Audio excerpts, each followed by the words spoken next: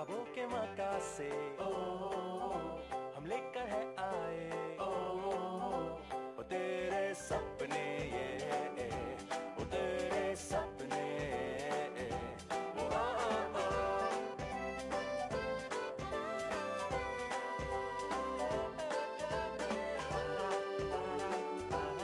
Chase reality and your dreams will follow. Shri Ram Swaroop Memorial University, Lucknow.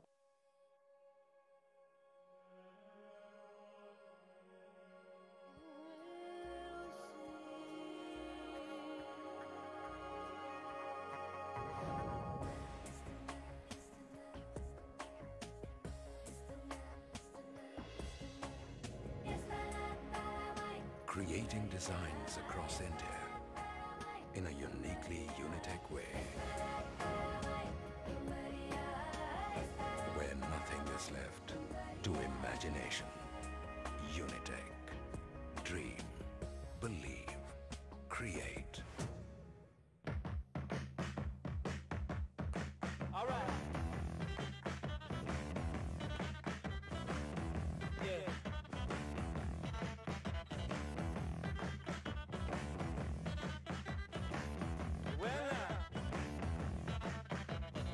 I must admit, I can't explain any of these thoughts racing through my brain. It's true. Baby, I'm howling for you.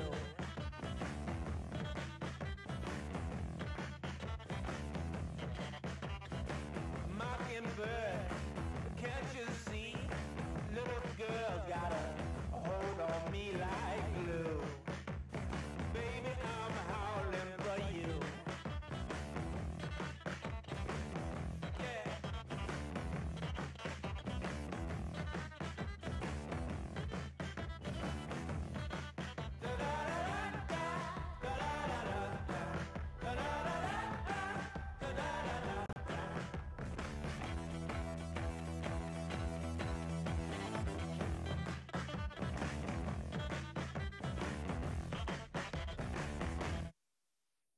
Pretending to be myself again, acting as if I was who I am, wearing the clothes that I always wear, and doing the usual thing to my hair.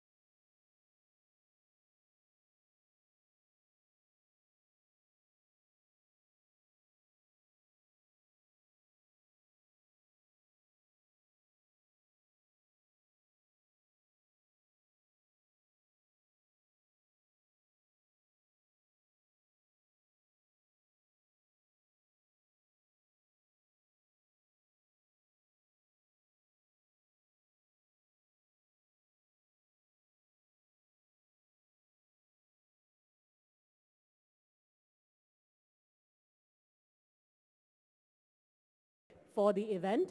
We would like all of you to participate. The hashtag you can use is Conclave13. You can tweet your thoughts, reactions, whatever caught your attention. If you don't have a Twitter account, you can go to our Twitter booths, which are spread out across the hotel. In addition to that, we have a new section dedicated to the country's bright young things.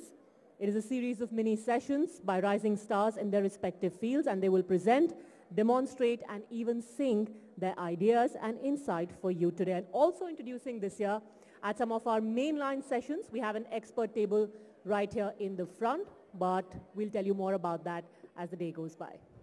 Can I request everyone to please settle down now? We're going to start in a couple of minutes.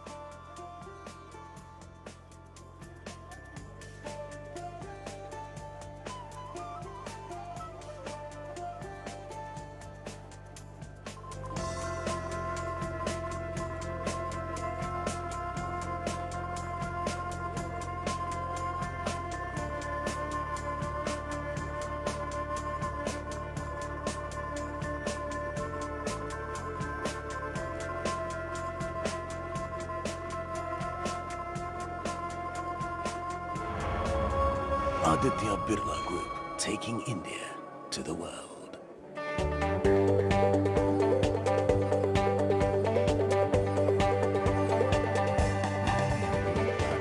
Every day for the past 29 years, nurturing minds, fostering research, honing leadership, breaking boundaries. Programs offered: BTech, BArc, MTech, MCA, MBA, PhD. Over 93% placements.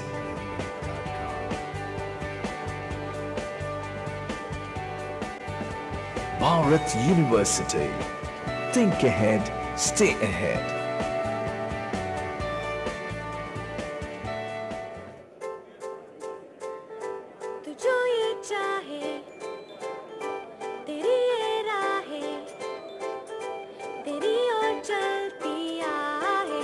ख्वाबों के मक्का से हम लेकर है आए ओ तेरे सपने ये ओ तेरे सपने ओ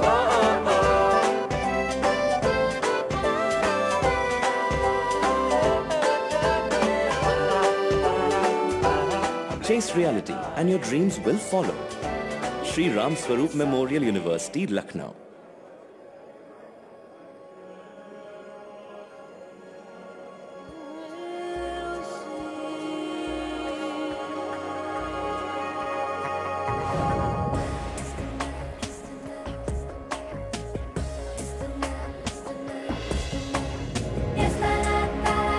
Creating designs across India in a uniquely Unitech way, where nothing is left to imagination. Unitech. Dream. Believe. Create. All right. Yeah.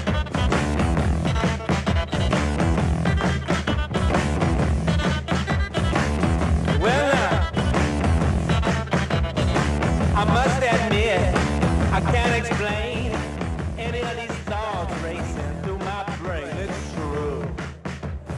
Baby, I'm howling for you.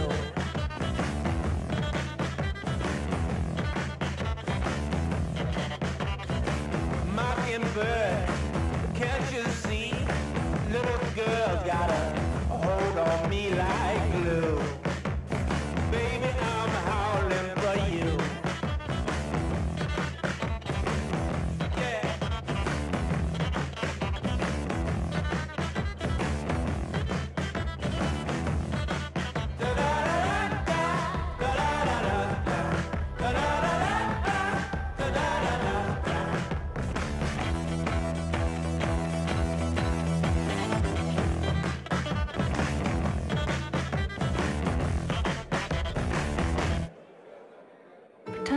be myself again,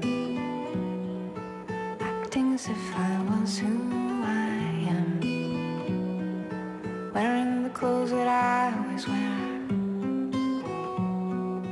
and doing the usual thing to my hair. Who in the world do I think that I am? I suppose it depends on who I believe.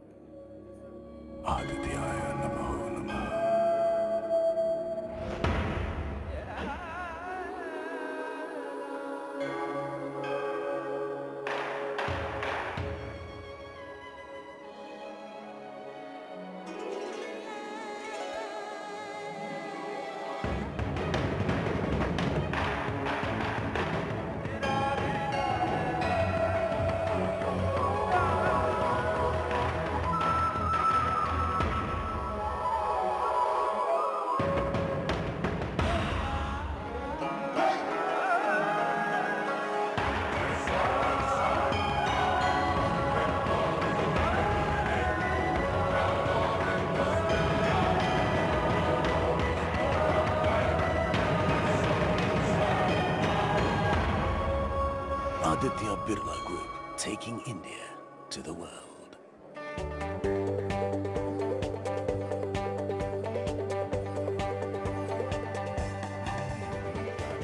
Every day for the past 29 years, nurturing minds, fostering research, honing leadership, breaking boundaries. Programs offered: BTech, BArch, MTech, MCA, MBA, PhD. Over 93% placements.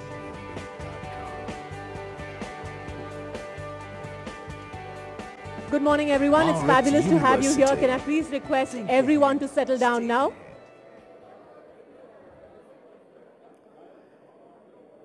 Gentlemen here in the side, here in the front, our guests are here. Can everyone please settle down now?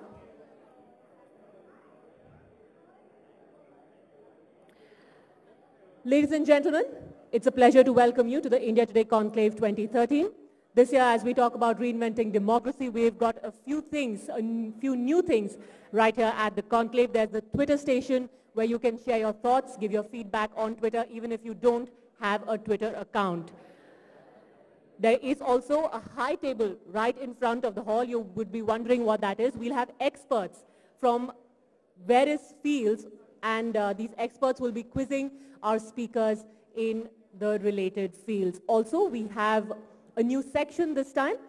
It's a section dedicated to the country's bright young things. It is a series of mini sessions by rising stars in their respective fields of work, and they will present, demonstrate, and even sing their ideas and insight to you today. Final request to everyone, please switch off your mobile phones or put it in the silent mode and settle down. We'd like to start now.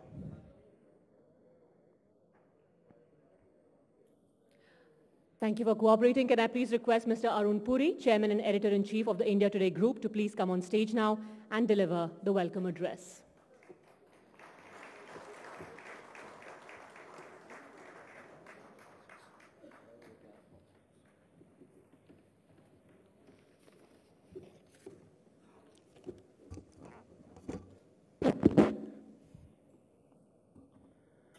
Ladies and gentlemen, good morning. This moment in Delhi spring is very special for me. This is a time of the year when the air is infused with ideas of change, when arguments challenge the dead certainties of the day, with exceptional minds map a better tomorrow from a vantage point of the present. Welcome to the 12th edition of the India Today Conclave.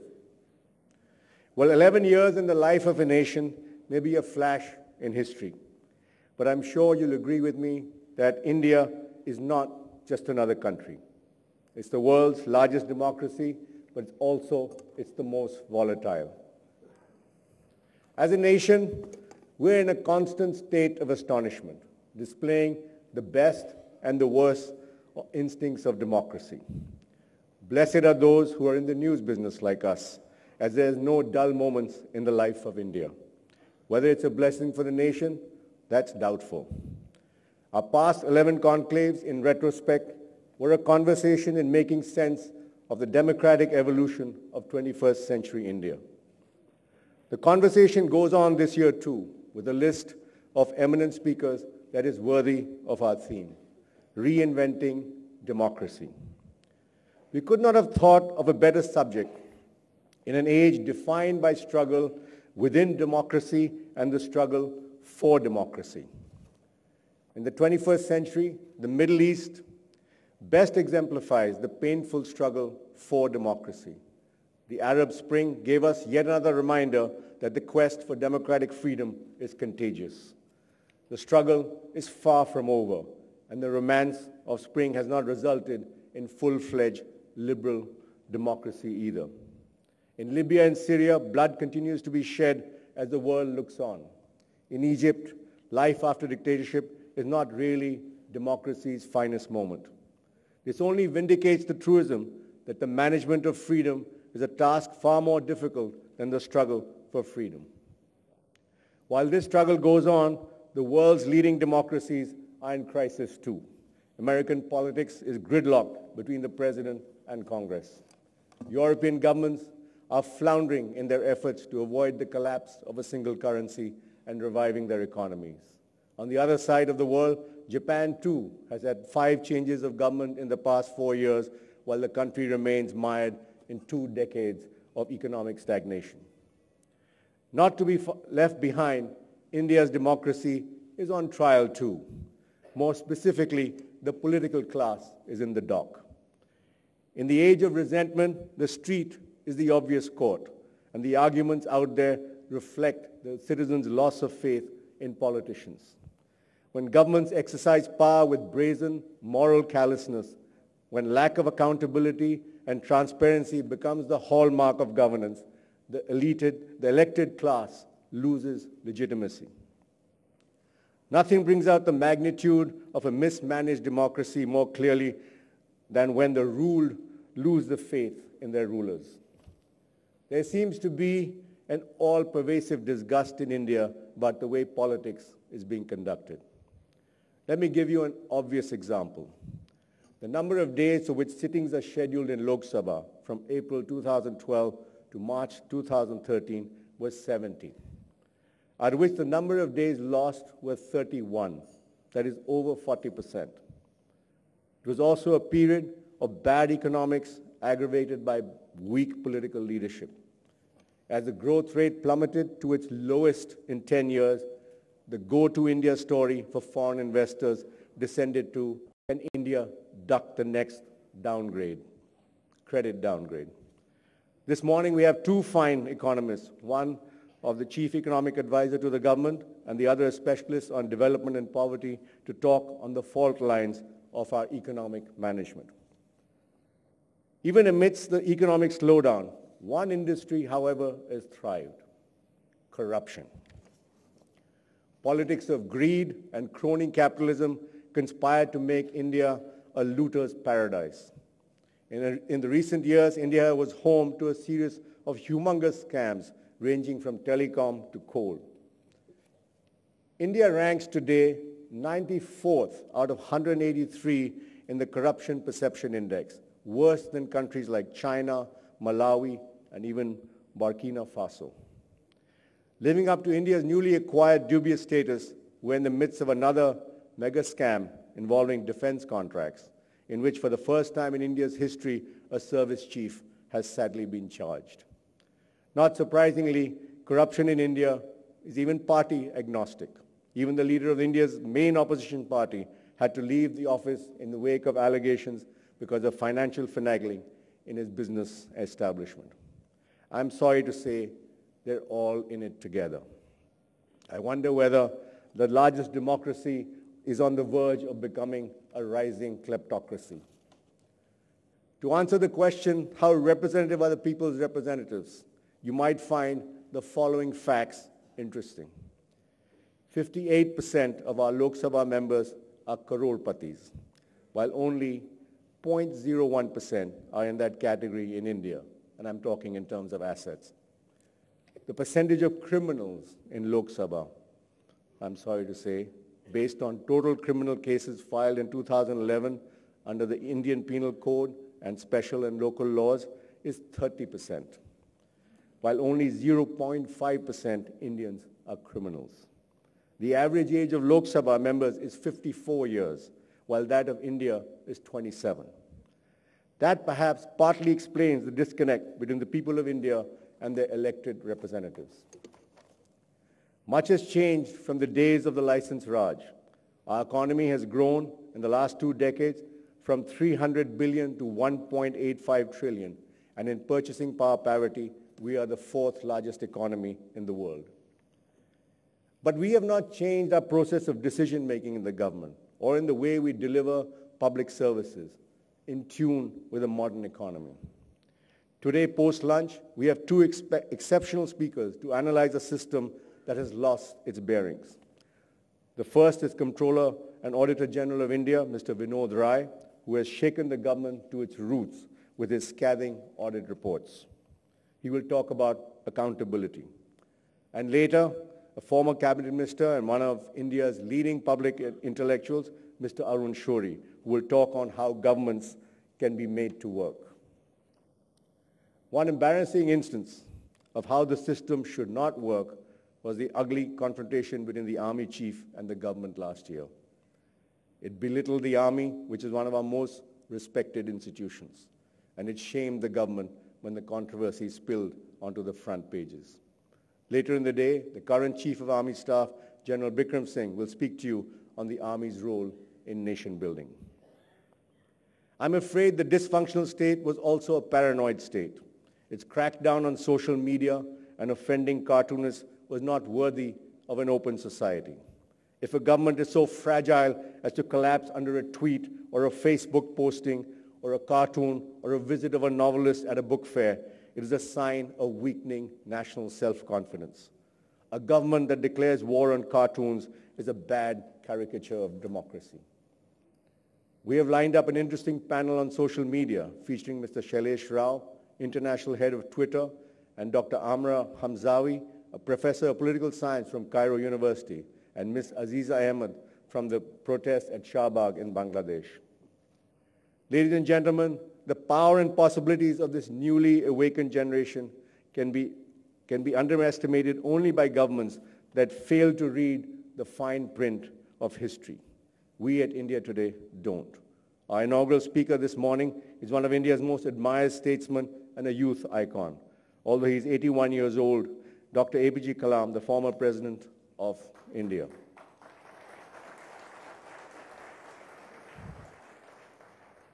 To celebrate the power of the youth, we have introduced an innovative addition to the conclave structure this year.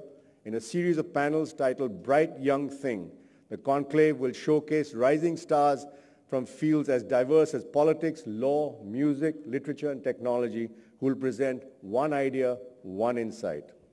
And we've gathered together this evening the promising next generation of political leadership across the parties from Congress, BJP, Shiv Sena, Samajwadi Party, and Akali Dal. They will debate our nation's future. Welcome, sir. Yes.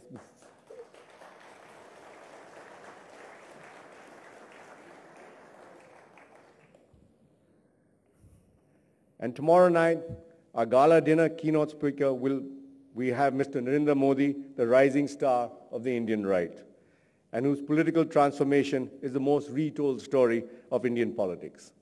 A man who evokes extreme passions, awe, admiration, anxiety, and fear. He is also India's best-selling poster boy of development politics. Democracy is a permanent conversation, and increasingly most of our politicians in power have stopped talking as well as listening. They have failed to grasp the aspirations and anxiety of the young. When the youth erupted and defied the barricades and withstood tear gas shells last December in Delhi, no political leader, young or old, had the courage or credibility to face them. The belated platitudes of politicians uttered from the comfort zone of power sounded silly and empty. Whether in a crisis or in normal times, there seems to be a widening gap between governments and the people. In the end, any democracy is only as good as those who have won the mandate to manage it. That is why the crisis in democracy is a crisis in leadership as well. Where does personal interest to remain in power end and national interest begin? That seems to be the eternal dilemma of leadership in a democracy like India. The desire to remain in power has become so overwhelming that a lot of governance has been subsumed by competitive populism that caters to vote banks. Long-term national interest be damned and do what it takes to remain in power seems to be the reigning motto for almost all parties. Also in India, there is more genealogy than ideology. It is not what you represent, but who you represent. There is no serious debate of the role of government as it should be. Should it be more or should it be less, as it is in many democracies of the world? Tomorrow, popular philosopher and best-selling author with the cult following, Malcolm Gladwell, will tell us whether democracy has reached a tipping point. Many times we curse our democracy, but I strongly believe that is the only way India can be governed. It is what, in fact, keeps India united. Its flaws and fault lines are not beyond rectification. The fact that I can make this speech without being locked up, I hope, the fact that we can spend the next 2 days speaking our minds is the best testimonial for democracy. Besides, for me, democracy gives you and me one of the greatest gifts, which is hope. You can hope for change. You can hope for new beginnings. You can hope for new leaders. You can hope for new ideas. But democracy is a plant. Although it's a hardy plant, it still requires constant nurturing. In some way, this conclave is part of that process. Our speakers, statesmen, political and business leaders, thinkers and writers, stars and savants, heroes and youth icons are a microcosm of the kind of exceptional minds that enrich the endeavor of freedom and democracy. Ladies and gentlemen, democracy in its Greek origin, as most of you know, means the rule of the people. Only we alone can redeem it or reinvent it. Enjoy the next 2 days of the conclave. Thank you.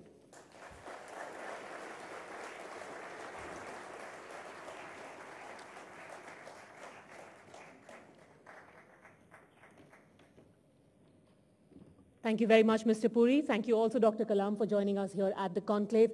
Ladies and gentlemen, can I please ask everyone to rise, because now we're going to sing the national anthem. And can I please request Ms. Bombay Jayashree, Grammy nominated for her Pi's Lullaby. She's going to be singing the national anthem for us.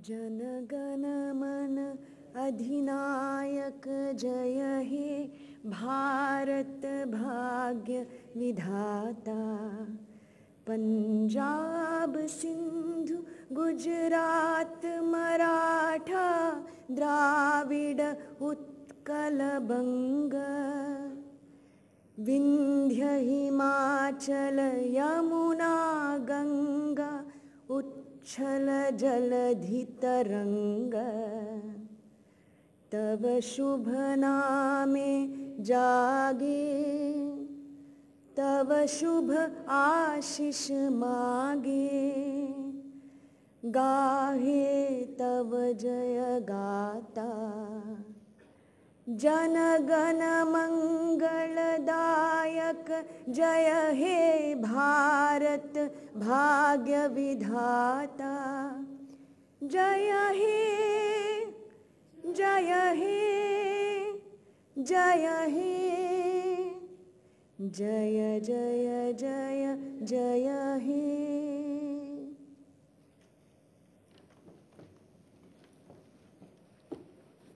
Thank you, ma'am. Can everyone please take their seats now?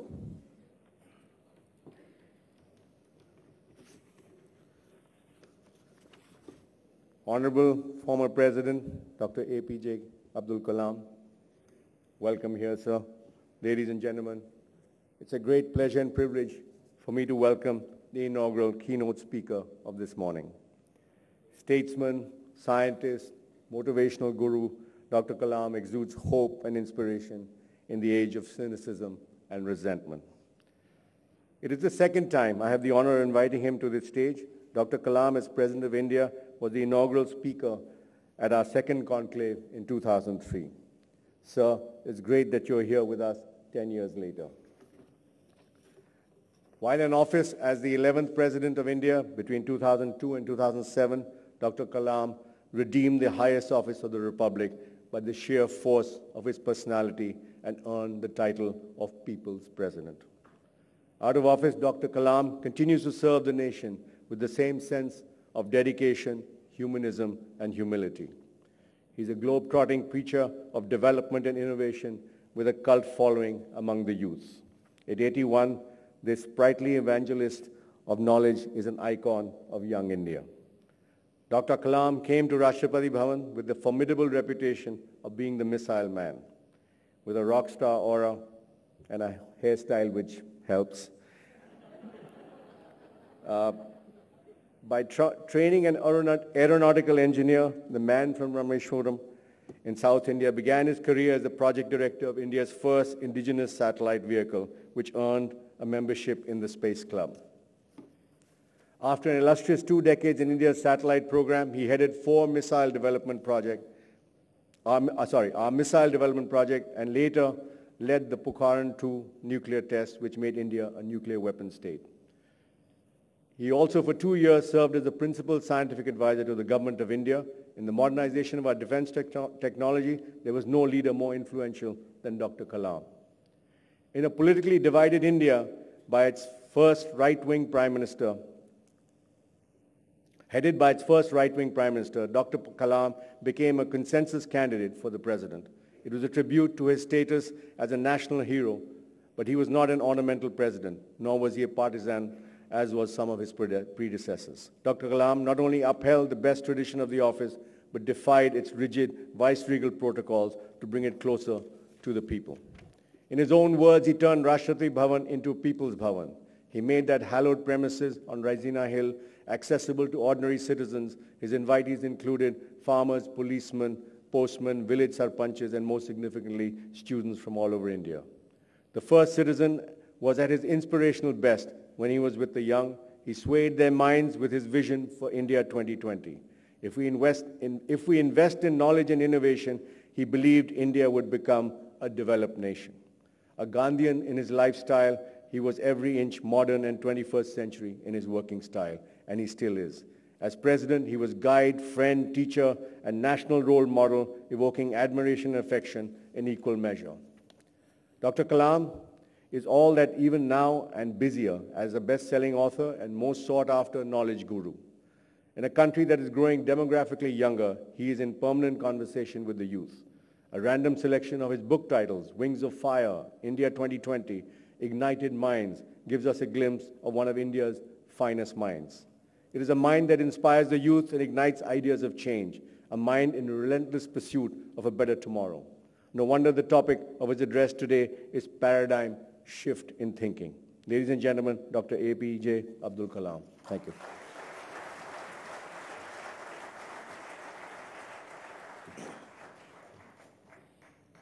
Thank you, Mr. Arvind. Friends, good morning to all of you. And we are going to invent the democracy. I hope together we will invent. I thought of sharing you one information before starting my lecture. For different places. One is in Beijing. Another is in a place called near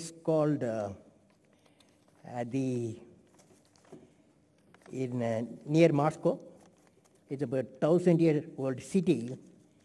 That city is called Yaroslavl, where the president of the Russia, Mr. Dmitry Medvedev, invited some of us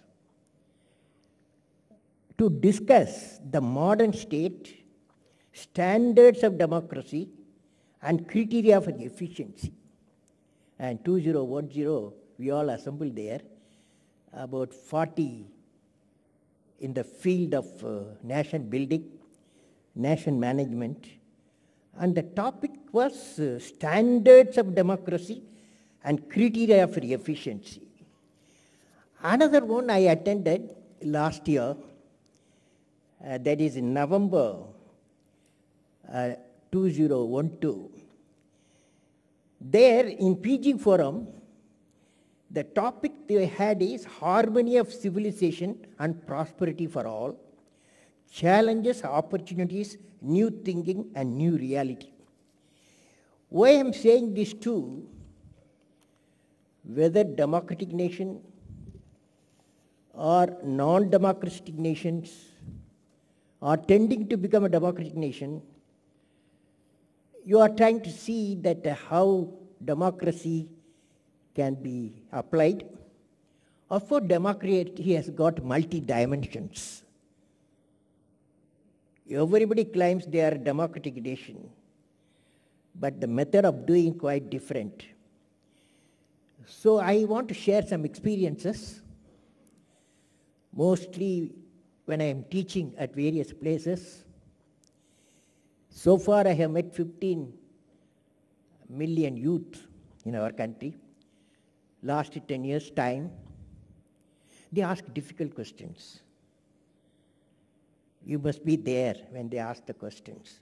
Some people don't ask questions, but they ask me all sorts of questions. I am delighted to participate at the India Today Conclave 2013 on Reinventing Democracy, organized by India Today. My greetings to India Today speakers, delegates to all of you, participants, invitees and distinguished guests. During the evolution of humanity from antiquity, several transformational challenges have been brought out in many fields. One of the most important of them is democracy. I firmly believe that the fundamental principle of democracy is there to stay forever, with its aim of continuous empowerment of citizens for their betterment. As our father of the nation, Mahatma Gandhi, said, democracy, disciplined and enlightened, is the finest thing in the world. Gandhi said, democracy, disciplined and enlightened, is the finest thing in the world. So when we say reinventing democracy, the real thrust is the continuing effort to refine the process and the institutions of democracy and their networking to ensure the realization of the fundamental goals of democracy, of empowering the citizens. As the world around us is changing fast and the informations, our nation needs urgently a paradigm shift in thinking, and forum like India Today Conclave can be the launching platform for such a thought process shift. I appreciate the efforts of India Today in organizing today's conclave on the theme Reinventing Democracy. My favorite author is Professor Tony Judd. In his latest book, he says, the name of the book is Ill Fares the Land. Ill, I-double. Ill fares the land.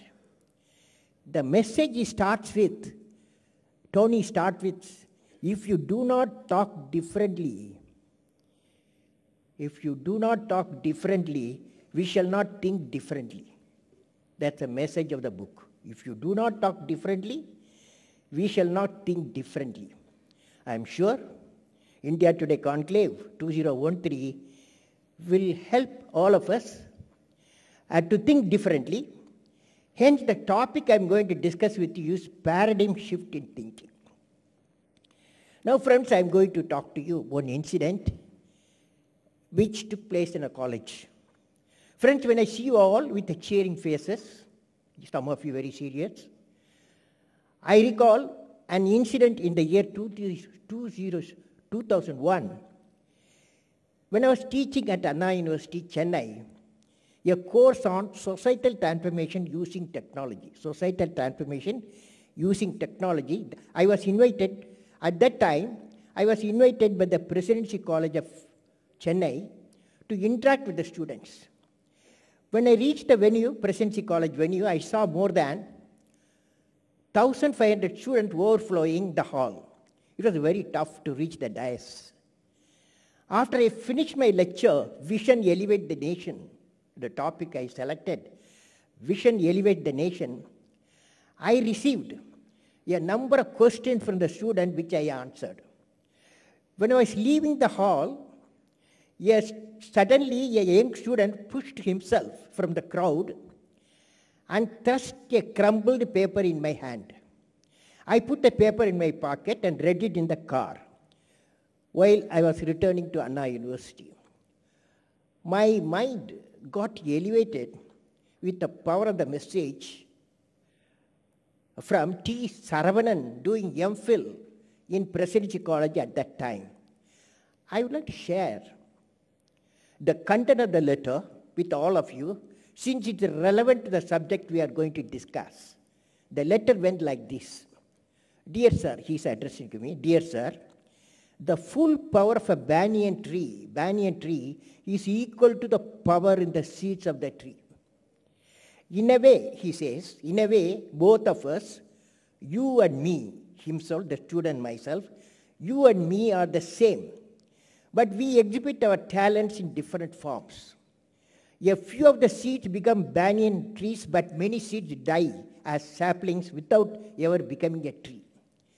Due to certain circumstances and environment conditions, many seeds even get damaged and become part of the soil as a manure, helping new seeds to become trees, the boy says. Saravanan then asked me in the letter, you have worked for the country and helped many scientists, engineers, and knowledge workers.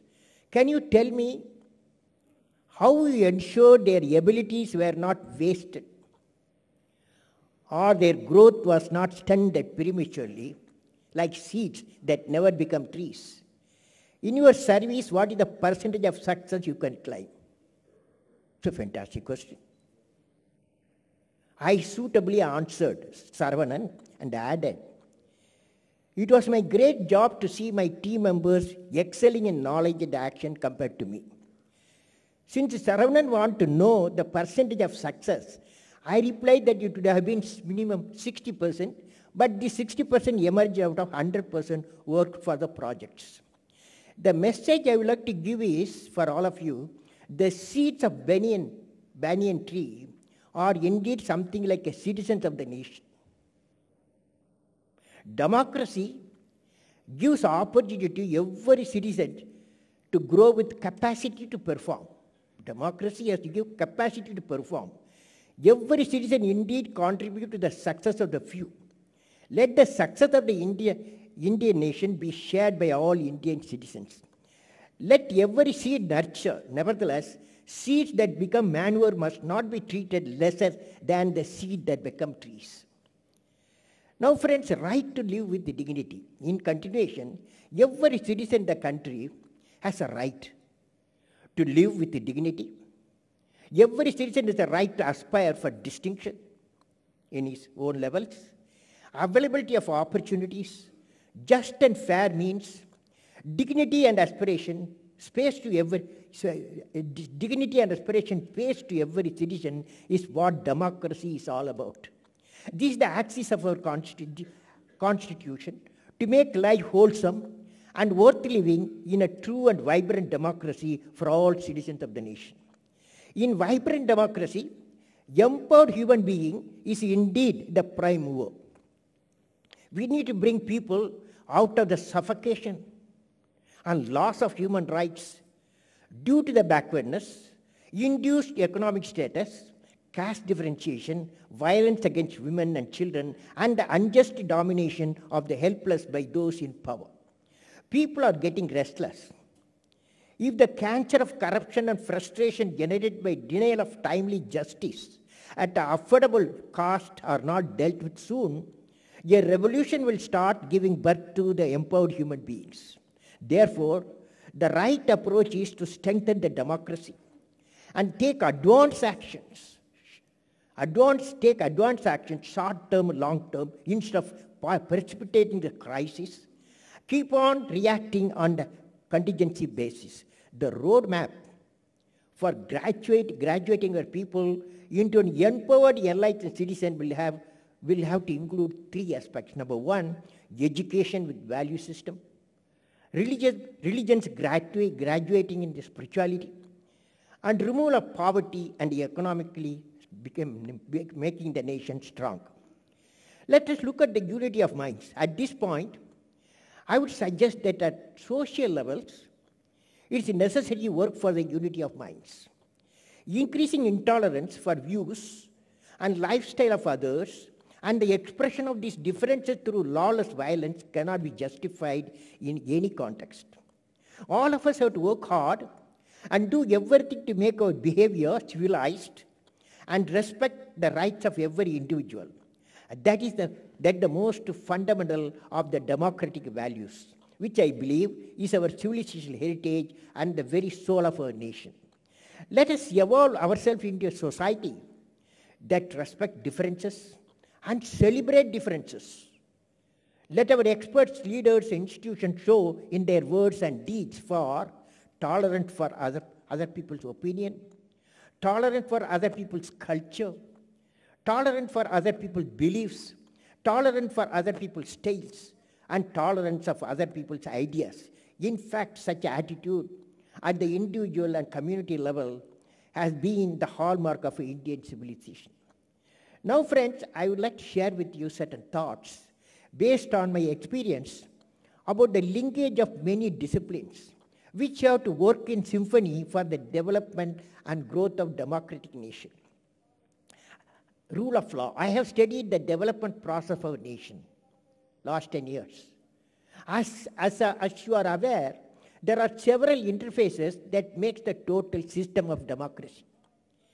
These are political leaders, lawmakers, parliament, administrators, police, scientists and technologies, doctors, lawyers and judges, media, and other professionals and non-governmental organizations. Every interface has to work with a common vision of the development mandate for our country.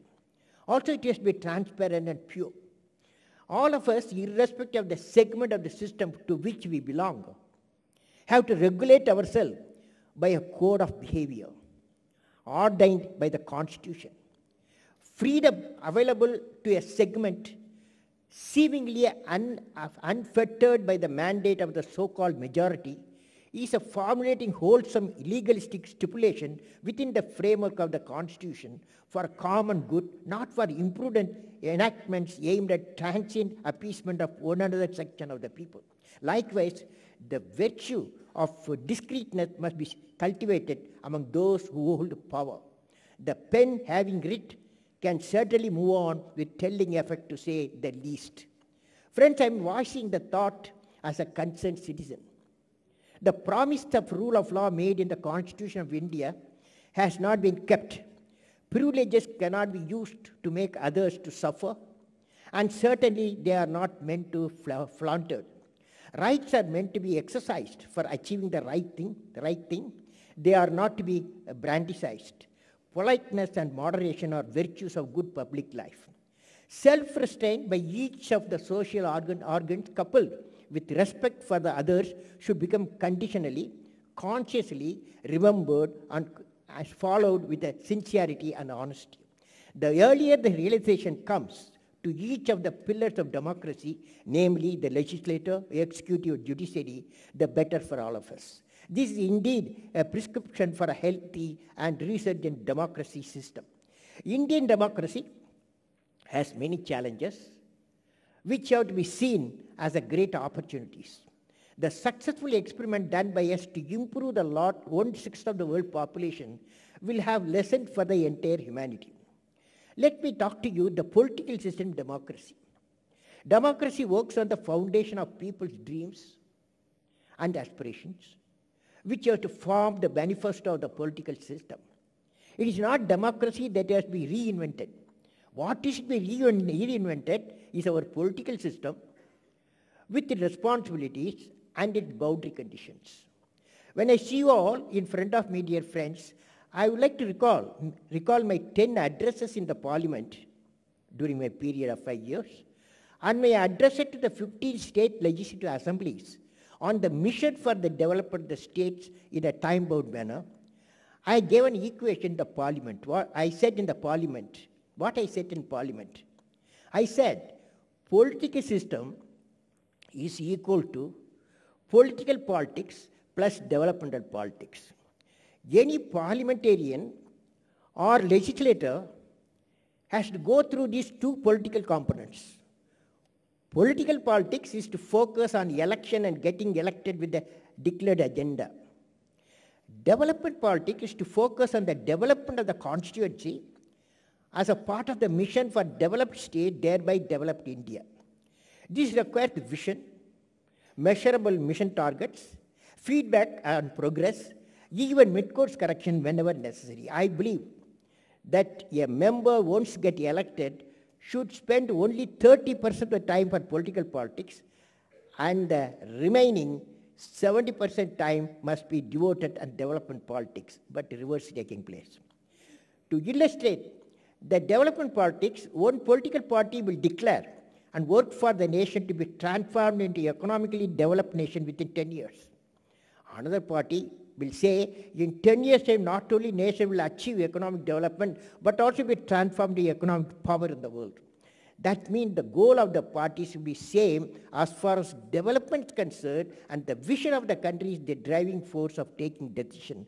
Now, normally in our country, the members work 70% of the time or more for political politics.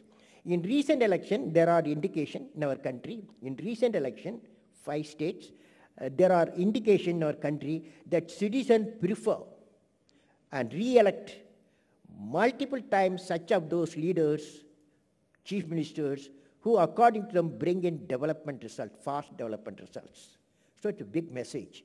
So the message is democracy with the development politics, that is the economic development agenda, is indeed has to spring in the midst of the parliamentary democracy. Nation is bigger than the political system. Nation is bigger than the political system. The 540 million youth of the Indian nation are the most powerful resource on our planet.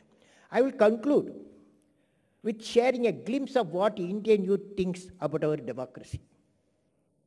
On 19 January 2011, I visited Amaravati to attend a program organized, a youth conference of the whole of Maharashtra and neighboring states to address about 1.2 lakh youth.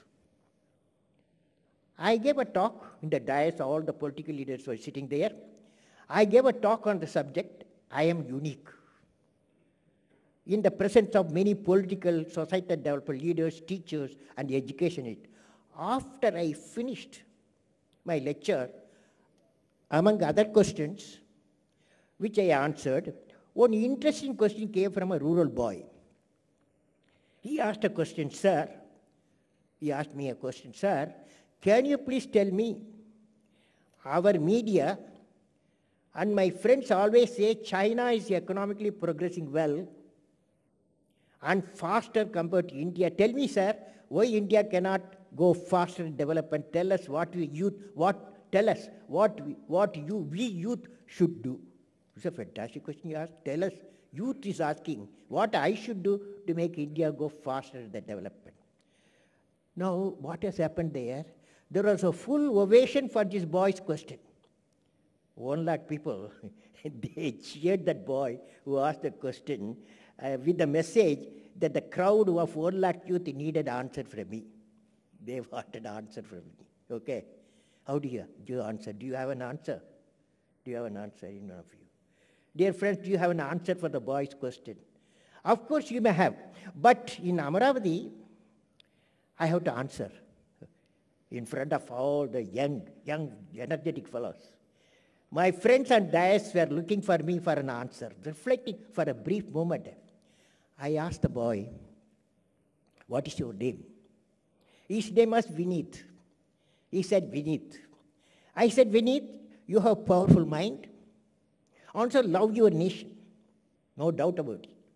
My answer for you is, it is true that the economic progress between China and India is quite different.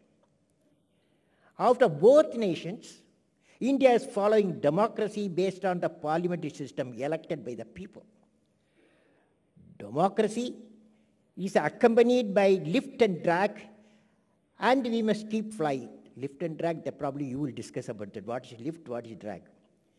The associate delays have to be removed by the leadership quality. I said, the associate delays have to be removed by the leadership qualities. But I want to ask all the youth assembled there, I said, I want to ask all the youth assembled here, dear young friends, suppose I put a question, I give you 2 systems, one with full democracy with high pace of development, and the other, the political system like China, with one who you would like to choose. Which one you would like to choose? When I asked them, lift their hands, 99% of youth lifted their hands and said, we want democracy with a faster rate of growth. Here, the message is 540 million youth. They want a faster growth of democracy. Probably that may be one of the agenda. For you, the agenda of our discussion, and I believe. So, go up. Now, with this mind, I went to Beijing. Beijing Forum, I was asked a special address to give the international conference. Then I met a lot of political leaders, Chinese, academicians, and various fields. I was always wondering the fastness where from it comes. Fast, no? The boy asked, why one system very fast, another slow? Then I realized I met a number of Chinese youth and my political academic leaders. I came to know that all prospective political leaders for governance have to attend a course at China Executive Leadership Academy with multiple branches of Chinese political philosophy and the role of politician for the development of China for 1 year course. After that only the official political leaders graduate to assume political responsibility. This is one message I want to give to this audience. The message here that the young mind is indeed turbulent and looking for the vision for the nation. Nothing can satisfy them except vision for the nation. That means we need visionary leaders and fast accomplishment. It is very important to engage the young minds with an aspiring vision for thinking and action. The ignited minds of the youth of India are the most powerful resource on the earth, above the earth, and under the earth. Friends, so far, I discussed to you nurturing the seeds, right to live with dignity, unity of minds, interconnected societal system, governance, necessity of code of conduct for the citizens, and political system in democracy, dynamics of the youth mind. Now, I would like to present how important for the nation to have a vision. Many a civilization disappeared from the earth because of absence of the vision. It is time for India to have a creative leadership in every branches of our life to articulate the vision, to transform the vision into mission and capacity to make the mission into a reality in agriculture, industry, and service sector. Friends, in conclusion, I have seen myself 3 dreams. I was a partner in the dreams, which have taken a shape as a vision, mission, and realization. Space program of ISRO, Agni program of DRDO, Defense Research Development Organization, and PURA, providing urban amenities rural areas, becoming the national mission. Of course, these 3 programs succeeded in the midst of many challenges and problems. I have worked in all these 3 areas. I would like to convey to all of you what I have learned on leadership from these 3 programs. Reinventing democracy. We have to reinvent to give birth to democracy. Leaders, great creative leaders. Now, what did I learn? I have learned leadership from these 3 programs. What did I learn? I learned leader must have a vision. Leader must have a passion to accomplish the mission. Leader have a vision, we have experience. 1960s, one scientist, one political leader thought, why should we get wheat ships from abroad? We have to make grain in India. Today we're making 250 million tons of food thanks to C. Subramaniam and Dr. Swaminathan. Similarly, Bikram Sarabhai in 1970 has said India will have a communication satellite to link all the 600,000 villages. Today we have. Next one, leader should have passion to accomplish the mission. Not only vision, leader must have a passion to accomplish the mission. Leader must be able to travel in an unexplored path. Leader never travels the path what somebody has made. Leader must know how to manage success and failure. I have seen success, many success. I have seen for failure. Failure management tough. There only leadership qualities needed. Leader must know how to manage a success and failure. Leader must have courage to take decisions. Every day, a leader, project director, when I was there, I was taking every day number of decisions. Some will go bad also, it doesn't matter. Leader must have courage to take decisions. Leader should have nobility in management. Management, nobility, they are part of art. But we must bring it together. Every action of the leader should be transparent.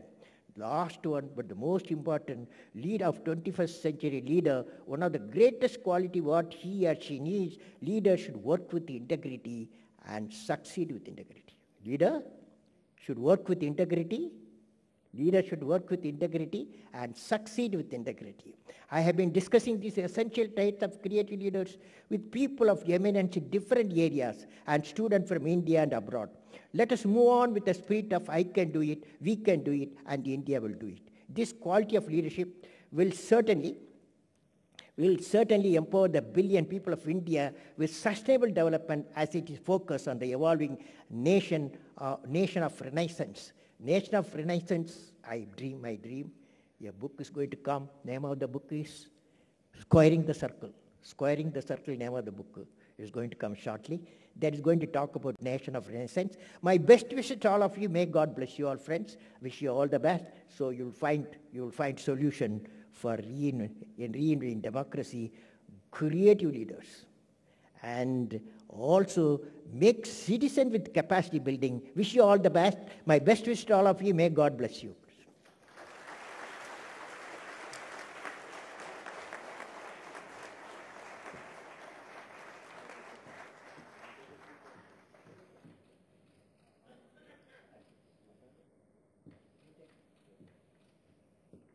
Friends, I can take some questions, few questions.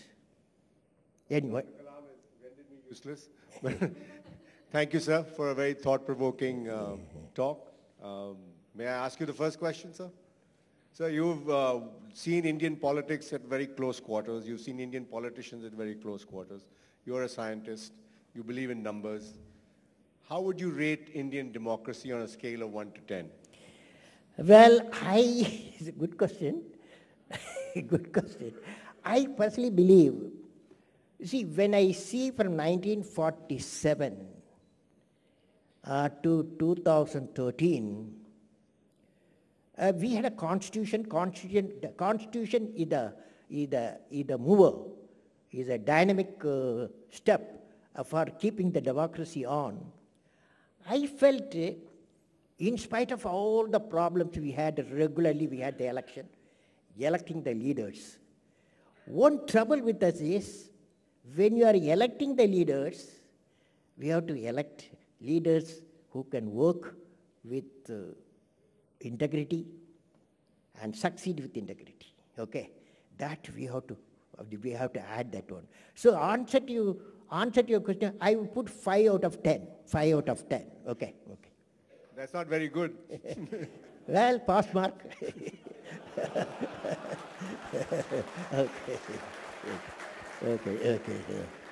Okay, sir.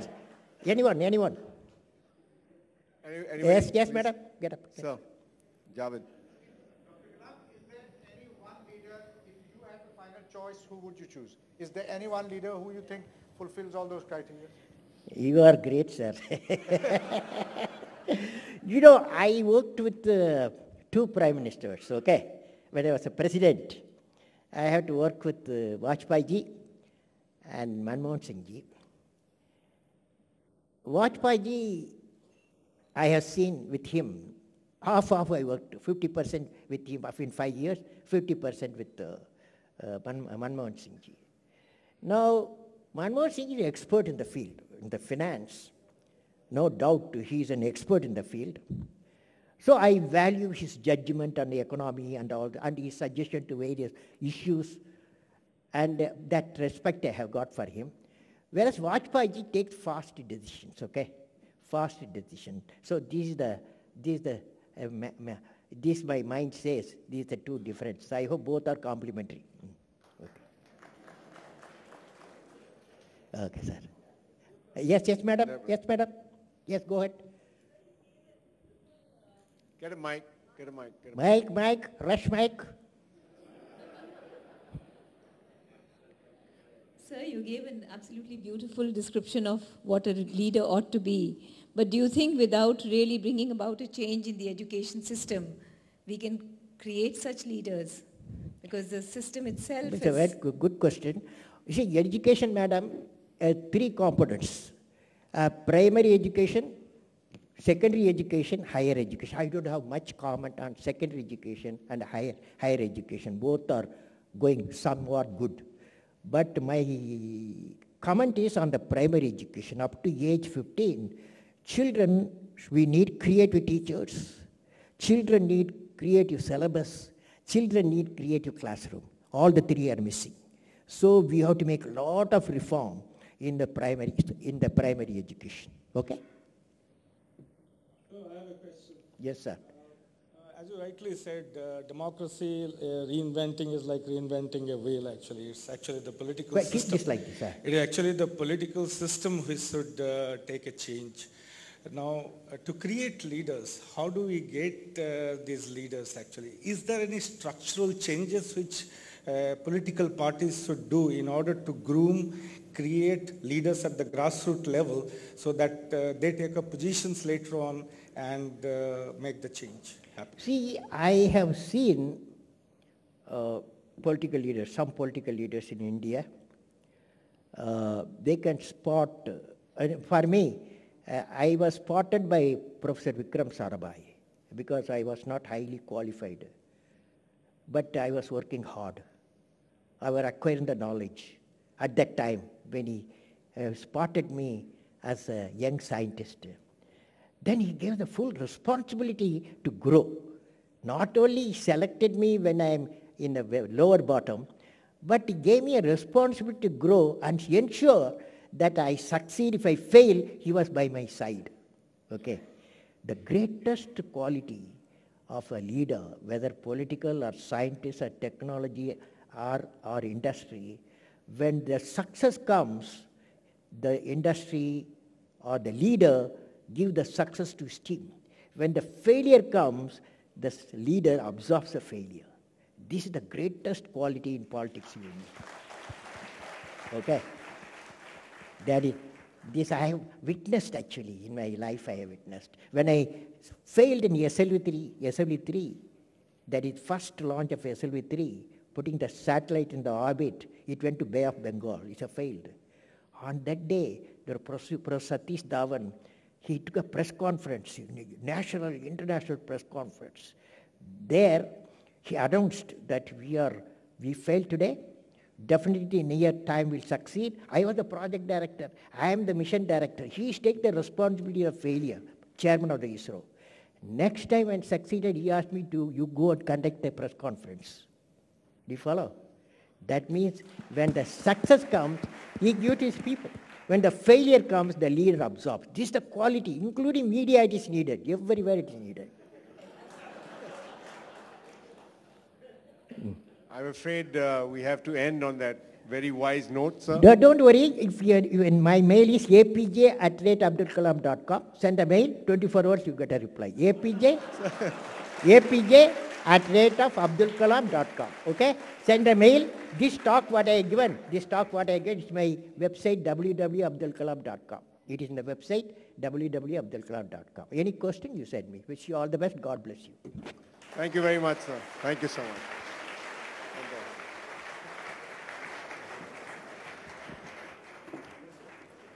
Thank you very much, Dr. Kalam. If you could just stay on for a moment so Mr. Puri can give you a token of our appreciation. I would like to remind everyone that this session was brought to us by the Ministry of Tourism, Incredible India. Can we please put our hands together for Dr. APJ Abdul Kalam? Thank you.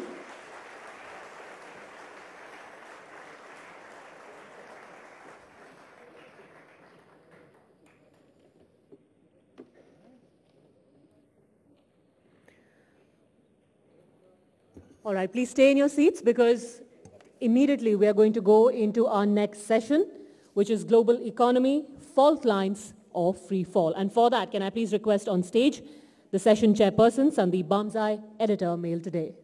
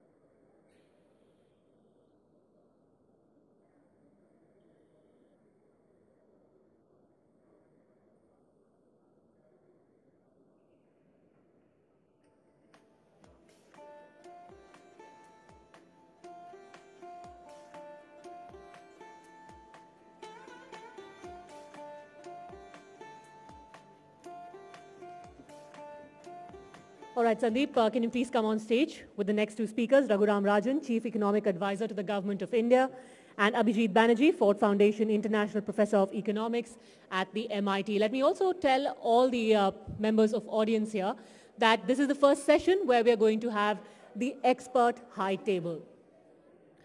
Ladies and gentlemen, I would really appreciate it if everyone settled down. Our guests are already on stage and we're going to go straight into our next session. The members of our expert high table are Rajat Kathuria, he is the Director and Chief Executive at ICRIER, Rajiv Kumar, Senior Fellow at the Center for Policy Research, Ajay Jhakar, the Chairman of Indian Farmers Forum, and Surjit S. Bhalla, who is the Managing Director of Oxus Research and Investments. Sandeep, over to you.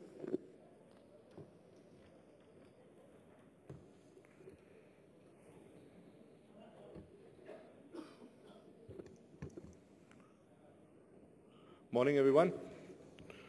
The session that we are now in is, as Padmaja just said, global economy, fault lines of free fall. I don't think there'll be two better speakers on this subject. We have Mr. Raghuram Rajan and Mr. Abhijit Banerjee. It's an interesting subject because it comes at an interesting time in our economy. Growth rates seem to have now become a self-fulfilling prophecy in this country. We think we're doing better because we're doing 5%, which is better than the rest of the world. We are smug because of where we are, perhaps because we see a slowdown and other signs of economic difficulty elsewhere, which is a complete fallacy because I think this country can grow faster. And as the former president, Mr. Kalam, just told us, democracy gives you the capacity to perform. The bottom line here is that are we performing to our capacity or capability?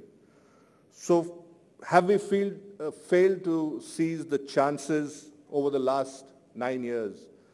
Has the economy more or less come to a standstill over these last few years? For years, Indians have heard bad news on the economic front, but were comforted by the fact that this was not as bad as how others were doing. We still hear that. There has been China, but we believe that because we are one of the two fastest growing economies, we must be doing all right. But that is a default mechanism. The inequities that we see all around raises doubts about reforms, and the jury is still out on reforms because reforms with a face and old-style economic management is under question. We are also aware that the poor have to be helped, but are we doing it right with our combination of microcredit, employment guarantee schemes, and straightforward financial aid? Has that now become an instrumentality to actually buy votes? I have with me, as I said, two extremely distinguished guests who are equipped to answer some of these questions.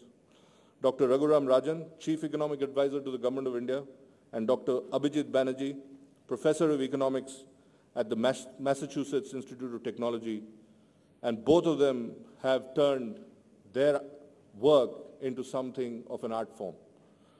Let me introduce Dr. Raghuram Rajan first.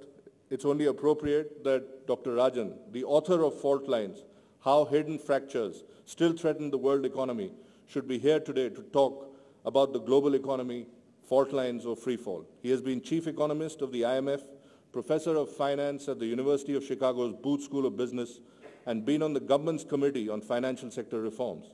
He's a reformer, make no mistake. He has a reputation for candor, and I'm sure we'll see some of that candor in the next few minutes. But he's not known to jump to conclusions unless he has had the kind of data that he wants.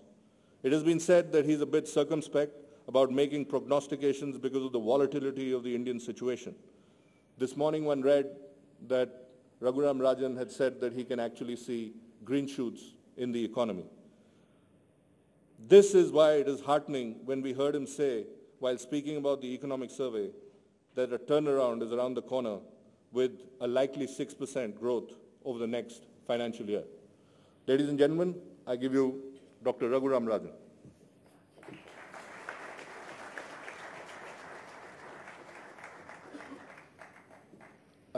Thank you for that kind introduction. What I want to spend a few minutes on this morning is first talk a little bit about the global economy and talk about how it might be related to what's going on in India. And I'm not going to spend a huge amount of time on India. We'll spend some time during the question and answer session. So the diagnosis for what ails the global economy after the initial diagnosis that this was a cyclical recession and it didn't seem to come back, the diagnosis now is the problem is really one of debt overhang. Too much debt across the world, whether it's government debt or household debt, stemming from the financial crisis, and therefore it's taking longer to recover. Now, I think this is a reasonable diagnosis, but it's very partial. What it presumes is the nature of global growth before the great financial recession was in fact sustainable. But if you look at many of the sources of that growth, especially in industrial countries, a lot of it was fueled by debt, more and more levels of debt, whether it be at the government level in places like Greece, or whether it be at the bank level in places like Ireland, or whether it is at the household level as in the United States. So there was a massive amount of debt-fueled spending, and of course, with the over-indebtedness, that has come to an end. But the answer, the remedy is not to essentially reduce the level of indebtedness and see the merry-go-round start again, but really to figure out whether that's the only way to spend. It's hard to recreate the debt-driven demand that existed before the crisis. It's probably unwise to do it because it was demand led by people borrowing themselves further and further into trouble. Now, I want to emphasize, this is not something which happened in the 1 or 2 years before the Great Recession. It's not something that happened 5 years before the Great Recession. Ever since the mid-70s, the level of public debt in industrial countries has been rising steadily. And the recession was in some sense the straw that broke the camel's back. Now, what has been the typical reaction to this? I would say it's the typical cyclical tools of government policy. We've had extremely low interest rates in the industrial West and initial attempts at substantial government spending. Now, these are the tools that work either when you have a cyclical recession, a temporary slowdown, as we've had many times in the last few decades, or it works in the midst of a deep depression. But what if you have what I would call a structural recession? The real problem is that the sources of growth have attenuated over the last 20 years in industrial countries. We've replaced that growth by debt-fueled growth. We've come to the end of debt-fueled growth, can't borrow anymore. Now we have to figure out new ways for the West to grow, and that is much harder than borrowing your way into greater demand. So what we've seen in the West is really what happens when you try and deal with this deeper structural problem with the typical tools that you have to deal with a cyclical recession. You spend a lot of money. It creates some demand for some time.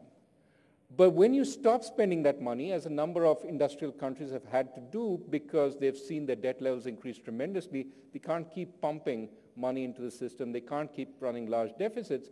When they start shrinking those deficits, growth goes into the tank once again. That suggests there's something deeper than simply pumping up the economy for a little while. That's useful when all you need is a little stimulus, a little encouragement, a little animal spirits. But there's something deeper that seems to be wrong, and I would argue it is finding out what the fundamental roots of growth are in those countries, finding growth from increases in total factor productivity and so on. So every time you don't take care of the fundamentals, but you do the cosmetics and you stop the cosmetics, growth plummets once again, as we've seen in the industrial countries. Now, it is not true that the emerging markets are immune to this. The emerging markets grew very strongly post-Great Recession, as in India, as in China, because we injected massive amounts of stimulus into the system, in India, in China, and so on. But there was a problem. The problem is the slowdown was in the exporting sectors in these countries. Domestic demand in many of these countries was pretty okay. But the stimulus was rather indiscriminate. And as a result, a number of these countries across the board in emerging markets, Brazil, China, India, suffered from excess, overheating, and have had to rein back demand in these countries. So it's not just the West that has to find more sustainable growth. Emerging markets also can no longer be reliant on growth in Western, I've left out Japan when I say industrial countries. It's harder to say West and Japan, but take Japan as being included in the West. But it's very hard for these countries to get back to those levels of growth without some restructuring. They became too dependent on external demand, especially coming from industrial countries. So everybody has to change, not just the industrial countries, but also the emerging markets. When you look at the industrial countries, there are two big changes. One, which needs to happen, is happening already in countries like the United States, has to move to Europe. And that is regenerating growth through increases in productivity. In the US, this is happening as a result of innovation, as a result of the new oil finds. That is creating stronger growth, held back by all the debate about the fiscal. I'll come to that in a second. But in general, the US seems to be back in action, and that's partly because its companies were little affected by the Great Recession. Its industrial companies were very productive, very profitable, and it cleaned up its financial sector soon after the Great Recession. So the US is back on track. Europe is struggling with the consequences, but it's also struggling with the fact that even before the Great Recession, it had very low rates of growth. Europe was growing at 1.5% a year. It was growing at very low rates of growth. It also has another problem with the US, which the US doesn't have. It has a rapidly aging population. Combine the rapidly aging population with low productivity growth, you have a very slow Europe, even forgetting about the crisis. Add to the fact that they haven't cleaned up their banking system. The banking system is proving a headwind to growth, and Europe is growing far too slowly. But in general, what the industrial countries have to do is to find new sources of growth. Some of it will come from reforms, liberalizing various markets, including labor markets in their countries, but some of it will come from finding new markets. And which new markets exist in the world? It's markets like our own.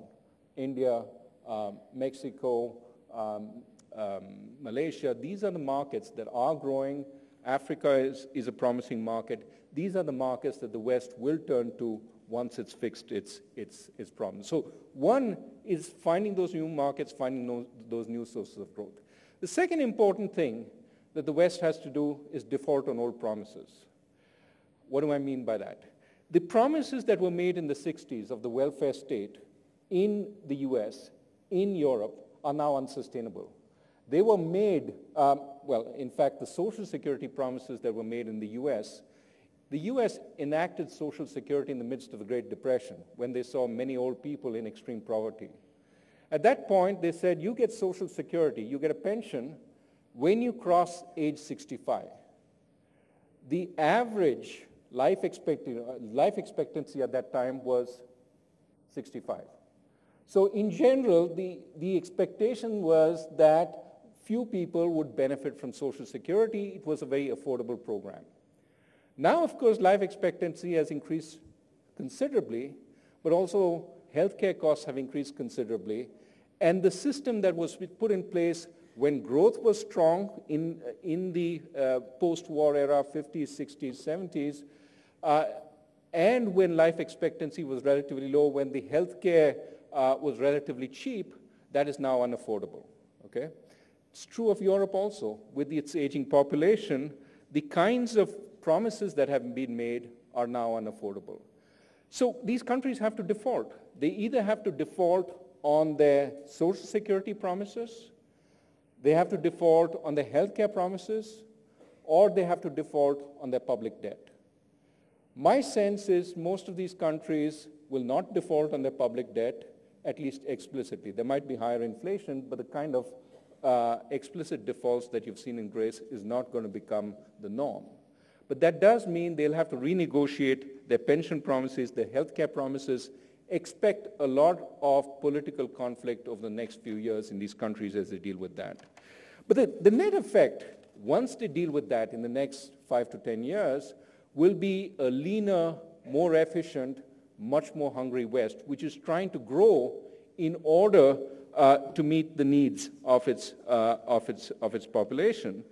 And that means a change in the environment, because the West, from becoming a source of demand for products from emerging markets, will become a comparator to sell to the emerging markets, because the emerging markets will be the new source of demand. So that implies a couple of things. It implies first that the markets which are important are growing will be outside our window rather than 10,000 miles away. So far we've been focused on selling to the West, selling to different strange markets. Those markets will be outside our window, gives us some comparative advantage, for our companies. That's good. But on the other hand, it will mean that there'll be a substantial increase in competition in these areas, which means we have to be prepared. And this is why I think, if we think about what is going to happen over the next 5 to 10 years, India needs tremendous structural reforms in order to be prepared. And let me give you just one example of what could happen if we are not prepared. If you remember, there was the multi-fiber agreement, which was an agreement restraining exports of emerging markets to the industrial countries of various kinds of textiles. Well, we thought when the multi-fiber agreement went out of the window, when it came to an end, India would suddenly have a great spurt in textiles, that we do very well, because after all, that was one of our fortes. Well, it turned out we didn't do particularly well in textiles. In fact, textiles in many ways is a distressed industry. On the other hand, China picked up a lot more market share. And since then, Bangladesh has picked up market share, Vietnam has picked up. In other words, we are not equipped as much as some of our neighbors are to deal with the competition that might come in the future. At least the multi-fiber agreement and its cessation suggests we need to think about what we're not doing right, because this tsunami of competition is coming. So let me end with, I think, 4 questions that I think we have to ask ourselves in India. The first is, how do we create the kinds of industries, the kinds of jobs that can take advantage of the increasing markets in our own country, but also in the region and elsewhere? What do we have to change to develop a strong manufacturing sector? What do we have to change to get many more jobs in the highly productive service sector? How do we do that? And clearly, some of the issues that have been raised, we need better infrastructure. We're in the process of building it. Something like the Delhi-Mumbai Industrial Corridor, if it's underway, when it comes to fruition, will be a spectacular improvement in our infrastructure capabilities, our logistical capabilities. We need to work on things like that. Skills. How do we improve the skill base of our workforce? We have a number of missions underway. We need to make sure they actually work so that we have a whole range of skills in the population. Regulation. We've talked again and again about regulation. We've stopped talking about it. We have too much regulation. We have too much regulation of the wrong kind, sometimes too little regulation of the right kind. We need to figure out what is needed and take out what is not needed. So I think this kind of examination, this kind of debate, we need to continue, and actually at some point the debate has to lead to action. And lastly, one of the singular features of the Indian labor market is we have some of the strongest protections under law for workers. But if you look at a comparison between worker protection in India versus the rest of the world, as a country, we have the least number of workers protected. So the strongest protections under law, the lowest number of workers protected, and the fewest organized sector jobs relative to the size of the population would suggest we're not doing something right. We need more debate about what's going wrong on the legal side. We need to think about the second important thing, think about the relative role of the private and the public sector. Too many things are done by the public sector, in which I include the government, which should be done by the private sector. But sometimes the private sector is doing too many things which the government should be doing is, in a sense, displacing the government. How do we find the appropriate roles for each? That's something we need to think about. In a sense, how do we get away from a situation where the private sector continues to game the government, and the government, knowing that the private sector is going to game it, then tries to stamp it out with a plethora of rules which eventually create more complexity than actually better regulation? How do we move away from just having more and more regulation and less effective regulation? Third, what about the emphasis on growth versus entitlements? I mean, growth and entitlements don't need to be opposed to each other. A growing country which takes along many of its people, some of it through transfers, is not a bad thing. But how do we find the right mix? We currently have programs either being debated or underway on food, education, health, as well as pensions. A key question is, how much should we do of this? Who should we target? How will these change over time?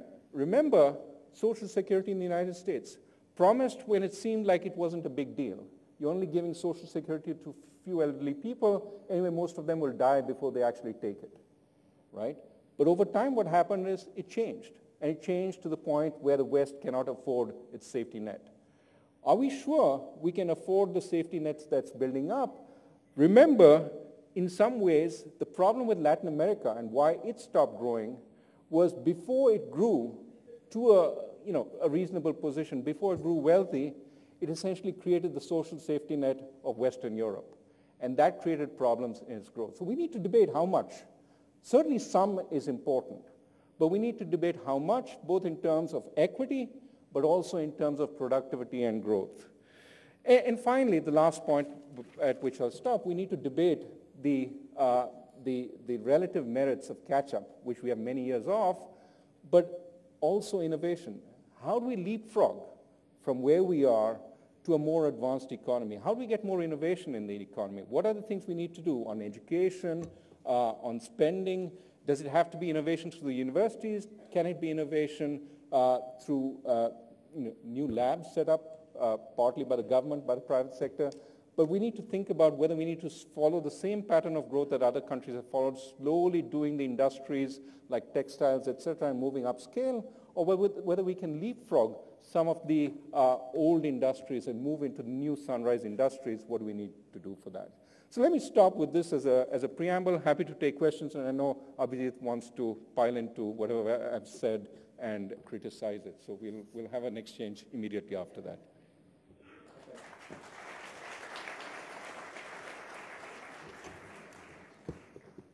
Thank you so much, Raghu. As I absorb the learnings from what you just said, it's the last bit which probably is the most crucial thing, which is that can India afford these safety nets? It's a great idea to provide a safety net for the rural poor, but is this profligacy of creating that safety net and the execution of that safety net going to cost this country? We know that there is a specter of a ratings downgrade primarily because of the same safety nets that we have created over the last 9 years. I don't think there'll be a better person to take it from here because Abhijit Banerjee studied at Calcutta University, which incidentally is my alma mater as well, and the Jawaharlal Nehru University, before going to Harvard University, where he received his PhD. He's one of the founders of the Abdul Latif Jameel Poverty Action Lab, which has grown into a global network of researchers with the aim of fighting poverty with good policy and to find out, for instance, if aid to the poor actually works. Abhijit is the author of the critically acclaimed Poor Economics and has made a documentary called The Name of the Disease. If you want to know what he's like, a review of his book in The Guardian says, Banerjee writes like neither an economics geek nor an anti-poverty campaigner. He holds unconventional, actually controversial views, especially on aid and whether it affects the lives of the poor, a question that India is now asking repeatedly. This makes him just the right person to be here as India gears up for elections and the government opens its purse strings for schemes all over again, which are actually intended to alleviate poverty, but could be and instrumentality to garner votes. I present to you Dr. Abhijit Banerjee.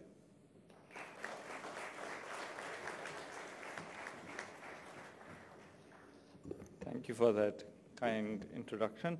Actually, what's awkward about speaking about Raghu, after Raghu, is that I'm going to agree with him too much, and it's going to be boring. But I'll try and force myself to disagree a little bit. So I think on his view of the global economy, for the most part, I think he's right. I think that what happened was, I think, the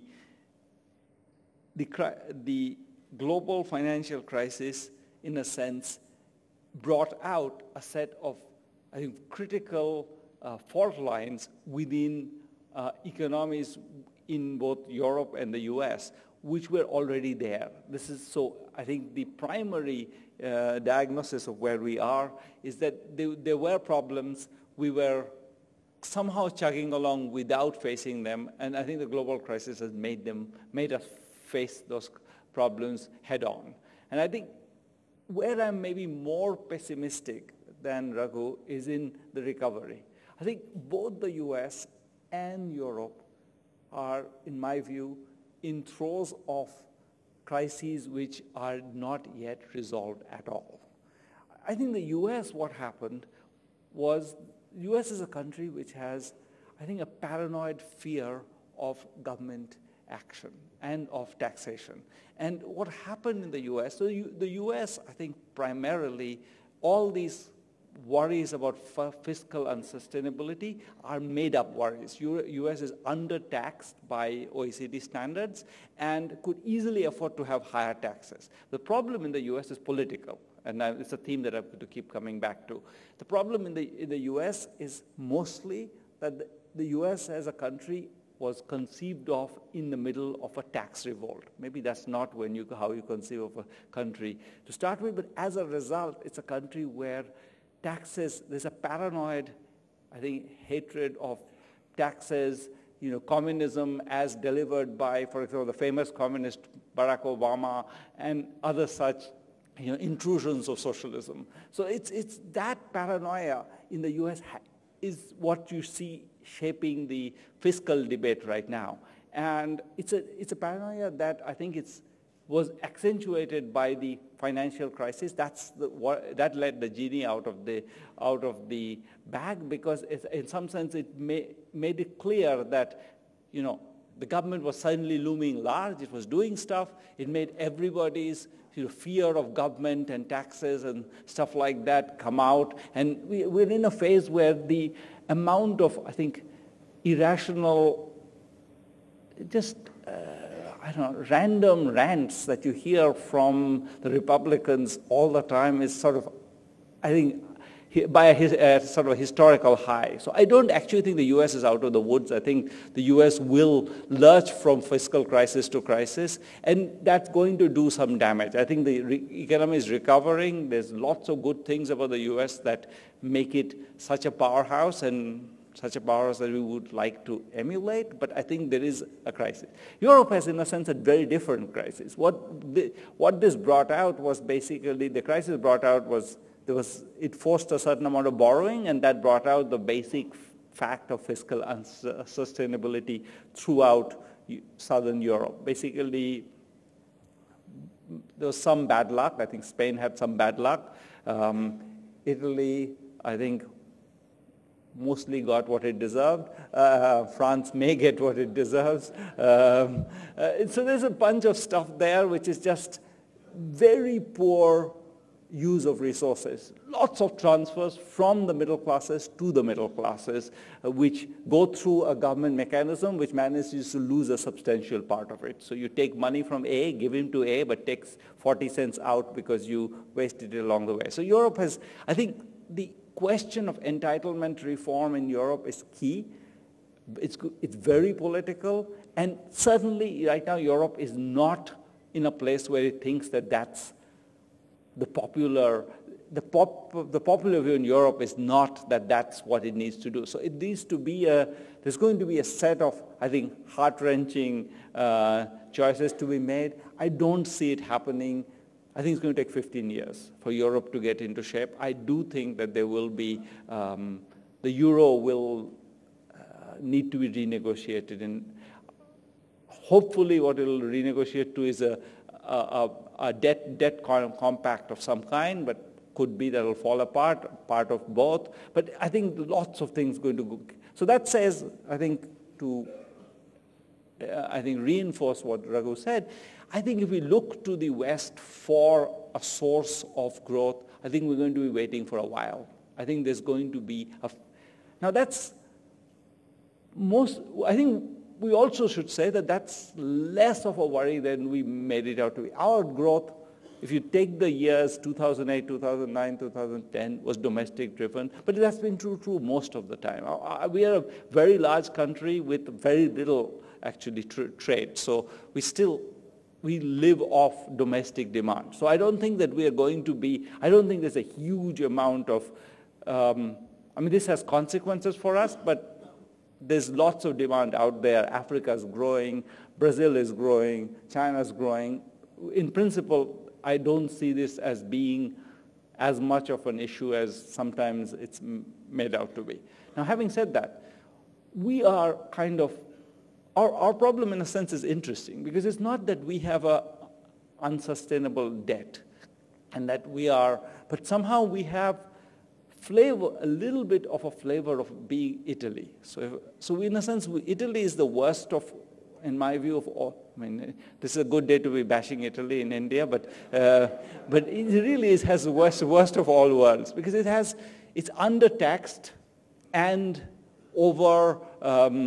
and the government is overextended. And I think on both sides, the government does too many things, does it badly, and it doesn't do the main job of collecting taxes. And we have a little bit of that, so that's sort of the problem of the US plus the problem of Europe, all are sort of focused here. We have, I think, a government that, I think we are undertaxed, massively undertaxed in my view. I think there were 47,000 people who were declaring incomes over 1 crore. That's a number that should make all of you laugh. That number, if you look around in Delhi, who's buying those things? The Ferrari dealership, who's there? It's just the numbers don't add up. And so in some sense, we should be aggressively thinking of how to, close the tax loops, get the people into tax net. And on the other side, so that's one side of it. I think we're completely, the rich here are, and I know that this is not the audience, it's not the poorest people in India who are in here. So, but I say that with full cognizance of that. I just think there is we are really, China has over the last 25 years increased its share of GDP that's taxed from, I think, 13% to 24%. And that's at a time when public sector companies in China are being shut down, so it's the revenues are losing revenue in other places, and then spending has been growing, and it has been financing it mostly by, I think, more effective taxation, and we haven't done it. So that's a first fact. Second fact is that with that, we also are subject to all the other things that make Italy unsustainable in a sense. I'm going to stop bashing Italy now, which is that we are a country that has got into this populist, the populist temptation has grabbed us. And it's something that's, it's very easy to legitimize, because we have so much poverty, so much completely unwarranted poverty, so much indefensible poverty. So it's very, very easy to make the case that we need to do something. But then I think the issue that was just raised on, is the government going to open its purse strings? The real problem is not that it's going to open its purse strings, but it's going to open its purse strings without fixing any of the previous attempts to open its purse strings. So it's not that we do too much for our poor. I think that idea that we're creating lots of entitlements which we shouldn't be doing. We do very little for the poor. We're, as I said, we're an undertaxed economy with actually fairly limited redistribution. We've been expanding it, but I don't think we do a huge amount of our redistribution from the middle classes to the middle classes. You think of the CNG subsidy and the diesel subsidy and the water subsidy and every other subsidy that we provide to the middle classes. So it's not that the rural middle classes, the urban middle classes, the fertilizer subsidy, every one of these subsidies are the biggest beneficiary of these are not the poorest people. So I think if you think about where we are, I think it's not entitlements for the poor that we need to reform. It's entitled for the middle classes we need to start by reforming. Now, having said that, I think we are in a mode where we think that now we've discovered that we can find ways to buy votes by giving away stuff. And this election year, it's going to happen. And I think that the real danger of that is that it doesn't force us to confront the administrative needs of each program. So I think if I think of where we're really taxing the government, I think much more than even in money, is we're taxing its competence. Every new program creates a set of things for the government to do. Our civil services are very, very small relative to our size. We don't have, our government in general, I think, is too small. I think it's the capacity to implement these programs are not there. And we know that. So every new entitlement is created. Why? Because the previous one only delivered 20% of its value. So we never try to fix a program. We never take the view that, if this one isn't working, our job is to make it work first before we go to the next one. It's always, let's put another one there. And in particular, right now the fashion is, let's call it a right, and therefore we're going to think of the courts as enforcing them. So if we are not going to even take the obligation to implement them, we're going to just say, this is a right, and somehow it has to happen.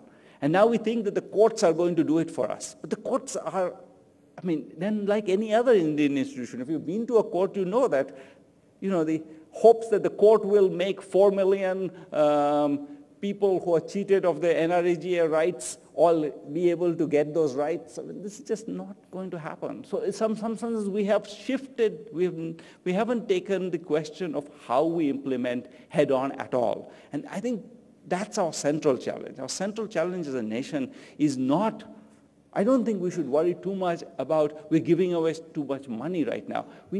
I think we should be worried about the fact that we're doing it so badly. And I think that's the challenge of democracy. When I work a lot on politics in rural India, and the thing that you see is people, every time you give away something that doesn't work, that increases anger. People actually think, okay, they promised me this and then they didn't deliver. And somehow the political class needs to internalize that. They need to realize that promising something and not giving it is worse than not promising it. And I think that general thought that in some sense, I'm glad this is a conclave about democracy, because I think that thought that how do we get the political class to confront its own sort of proclivities? How do we get it to talk about stuff about, the difficult choices, how to get things to work, how to deal with the lack of administrative capacity, how to expand the administration in the right way, how to build institutions that work. These are sets of questions which are central, but in some sense it's the ones that we allied most. And so I think that let's keep talking about the global economy. I think those are interesting questions, but I think if we want to look at where we are going to get stuck, we're going to get stuck on our internal mechanisms. And that's where we are basically a large country. We could mostly ignore the world. But I think if we are slowing down, it's more because we haven't created a culture of governance that will serve our growth than because the world economy has, is in long-term decline or not. I think those are important issues, but I think if we have to think about it, I think we should need to go back to our own I think the problems we have created, the problems we have not solved, and the problems we're trying to look away from. So I'll stop there. I can keep going, but I think there'll be more interesting things that we'll hear from the audience. Thank you very much.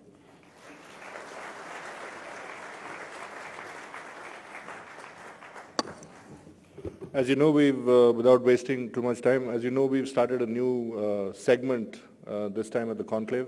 We have an expert panel of eminence, and I think they should ask the questions. Rajiv, if you wanted to, if you could start and you could address the person directly.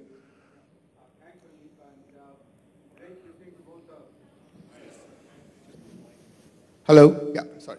Great listening to both of you. And Raghu, thanks a lot and to Abhijit, that neither of you actually even once said that our current slowdown is attributable to the global economy, because that's really what it is not. And so I put it to you, Raghu, and then I'll ask a question to Abhijit, which is that, given that our share in global is 1.6%, our exports are 306 billion, China's are nearly 2 trillion, $1.89 trillion dollars. And the foreign trade policy is just going to be out to be announced, which again, I'm afraid, year after year, will probably announce a list of handouts, on fiscal incentives. And I've actually done the survey where the exporters, a large percentage of them say they'd rather not do those handouts because they're uncertain, they're unclear, and the transaction cost of getting them is very high. They would rather have infrastructure improvement. So you talked about competitiveness. Would you be able to be in a position to influence the foreign trade policy that it veers away from its usual annual direction that it takes and actually sort of addresses the real issues which you have already pointed out about competitiveness of the Indian industry? And to Abhijit, you sort of course, you hinted, and very well, the governance deficit that we have today. But I think neither of you, and the question goes to really you because you've done this poverty thing, the real poverty reduction comes out of employment, creation of employment. And you know that we need 1 million new jobs every month in this country. But I'm afraid neither of you mentioned that as a problem facing our country today. What is the way forward for that, given that our manufacturing sector stagnates at 15%, our agriculture, has 50% of our population, produces, 14% of our GDP. How is employment the focus of government in this country today? I'd like to know that. If all the questions are crisper and shorter, then the answers will also be crisper and shorter, and then we'll get that much more packed into the session. Raghu, if you would like to. Okay, quickly. Can you hear me? No. Okay. Very quickly. First, I just want to correct something. Abhi said we're not dependent on the global economy. For sure, on net dependence on foreign trade for growth is relatively small, but we are very well integrated. 43% of our GDP is what the sum of exports and imports are. So we're not immune to what happens in the rest of the world. We do have some exposure. That said, I agree our slowdown now cannot primarily be attributed to external factors. They are important, but I think the primary factor is domestic.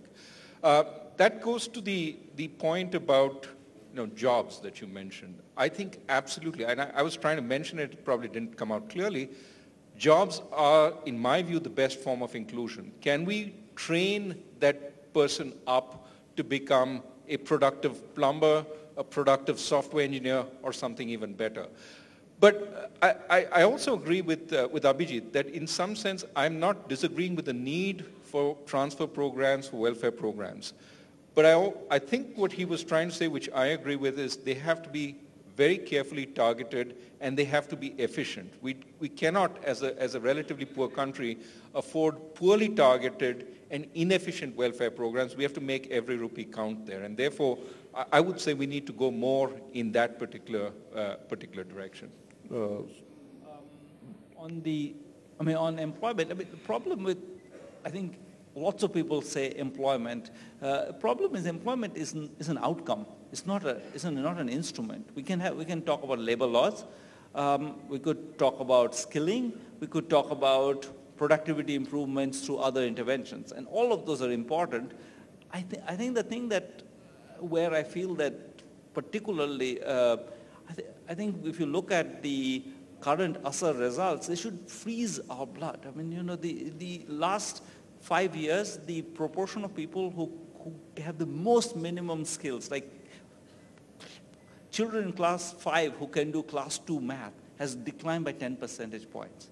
this should freeze our blood. I mean, we should be, I mean, if you think of, how we're going to generate employment, these guys are not going to be employable. We're going to talk about we have the youth dividend. Think of these guys, I mean, if they can't even do second grade math, what's the dividend? I think that at some level, we can't talk of employment till we have a clearer sense of skilling. And if someone asks me a question, I'll go into a rant about the right to education. Surjit, if you'd like to ask, and I think it makes more sense if you ask one of them so that we'll get more questions in. Actually, the question that I will end up with, I have two questions, I'll be very short, but applies to both of them. First, just a factual point on Abhijit. I don't think you mean that India is undertaxed. It's certainly low compliance, but with a 17% to GDP tax ratio, we are well above what a typical country with our per capita income is. And China is 3 times our per capita income, and therefore it's at 24%. So, but I think certainly compliance is very, very low. So I think that's one.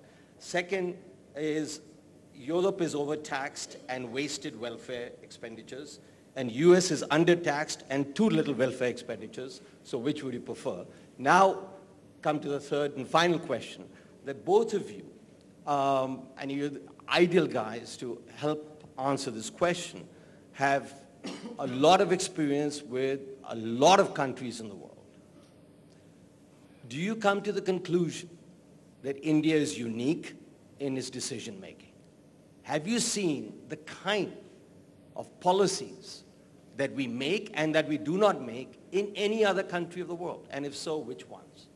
I think the third question is the one that start with the third question. will really... I think the country that frighteningly we look like is Brazil, 1975. So Brazil grows at 9% from 1961 to 1980, then stops growing for 20 years. Absolutely zero growth, basically, from 1980 to 2000. And Brazil is exactly us, in a sense, in that sense. Programs pile on programs, because, nothing is getting delivered, so let's have a new program. And they kept doing this, and at some point, basically, the global economy collapses, and Brazil is borrowing to do that. Brazil now can't deliver all these, they created expectations that they're going to deliver all these things, and everybody's going to get entitlements. And the biggest entitlement, let me again say one thing to emphasize, is not the entitlements of the poor, but the entitlement of the middle classes. What happened was teachers were expecting salary increases every year, which were not commensurate with the growth of the economy, but they were not expecting to do any more work for it or anything like that. And I think those entitlements we create, teachers' jobs which don't involve actually doing any work, nurses, the average attendance rate for nurses in Rajasthan, where we did a survey, was 44%. 44% of the time they were at work. 56% of the time they were somewhere else. These jobs, yeah. I think Abhijit is pointing to the following danger. I mean, we all have programs. We talk about programs for Aam Aadmi. For our foreign visitors, that means the ordinary person. So I went around the office the other day asking, who is Aam Aadmi? And the best answer I got was, Aam Aadmi is me. So that's the danger of the kind of policies which focus on, which are poorly targeted, which focus on the middle class, which tend to spend a lot of money in the wrong ways. And then the scare story is of Brazil. But Surjit, you asked, are we unique? I think we are. Because we are one of the few countries that is trying to grow out of poverty with democracy and has at least made a go of it so far. I think it's useful to use Brazil as a scare story. I don't think we're there. I don't think we should get there, because I think Brazil did not have democracy when it went through this period of slow growth. I think democracy creates self-correcting impulses. And hopefully, as we veer off track, which we did perhaps over the last couple of years in terms of growth, we've also had the self-correction come from the democratic process, and we will get back on track. Rajat? We're running out of time, Surjit. Rajat, please. Thanks, Abhijit and Raghu. It was great listening to you. Wonderful diagnosis. I have a question to both.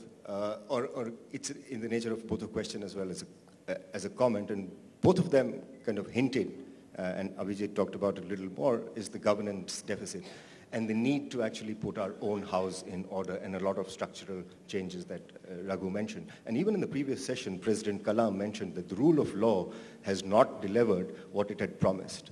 So my question is, given that it was so difficult creating economic regulatory institutions, even in the West, even in mature democracies where institutions are relatively easier to create, for us, low income, moving to middle income, creating these economic regulatory institutions to ensure that the trickle down happens. And Raghu has written a lot about crony capitalism. The benefits of growth have been kind of restricted to a few. Will we just have to accept this regulatory or governance deficit and muddle through, or is there something more that can be done? Raghu? Well, I think I think what happened in our period of strong growth is we outran our institutions. I think there is catch-up going on. Some of our institutions said, hey, wait a minute, you didn't create the right processes. The CAG, the Supreme Court intervened. And I think we're in the process of looking at that and saying, okay, how do we recreate that? So I think, you should see the cup as half full, that some of our institutions worked and are helping reform the structure so that we adapt to the kind of growth that we had and make that growth more supportive with better institutions. One last question. Ajay, please. You can ask Abhijit. Farmers come last.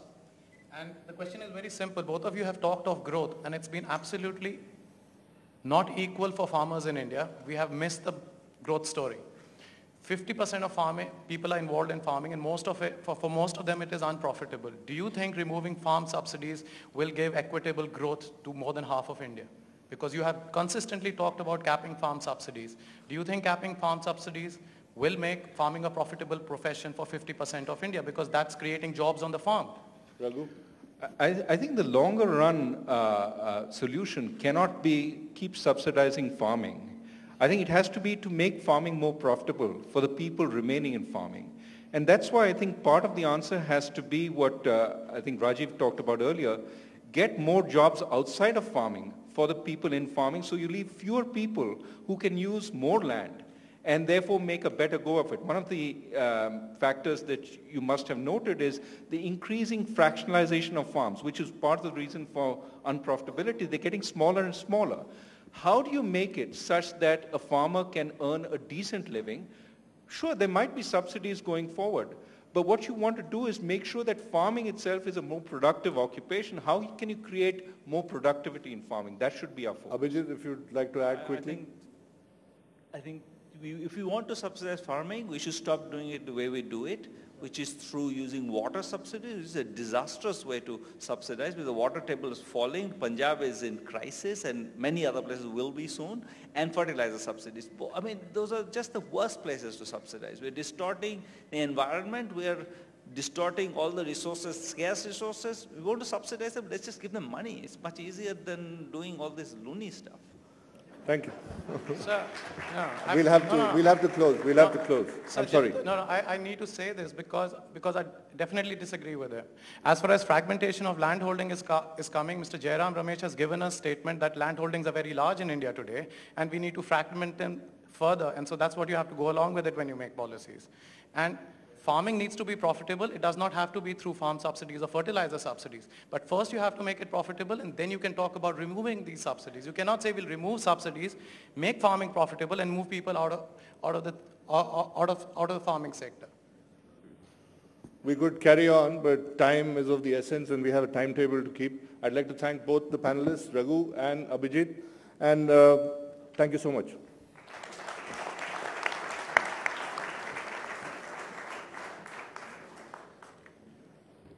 Can I request Mr. Puri to please come on stage and give a token of appreciation to the speakers?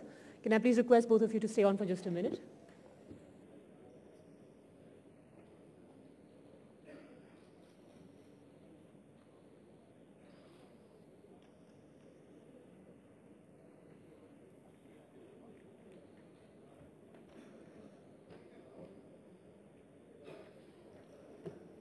Thank you. Thanks, Mr. Puri. Thanks, Sandeep. Please do not leave, and please stay in your seats because we are going immediately into our next session and you do not want to miss this.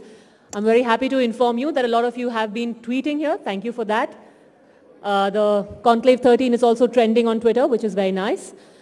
The next session, ladies and gentlemen, is the General's Debrief, the Army's role in nation building. For that, can I please call the chairperson of the next session, Gaurav Sawant, Strategic Affairs Editor of Headlines Today, on stage. I would also like to tell you that on our experts high table for this session is Monica Chansoria, Senior Fellow, Center for Land Warfare Studies, Air Marshal Kapil Kark, Manvendra Singh, former Member of Parliament, and Wajahat S. Khan, producer and news anchor.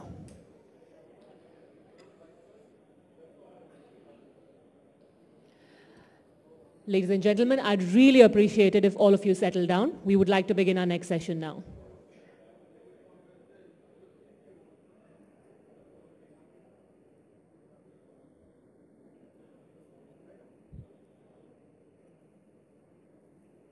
The group here in the center, can you please settle down?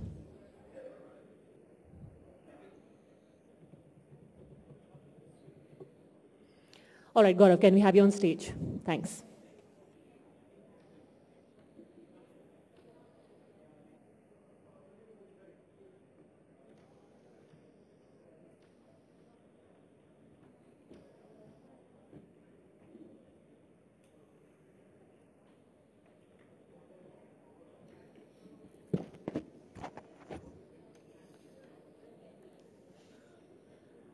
Ladies and gentlemen, it gives me great pleasure to welcome a very special guest this afternoon at the India Today Conclave 2013, General Bikram Singh, Param Vishisht Seva Medal, Uttam Yudh Seva Medal, Ati Vishisht Seva Medal, Sena Medal Gallantry, Vishisht Seva Medal, Aide de Camp. And believe me, ladies and gentlemen, I've just read out the first 2 rows of medals, first 2 of 6 rows of medals that the General so proudly wears on his chest. When I first met him during the Kargil War of 1999, he was a colonel in the army. He was at the army headquarters in the Military Operations Directorate. I was covering that war. The General is Top Gun. He's commanded the Sikhlai Battalion. He's Top Gun. Why? Because he's topped virtually every course that he has attended. From the young officers course, he was the brightest young officer in the Indian Army. Not only that, he was judged the coveted dagger. He won the coveted dagger for topping the commando course at the infantry school. At the US Army War College at Pennsylvania, the General was awarded the prestigious International Toastmasters Award for public speaking. Today, General Bikram Singh is speaking on the role of the Indian Army in nation building. It is extremely important today as it was in 1947 when the Indian Army landed in Srinagar and saved Jammu and Kashmir, first from Pakistani raiders and then the Pakistan Army regulars. Today, the role of the Indian Army is extremely critical, not just in Jammu and Kashmir, but across the length and breadth of our country. Ladies and gentlemen, let me invite General Bikram Singh, the 27th Chief of the Army Staff.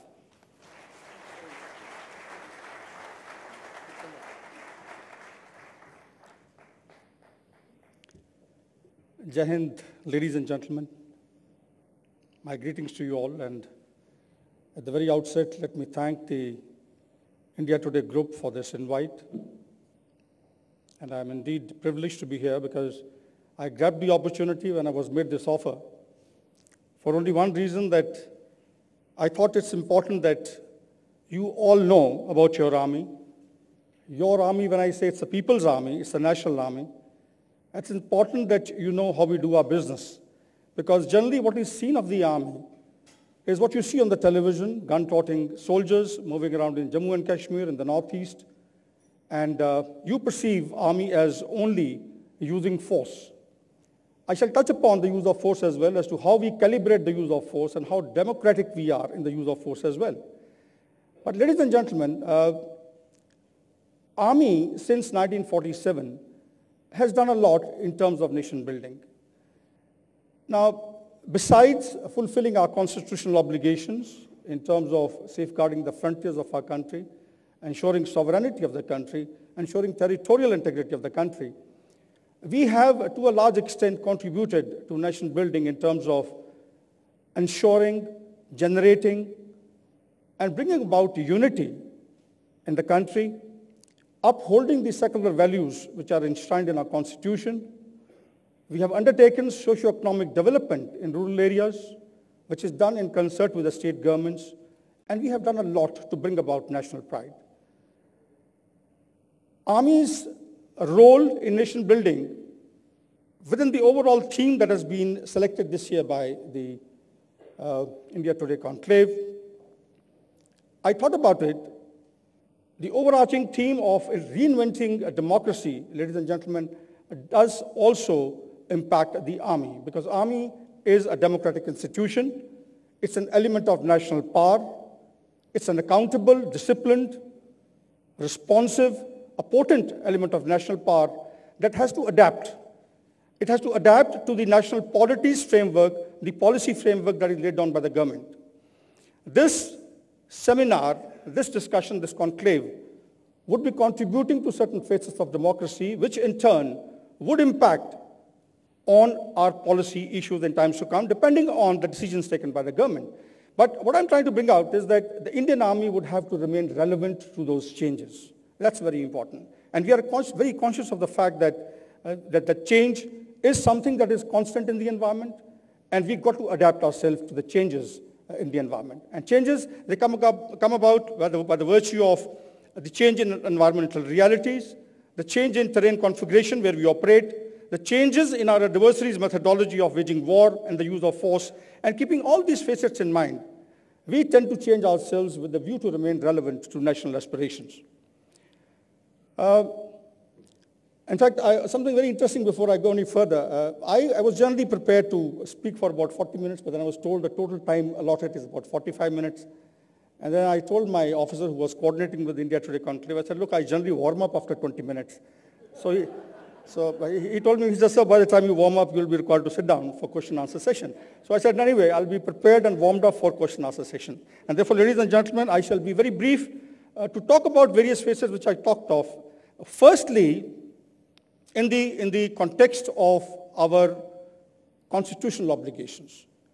This essentially pertains to, as I said, safeguarding of the frontiers, and also when called upon by the state administrations, by the government, dealing with the internal security situation. Now that's very important because the Army, to my way of thinking, I think should not be seen in the internal security domain for too long. It is people's army. It must remain a well-honed tool to be used by the nation when state policy is to be converted into the use of force.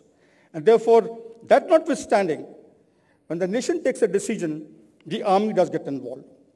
And we have a large number of cases where the Army has been committed in the internal security domain under the provisions of the Code of Criminal Procedure. The provisions are sections 129 to 132, wherein when called upon, the Army gets involved to deal with law and order situations. In addition, in the local internal security dimension, the aid to civil authority which we undertake, which perhaps you all are not aware of, some of you I would say are not aware of, is that we also take on additional duties in the form of running of essential services. We take on the responsibility as one of the leading agencies, notwithstanding the presence of the institution of the NDMA being over there, which essentially is the primary agency to deal with disaster management. The Indian Army, ladies and gentlemen, gets involved in the management of the disaster situation, emergency situations, and in this we do not wait for any requisitioning. We do not wait for requisitioning because it's our commitment to our people. We get involved expeditiously to provide succor to the people, to assuage their sufferings, to save precious lives and property, and to make sure we are able to give the basic needs and necessities to the population before the personnel and the resources of the NDMA build up. By no means we are trying to undermine the NDMA's capability, but given our deployment in the country, which is along the length and breadth of our country, along all the border areas, we are placed to be the first responders in case of any contingency that arises as a result of disaster or emergency situation. And therefore, the Indian Army in the past has been involved, and let me tell you, if you see the law and order per se, is 2,000, roughly 700 times our columns have been called out since our independence. And if you see, overall columns that have come about are over 5,500. In other words, this is one commitment we have undertaken which does not catch the eye of a normal citizen of ours. And he does not perceive and does not see what the Indian Army is doing. So in addition to the internal security, in which law and order is one aspect, we have the dealing with disaster situations, we also have our role of running of essential services. We have been requisitioned almost 56 times in this regard.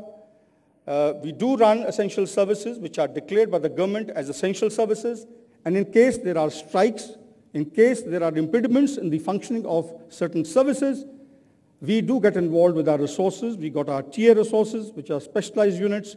They are departmental units, which get involved. For example, we have medical TA units. We got our TA units which deal with the oil sector. We got our TA units which run railways in case required. So we have these resources which have been requisitioned almost 56 times since independence, and we've been able to do our job and make sure that a commoner, a citizen, does not suffer. The government does not suffer, the state governments do not suffer, and various departments do not suffer. I would like to highlight, ladies and gentlemen, a few concerns with regard to our involvement in an internal security dimension.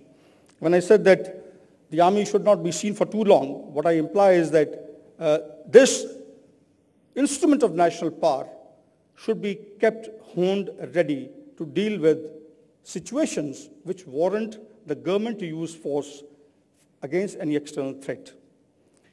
In the internal security dimension, we get involved, but the only concern which we have always raised is that we should be used as an instrument of last resort, consequent to the optimal utilization of other agencies.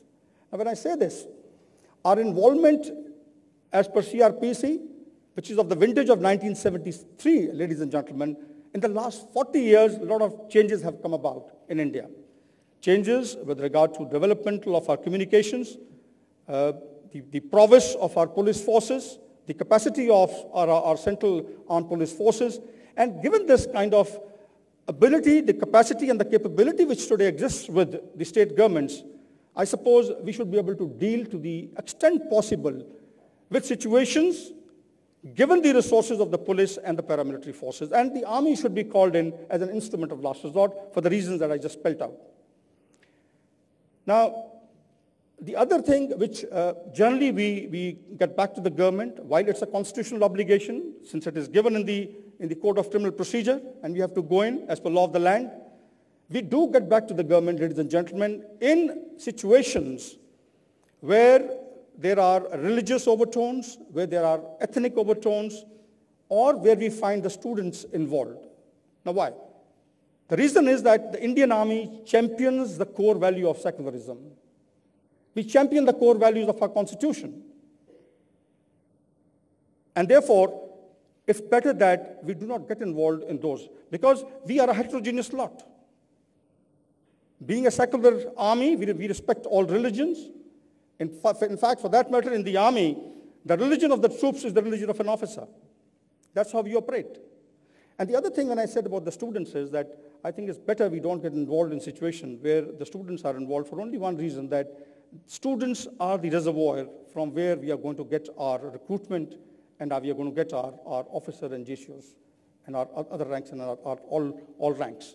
And therefore, I think it's best left that we don't get involved in these agitations. However, when it comes to external use of force, we are always ready. But I wish to tell you, ladies and gentlemen, that when we get involved in the internal security conflict, we adopt a people-friendly approach. And I must tell you this other day, in my office, I had a foreign visitor, an Air Chief Marshal of one of the countries, who happened to ask me, he says, General, what is the reason that the Indian Army is much sought after and really praised in the United Nations?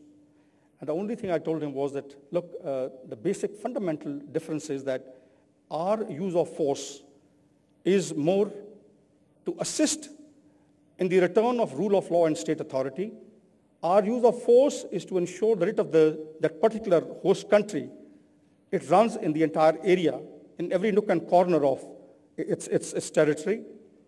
And therefore, the use of the force by the army is calibrated. And I wish to highlight the same aspect that when we use force in the internal security dimension, ladies and gentlemen, it is virtually by ensuring restrictive rules of engagement which are governed by the legal and moral constraints, because we are fighting our own people. Unless it's a foreign terrorist, we use a calibrated force to make sure he's neutralized. You wouldn't have seen any time our artillery, our mortars, our tanks, our machine guns being used against any of the terrorist threats which has occurred either in Jammu and Kashmir or in the Northeast. Because we believe in economy of effort, we believe in people-friendly operations, we believe in surgical operations, operations which are aimed at generating groundswell for peace, operations that are aimed at, as I said earlier, enhancing the rule of law, state authority, enabling the writ of the state and the government of India to be extended to every nook and corner of our country. And therefore, the force is calibrated in this regard. So what I wish to highlight was that while we should be sparingly used, but when used, let me tell you, under the Armed Forces Special Powers Act, like for example under 58, we are used in the Northeast, and Armed Forces Special Powers Act 1990, we are used in Jammu and Kashmir. We've been there for a long time, but some, of course, let me tell you, the media generally asks, when is it going to end? I must tell you, these are the operations of minds. The center of gravity, ladies and gentlemen, in operations which are internal in nature, which are in the internal security dimension, vis-a-vis the wars which we fight, a conventional war, the center of gravity in this case in the internal security dimension is the population. And therefore, we cannot afford to use excessive force. It's the population that provides strength, freedom of maneuver, and will to fight to the terrorists. And therefore, all our operations are aimed at the population to make sure we wean them away while upholding the rule of law, state authority, while upholding the law of the land, and while affording and giving full respect to the human rights in the environment. That is the stance we operate with. Right? Our contribution, when you see in the backdrop of unity and championing the core values, let me just tell you that there is not a single core value that is enshrined in the Constitution that the Indian Army does not champion. When I talked of secularism, I mentioned that we have a process where officer inherits the religion virtually of the soldier he is commanding. We have dharmstals, where all religions, troops of all religions, they go under one roof. And we have the sanctum sanctorums of all the religions, their little temples and mosques and everything in the one roof where people go and bow their head and pay obeisance. And this is done by the officers. They will pay obeisance at all the 5 or 6 holy places that are created under one roof. So we do look after this. And the other thing, when you talk of democracy, the other core value which we champion is in terms of the fact that, ladies and gentlemen, we uphold the civil authority while carrying out operations even in the internal security dimension. The primacy of the civil control remains. And this, incidentally, is in conformity with the Supreme Court judgment of 27 November 1997, wherein it very clearly stipulates, and we honor that direction to the Army, and we ensure that at no stage our operations are undertaken suo motu on a standalone mode without the consultation of the state administration. And that is the reason you would find that wherever troops are involved, we have the unified headquarters, we have mechanisms where we are able to synergize the operational intelligence and the developmental efforts of the Army with various other agencies to make sure we move ahead. So the other aspects, when you see, like for example, we are apolitical, we respect human rights. While on this issue of human rights, let me tell you, and equality, other day on the TV, I was seeing some discussions taking place on the gender balance, gender equality. Ladies and gentlemen, let me tell you, we are committed to this philosophy, to this policy of the country towards ensuring gender equality and gender balance in the Army. I must tell you that I had ordered a study in November last year. Only a couple of days back, I had the first presentation. And we are identifying additional slots, almost 200 of them, where we will be sending our women officers. we are trying to give them more opportunities, because this is a very valuable, very motivated resource. And let me tell you, our women officers, they are physically fit, they are mentally robust, they have well-ripened mental faculties, and they have tremendous intellectual prowess. And this very precious resource, ladies and gentlemen, has got to be made use of by us. And therefore, when I talk of the core values of the Constitution, I wish to highlight to you that there are no double standards. When you see those discussions on TV, we are committed to it. I just had a study which has come to me, and as I said, the presentation was made. We are going to expand, we are going to increase the avenues for the women officers. So this is going to be ensured.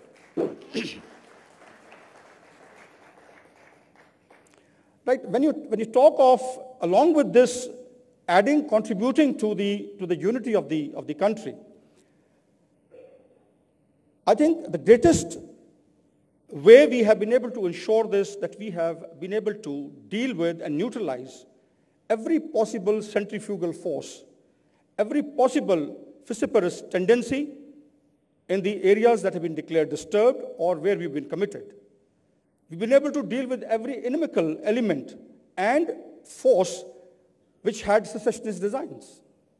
I think that is contribution we have made towards the unity of the nation. We have disallowed any of the elements in the country to further their agenda with regard to any secessionist designs, or for that matter, anything which had vociferous tendencies or tendencies to get away from the country and the Constitution of India and not to respect it and not to respect the rule of law and state authority. So this is something which we have contributed, ladies and gentlemen, in the wars that we have fought. We have made a tremendous sacrifice in this regard. But I would say no sacrifice is big for our national security, for the national cause. We have lost almost 22,443 officers, JCOs, and men while fighting various wars, right from the time which Gaurav mentioned when we had the raiders getting into Jammu and Kashmir, 47-48, to the last war that we fought in 1999. I wanted to bring out this figure because these 22,443 great martyrs require the recognition. They require a salute by the nation. And they require appreciation by the nation. And that's the reason I thought I'll tell you that it's a heavy price that the army had paid, but we have ensured the unity. Now, adding to the unity, ladies and gentlemen, is also by our ethos, our culture. We are today having roughly 19,000 ex-servicemen in the environment in our society. And we are contributing almost 6,000 again after we have our officers, JCOs, NCOs, and men superannuating every year. So with this kind of resource, human capital, which is getting into the environment, which is disciplined, which is motivated, which has gone out with having inherited the core values of integrity, of loyalty, of duty, of respect, selfless service, duty and honor, courage. These people are contributing in a very big way in terms of binding our communities together, the people together, and retaining the unity of our country. And this aspect, generally, ladies and gentlemen, is ignored. I would take the opportunity of this particular forum to reach out to everybody that these people are officers, JCOs, men, when they go out, they have tremendous potential. They are not only meant for security duties. Each one of them is aware of the management aspects. Each man is indulged. Every NCO, every JCO, every officer on daily basis is undertaking forecasting, planning, organizing, directing, coordinating, and controlling. He is dealing with the management aspects every day. He's a leader. He's a leader of character. And these people, I would request if they can be utilized by our society in a more befitting manner. We've got to harness and leverage their potential. They have tremendous potential. And I would appeal to all of you through this forum that there are state governments who have laid down a certain amount of percentage of quota for our soldiers when they retire. Some state governments do not have it. I would appeal to all to look into this aspect to make sure that our soldiers who are motivated, who are primed, who are disciplined, and who can contribute in a very big way towards unity of the country and contribute towards the attainment of the end state of those particular corporate sectors or wherever they go, they must be given due recognition and employed fruitfully. Now, a word about when I say the economic, socio-economic development, that we have undertaken over a period of time. I wonder if you're aware of the fact that our border road organization has constructed, since independence, or since it came into being, 43,000 kilometers of road. It has constructed 481 bridges and 19 airfields. Leave aside the other infrastructure that is being made on a daily basis. These were the key major benchmarks of their commitment towards the nation. This is being undertaken by our engineers as well, ladies and gentlemen. And in addition to this, we have our combat engineers who are employed as part of Ops Sadbhavna, Ops Marathon. These are the civic action projects which run along one of the lines of our operations which we carry out in the internal security domain, where we again are involved in ensuring the basic elementary infrastructure being developed in certain parts, in remote areas of our country. And also we focus on empowering the local people. And especially in the areas that are afflicted by insurgency, the focus is on children, the next generation. The focus is on women. Because we believe that if the women are taken care of well, a mother or a sister will be able to ensure that the terrorist, her brother, her son, is weaned away and brought into the mainstream, and they can play a pivotal role.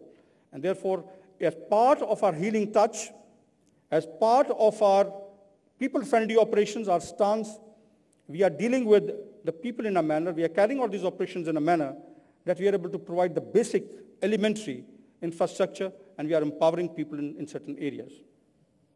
Now, I know I'm running short of time. While I was about to get warmed up, I think I'll have to finish.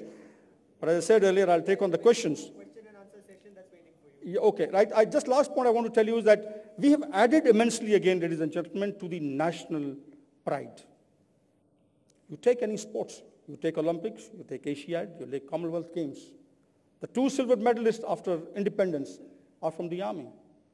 Kalaris Rathore, and we have Subda Major Vijay Kumar. And let me assure you, we have a focused commitment towards sports today in the army, and in times to come, you shall see more number of medals being won by the army men, and you shall find more pride coming into our society by the virtue of your army, which belongs to you all. Well, I think I will take on questions now, because I could carry on, as I said earlier. I just got warmed up. And thank you very much, General. Very kind of you. The General will take his questions standing like a commander. He always leads from the front. May I ask you the first question, sir? Of course, we have a panel of experts, 4 experts there, Manvendra Singh, Monica Chansoria, Wajahat Khan and Air Marshal Kak. They'll ask you questions. But the first question, we've had an encounter in Jammu and Kashmir just 2 days ago. We lost 5 brave CRPF personnel. Hours after that, Union Minister Farooq Abdullah says, AFSPA has to go. What's your take on that? Look, firstly, I think my heart goes out to the families of these 5 brave CRPF men who in the line of duty have made the ultimate sacrifice. I wish to convey my condolences to the family of these great soldiers, bereaved families. This incident, of course, let me tell you, is something that we've seen after a very long time.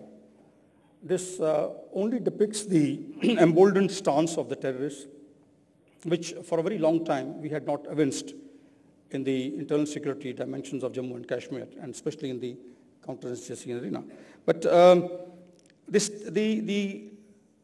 I shall not like to comment on any statement made by any politician, because as a soldier, I think I should not be doing that.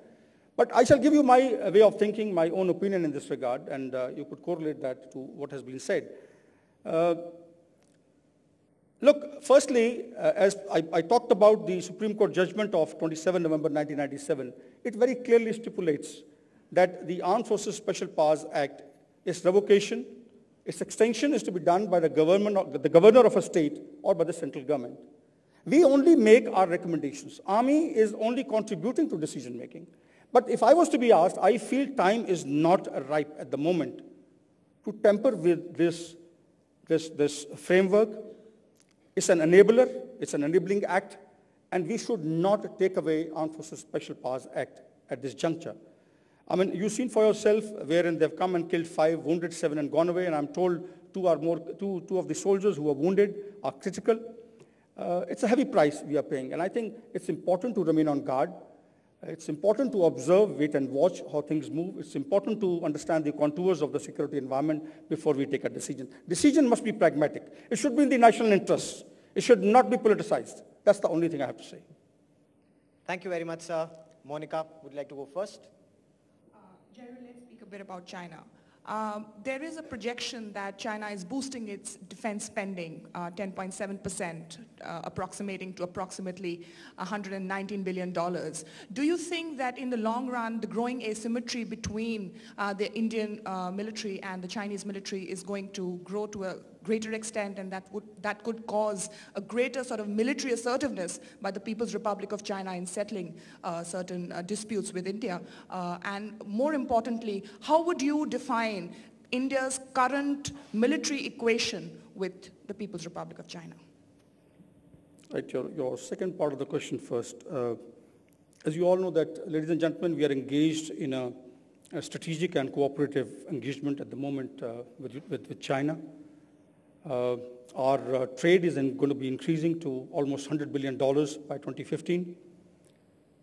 So therefore, we are engaged with China today on the economic front in a very big way.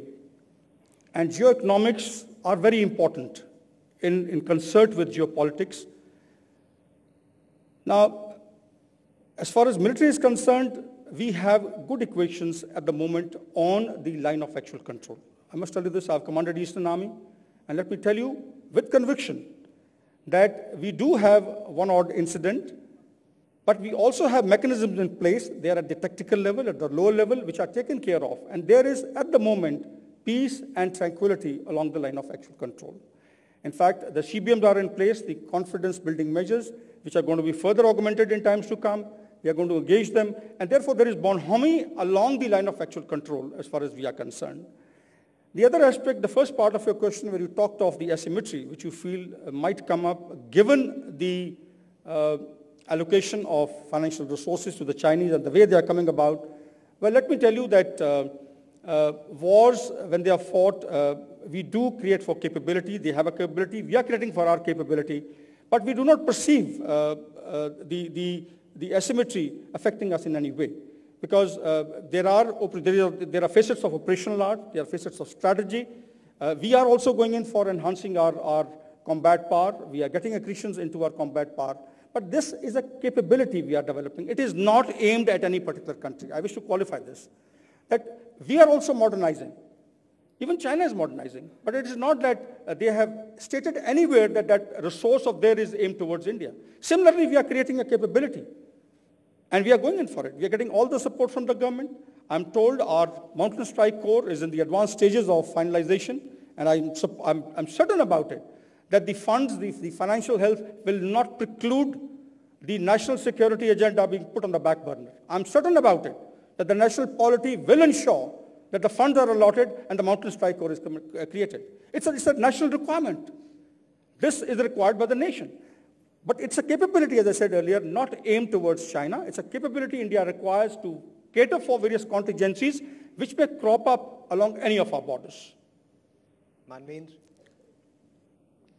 So much has been made about the supposed agreement between India and Pakistan over Siachen and the fact that an agreement is on the table but the army is thwarting it. Can you put some light on that? Look, Army has given its point of view, as I said earlier. Decision has to be by the national polity, by the government. We don't take decisions in this regard. The nation has to take decisions in this regard. But please understand, it is our area. It is strategically important. Why are we talking about own area being given to somebody? I have not understood. It defies all logic.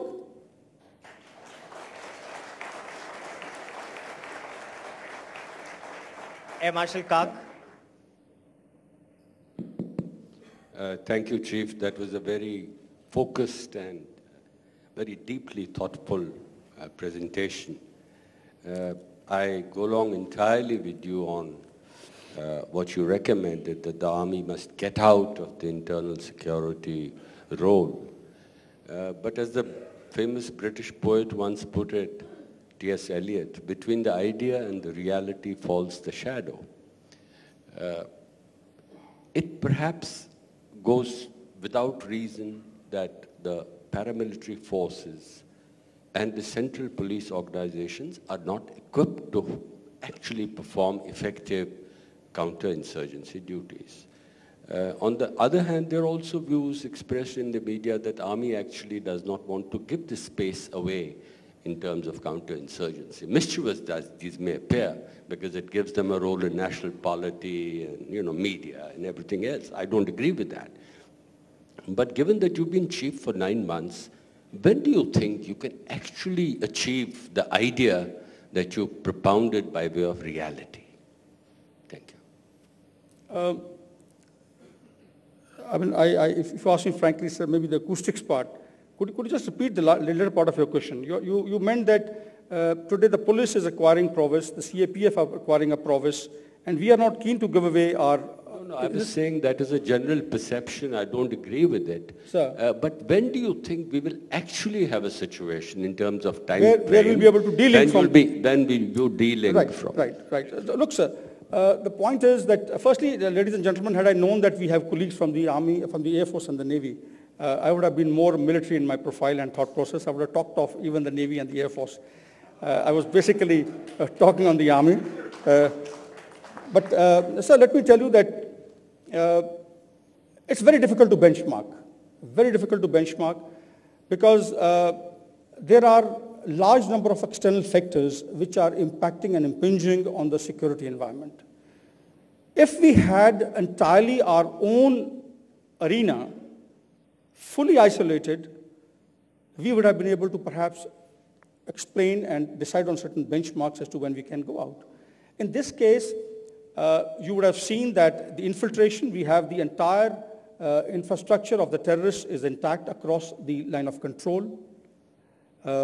You have seen the infiltration being calibrated from time to time. This incident that has occurred, one of the terrorists killed has been identified as a Pakistani, a foreign terrorist. Now, with this kind of involvement, it's very difficult to perceive. But what I'm coming to is that we are all working towards strengthening the hands of the state government and the state administration. That is the way we are operating. And the day the state government feels they are strong enough to deal with it, period, we go ahead. But point is, this decision should not be politicized.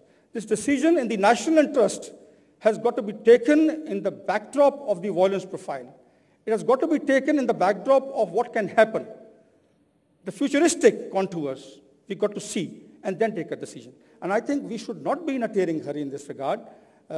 We need to be very, very confident that there will be no relapse to anarchy, to terrorism.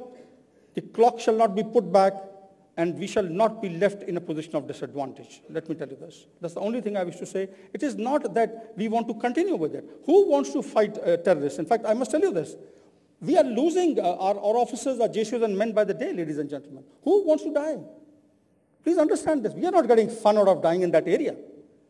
We are there because the nation wants us to be there. We are there because that area is declared disturbed. We are not there for fun. We are not enjoying our carrying out these operations. We are there because we are mandated to do so. And in the large national interest, overarching interest, we got to do that.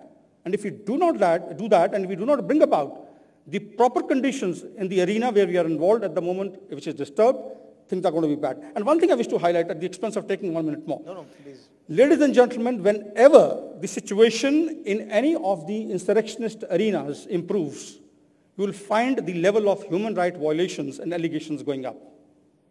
It's a typical case. When things are bad, when the chips are down, when everybody wants the army to come in, nobody talks about anything. When the things are improving, that the situation is transcending from the public order to law and order domain, you find a lot of rhetoric which is anti-army creeping up. It's for the you all to decide. It's your army. You must take a decision. The nation must take a decision. The government has to take a decision. It's not by the army. But my only submission to everybody is that decision has got to be pragmatic. It has got to be taken in the interest of the national security and should not put the clock back and put the armed forces in a position of disadvantage. Let's get in a voice from the other side of the line of control. Wajahat Khan. Go ahead. General, Thank you for interacting with me. I think perhaps this might be the first time that a Pakistani journalist has been given this opportunity. And I must thank you as well as the group for arranging this. I'm going to try to take as little time as possible. This is a 4-part question. Before I start, my condolences for all the men who died the other day in Srinagar.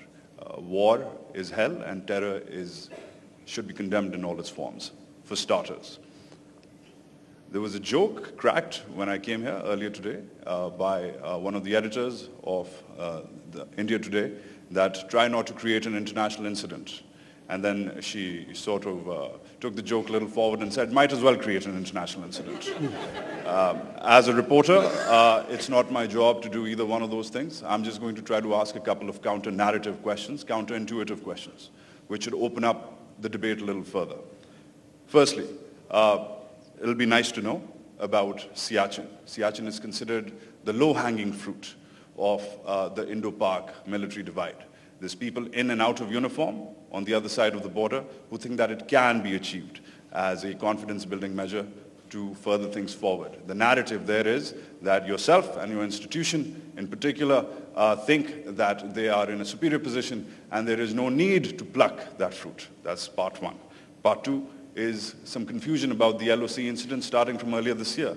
The terrible beheadings, etc., etc. We still keep on hearing it from your defense minister, that there was SSG commandos, etc. involved. I don't want to get into semantics about who did what, but there was interesting journalism from this country as well, saying that perhaps it was the incident of a bunker being created by a battalion commander, a colonel or something, which could have caused that. This is a story which appeared in your very own newspaper in this country. I'm talking about the Hindu and Praveen Swami story in particular.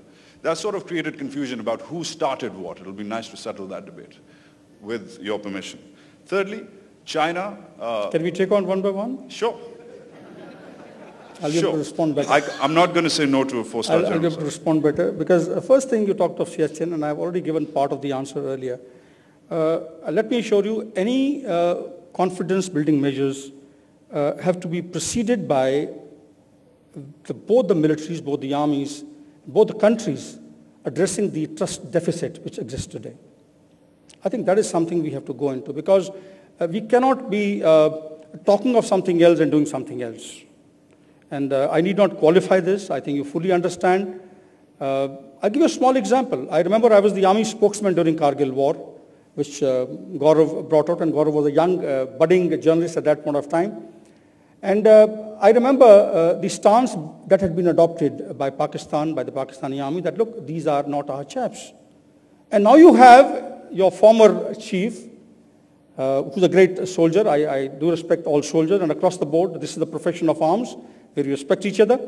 But he is now acknowledging, and their own people acknowledging, that he came in and visited the areas where the Pakistani troops had intruded. Now, this is a trust deficit, if you see. On one side, you're saying they are our chaps at that point of time, and now these very people who were contesting that assertion of ours are acknowledging today that they were there in our area.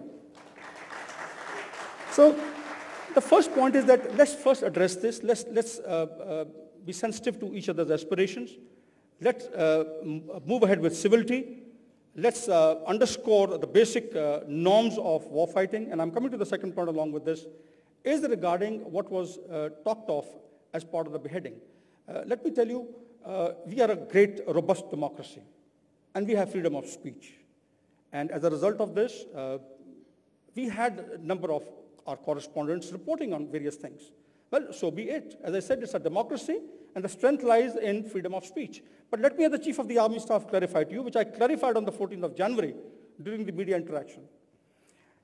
We have not crossed over anywhere on the 6th of January, as alleged by the Pakistani army, to carry out any operations across the LC. And therefore, on the 8th, when it was done, I think it was done to legitimize this particular action, to justify this action of yours. Or when I say sorry, I'm sorry when I say from the Pakistani army. But the issue is that these things have got to be dealt with at the local level. What is not acceptable is deviating from the laid down norms, the rules of engagement, beheading the soldier and taking away his mortal remains, his head, as a trophy. That's not done. And I think that is something which had to be condemned very strongly, which was done. We have conveyed our concerns. It has been conveyed even at the political level. But what I'm coming to is that these are the facets, these are the aspects which add to the confidence building measures. This term has got to be preceded by addressing the trust deficit. We'll talk of CBM not even 10 years from now, if the way things are going on the way they are at the moment. You cannot afford to keep this tap of exporting terrorism to India as part of your strategy or whatever it is at the local level. Maybe the local commanders doing it. That has got to be put an end to. Only then we can move forward. I mean, once we are told, look, please come and see there is no terrorist camp over here. We've been able to take stock of the terrorists. Then only things will move. We can't have double standards where you say, look, they are not in our control, yet you got non-state actors. They are bleeding us, and you want us to shake hands with you at the military level. I think it's not done. We've got to be fair, and we've got to have an even level playing field. Can I quickly bring in Rahul Kanwal? Let me take a couple of questions from the audience, and then I'll... Can I follow up? Okay, there's a follow-up question. Go ahead. I'm going to execute my right as a guest. General, thank you for that clarification. I mean, you talk about I guess you can say, the lack of decorum when it comes to owning up to the war itself. I understand that. But when progressives bring up the same issue with men in uniform or who have been in uniform, and we bring this up, the India-centrism of the military institutions in my country, we are given certain numbers which, and I'm going to take a lead from Monica's China question here, that when we bring up digits that, listen, I mean, India is supposed to be looking at China now. Get over it, right? Move on. The threat matrix has changed. India's threat perception has changed and evolved as well. We get blasted with statistics about the formations on the ground, the squadrons on the ground, which are Pakistan-centric still. I was talking to the Air Marshal about this earlier before we started. I'd like to hear your perspective, that there's a certain skew, there's a balance which is still Pakistan-focused, yet the narrative is that we're looking at China, not Pakistan. Let's move on from this side. I want to settle that. And though it's none of my business, because it's your country's internal debate, it scares me slightly that when Mr. Chidambaram speaks to an audience, much like this one, and says, listen, we would scrap AFSPA tomorrow, except, and I'm paraphrasing of course, but we can't because the men in uniform in this country in charge don't want it to happen. And then we have the host, of course, ask the same question, and it just seems to me that, and I fear, coming from a country where there has been a fear of an establishment embellished permanently, which is only now going away perhaps because we fought for democracy and we continue to fight for it. It disturbs me as a neighbor to see signs of that happening and being embellished perhaps in the form of AFSPA and your institution's point of view about how it is necessary to be still implemented. I'd like to know about that. Two things. Let me first clarify that India is a peace-loving nation. Number two, the Indian Army, as I brought out earlier, is an accountable, potent, responsive, and disciplined element of national power. We believe in the authority, the civil authority. We respect civil authority, I brought out earlier in my talk. And any decisions, any actions that the Indian Army will take shall be supported by the national polity, would be on the directions of the national polity, and would be an extension of our state policy. And as I said earlier, we are a peace-loving nation. It is not our state policy to wage war. India has gone to war only when the war has been thrust upon us. If you see historically, please, you will see that India has fought war. It has changed its policy to the use of force only when we have been compelled and the war has been thrust upon us. Now, our formations, our deployment along the IB, let me clarify to you, is a normal deployment in our cantonments. They are the normal exercises that we carry out from our cantonments, and it's a normal activity that takes place. It need not bother you. You take it from the Army Chief. They are not aimed at vitiating the environment. They are by no means trying to give a message to you of any kind. These are normal activities we carry out to remain ready and relevant to the national aspirations. They may be anywhere. This is to create a capability, which I said earlier, which is devoid of any borders, which is devoid of any country. We are basically doing that. And therefore, you need to be rest assured that this accountable, responsive, disciplined element of national power shall do exactly what the nation tells it to do, and there will be nothing done at the lower level. And therefore, what you express your concern, that in a democracy we are raising our voice, please let me tell you again this. I am one man who respects the civil control, the civil authority to its hilt. I'm very clear on this. I understand the political-military arena. I understand the entire grand strategy, how is it evolved, where the army stands, what is the role of the army in a democracy. I'm fully conversant with it. And let me tell you, we know where to stop. We know the red lines. We know beyond which not to make a recommendation to the national polity. So let me tell you, our recommendations when they are made with regard to AFSPA, wherever they are in line with the national interest, because there's nothing more important to an army chief, to an army man, than the national interest and national security. And therefore, the recommendations that are made are in conformity with national security. They are not based on any personal, any parochial, any army-centric agenda. Please understand that. We are a great democracy, a very robust democracy, and we are an element of national power. We give strength to our nation as far as this comprehensive national power profile is concerned. Okay. Rahul Kamal, Managing Editor, Headlines Today. General, with respect, I'd like to contest the Army's position on AFSPA. AFSPA was implemented in 1958 on an experimental basis for 6 months in the Northeast. In the last 6 decades, insurgencies have only flared in the Northeast and in Kashmir. The Army, despite its best efforts, is seen as an occupation force by the locals of the state of Jammu and Kashmir and also in the Northeast. You have laid out the Army's reservations to the revocation of AFSPA, and as an Army officer's son myself, I understand fully the Army's sensitivities on why AFSPA, if the Army is deployed, should not be revoked. My question to you is this. Do you think the only way forward is for the political establishment to overrule the Army's objections? It's a catch-22 situation. Till the time AFSPA continues, people in Kashmir will continue to think of India and the Indian Army as an occupation force. We have to give peace and opportunity, and the only way to do that is at some point in time for some Prime Minister to put his job on the line and to take the risk and to say, I will take this controversial decision. I'm not sure whether it will lead to greater peace, but in the last 6 decades we've seen, with the presence of the Indian Army, with the presence of AFSPA, we haven't found peace either in Kashmir or in the Northeast. Are you prepared for a date in the future where either yourself or some other chief, sir, is overruled by the civilian establishment and AFSPA is revoked? Firstly, let me tell you that given a robust democracy we are, I brought out earlier, given our accountability, of course, the decision by the national polity is supreme. There's no doubt in anybody's mind. When the nation takes a decision, when the government takes a decision, it is supreme. It's got to be respected.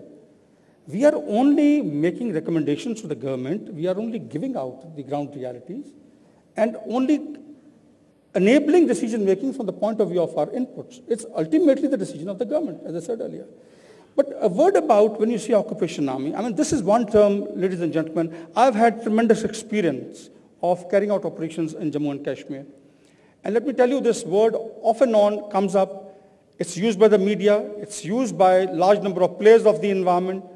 But trust me, if you go and see the task that has got to be carried out, we have already got back into certain bases. We are carrying out people-friendly operations. We have reduced our visibility on the ground. We have ensured that we have passed on certain responsibilities to the state police and the CAPF. Yet we keep an eye on that because we do not want the clock to be put back, as I said earlier. We do not want the entire situation to get back into what it was earlier. And therefore, what I'm saying is that we would go by the decision of the government. It's only the bounden duty of the chief to put across to the government that, look, these are the ground realities, and I think we need to take a very pragmatic decision in this regard. And decision-making, let me tell you, it's difficult because there are a large number of pulls and pressures in the environment. There are a large number of pressures on the decision-makers. And it happens always. As I said earlier, when it starts off, nobody has any point to give. And rightly so, when things are improving, people want the revocation of the Armed Forces Special Powers Act. They want people out from there. They want the army out from there. But as I said earlier, it has got to be a pragmatic decision. It should not be benchmarked. It should not be politicized. It should be seen, benchmarked only purely with the security situation, and also keeping in mind the shape of things to come, the possible shape of things to come. Prognosis of the situation. You know what is happening in the neighborhood. Would you like to wait and watch? Could there be a spillover? And if that happens, we should not be taken by surprise. I think prudence demands, ladies and gentlemen, that we are operationally balanced. But as I said earlier, decision is decision. When taken by the government, we shall relocate ourselves. Yeah. General Bikram Singh, many thanks for your free, frank, and fearless debrief here at the India Today Conclave. Many thanks, sir.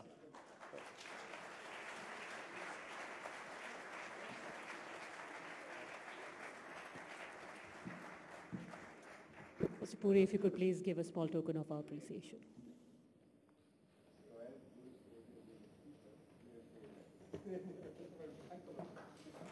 Can you please have a huge round of applause for the Chief of Army Staff? It's his first ever public interaction on this scale. Thank you, sir.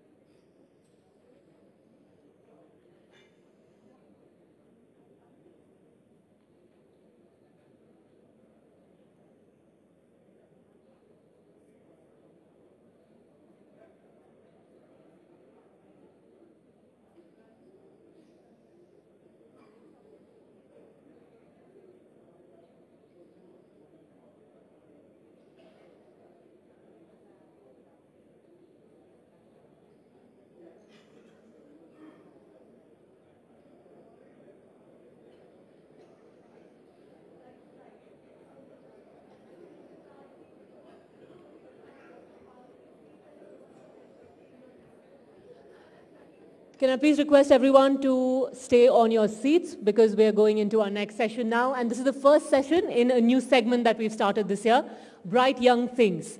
Young people, young entrepreneurs, young businessmen, artists, the experts in their field are going to be speaking to us. And we're kicking off this session with Karan Adani. He's the Executive Director of Adani Ports and SEZ. Can I please request Karan to come on stage?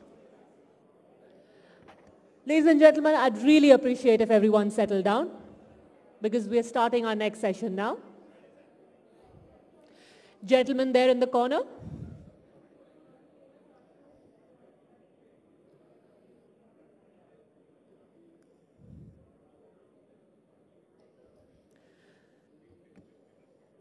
At this point, I'm giving you a quick reminder that we're also tweeting live from all sessions. The hashtag you have to use is Conclave13. All right, our next session is with Karan Adani.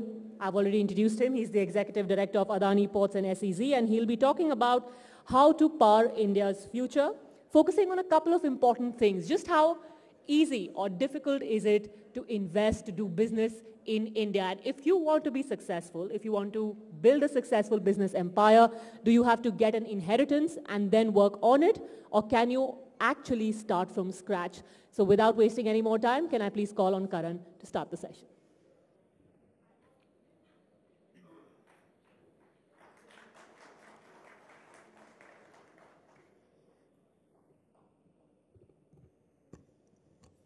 Good afternoon, ladies and gentlemen. It's a very humbling experience for me to speak to this august gathering today. And I'm grateful to India Today Conclave for inviting me to speak on the topic Bright Young Things Business, How to Power India's Future. 20 years from now, we will be more disappointed by the things that we didn't do than by the ones we did. So throw off the bowlines, sail away from the safe harbors, catch the trade winds in your sail, explore, dream, discover. We must fall in love with what we do, because being an entrepreneur is a lot of hard work and overcoming a lot of adversity. From that love will come the dedication that will get us out of bed at 4 a.m. because of a great idea we had, and get to work till 11 p.m. and not feel tired. Let me tell you a short story of my personal experience. In 1994, team of Adani Group went to Mundra, which was barren land in Kutch, to build a port. In 1995, we started construction at Mundra Port. 1998, we started operations at Mundra. 2002, Mundra was connected to the Indian Railways network, first 63 kilometers railway line to be constructed by a private player in India. 2011, we commissioned world's largest coal import terminal in Mundra. 2012, Mundra became the fourth largest port in India with 65 million tons of handling. 2013, Mundra right now is the second largest port in India with 80 million tons of handling. In this journey of 19 years, starting from zero, we have been able to achieve a top line of 2,500 crores, EBITDA of 1,500 crores, and a market cap of 30,000 crores. This is entrepreneurship. When we went to Mundra in 1994, we did not have the vision or the planning to build one of the largest and most advanced port in the country. According to me, entrepreneurship is not only about vision and planning. From what I've observed, entrepreneurship is more about hard work, thinking big, risk-taking, perseverance, bias for implementation, common and commercial sense, people, and people, teamwork, most important, exploiting your own and others' full potential, respecting and never forgetting the past, being creative and having out-of-box thinking, finding opportunity in everything and everywhere, ability to listen and learn, and making organization its parivar. Bias for implementation, I believe, is the core of being an entrepreneur, whether it is implementing a port or a power plant or a manufacturing unit or building a school for underprivileged. The pleasure of implementing an idea and making sure that it becomes a reality and a success is what drives an entrepreneur. And that is where they derive absolute pleasure. Today's youth is probably losing out that cutting edge of implementation. I wish our young generation and youth would not forget that the smallest implemented idea is far more valuable than the thought that remains in mind. As a country, we have done exceeding well in the areas of information technology and communication. Probably these sectors are the biggest job creators in the recent times. However, sometimes I feel that it is also impacting the young generation's ability to work hard for creating core infrastructure, be it roads, bridges, power plants, airports, seaports, etc. For any country's sustainability and growth, core infrastructure is most important, as it facilitates and supports other sectors like manufacturing, service, and agriculture. Without infrastructure in place, we will not be able to grow what we dream of. The youth needs a sense of purpose and ownership with the country. By working in these core sectors, they are putting nation before self.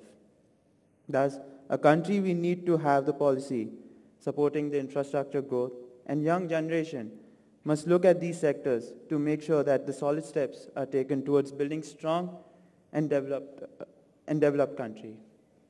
The journey will be slow, but real, and I'm pretty sure that there is no shortcut to this.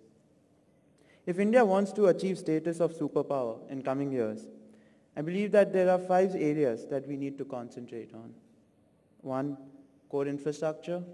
We need to have the best-in-class seaports, airports, roads, cities, housing. This will not only boost the economy, but will also help in supporting other sectors.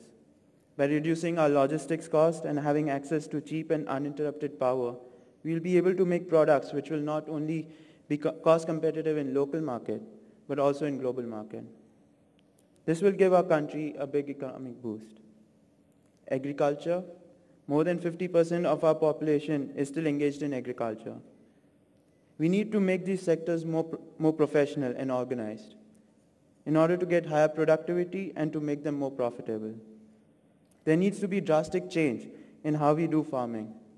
Modern and scientific way of farming needs to be practiced, and we need to find immediate solutions of storage of grains. More R&D needs to be done in farming sector so that our yield per acre increases and matches other countries. Our land laws needs to be amended for large-scale corporate farming. Manufacturing, we need to support small-scale industries to create employment in every region and increase the domestic production. We have all the advantages as compared to China.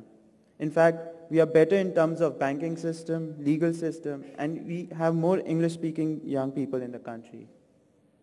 We must take full advantage of this. Number 4, being research and development.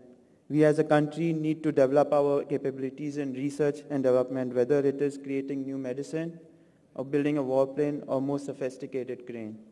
In this day and age, knowledge and technology is power. And number 5, being social infrastructure. The growth has to be inclusive. Our biggest problem is primary education, primary healthcare, last mile connectivity for roads, drainage, power, and waste management. We have to come out with very innovative solutions to implement these projects, especially in rural areas.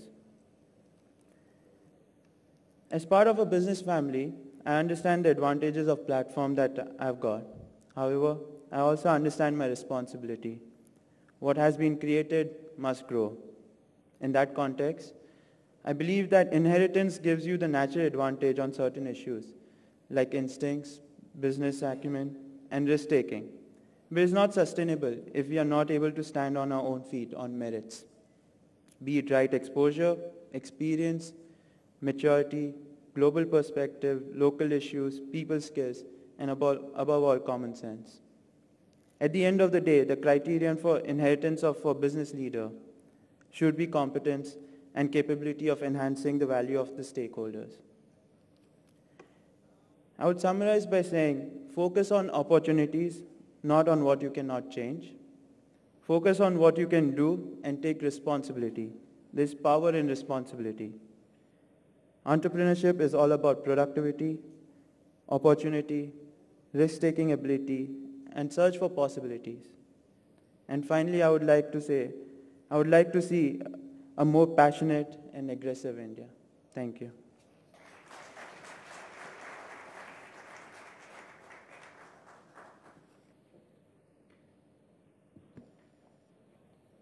Thank you very much, Karan. Can I please request Mr. Puri to give a small token of appreciation to the speaker? One question, but very quickly. I'm sorry, completely out of time. Can we have the mic here, please?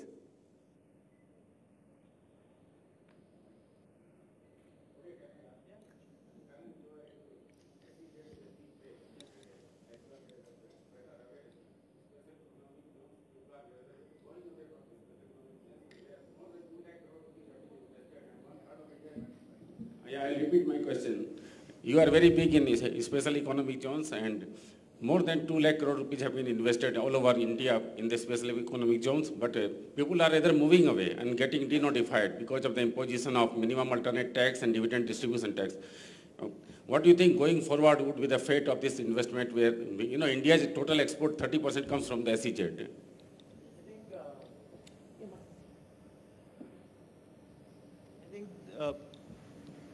What needs to happen is that the government needs to give a policy which is constant. They keep on changing their stance, and that's why investment has not grown and has not been able to continue the way it is. So I think the industry is can sustain all of this. But as long as government keeps their stand constant, if the stand keeps on flip-flopping, the policy keeps on changing, if there's no clarity, nobody's going to make that investment. So end of it is just about having that clarity, what you're getting into. If you know exactly what you're getting into, there obviously there are going to be some sectors which are going to make sense for them, certain sectors which are not going to make sense. So you just have to be very clear on what government needs to clear out all the points. They don't need to keep on flip-flopping on that. Thanks. Mr. Puri, can I please request you on stage?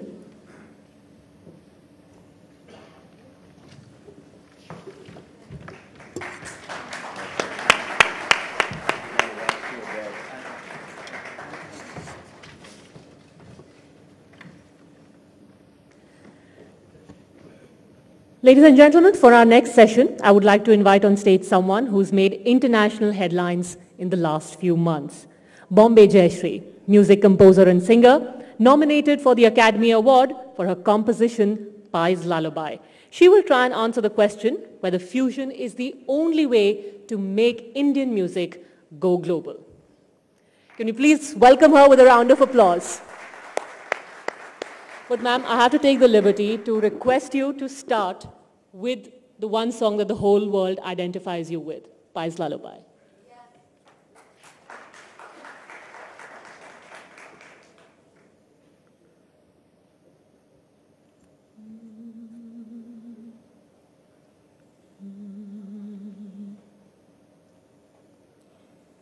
Kanni,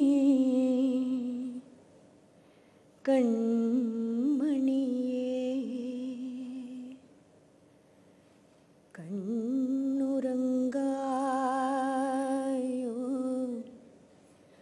Puve, Mayilu, Tugai, Mayilu,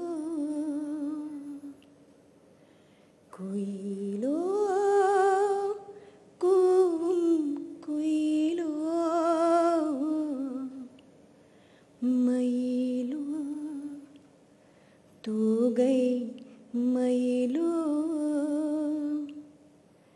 Kuilo, Kuilo, Ra-ra-ru.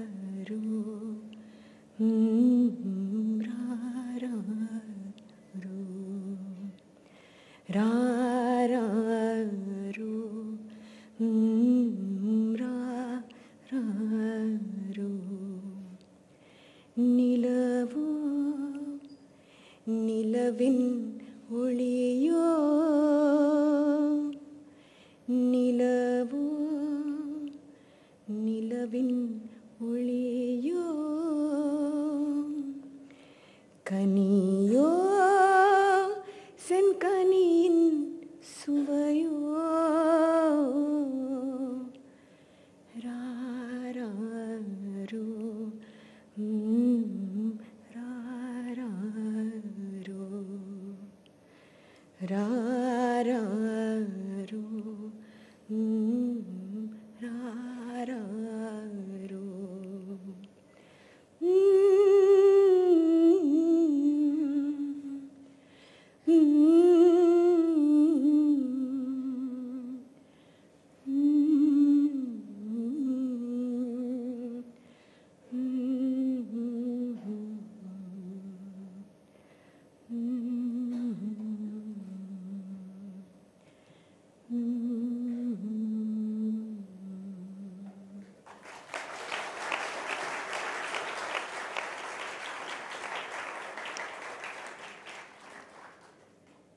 Is fusion the only road to globalization of Indian music?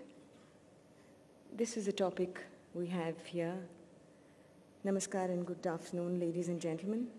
I'm really honored to be here. Fusion, as we know, is an exchange between two or more cultures, a collaboration, a dialogue between two artists or more. The more appropriate word for musical exchange would be confluence.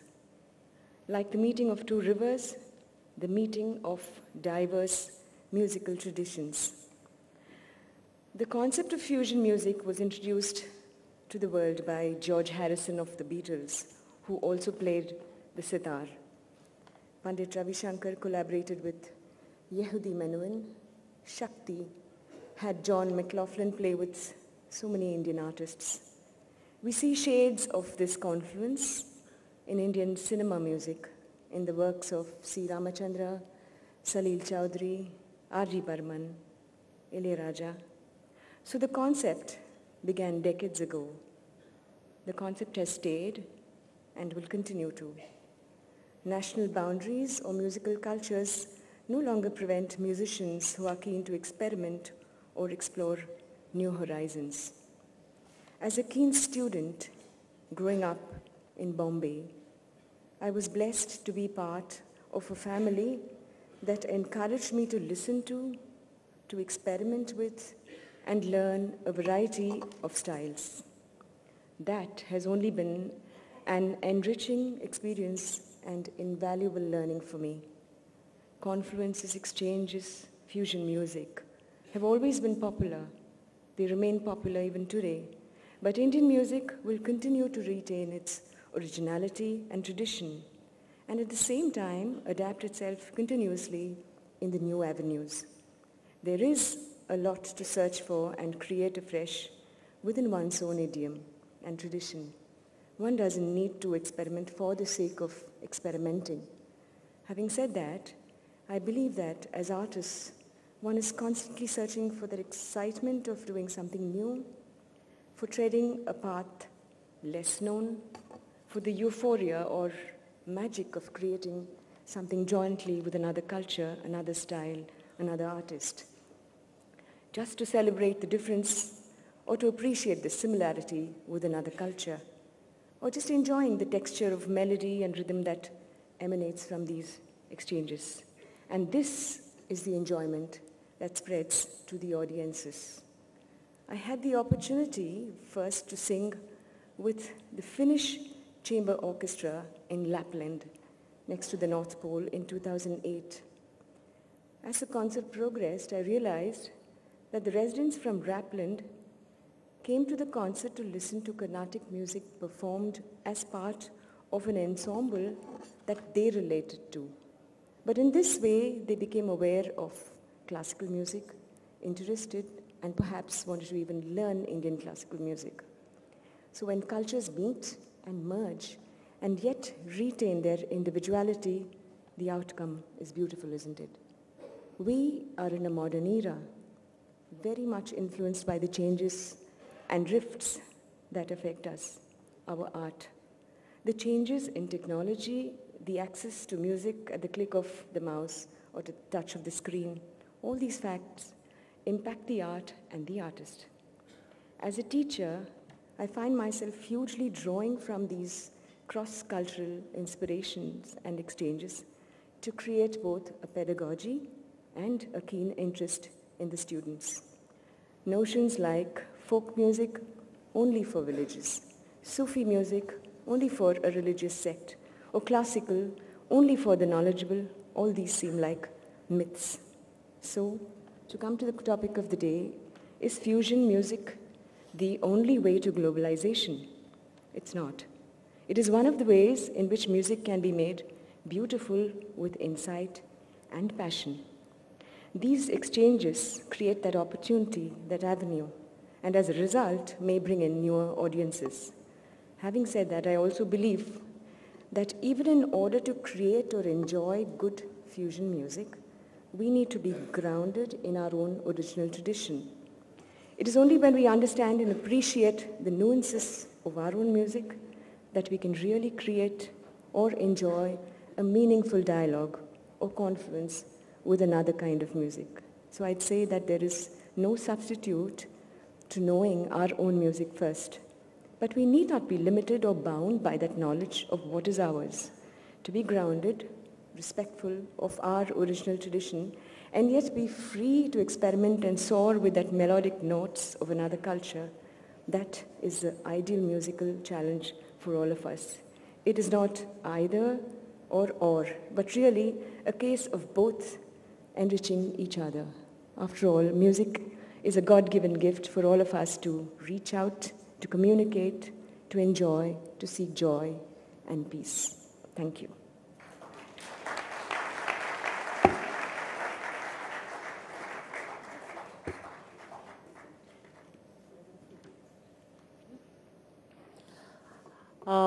Questions? Questions, anyone?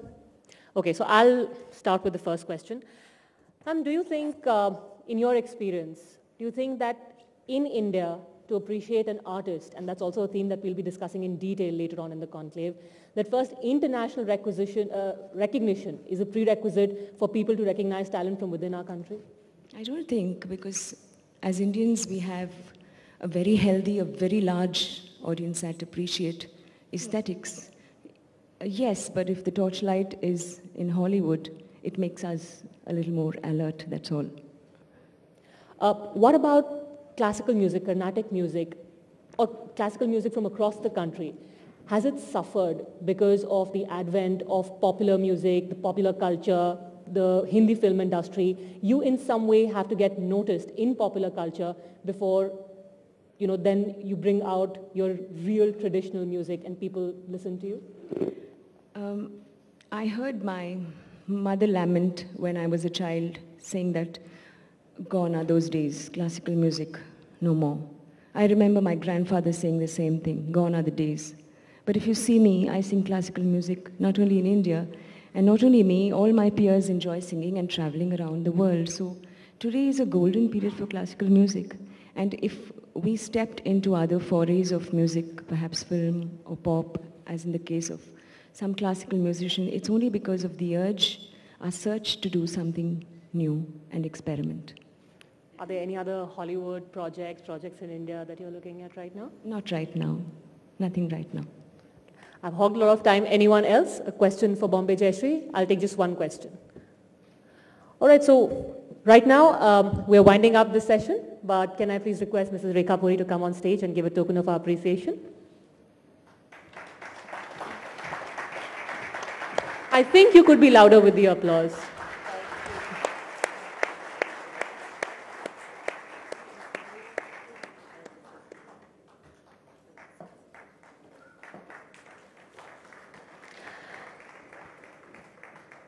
Thank you, ladies. And now we're staying with the theme of global icons, just like Bombay Jayashree here. We're talking about people who've done the country proud internationally, but are they ignored within the country till the world applauds them first? To kick off this next session, I would like to request on stage Koel Puri Roche, Executive Producer, TV Today Network Limited.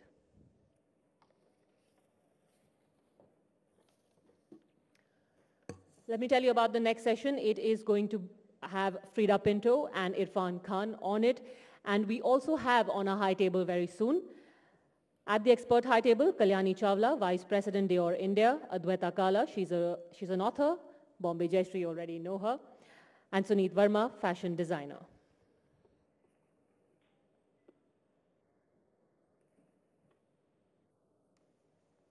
And since we have time, I would like to give you a quick reminder.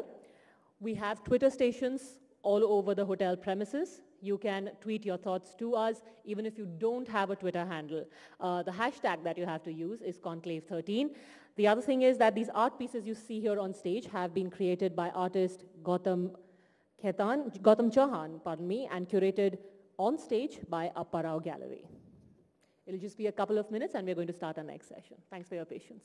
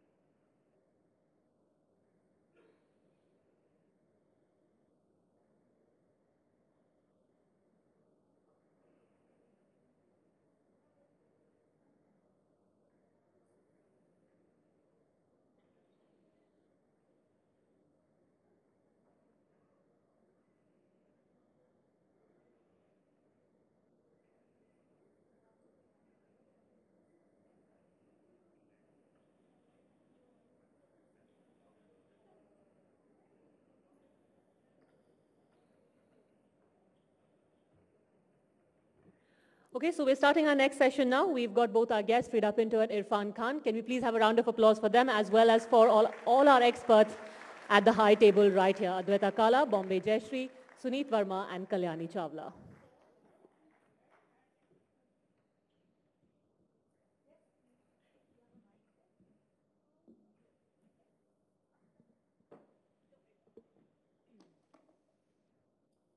Good afternoon, ladies and gentlemen. You know, many years ago, while I was still in drama school in London, I went to a small independent film festival in a cubby little hole, as you do when you're a student, and came across a mesmerizing film called The Warrior. I had never seen an Indian actor with such subtle depth and range and grace. A year or so later, I was offered a short, no-budget film with that actor. I couldn't get over my luck. But at the same time, it made me really sad and it shocked me because it made me realize that in spite of being such a powerhouse of talent and hard work, an actor like Irrfan Khan was still struggling to find a foothold in mainstream Bollywood. Why else would he accept a role in a short film with no money with an actress fresh out of drama school? It had nothing to do with the script, I can assure you that.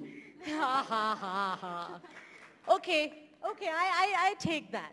So it actually really gladdens me and makes me immensely hopeful that Irrfan, you persevered, because today he is the lucky charm, or should we call it the awards charm that you cast in your film. Actually, you cast him because he's a phenomenal actor.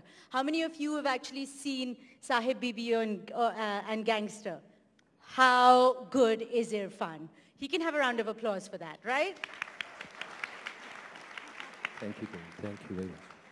Now, even though he is in almost every big international film that is set or based in India, he has recently played the villain in the Uber commercial Spider-Man, is good in almost every role he does, no matter how small it is, and even has the correct last name. He is still not given the royal treatment of an Indian superstar. Which begs the question, are we in India really not interested in nurturing real craft and creativity? Are we, or at least the majority of Indians, still preferring to ignore even when the world applauds? And is this perhaps one of the reasons that made Freida intelligently decide to stay put in the West and enjoy and maximize her moment under the sun? Because what were her options? Come back here, do the rounds, perhaps end up playing a bimbet to one of the aging superstars? No, she was clever about it. And her journey has been very different from Irrfan's journey. She became an overnight superstar. And I don't mean in the sense of it took years of struggle to get that overnight success kind of way. And no, Freida, and your few years of traveling the world on a TV show doesn't count as struggle. She catapulted onto the red carpet fame the instant Slumdog Millionaire was released, or even just before Slumdog was released. Was the world readier? Did an actor like Irrfan pave the way for her? Or was she just smarter, or perhaps prettier about the whole thing? Or did the fact... Sorry, Irrfan, as much as we love you, okay, that battle she wins. Or did the fact that she actually didn't return and steered clear of the Indian media actually help her? Let's hear from two of the most famous exports of our country on how they have become global Indian icons without much of a helping hand from India. So I think we'll start with Freida. Can I just sit here or stand? We'd like to see you. So why don't you stand right here with your mic? And when I get tired, I'll sit down. How about that? I actually want to start by saying, Cole, that there are a couple of things that I have to agree with, and then a couple of things that I have to disagree with. Is that okay? Of course. Okay. The thing that I have to agree with is that, yes, before me, there were many.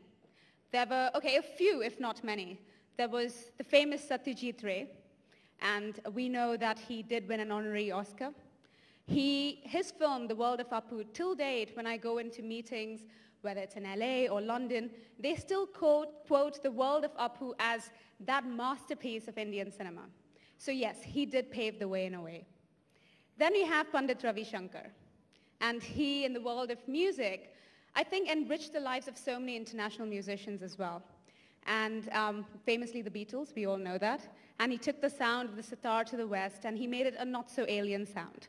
And then we have actors like Tabu, like Irrfan, who kind of paved a way for actors like us, who dreamt of being exactly what they're doing, dreaming of being part of a global phenomenon on an international platform. But yes, times for them were different, and times for me are very, very different. And that's why I have to disagree with you when you said, was I just smart to stay there and just capitalize on everything and ignore India? No. I think the cinema that I kind of feel my sensibilities match with is happening now in India. You know, with Singh Tomar, with films like Shahid, Gattu, I don't know if anyone's seen any of these films, things are changing. And I think it is about how we responsibly put the right kind of films out there for the world to see and for the world to accept.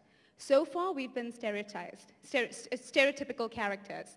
And I think in a big way, with Slumdog Millionaire, it changed all of that. It changed all of that, not to the extent that I would have loved it to have changed, but definitely, and I'm getting tired, but definitely to the extent that I feel like I finally had a voice. I grew up, I think I should take you back to a bit of my own personal journey and my so-called struggles, which Koil just dismissed. The thing is, I had a mental struggle, Koil, and I'll come down to it. And I'll come down to it, and I'll tell you why it was a mental struggle. So growing up, I have to admit that I dared to dare that international dream when not much was happening on the international arena and the international platform. In fact, it was a very scary time to dream a dream like that, because a lot of Indian actors were kind of returning in a way.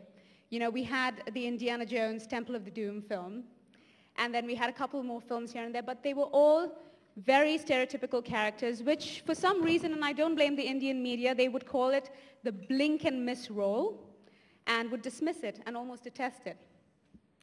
But I continued to dream this dream, and I wondered if, you know, I would stand in front of the mirror and my hairbrush was my imaginary Oscar and my Emmy and my Tony, and sometimes a shampoo bottle was my Grammy Award, and I'd wonder if that would ever change, if there was an opportunity for me to change all of that.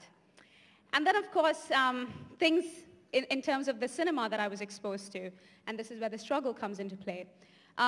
Through my friends, family, and teachers, I was exposed to a very world cinema kind of scenario growing up. So whether it was films by Wong Kar-wai or Kurosawa, some of which I could not relate to, which is fine, but I did always appreciate the odds that these directors, these filmmakers made those films against and promoted it to the international arena to the point that they all got accepted in world cinema. And then, of course, the very, very important topic is Indian cinema. Yes, of course I was exposed to it. Of course I grew up watching Indian films as well. It's a myth, and I would like to take this opportunity at the India Today Conclave to tell everybody who thinks that I have forgotten my roots and have kind of forgotten where I came from, to say that that is absolute rubbish. I absolutely never said that. I always said, and I still stand by it, that I cannot be blamed for having a different sensibility. Everybody has a certain sensibility. And to pick on someone who always said that I enjoyed Mirch Masala, and if they ever made a remake of it, I will be going guns blazing into that audition, and I will make sure I bag Smita Patel's role, just because I absolutely loved that film. But of course, when I grew up in the 90s, and I was born in 1984, by the time it was the 90s, the focus, and I think Irrfan would agree with me here, had shifted to the big budget, the box office films, the films that were making the money, the films that were providing revenue. And then my so-called struggle really began, because I realized that not only was my international dream, because of the stereotypes, getting deflated, but also my Indian dream was getting deflated. And it led me to this point where I actually told my sister that by 25, if nothing happens, I am going to become a wedding planner, because nothing else is working for me. And I had to say that because honestly, I had no plan A and plan B. People have that, but my one and only dream and passion was acting and entertainment, and that was not going to happen in my head, and it was a sad moment. Theater as well, in a way, which I kind of feel bad that we were not really exposed to as much in schools, was something that is underappreciated in this country. Not the way, you can do a play in New York or London, and you have such throngs of people just coming in there and enjoying what is being put on stage. So again, there was another dead end. And so finally, when I was 22, I got an open casting call for this film that this British filmmaker named Danny Boyle was going to make. And of course, I walked in there knowing that it was going to be another blink and miss role, 20-minute screen time at the most. But more important than that, I knew that it was a story that I believed in, a story and a script that I really enjoyed reading. And who wanted to say no to Danny Boyle at that point in time? I mean, that would be a really stupid mistake, right? So I walked into that audition. It was 6 months of struggling because it was intense competition. And no, I'm just kidding. No, it wasn't struggle, actually. It was the fun part of my auditioning process was that I got to learn so much. But it was intense nonetheless because I had to beat quite a few hopefuls in this country, in the US and London, to the point that I started becoming obsessed with this character. And the obsession continued for a year after when, in 2009, we finally, became the multiple Oscar-winning film. And by 25, I was not a wedding planner. I had just played a Palestinian girl in Julian Schnabel's Miral. And I also bagged a role in Woody Allen's film, You Will Meet a Tall Dark Stranger. That's when I realized that this is where the real battle begins. Because everything that I said I did not want to do, which is fall prey to stereotypical roles, I will have to show that I can do it and not just say it. So walking into meetings in LA was a challenge because they would lay down these scripts in front of me, and it was a typical Indian girl who had come to America to get married. And I turned around and said, but what about the girl who is a doctor and is not wanting to get married? What about the girl who can be a detective? What about the girl who falls in love with this hunk of a guy and ends up doing a rom-com with him? No, I mean, that was not completely the idea that they had for an Indian ethnic girl. And so I feel my next step was to play the racial ambiguity card, where I felt that it is important to realize that, of course, I don't want to play the Queen of England. I don't look like her, and even if I tried to with makeup, it wouldn't help. But within my capacity, whether it was Middle Eastern roles, Latin American roles, or an American girl living in America, or an English girl living in England, like I had in Woody Allen's film, was the way to go for me, and was to steer as clear a way as possible from stereotypical roles. And it worked. It worked for a while. It is a slow process, and trust me, it is a bit depressing at times because out of those 100 scripts that come in, it's only 2 or 3 of them that you possibly see yourself doing. And then comes the actual process of actually going and getting those roles. So I would actually like to tell you a little story about my interaction with Woody Allen, because most of the time I keep getting asked about, so how was it working with the eccentric Woody Allen? This is actually an eye-opening story for me. This is after Slumdog Millionaire. And towards the end of the filming of You Will Meet a Tall Dark Stranger, I walked up to him and I said, Woody, thank you so much for making Dia a not Indian character, even though she is of Indian origin, but not focusing on her ethnicity. And he looked at me like, why is she stating the obvious? And he looked at me like, why is she even defending herself? And he said to me, he's like, but isn't the world a much smaller place, Freida? And why would I focus on race when I have human emotions, human feelings, and human complexities to deal with? And when he said that, I went, oh, wow, finally. Minds have changed and have begun to start changing. Slowly but surely, it is happening. And the way to go for me was to chase those minds and work with those like-minded people. So here I am today. It's still a long way from here, and I think Irrfan's story would be very interesting for me to learn as well, because he's had to face both Hollywood as well as Bollywood, and he will be able to. I've never done a Bollywood film, and I'll come down to that when I'm sure someone will ask me a question, so I've decided not to even talk about it. But I feel like for me it will be very interesting to learn how it has been for you, because I've never had to face this side of the story. You know, I always talked about the cinema, the sensibility that I had, but you've had to face both sides. So for me it will be a very interesting kind of a story to listen to. And I love interactive sessions, so I'm going to leave it at that. I'm sure a lot of questions will come up. There's a lot that I want to say, but we have very limited time. Over to you, Irrfan, and I really hope I know I will learn something from you today.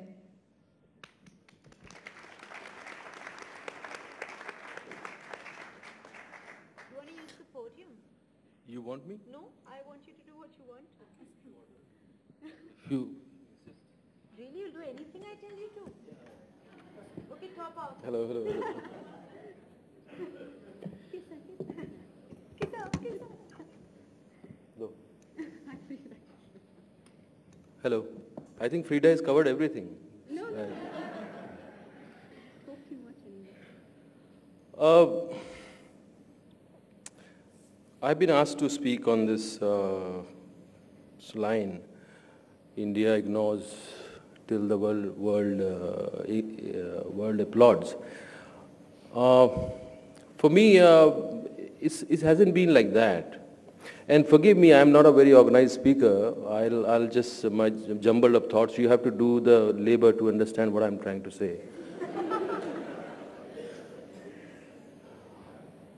I believe I don't agree with this. Why I don't agree, I'll tell you the reasons. I believe that we are a very generous nation. We are very adaptable nations. We are very generous in adapting things and leaving our indigenous lifestyle, our philosophy, our way of thinking. We are very easy. We leave them and we adapt. We have been doing this for centuries.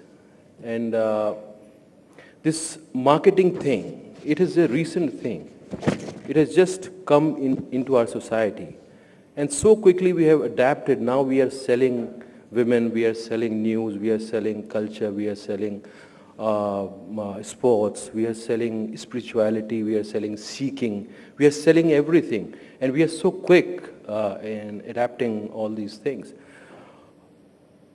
So the thing is, it was never the case that India never applauded. It always applauded. But I was the problem. The kind of work I was doing that didn't fit into the box which was there. Because film industry is an industry. There's so much of money involved. So one aspect of the film industry is the industry where you can make money. So the kind of films I've done in Hollywood, it has changed the perception. People felt great. They felt proud. I still remember when I went for Oscars for Slumdog, there was this guy in the hotel, and he had tears in his eyes. He told me, 30 years I've been living here in this country, and I have never felt like that. I feel nice. You know, people are reacting to me differently. They are looking at me in a different way. So these are the things which has changed. But industry never reacted in the sense that they never gave me the choice of work which I was trying to do. Because that's a difficult choice. I never created a kind of slot which was already there. Because the kind of work I was trying to do is difficult to fit into the box. So that was the problem.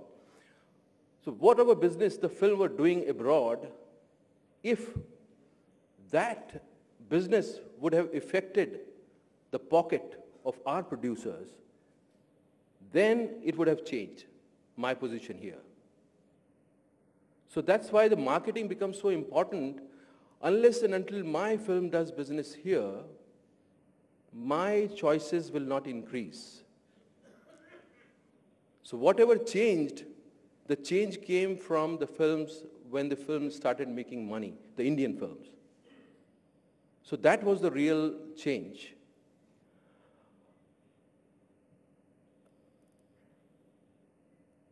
People think that, you're doing films there, so definitely here producers and directors are going to take you seriously. But that's not the case. They always respected our talent, but the choices which I was making was difficult for them to fit me in. That's the thing. And this is not an easy journey. I'm enjoying every bit and part of it, but I have to create my own path. And when you have to create your own path, it's a difficult task. I'm not trying to walk on a path which has already been made. So so whatever it is, if it's about moving a mountain, we will move a mountain. Whatever comes, we'll enjoy this journey and try to give you entertainment and try to redefine entertainment as much as we could, as much as we can. Thank you.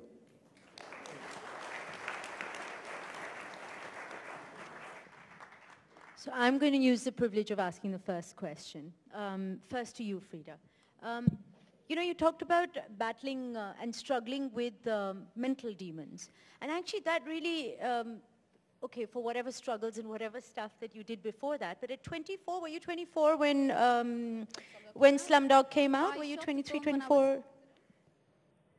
I shot the film when I was 22, and the film So came out about when I was 23. So it's a really young age to suddenly be a global star and on that platform with no sort of rehearsal time and no sort of space.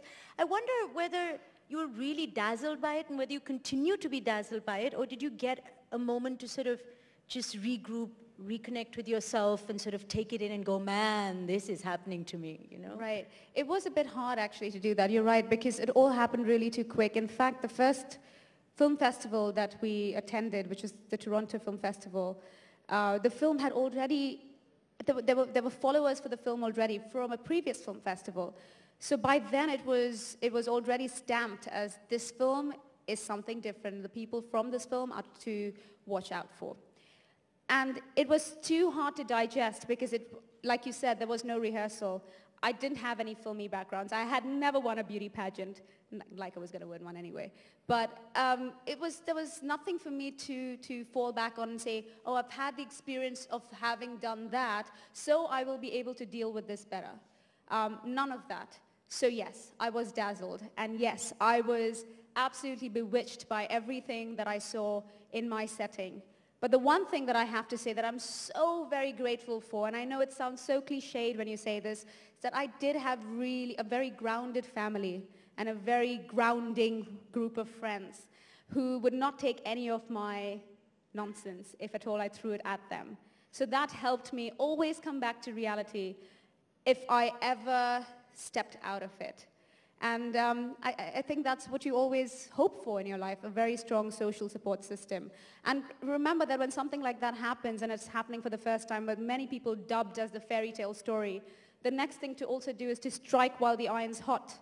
So in order to do that, you also have to be in a headspace where everything is more realistic, as opposed to, and I can do that, even though you know it's not going to happen. So yes, I had to be very realistic about everything that was happening. For you, Irrfan, since you have worked very actively both in Bollywood and in Hollywood, and you've been to how many Oscars now? Two. Only two? My God, okay. So two is a lot, Cole, by the way. Just so I was kidding. Hello. Do you think that there, we talk about this real sense of film fraternity in Hollywood, which is missing somewhat here in our industry. Do you think that that is true because you are a real insider? Anil Kapoor talks about it. When you go to the Golden Globes, everyone's really rooting for each other. It's such fun. And that totally doesn't happen here. Here it is sort of, life or death, and you're in competition with everyone, including yourself. Yeah, there is a kind of style the way they conduct. But the thing which I was trying to say, but I couldn't conclude, the thing is, we are lost in this game of marketing. We have lost to acknowledge our talent. And they have made it a kind of practice to use a talent and make it marketable. And they can sell the talent. So they have made their awards, their cinema, they have brought a kind of credibility to it. For an example, if if an actor gets a nomination for an award, his market gets affected. If you are even nominated for Oscars, lifelong you will have this name, Oscar-nominated Freida Pinto. So that becomes a kind of, we are creating awards just for TRPs and just for, some money. So we are not really rooting for our talent. We don't have respect for our talent. We don't know what to do with it. We are just aware of our pockets and our procreational instincts. Otherwise, we are in slumber. We are just sleeping. These are the two things we are, So we need to find our indigenous ways. Even if we are adapting things, we need to find our own voice into it and see how it's doing good to us. Like when I was a kid, I used to wonder, in this hot weather, why advocate wear this black coat? I still don't have an answer for this. It's like headmaster साहब आए थे, वो classroom में बोल के गए थे कि काला कोट नहीं पहना तो डंडा पड़ेगा, ब्रिटिशर्स चले गए, अभी अगर नहीं पहनेगा कोट तो वकील को डर लगता है, सिस्टम को डर लगता है कि वो आके दोबारा डंडा ना मार दे. So we are still, it's like Britishers have given a baton to certain people, they don't care, and भगवान के भरोसे चल रहा है country. So that's what we are losing. That's what we are not being able to understand, that we are very talented, we are unique people in this whole world, and we are not giving enough importance to that. I'm going to open it up to the panel. Suneet, since you're sitting right at the top, go on. My question is to Freida and to Irrfan both. Do you feel that your ethnicity has actually added to your allure in Hollywood? Point in case example, someone like, let's say, Salma Hayek, Javier Bardem, Antonio Banderas were very, very successful Latin and Spanish-speaking actors who've actually been accepted beautifully into Hollywood. So do you feel this is the time for Indian actors to be sort of opening doors for themselves, and does that necessarily add to your allure, Freida? That's a very good question, because when I had my first meeting with my agent, it's very important to get an agent in Hollywood, or it's very, very hard to get film projects. And I asked her, how is it that you're going to help me find work? How are you going to find work? Look at my ethnicity, look at my skin color. And she looked at me and she said, don't try to fit in, stick out. And when she said that, I was like, okay, I need to start embracing who I am and not trying to change myself and fit into the Hollywood concept of the Hollywood actress. I can be me, I can be international, and I can prove it. So yes, I don't think they gave me an opportunity as much to use the so-called ethnicity. I used it, and I decided to change it. I think it's very important how you present yourself as well. If I had to do a string of films where I did play the typical Indian girl, I would have dug my own grave there. So I had to make that conscious decision. And so you're right. I hope to, for a very long time, not be the token ethnic girl, because that is not a nice label or tag to have. But I don't mind being the ethnic girl who worked in Hollywood. Irrfan? Yes, in a way it did. Hollywood is a biggest market. They know how to expand it. And they have been doing it like Spain was in fashion. So the actors from Spain, then after that China came in. They're trying to see the possibilities, different possibilities. All the stories in Hollywood now, they want to go beyond. They want to give variety to the client. So India is the biggest market.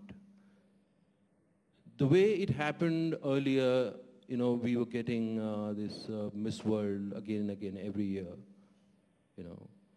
There were reasons for that.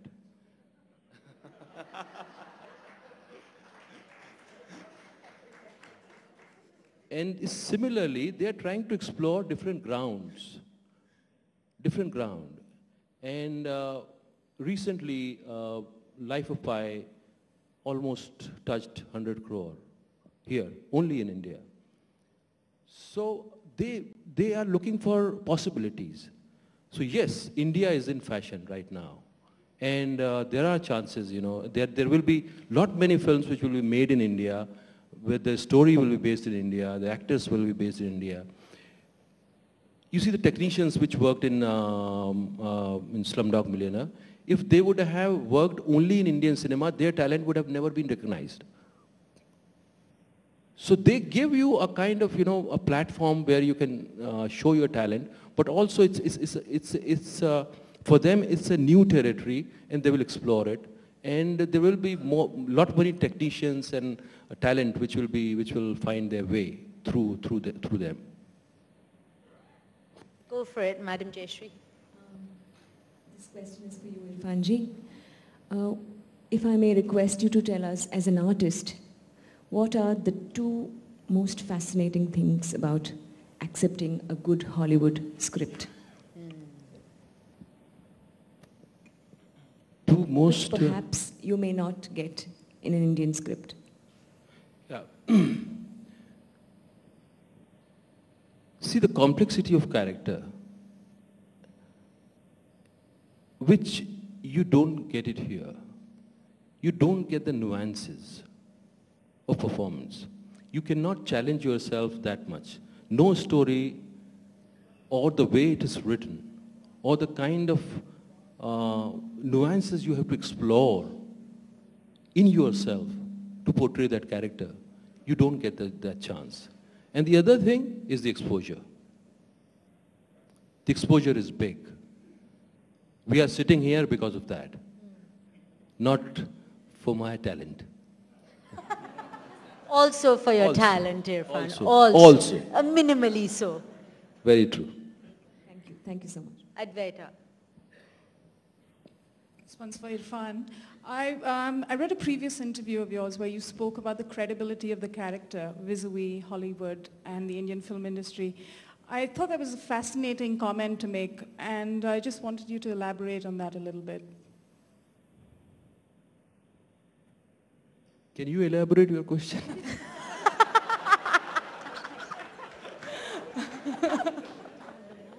In terms of how the character actor is treated on, say, vis-a-vis a Hollywood set as opposed to a set, and the opportunities that you have in terms of roles written for the character actor as part of an ensemble on a film. See, when you're doing a Hollywood film, you don't feel like a character actor because you are an intrinsic part of the story. You are a very defined cog in the whole machinery. Here, when you are doing a character actor, you are a character, just a character. You are there to support the protagonist crisis or his dilemmas, whatever. Your own existence doesn't exist. There, the character actor's existence exists. They are themselves has a kind of roundness to it. And the definition of why they are there in the story is very precise. So we misuse character actors for the main lead. That's why here doing a character actor is no fun. You are bracketed as a character actor, then the stories doesn't come to you. You are not there to deal with the story. For an actor, there's nothing exhilarating than dealing with the story. What the director, why the writer has written that story. What is the nucleus of the story? You want to deal with that crisis and you want to bring your own take on that. But there, even if you are doing a character actor, you can explore these points. Here, you are just there. That's the difference. But surely, Irrfan, now with character actors doing main leads in films like Sahib Bibi, Gangster and things like that, these things are changing? Do you feel the hope of that? Or like, is Freida going to finally come in and sort of go, things are changing or not? Oh, it's changing rapidly. Every day, every week is changing for the better. The new generation of cinema goers are forcing the change, And the new generation of filmmakers are bringing that change. And every 15 years, 20 years, the industry goes kind of a transition phase because the whole generation of film goers change. The whole new generation of filmmakers come. So it's changing, and it's changing for the better. And because the audience is also exposed to the world cinema. So they are looking for fresh entertainment. And I believe today's audience, Indian audience, is so eager, and we are so lucky that they're so eager. You just need a good story to say. And they are there because we don't have too many options for entertainment. So every Friday, even if they like 1 or 2 scenes, they go. Not like Hollywood, where, you know, if the film is not good, then nobody goes there in the theater. But here, people go. It's like a festivity. They go, they celebrate.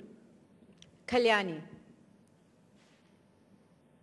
I just want to ask you, do you ever have a bad hair day? No, that's not my question. But I actually want to know. You know, Freida, you are definitely one of our proudest exports, straight from India to Hollywood.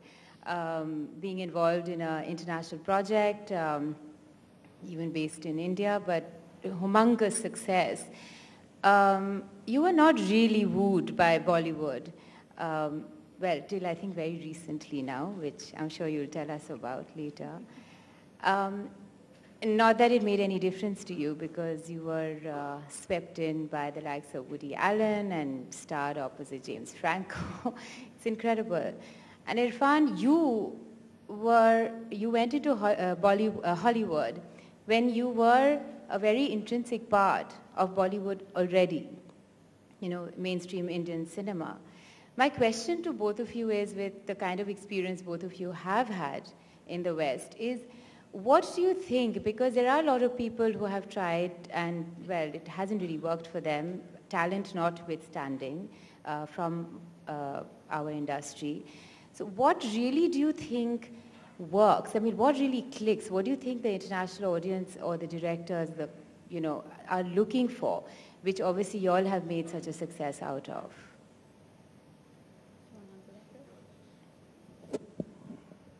Well, I'm going to say this for the last time, that I never shunned Bollywood. I always said my sensibility of Indian cinema is happening now and how. And I'm so glad it is, because I feel I can find my place now. And like Kalyani rightly said it, I have.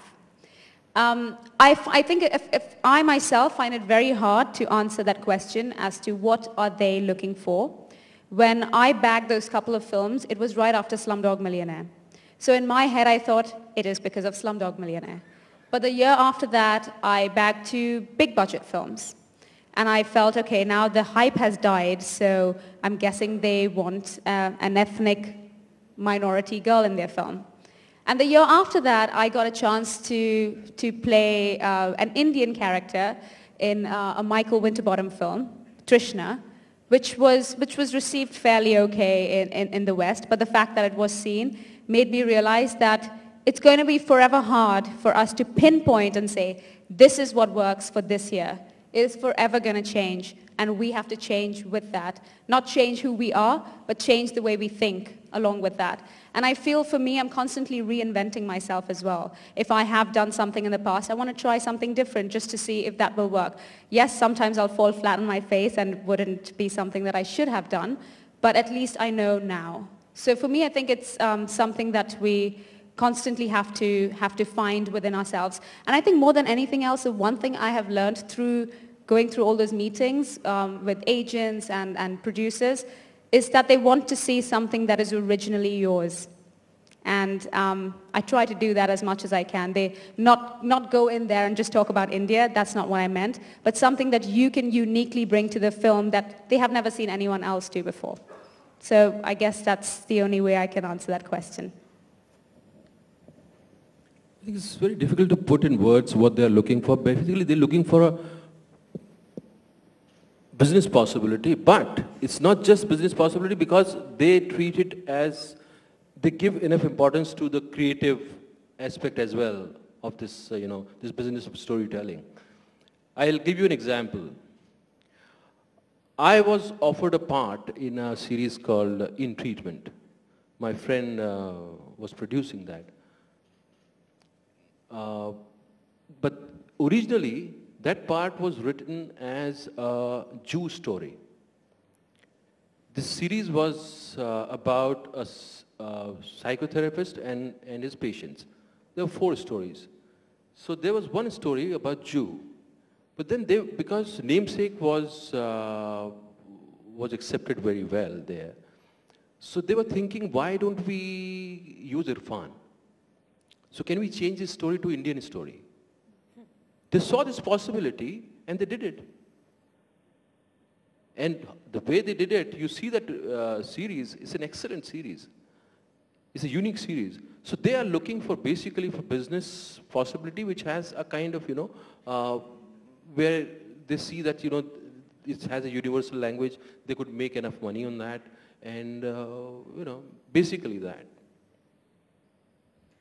I'm really, really sorry, but we have run out of time, so I cannot ask the audience to ask any questions, but I will give you a treat if Freida agrees. She's going to show us her best pose on the red carpet. Oh, Come on. no, You're going to teach me and I'd rather Irrfan. let Get him up. ask a question. No questions.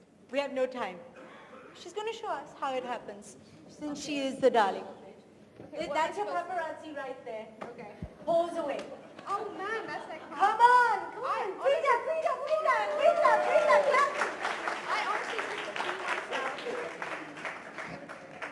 I'd like to say that I do some really silly things on the red carpet. I've realized I talk a lot on the red carpet and people have like the funniest expressions of me. So the best thing to do is to not talk. Okay, so I'm taking away the mic, and you guys have to be paparazzi. So come on, call out her name, call your fan's name out, make her pose.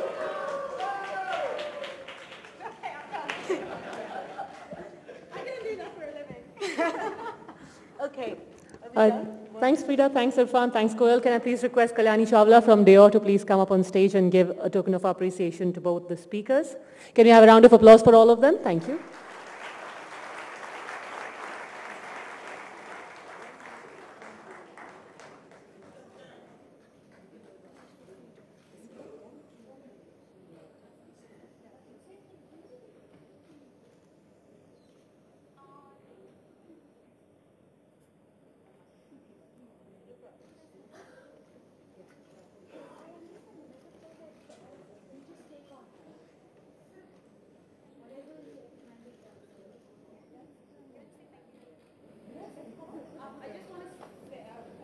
Bit tough. Okay, I just want to say thank you to all of you. This is actually my first time since Slumdog Millionaire in Delhi. And I'm really happy that I kind of got to be in the capital of my country with a really great thinking audience. Thank you very much. And we are thankful to you for that. Thank you so much for being patient.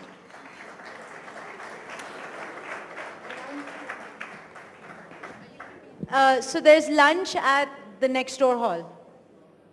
The lunch is in Shah Jahan Hall, in fact, and in fact the lunch is brought to us by our state partner, Madhya Pradesh. The Chief Minister could not be here in person, but he's got a small recorded message for us. Ladies and gentlemen, I would request you all to please be back here by 3:15 because you do not want to miss the next session.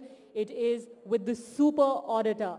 CAG Vinod Rai is going to be in conversation with Rahul Kamal. We'll be back here sharp at 3:15. Also, don't forget to look out for the fresh Norwegian salmon that has been flown in specially by our conclave partner country, Norway, for our lunch. Thank you all. Enjoy your lunch. मित्रों, आज मैं आपके बीच होता, लेकिन विधानसभा की व्यस्तताओं और कल आतंकी हमले में पीएफ के जवान शहीद हुए हैं, उनमें से एक ओम प्रकाश मध्य प्रदेश के हैं। मुझे उनके अंतिम संस्कार में भाग लेने उनके गांव जाना है।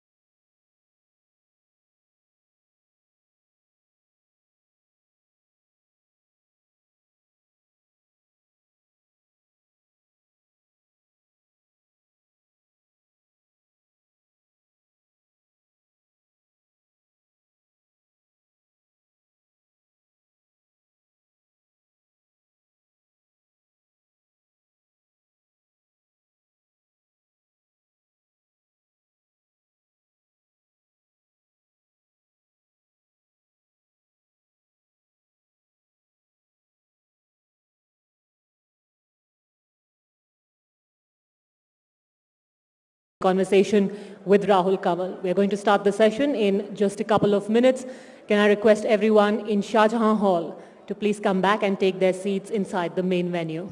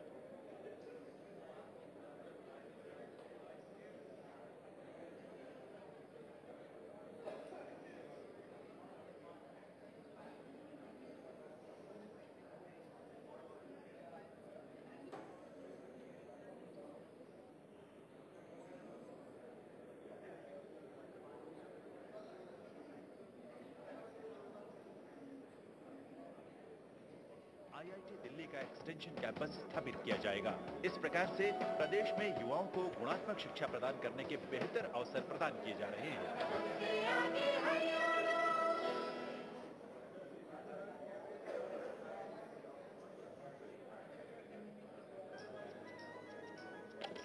भूपेंद्र सिंह कर रहे शिक्षा ढांचे का विकास, हेल्थ डिफेंस और महिलाओं की यूनिवर्सिटी खास, IIM फैशन डिजाइन फिल्मी इंस्टीट्यूट, उच्च शिक्षा का ढांचा बना रहे मजबूत हो, उच्च शिक्षा का ढांचा बना रहे मजबूत।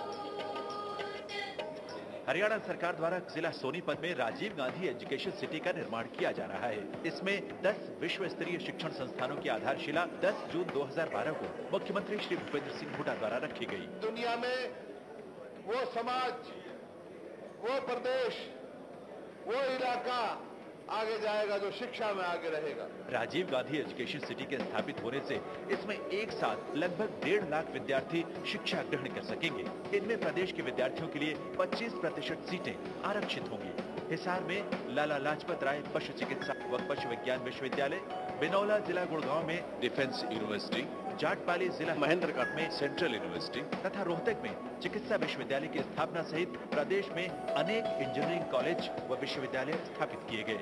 रोहतक में IIM स्थापित की गई तथा राजीव गांधी एजुकेशन सिटी में IIT दिल्ली का एक्सटेंशन कैंपस स्थापित किया जाएगा। इस प्रकार से प्रदेश में युवाओं को गुणात्मक शिक्षा प्रदान करने के बेहतर अवसर प्रदान किए जा रहे हैं।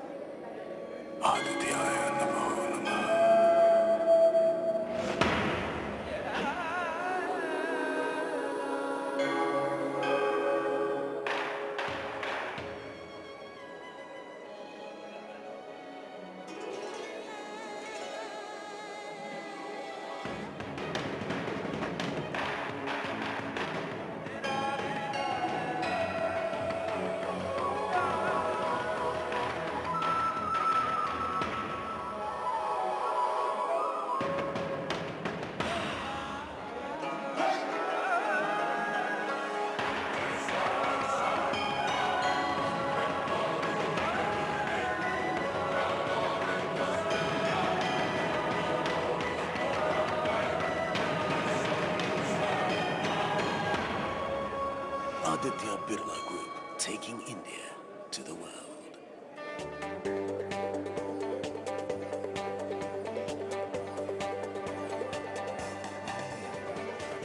Every day for the past 29 years, nurturing minds, fostering research, honing leadership,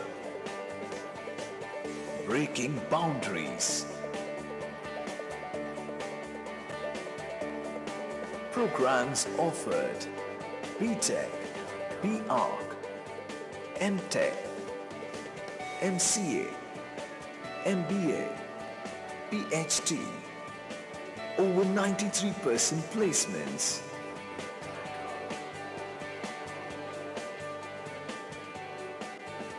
Bharat University, Think ahead, stay ahead. Ladies and gentlemen, thanks for joining us again. The time is now 19 minutes past 3. This time check is brought to you by our time partner Omega. We're going to start any moment now. Our next session is with the Super Auditor, the Comptroller and Auditor General, Vinod Rai himself. Can I please request anyone who's still in Shah Jahan Hall to please come back into the main venue? We would like to start in just a short while from now.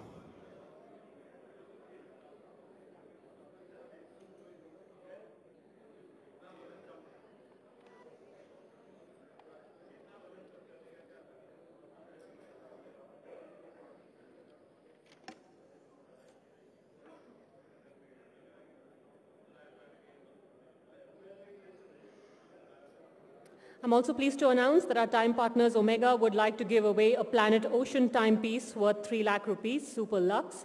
You could be the lucky one to get this, so don't forget to drop your business card into the lucky bowl at the Omega Hall.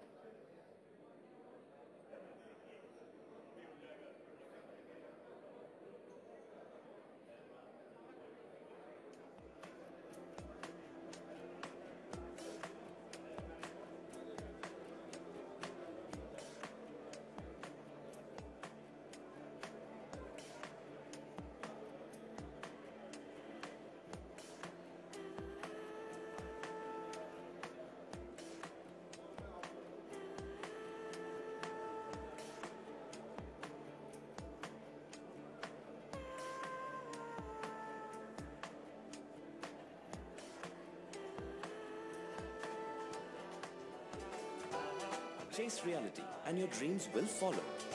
Shri Ram Swaroop Memorial University, Lucknow.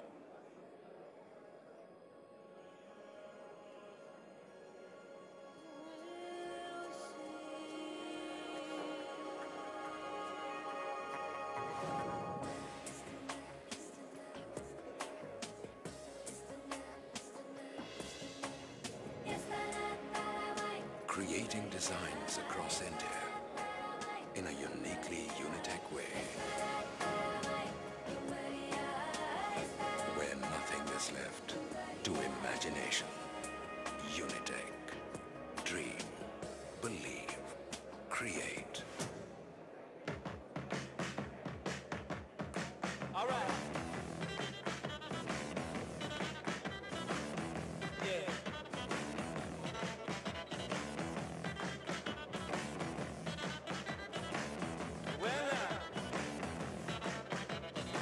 I must admit, I can't explain any of these thoughts racing through my brain. It's true. Baby, I'm howling for you.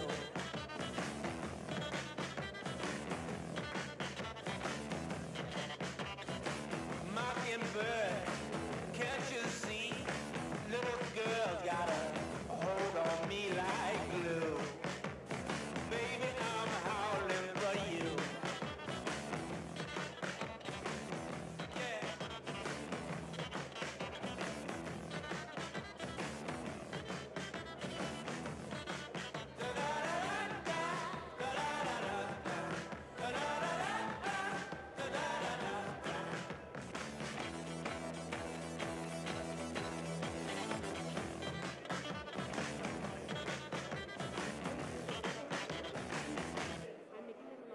Pretending to be myself again,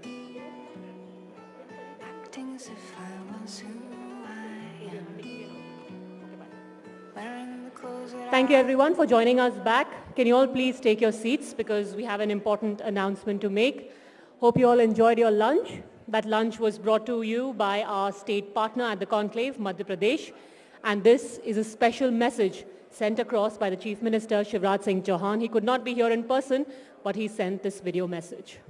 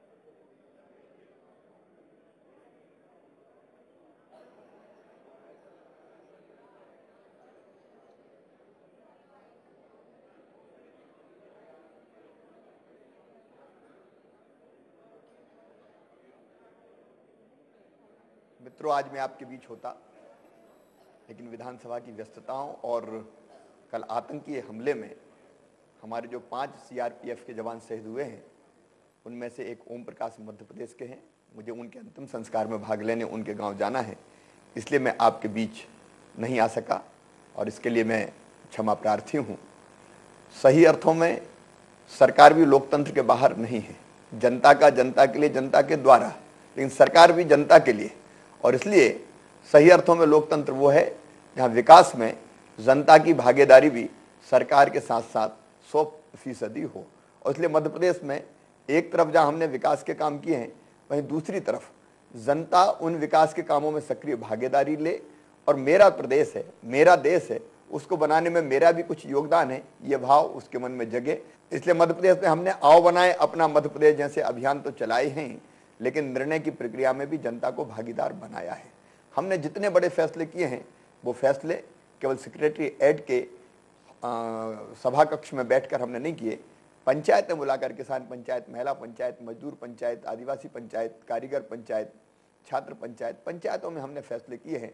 तो निर्णय की प्रक्रिया में हमने जनता को भागीदार बनाने का प्रयास किया और उसी का परिणाम है आज कि मध्य प्रदेश जो कभी बीमारू राज्य कहलाता था, आज बीमारू राज्य से निकल के बाहर आ गया है। हमारी ग्रोथ रेट 11.98% है, हमारी एग्रीकल्चर ग्रोथ रेट 18.91% है और कुल मिला के मध्य प्रदेश आज तेजी से प्रगति और विकास के पथ पर आगे बढ़ने वाला प्रदेश है। जनता के सहयोग से ही मैं ये कहना चाहूँगा कि न केवल ये बड़े फैसले जन कल्याण के किए हैं, बल्कि सड़कों का जाल बिछाया है। अब मध्य प्रदेश ऐसा राज्य बन गया जहाँ 24/7 पावर, मई के अंत तक हर गाँव को 53,000 गाँव को हम दे देंगे। हमने सिंचाई की क्षमता को 7 लाख हेक्टेयर से बढ़ा के 25 लाख हेक्टेयर किया है। कृषि के उत्पादन में हमने एक नया मुकाम हासिल किया है। इन्वेस्टमेंट तेजी से मध्य प्रदेश आ रहा है और माँ, बहन और बेटी के कल्याण के लिए जो काम मध्य प्रदेश में हुए हैं, उसकी मिसाल आज पूरे देश में और दुनिया में दी जाती है। हर क्षेत्र में मध्य प्रदेश ने बेहतर प्रदर्शन किया है। लेकिन लोकतंत्र की परिपक्वता के लिए मुझे लगता है 3 चीज़ों पर और विचार करने की आवश्यकता है। एक तो मैं चाहता हूँ कि अभी और चुनाव सुधारों की आवश्यकता है। मेरा अपना मत है, जिस पर मैं देश में बहस छेड़ता रहा हूँ, कि संविधान में संशोधन करके लोकसभा और विधानसभा दोनों के चुनाव एक साथ कराए जाने चाहिए।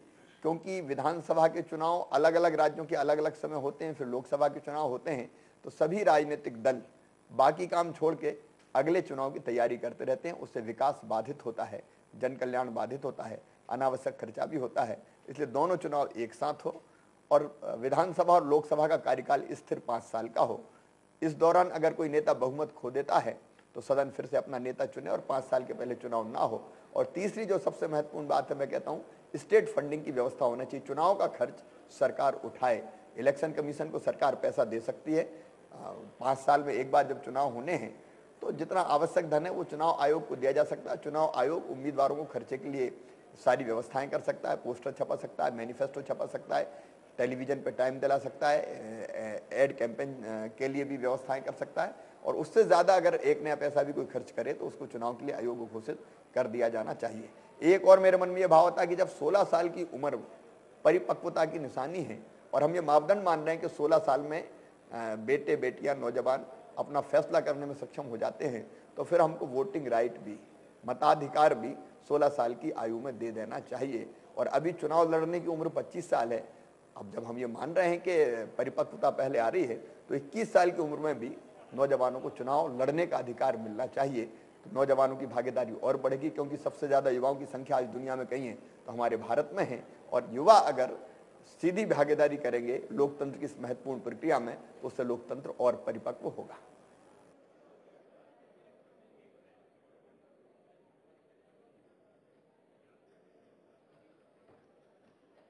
We'd like to thank our state partner, Madhya Pradesh. It's unfortunate the Chief Minister could not be here. He had to attend the funeral of one of the Jawans who died in Srinagar day before yesterday. Ladies and gentlemen, I would again like to request everyone from Shah Jahan Hall to come back into the main venue.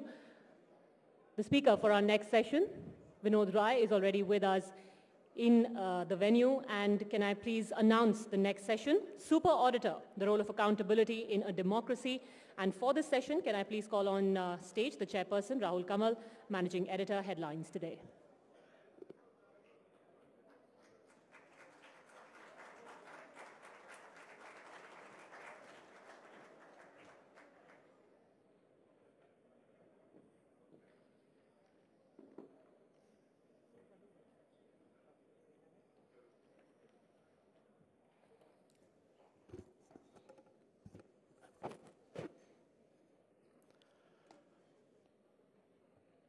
Welcome, ladies and gentlemen. The UPA government has been crippled by allegations of grave corruption. From 2G to CWG, Colgate to Manrega, the government has been hurtling from one scam to the next. The common thread in unraveling each of these scams is our guest at the India Today Conclave 2013. He is responsible for turning a staid accountant's job into the most formidable and feared corruption-busting force in India. There was a time when shoddily written, badly edited, and poorly printed CAG reports were dismissed without a second glance. But now, the explosive, slickly designed, and glossily printed CAG reports are read page to page, much like a Jeffrey Archer thriller. CAG reports make headlines, set the national agenda, force ministers to step down from their jobs, and in some cases, even succeed in sending the culprits to jail. In the eyes of the people of India, the CAG is a modern-day hero. But in the eyes of the government, he's a politically motivated adversary who's stepping beyond his Lakshman Rekha so that he can help the government's opponents and set the grounds for his own political future. So who is the real CAG? A fearless anti-corruption crusader or a sensationalist constantly in search of his 15 minutes of fame? Ladies and gentlemen, let me invite to the India Today Conclave, India's super auditor, the Comptroller and Auditor General, Mr. Vinod Rai. Let's hear it for him, please. At the India Today Conclave, Mr. Vinod Rai will speak on the topic, Democracy without accountability is like a body without a soul. I present to you Mr. Vinod Rai. Thank you very much, Rahul. Thank you very much, India Today, for inviting me for this gorgeous conclave. My only grouse is that the BYT and the PYTs have spoken today morning and they speak tomorrow morning. And there is this horrible auditor to ask to speak immediately after lunch on a Friday afternoon. Not fair at all. Not fair at all. But that's it. It's not very often that an auditor gets a captive audience. And as long as I've got one, I might as well encash upon it, capitalize upon it. I've been asked to speak on a subject which is accountability institutions and their role in democracy.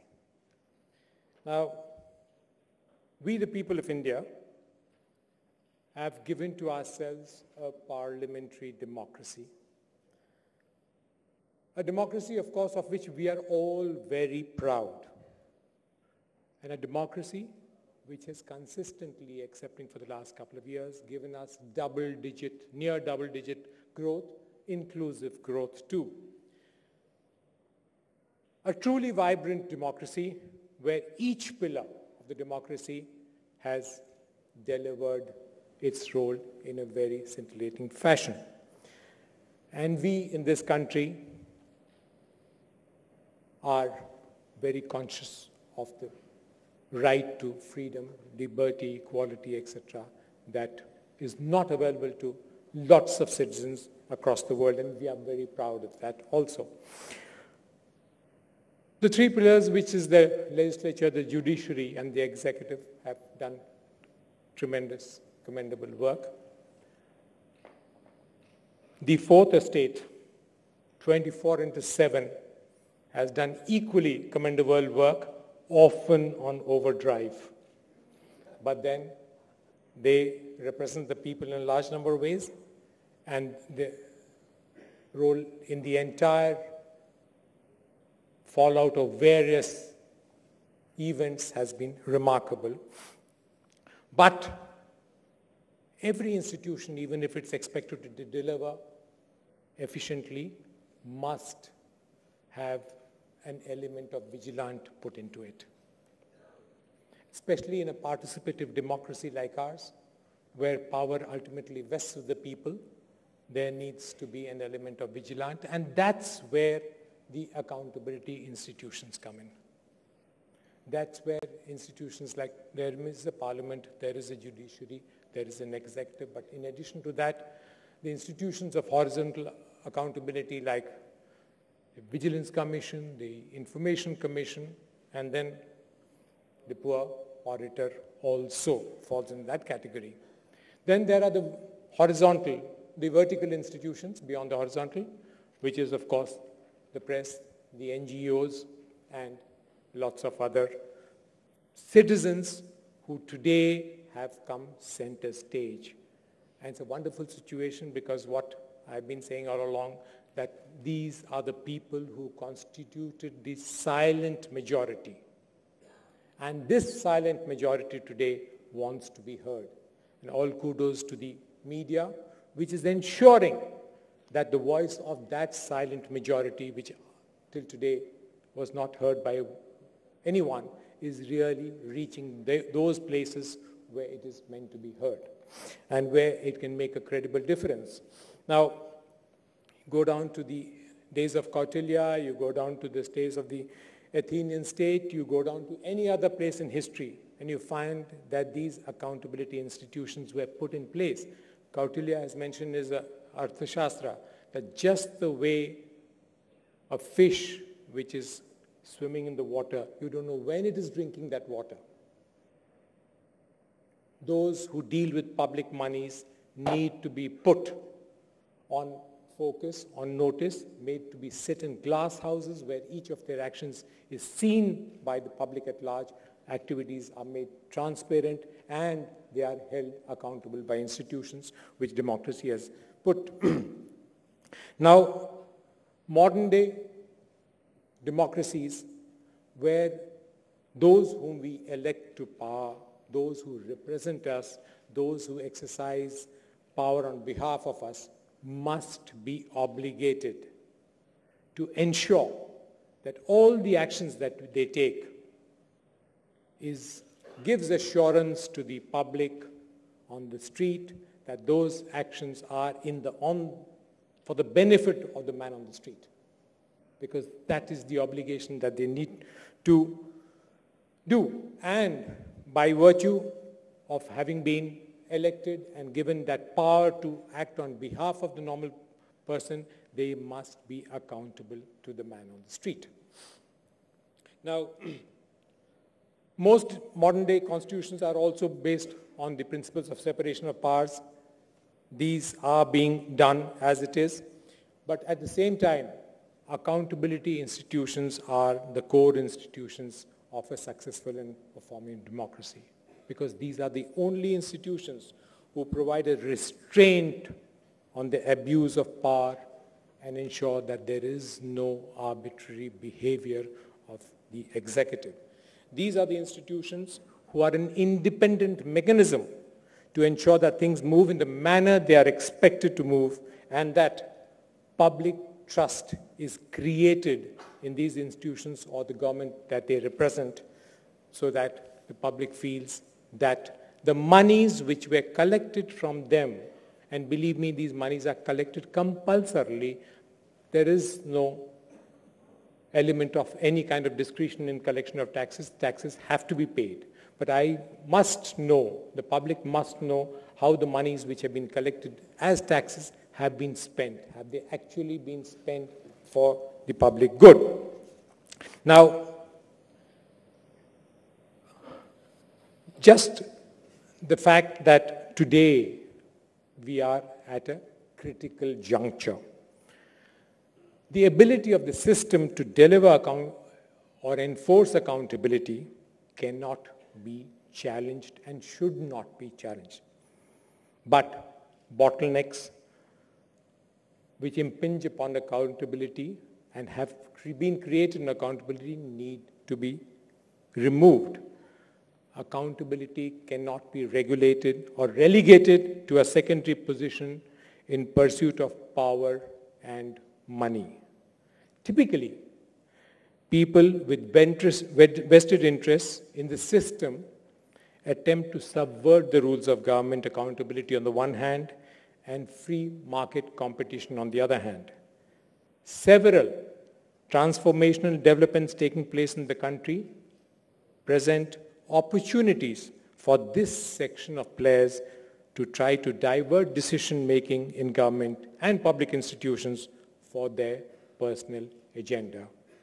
These people then become the most insidious threats to a healthy democracy, and it is therefore crucial that the accountability institutions must reposition themselves to the changing scenario and must assist to serve interests of the public. And it is one of these institutions that I represent today, wherein we sincerely believe that our job is not merely to audit the expenditure of government or government institutions. Our mandate today is far more than what it was and far different what it was 65 years back.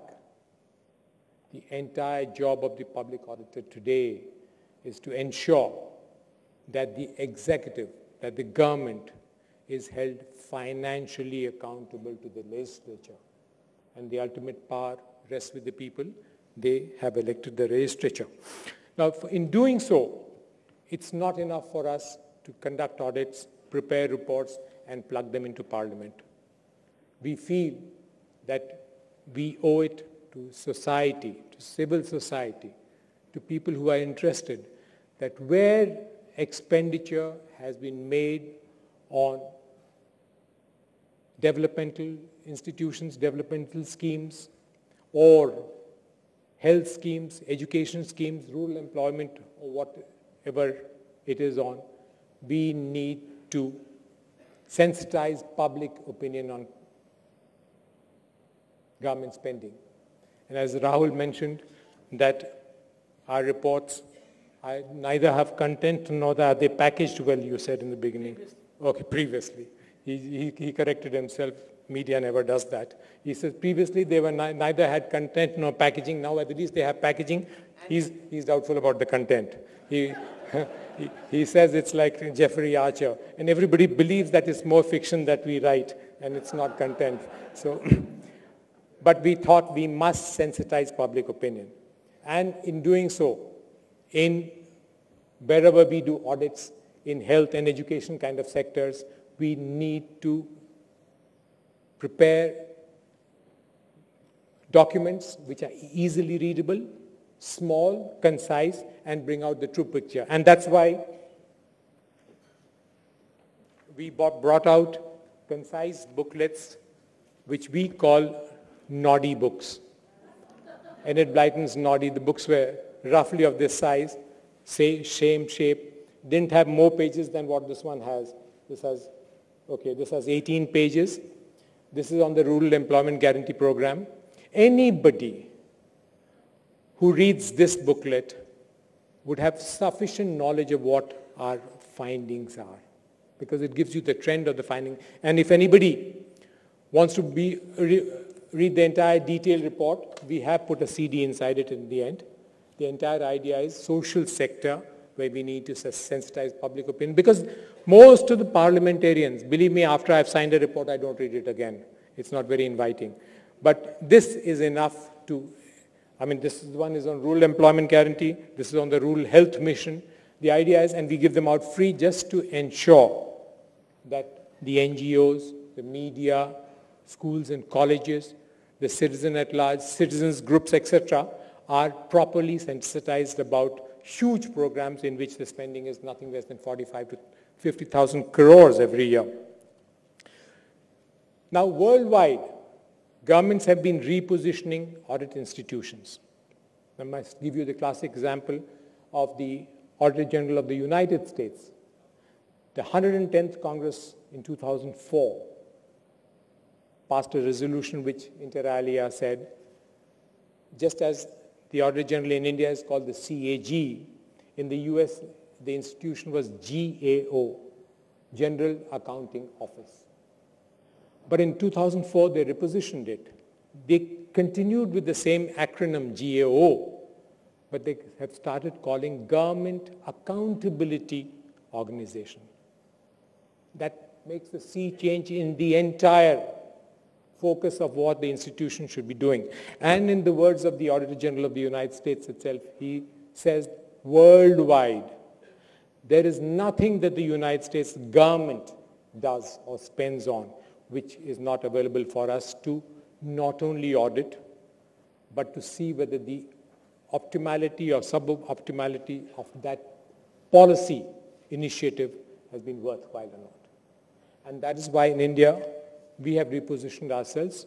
We do not anymore do the conventional financial or compliance audits. We do what is known as performance audit, where the objective of the outcomes of spending, the efficiency of spending, the efficacy of the spending, and the economy of that expenditure is looked into us. But obviously, when you get into newer domains, when the old order changes and the new order comes into position, there is a great deal of inertia that you are running up against. So obviously, there will be some murmuring against what one is doing, and that's how the situation today has unfolded itself. Now, in the opening sentence, I was asked not to do too much of talking. He says, it's enough if you stand at the lectern and take questions.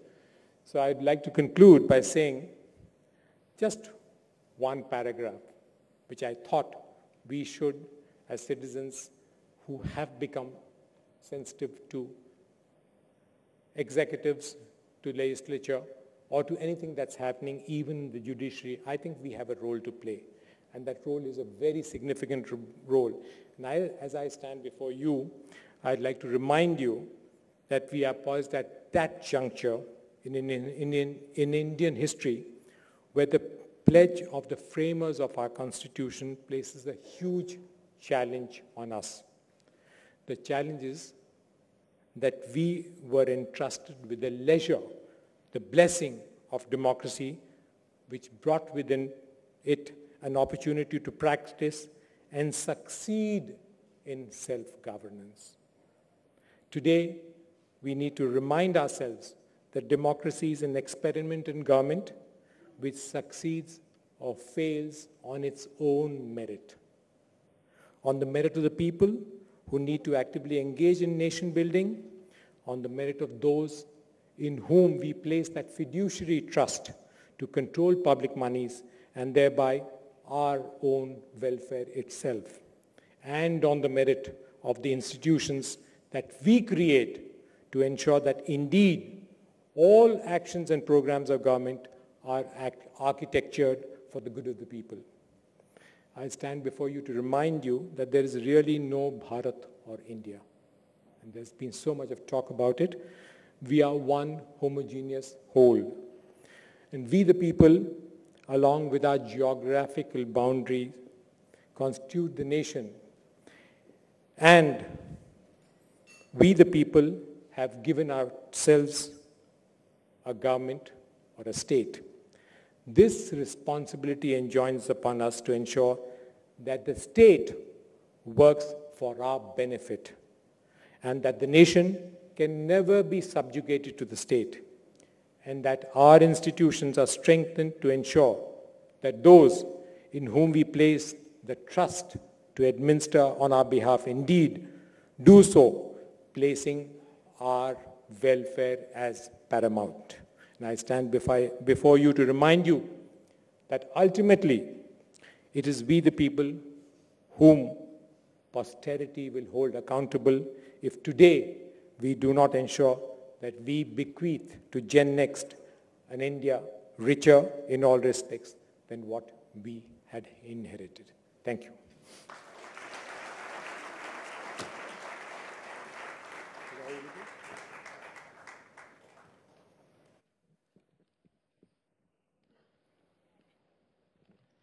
You know, it's very interesting how Mr. Vinod Rai is trying to make CAG reports more readable, easy to understand, easy to access. It's very different from the way this institution has been for the last several decades, and I'm sure we've got several questions that our guests would like to ask. I'd like to introduce the expert panel for this session. We've got C.S. Vaidyanathan, former Additional Solicitor General.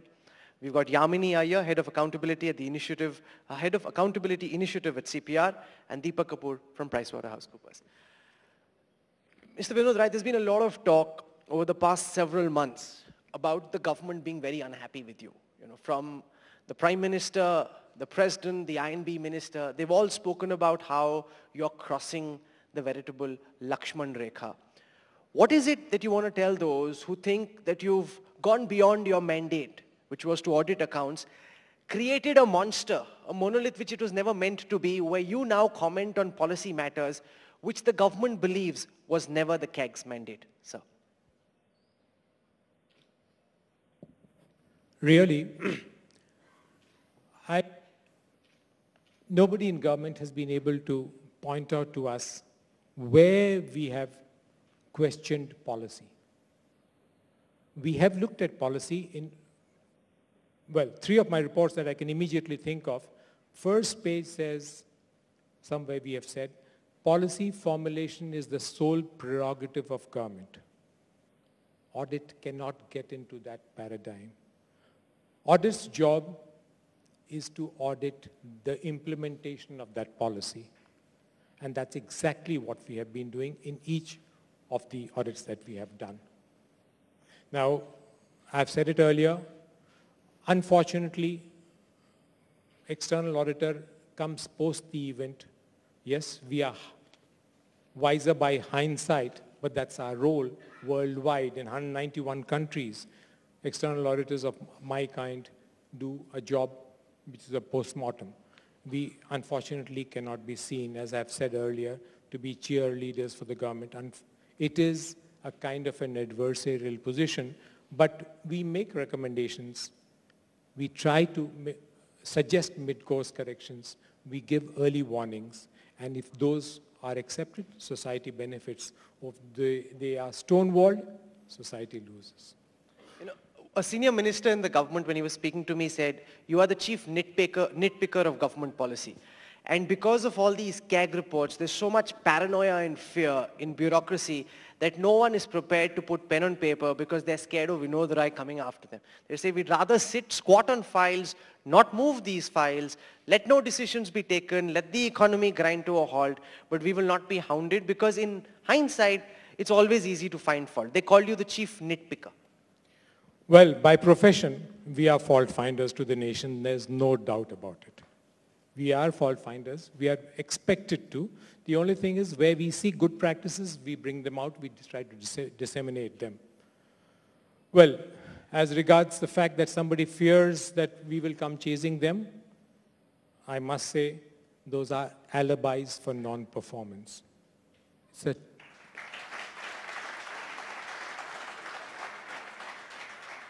It's a total bogey. It's a red herring. Those who inherently cannot decision. Well, even you are not allowing me to give me a No, I think it's working. Just give it another shot. Those who inherently are incapable of taking decisions stand behind this excuse. That's about all. You know, during one of the interviews I did with Digvijay Singh, he made a comment, and I'd like to quote that to you. If the judiciary will do the executive's work, the CAG will formulate policies, and civil society will formulate laws, then how will democracy function? What does the CAG want to become if not an accountant? Does he intend to become the next Prime Minister? Well, I don't want to comment upon it. He's a very, Mr. Digvijay Singh is a very respected senior member of the Indian polity. But I've made this remark earlier, where have we questioned policy? Nobody has pointed that out to us.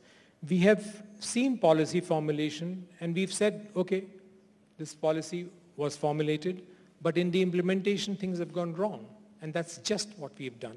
We have nowhere questioned policy formulation. We sincerely believe that policy formulation is indeed the sole prerogative of the political executive, no one else. But there's this big conspiracy theory all across Delhi that once you retire, in a few months from now, you actually wish to join politics. Is that correct, sir?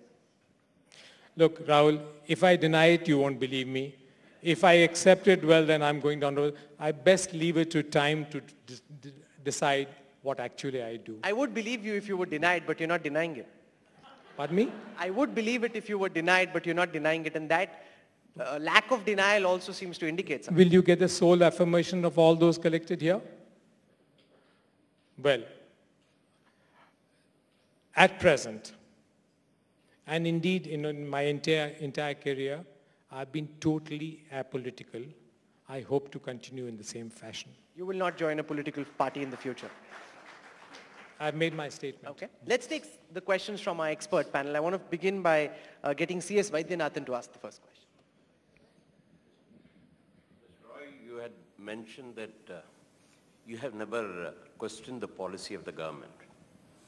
I want to take two of your reports. One is about coal, the other is about 2G. If the policy of the government is to have cheap power, and if coal has therefore to be sold at a fairly economical rate for the power generating stations to be viable. Now, your premise in the report is that the government must raise the highest amount when it is disposing of the resources. Therefore, by auction, it must have fetched X amount, therefore there is a presumptive loss. Equally in regard to 2G, you quantified a presumptive loss. Now, the government can very well say that by disposing of coal, and that too to units which have a commitment to supply to the distributors at a fairly reasonable price, maybe 2 rupees 50 paise per unit. Now, they can't do it if coal is to be auctioned. And therefore, are you not in a sense saying that the government's policy should be to raise the highest resources and not to sell electricity at a cheaper rate?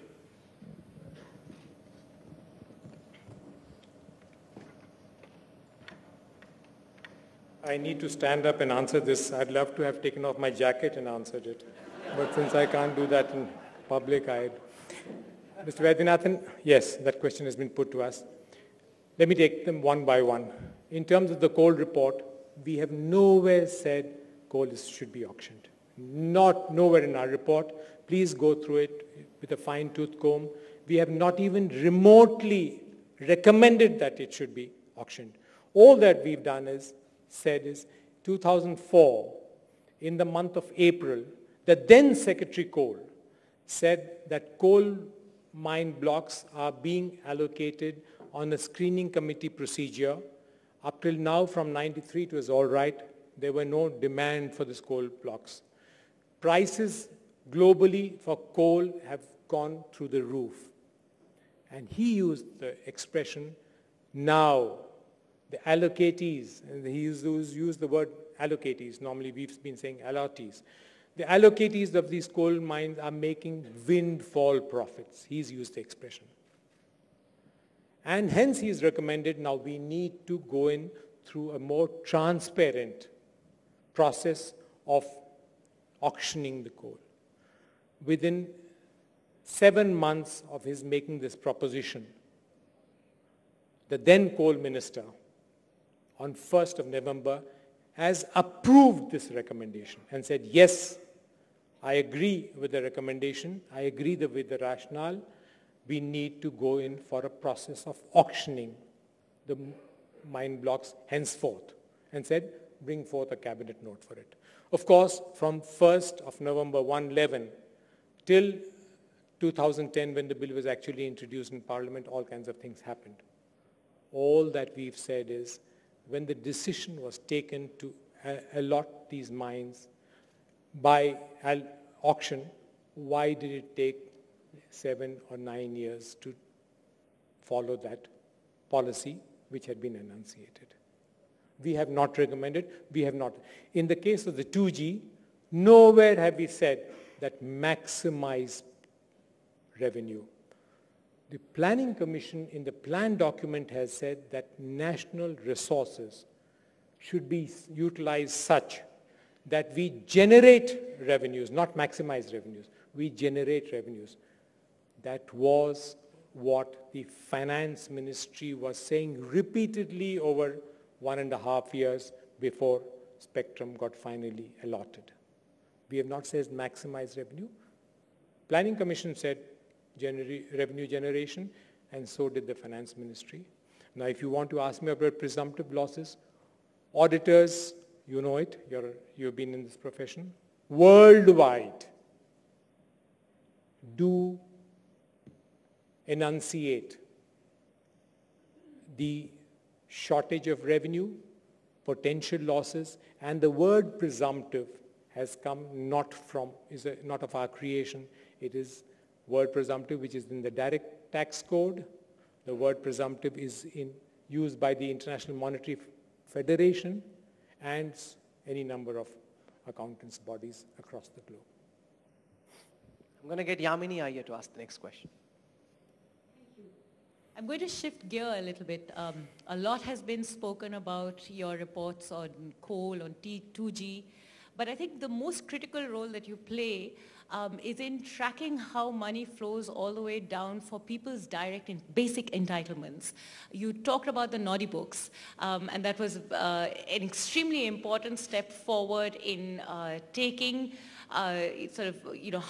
explaining to ordinary people how government money flows down, but we still have a fundamental problem, which is that large numbers of these social sector schemes don't actually fall in your ambit. So how are we going to deal with that problem? Because ultimately, if we're talking about accountability for that last rupee spent for the school, for people's pensions, for the PDS system, for healthcare is critical. And yet systemically, we seem to have a significant problem. And I'm curious to know what your thoughts as CAG are on how we deal with this problem. Yeah, but 4 years back, you see, we conduct audit through an audit act which was passed by Parliament in 1971. There was no such thing as a PPP then. 73rd, 74th amendments had not come. Least of all was the model that we now follow where the NGOs, the special societies have been created for these implementation of these social sector schemes. So over the years, this model of devolution of government funds did not fall within our automatic legal mandate. About 5 years back, I made a presentation to the Planning Commission and indicated to them that 53% of the central sector schemes, humongous amount then, it was about 63,000 crores, did not fall within our automatic legal mandate. And subsequently, we have submitted an amendment, a proposed amendment to the government. We did that in November of 2008 to amend the Audit Act and ensure that these fall within the automatic legal mandate of the CAG. But the government has been proactive, pending that legislation being passed by Parliament. Henceforth, they always tell the agency receiving the public funds that they will receive the funds only on the condition that they will permit audit by the CAG's establishment. Mr. Deepak Kapoor. Thank you, Rahul. Mr. Rai, it was great listening to you as always. I think the CAG reports in the last couple of years have actually reached the man on the street very well. Somehow the impression which the man on the street gets is that there is no accountability in any department or any institution of the government, or no accountability framework. So if I were to ask you, if you were to choose any one function or any institution in India which has an acceptable or satisfactory accountability framework, which one is it? And if there is one such acceptable or satisfactory one, shouldn't one replicate that all over? Deepak, I thought we were in the same profession. You shouldn't be asking me such uncomfortable questions. Well, it's very difficult. It's really very difficult to rate institutions that we've gone through. At one point of time, we actually went through the process of trying to figure out whether, like lots of other auditors general do in other countries, rate institutions according to their performance. Rate state governments according to their performance. But then we realized we were getting into territory which could create problems for us. All kinds of comments, maybe criticism would emerge. So in a large number of institutions which are very well architectured, and we look at the Rural Employment Guarantee Program itself. By design, the architecture of the program is excellent, absolutely excellent. It's been designed very well. Maybe some points of time in the implementation of the program, in the way the delivery schedules are prepared, or in the implementing agencies, there are some inadequacies, and that's what we can come into. But yes, possibly we need to look into these institutions also, which, as you say, are institutions of best practices. And what I should have mentioned, in these naughty books, which we were not doing earlier, and Rahul called us fault finders to the nation, if we come across a good practice, earlier we were saying, yes, that's the job, they've done it well. But now if we come across a good practice, we put it up front so that it gets disseminated across states, because we are the only guys who see them pan-India, pan-institutions, pan-states. So we put them up in our reports up front itself and say, this is a good practice, you might consider disseminating it. Sir, I have a concern. You've built up now a formidable reputation for the institution of the CAG.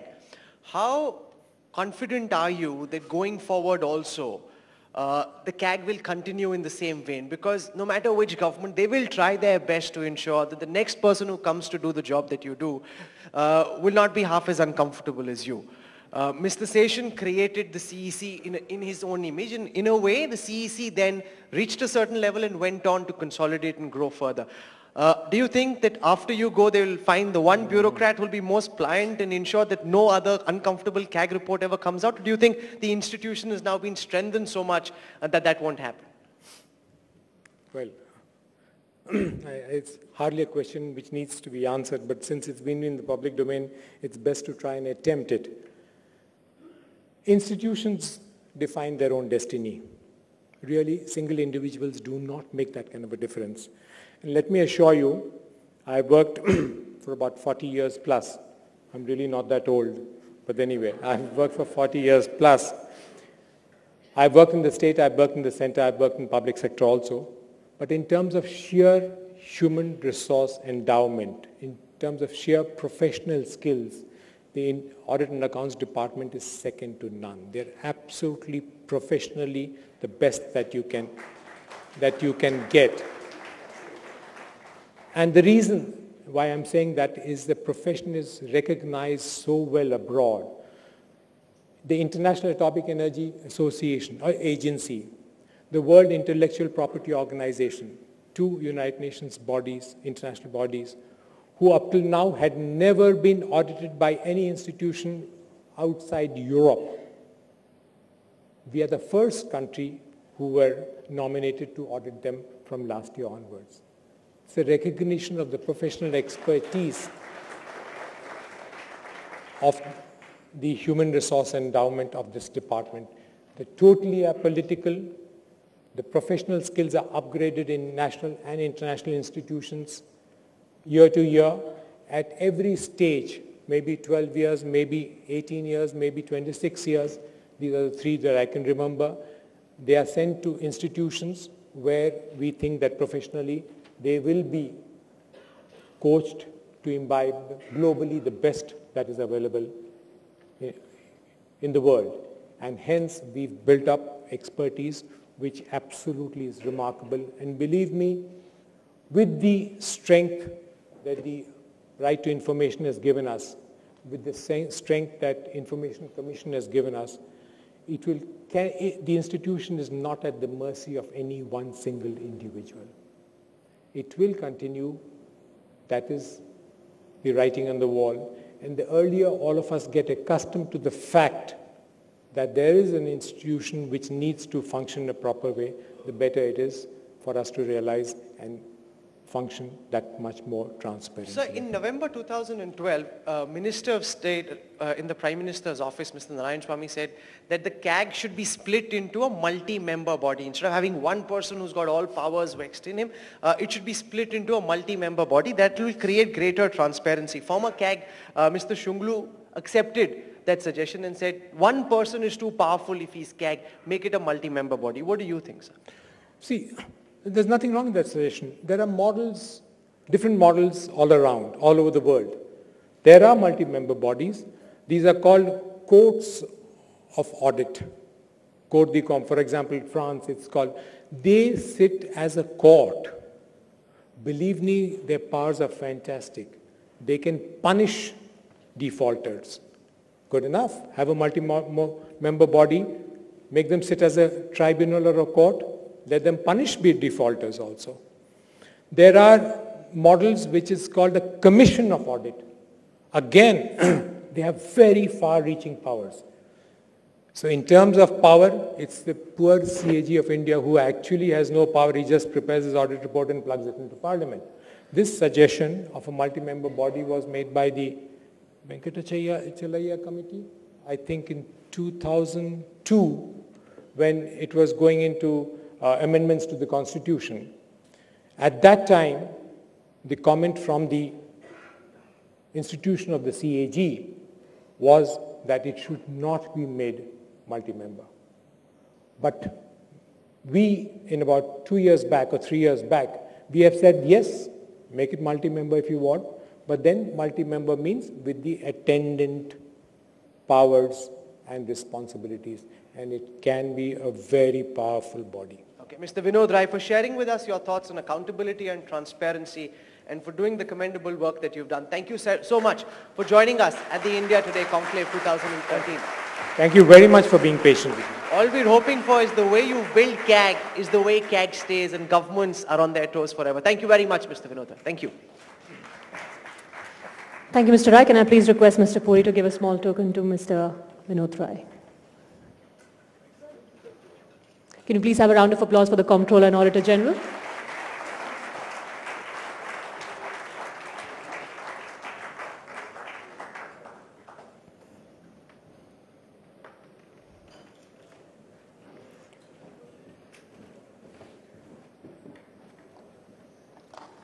Ladies and gentlemen, we're going to begin our next session now. It's the third session with the bright young thing, and the field we're talking about is law. To start the next session, can I please request on stage my colleague at Headlines Today, Deputy Editor Shiva Roor.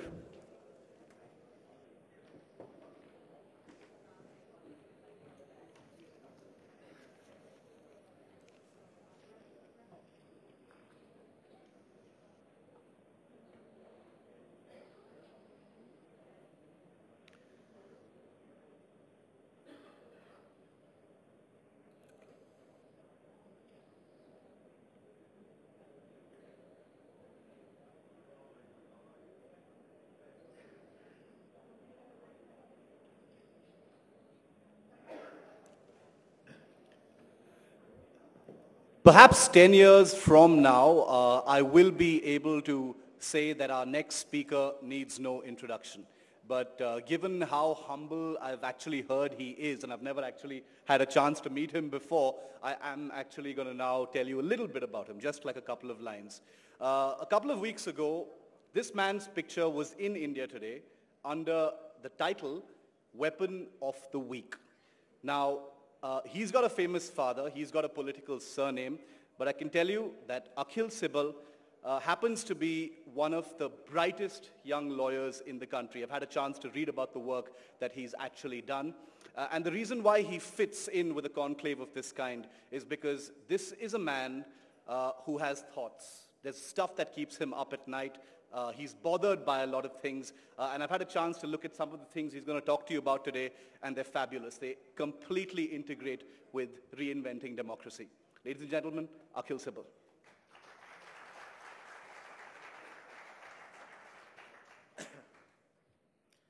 Thanks a lot for that very generous introduction, and good afternoon to all of you.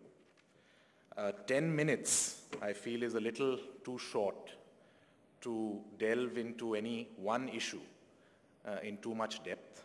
So I thought of the other extreme, which is 10 issues in 10 minutes.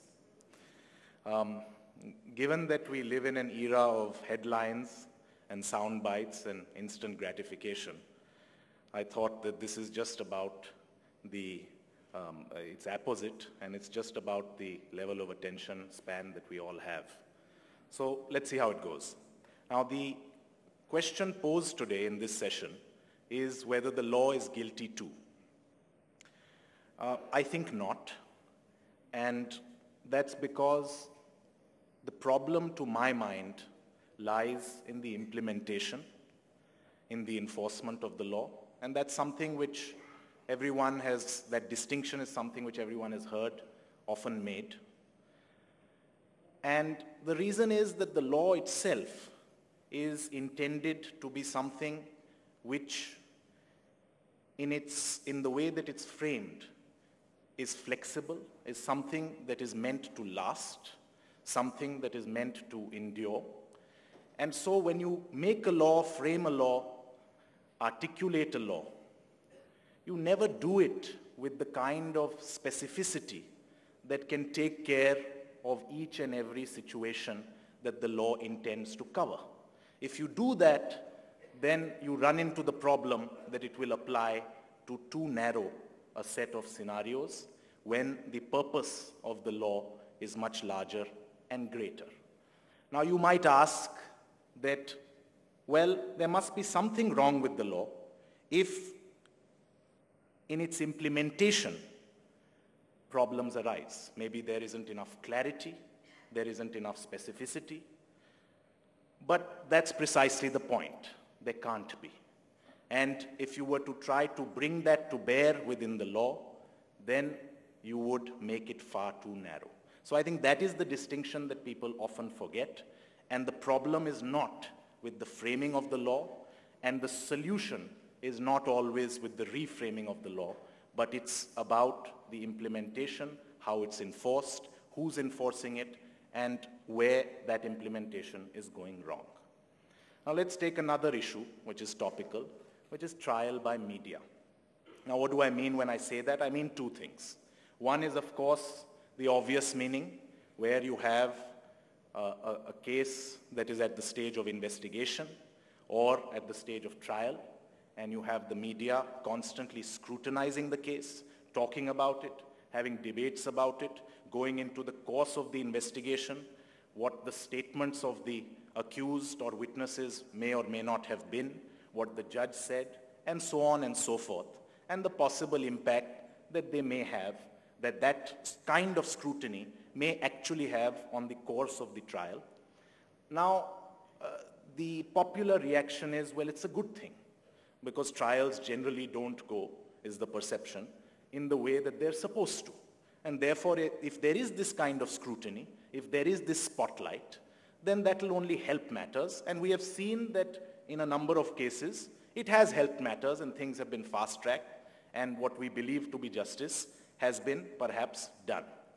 Now, the other thing that I mean by trial by media is that immediately when a particular offense that is in the limelight, a particular incident takes place and it captures everyone's imagination, again, you see a slew of debates and discussions on TV channels round the clock, talking about what legislative change is required, what roadblocks there are in the law, and politicians and lawmakers are accused of not moving and acting fast enough. Now, according to me, there's nothing wrong per se with any of this. We are entitled, people are entitled to discuss these issues, to debate them, to have a view on these issues, and put the lawmakers on the mat. And to have this kind of scrutiny, and it's certainly healthy, and it has helped. But where I think the problem lies is the kind of debate and discussion, the level of debate, and in particular, the dogma behind the views that are expressed. A considered view, a measured view, a circumspect view, a view that deals in grays rather than in black and white is not considered sexy. It doesn't appeal to the camera. People want to hear unqualified,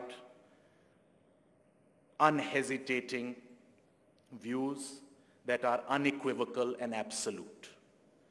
But the issues that spring up when this kind of discussion takes place cannot be resolved by absolutes. And that's the problem that I feel exists, which is that people express their views in a manner as if to say, well, this is my view, it is uncomplicated, and this ought to be and must be the only view out there. And if somebody tries to defend the position that exists by a more measured response, then they are branded as being a member of the status quo, possibly corrupt, and so on and so forth, not interested in change. So I think that, to my mind, is the problem with the kind of debate and discussion that takes place. And these are not issues on which we ought to be hasty, otherwise we will repent at leisure. Now let's take another topic that invites a lot of emotion, restrictions on the internet. Now the perception and again the popular view and a view of a lot of young people in the country is that internet is a free space, a space where so many have been empowered. It is unparalleled in the kind of access and reach that it has provided to anybody who wants to voice their view. You don't have to be a journalist or somebody that a newspaper wants to speak to or interview. You can just put your view out there and millions may or may not read or listen to that view. And so it's an empowering medium, and any talk of restriction on speech on the internet evokes deep and very heated emotion. Now, I think that the outrage in reaction to the thought of restricting speech on the internet is somewhat misplaced for two reasons. One, because speech on the internet is not any special category of speech. Why should it be the case that speech on the internet receives any greater protection than any other speech in this country? If the law says that speech in a newspaper, speech on a television channel, speech in any public forum is subject to certain laws such as of defamation, you can't slander somebody or destroy somebody's reputation based on something you know to be false, why shouldn't that same law apply to the internet? I so far haven't heard any good justification for why the internet speech ought to be hallowed. The second reason is that if at all speech on the internet is to be dealt with differently and specially, it is in fact the other way around. The internet allows speech anonymously, without any accountability, without at times even being able to identify who the speaker is.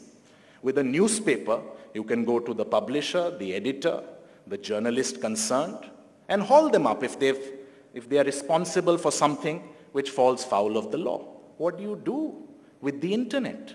Instantaneously, speech which could be harmful, which the law recognizes as harmful, is transmitted all over. And it can have major consequences for the people who are objects of that speech. And so, all I say is that if at all there is a law which regulates speech, I don't see why that should not extend to the internet. Perhaps unpopular, but that's what I feel. Let's go to pendency of cases. That's the common complaint. Large number of cases stuck in court, don't go anywhere. What do we do? Now, again, there's not enough time here to go into issues of not enough judges, not enough courtrooms, so on and so forth. Those are institutional changes that, of course, are required.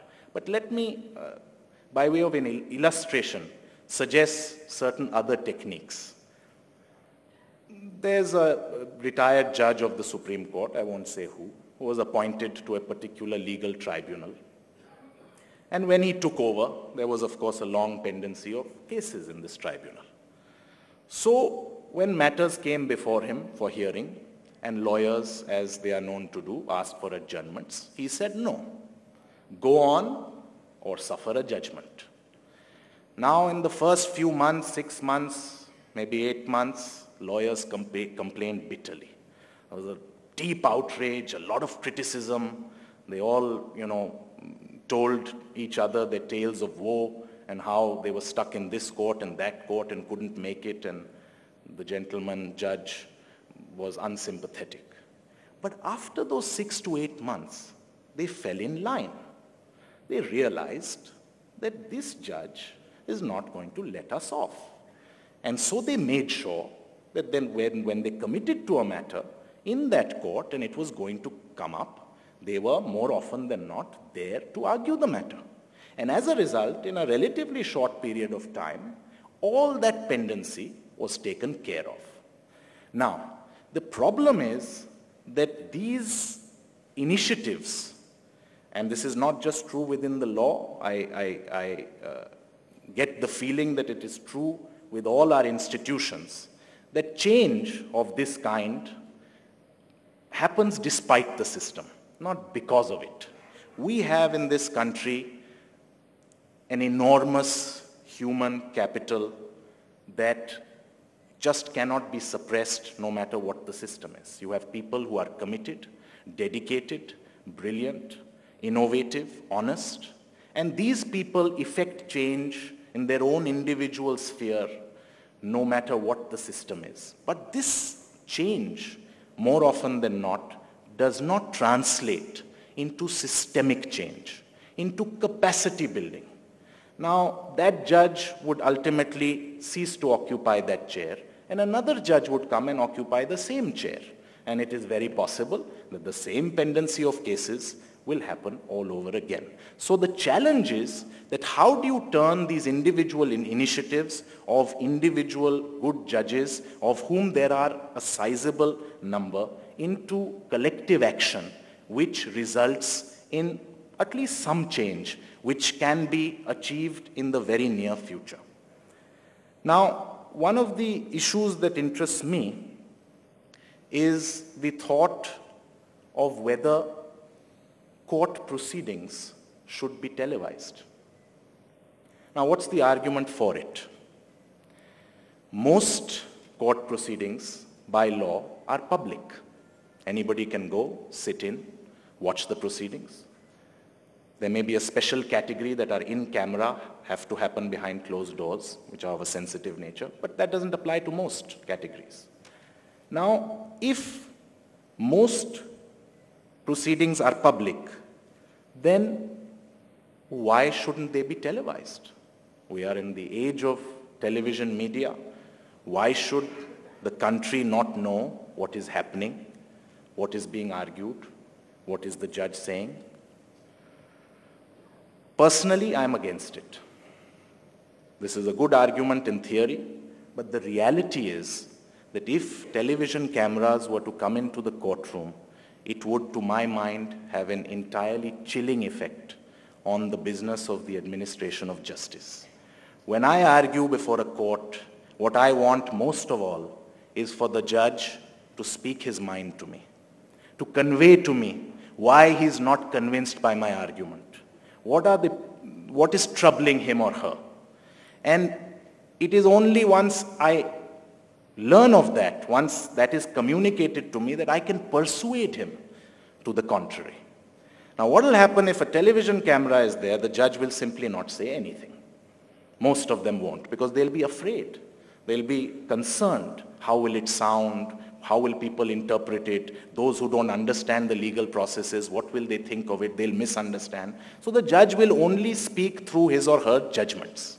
And that's very dangerous for the justice system, because the whole purpose of advocacy is to understand what is troubling the judge and try to persuade him and convince him of one view or the other view. And that interactive process would be destroyed. I don't think we are otherwise mature enough and ready enough for that kind of scrutiny. Having said that, it may not be a bad idea to at least have, for instance, transcripts of what was argued, not argued, and what comments were made or not made. This is typical in Western countries, and in fact, we have a whole lot of litigation connecting this to the previous issue, which arises out of what may or may not have been said in court by the lawyer when it was being argued, and therefore what may or may not have been conceded or not conceded.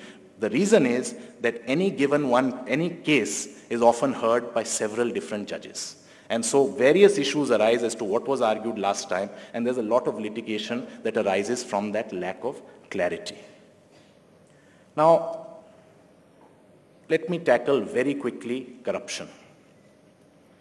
No doubt, any financial corruption in the legal system, in the judiciary, is an indelible blemish. It is something that outrages us most of all, notwithstanding corruption elsewhere, because of the fact that the temple of justice has this blemish on it. Having said that, to my mind, on a daily basis, this is not an issue at all that worries us on a daily basis as lawyers. To give you a very small example, if you have, just take a figure, I mean, this is an absurd, false, and baseless assumption, but just for the sake of argument, if you have 30 judges in a court and 30 cases before them every day in a high court, and one out of those 30 in every courtroom, there is some financial corruption, you still have 29 cases in each courtroom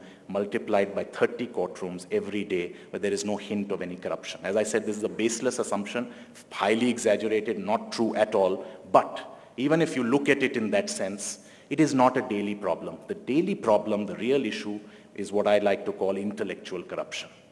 The lack of the integrity, the laziness about hearing cases, adjourning matters, not doing what you're supposed to do, and not doing it in the manner that is required with the kind of sensitivity that the litigant expects, and that's a more difficult problem to tackle. Just a couple of points and I'm done.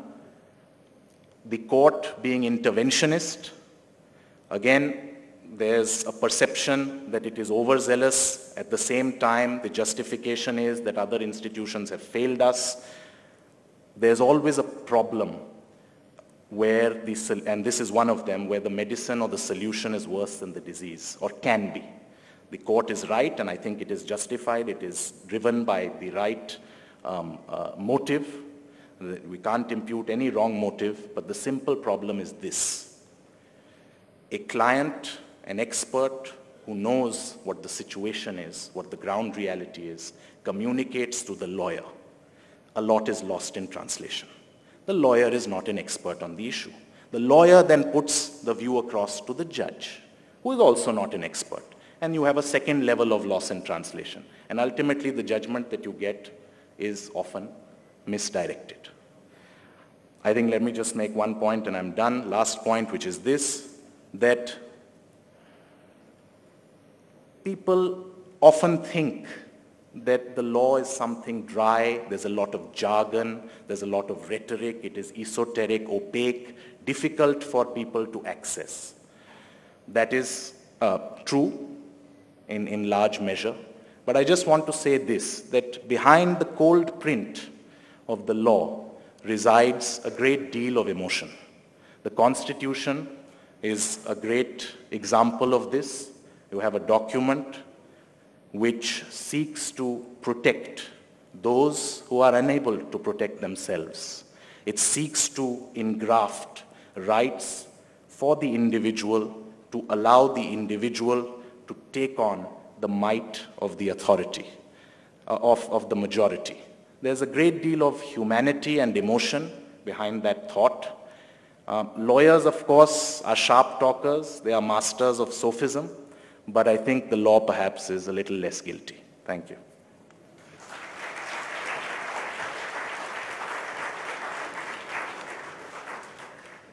Can I please request Mr. Ashish Bagga, Group CEO, India Today, to please come and give a small token of our appreciation to Mr. Akhil Sibal.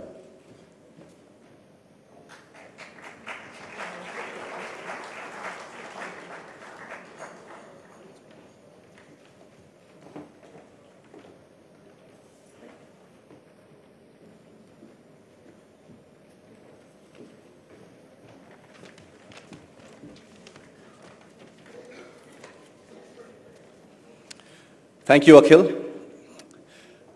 Okay, we're moving straight on to our next speaker now. In India, the word spectrum has come to be associated with one of the country's largest scams, fortunately or unfortunately. Now, our next speaker has a lot to do with spectrum. He devotes his life to researching spectrum and making it more available. Now, that might sound a little technical, but it basically means increasing the democracy of the internet, making technologies, wireless technologies that you and I use, so that it isn't just a luxury of the few, it's used by many more people.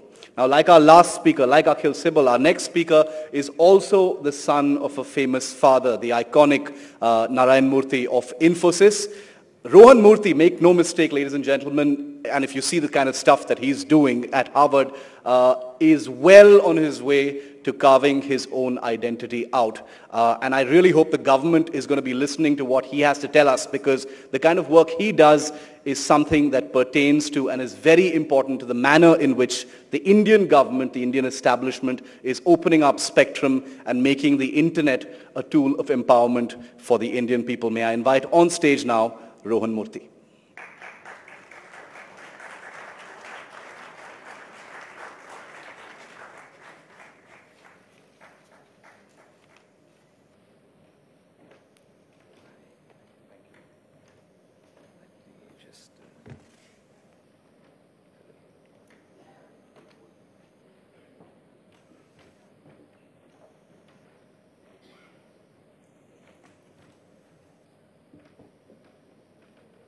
You have the clicker.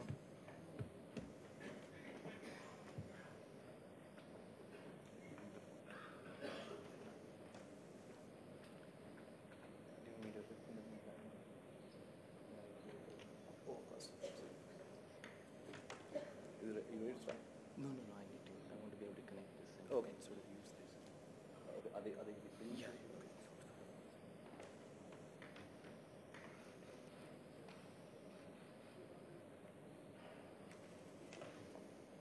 Sorry, apparently we're just waiting for a connector because I want to use some visual aids while I speak.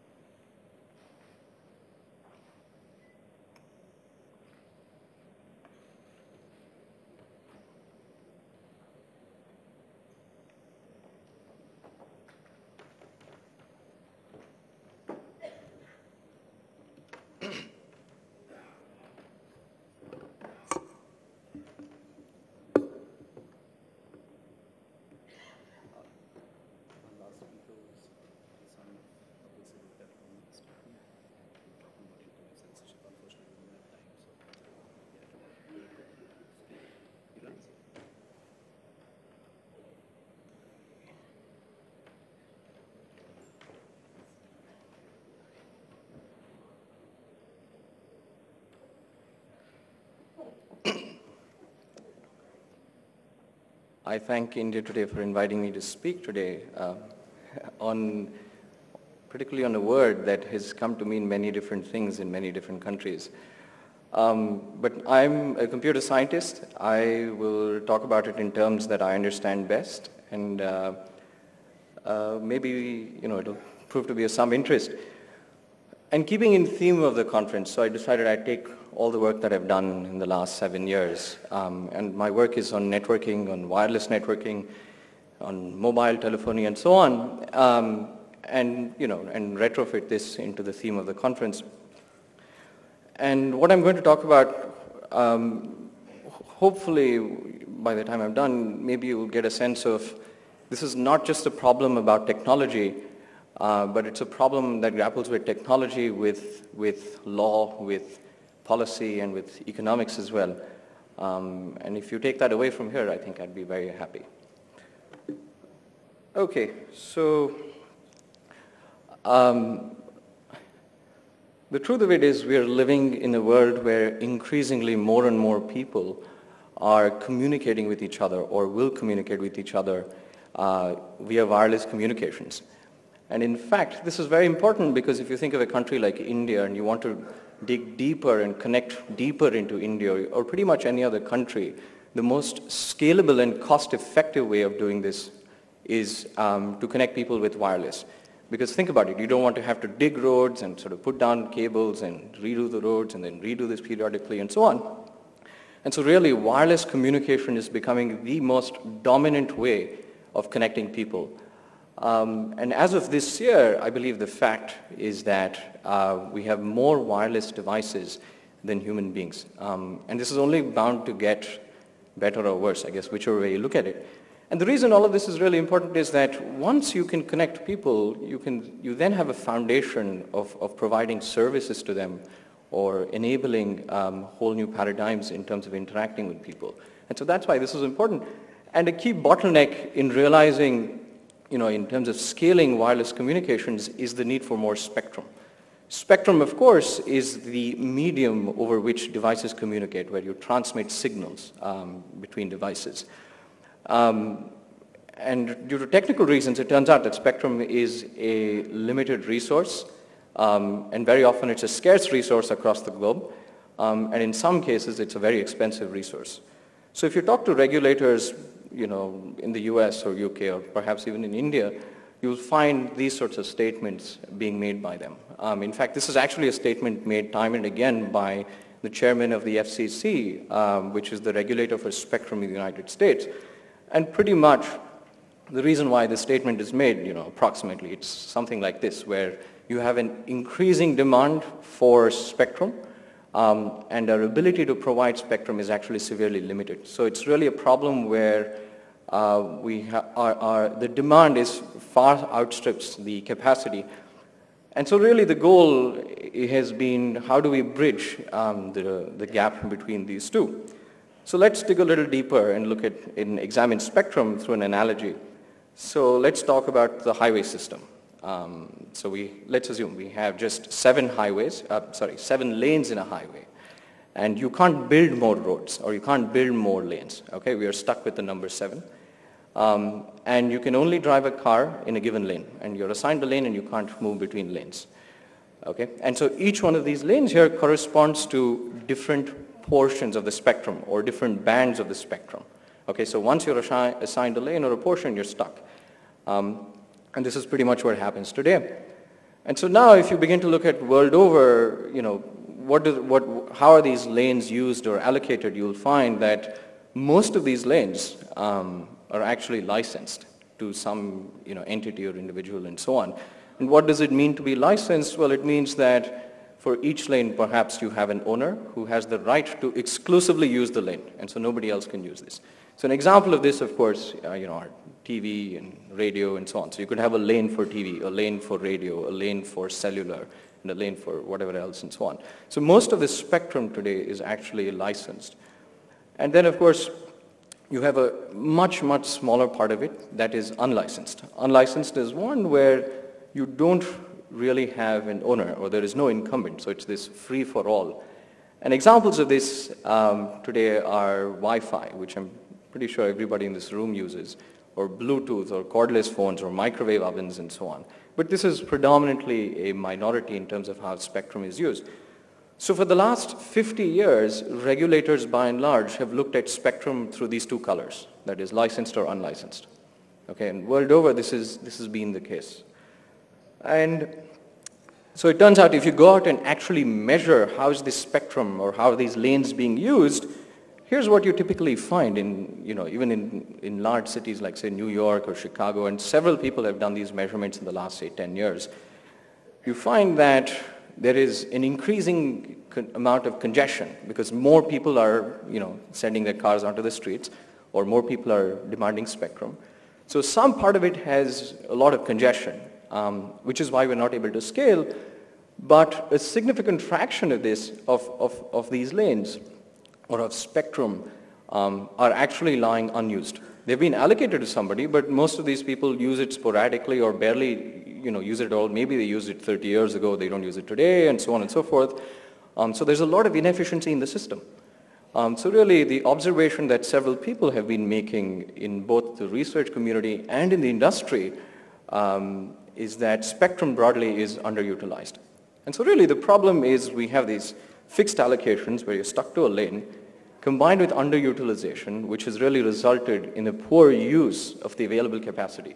So when people say scarcity, in a sense, the scarcity is born out of inefficiency in the system, insofar as spectrum is concerned.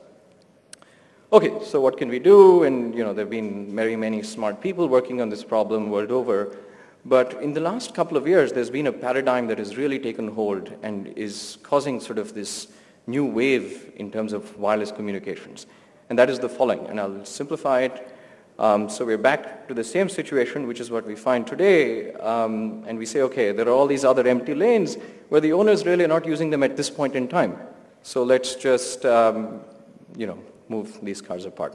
Let's use the lanes while they're empty. And then, of course, let's assume one of these lanes, there's an incumbent or an owner with a big red car. And the owner decides to use this lane. So the owner drives up, and the other cars quickly detect this and move away. So you vacate spectrum and move away once the incumbent returns. And then let's say the incumbent or the owner moves away, well, you can reclaim the space. So essentially what you're constantly doing is you're finding inefficiencies in the system and redistributing yourself. Or a different way of thinking of it is your wireless network is constantly breathing and moving between different empty portions. And of course, the important constraint here is that we must respect the rights of the incumbent. That is, ensure there's no interference with the incumbent because they have a license. And this is an important hard constraint. And so this paradigm is known as opportunistic spectrum access, or it's also known as dynamic spectrum access. And it's really seen as being beneficial. Why? Well, first of all, you root out the inefficiencies in the system, and you can therefore potentially improve the utilization of the spectrum. You can improve the capacity of your wireless network. You can perhaps scale it up a lot better, support more users. You're still protecting the incumbents' rights, well, technically. And there's been a lot of work arguing why this provides economic incentives for spectrum owners to actually buy into this. In fact, work done by my own group, by myself and some of my collaborators, we've shown this to be the case. You can run auctions in this fashion and so on. And finally, as a result of all these things, what you're potentially doing is you're opening out more spectrum, and you're potentially also lowering barriers for accessing the spectrum. Now, what we are essentially saying is regulators of today are thinking of spectrum in this old, outdated fashion. They're thinking of spectrum as these fixed lanes, and they're either red or they're green, they're licensed or unlicensed. And I'm saying that maybe the regulators of tomorrow should really be thinking of opportunism as being the norm. Show the road for the true color that it really is, right? I mean, forget this licensed, unlicensed. Why not just make opportunism to be the norm? So that's where, at some stage maybe we'll get to, but that's the vision that really drives my work, which is developing new technologies that use opportunistic spectrum access to ultimately lower barriers for spectrum for people. Now you may say this is all fine, but this almost sounds like this is science fiction and nobody would buy into this. The truth of this is in 2008, the FCC in the US made a very important forward-looking regulation, which is, it said, perhaps for the very first time, that it would allow this sort of opportunistic use of spectrum. And what the FCC basically said was that broadcast TV spectrum, this, for example, in India, that would be TV spectrum that's used for, say, Doordarshan. In the US, they found very few people watching TV through public TV channels. So they said, this is lying unused. Why don't we give this to the people to actually use for data? And when the incumbent returns, you just move away. And so this portion of the TV spectrum is known as the television white spaces. So they've enabled this and they've made it permissible by law to actually be opportunistic in this band of spectrum. And this is actually a very important piece of rule making that the FCC indulged in, and it has really caused a lot of excitement among folks in communication and among research folks and so on. For example, you can get about maybe 200 to 300 megahertz of additional spectrum to play with if you end up doing this, that you can then use to potentially connect people, offer services, have data, and so on and so forth. And it's not just the US. There have been other countries now who have caught on and who are now enabling similar rules to permit opportunistic spectrum access. And slowly we're beginning to see countries embrace this paradigm. It's still very early on. The space is still very nascent, but it's still very encouraging that some very forward-thinking regulators are actually considering this. So it turns out that the first question you really have to answer when you begin to look for opportunities is, where are the opportunities? Which portions of the spectrum are free or occupied? Because if you don't know this, you really don't know where you can operate. And so this is where my recent and ongoing work and future work has been about building a nationwide database of spectrum. So what this really means is, so for example, let's say you have an oracle in the sky, which are a bunch of computing devices, and we'll take India as an example. At any given point in time and at any given location, this oracle can tell you. It can tell you what are the portions of the spectrum or frequencies that are free at your location at that point in time. So it's really a live repository for spectrum use across the country. And so really, once you have this database built, what you can actually now envision is a future where, let's say I want to transact with somebody, we both consult the oracle in the sky, figure out which portions are empty where we are, send data to each other, and that's it, we're done. Or, your internet towers or your cellular towers may do the same, and basically all your wireless devices may do the same. And so really, this idea has slowly begun to take hold, because not only is it a live repository of spectrum, but from a regulatory perspective, if you decide to tweak your regulatory policy, your spectrum policies, you don't need to go out and tell everybody to behave differently. You just make the change in the oracle in the sky. And also, it's basic bookkeeping. So you begin to identify, which portions are empty, and so therefore which portions can I use opportunism for.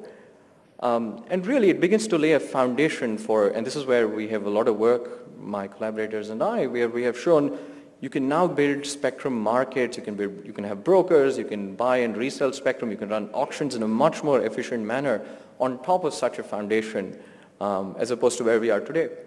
And not just that, now you can begin to think of, if you deploy a wireless network that spans your entire country and you provide internet access to a large number of people, it can really be done on top of a system like this.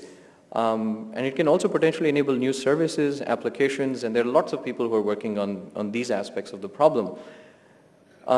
In fact, we built a prototype of this system. I did this when I was a PhD student previously. And we demonstrated it to the chairman of the FCC. We demonstrated it to spectrum regulators in Singapore and China and several other countries. And in 2008, the prototype was done in about 2009 or so, and in 2010, the FCC has passed a ruling where they have said for their current opportunistic use of spectrum, you must use a foundation like this. So there has been a slow buy-in into a direction like this, where people are beginning to think, how do we use spectrum as we move forward? So I'll just end here with why is all of this relevant for India, or or at least insofar as why do I think it's relevant for India. I think the first issue is we are an incredibly burgeoning wireless market. There is an incredible need to connect more and more people, and we want to connect more and more people in a cost-effective and scalable fashion. We want to do this because we want to provide more services to people, be it online education, be it healthcare, be it banking or whatever else. You really need your pipes or your foundation to be set up before you can offer people these services. And this is where I think if you were to look forward, I think opportunistic spectrum access would be one way in which we can really lower barriers and make this happen much more quickly than has been the case in the past in other countries. And the second is, if you look at countries like the US and UK and so on, where they've adopted these rules, they're doing this after about 50 years of evolution in terms of their spectrum allocation policies. And they're now trying to retrofit this into the system. I think this is where India has an incredible opportunity. We are much more early on in the game. We can learn from the evolution of some of the other countries and say, why don't we proactively take some of these steps and be very forward-looking? Because this is a new paradigm, and we can break away from the shackles of the last 50 years of thought on spectrum. And finally, I'll just leave with one thought, which is, if you look at the last 20 years, the internet has been this incredible thing that has provided so much innovation. And part of the reason for that is it has really been democratic. And, you know, in terms of being, even in terms of, I'm not even talking about censorship and so on, I'm just talking about in terms of being able to connect to it and innovate on top of it and provide new services. And I strongly believe that, at least for the next couple of decades, it's only through innovations in spectrum with things like this that can you really lower the barriers for innovation on top of spectrum, which will ultimately yield us benefits much like the way the internet did. I think that's all that I have, and I'm done.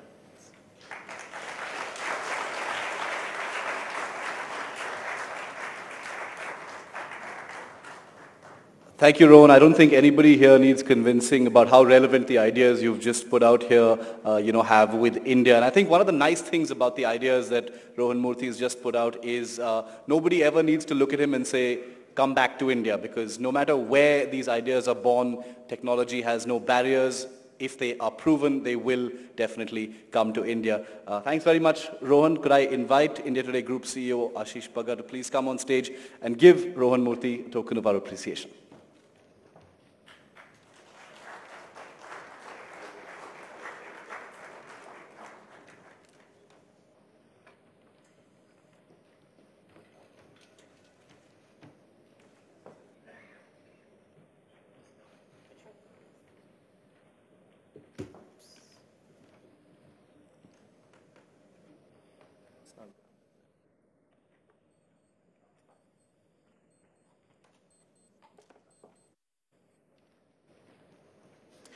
Thanks, Rohan. Thanks, Mr. Bagga. Ladies and gentlemen, now we are going into our next session. An insider's account. How can we make the government work? And for this, can I ask the session chairperson, Dheeraj Nair, Deputy Editor, India Today, to please come on stage.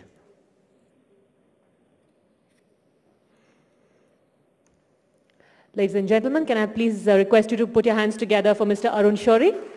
He's the speaker for our next session.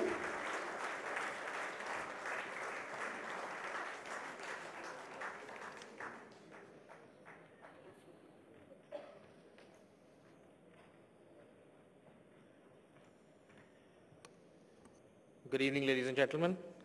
If there's one crisis that the country is facing today, it's a crisis in governance. Someone needs to tell us how to shake off the lazy beast that government has become. It works sometimes when it has to work for itself in terms of scams, in terms of making money, but it doesn't do what it's supposed to do, work for its people. Our speaker today has been a minister, he's been an editor. Most of all, he's a public intellectual who knows how to say it as he sees it. Let me welcome Mr. Arun Shourie.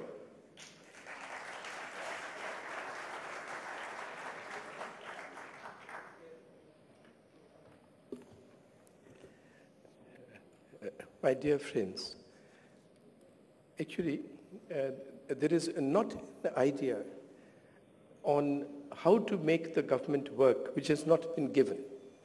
So much so that if you read the report of the Second Administrative Reforms Commission, which was headed by Veerappa Moily, not just points, not just paragraphs, but whole pages after pages have been lifted from the report of this that Venkatachalaya Commission on the working of the Indian Constitution. So the one breakthrough idea, Dheeraj, on how to make the government work is, please implement any idea of any commission.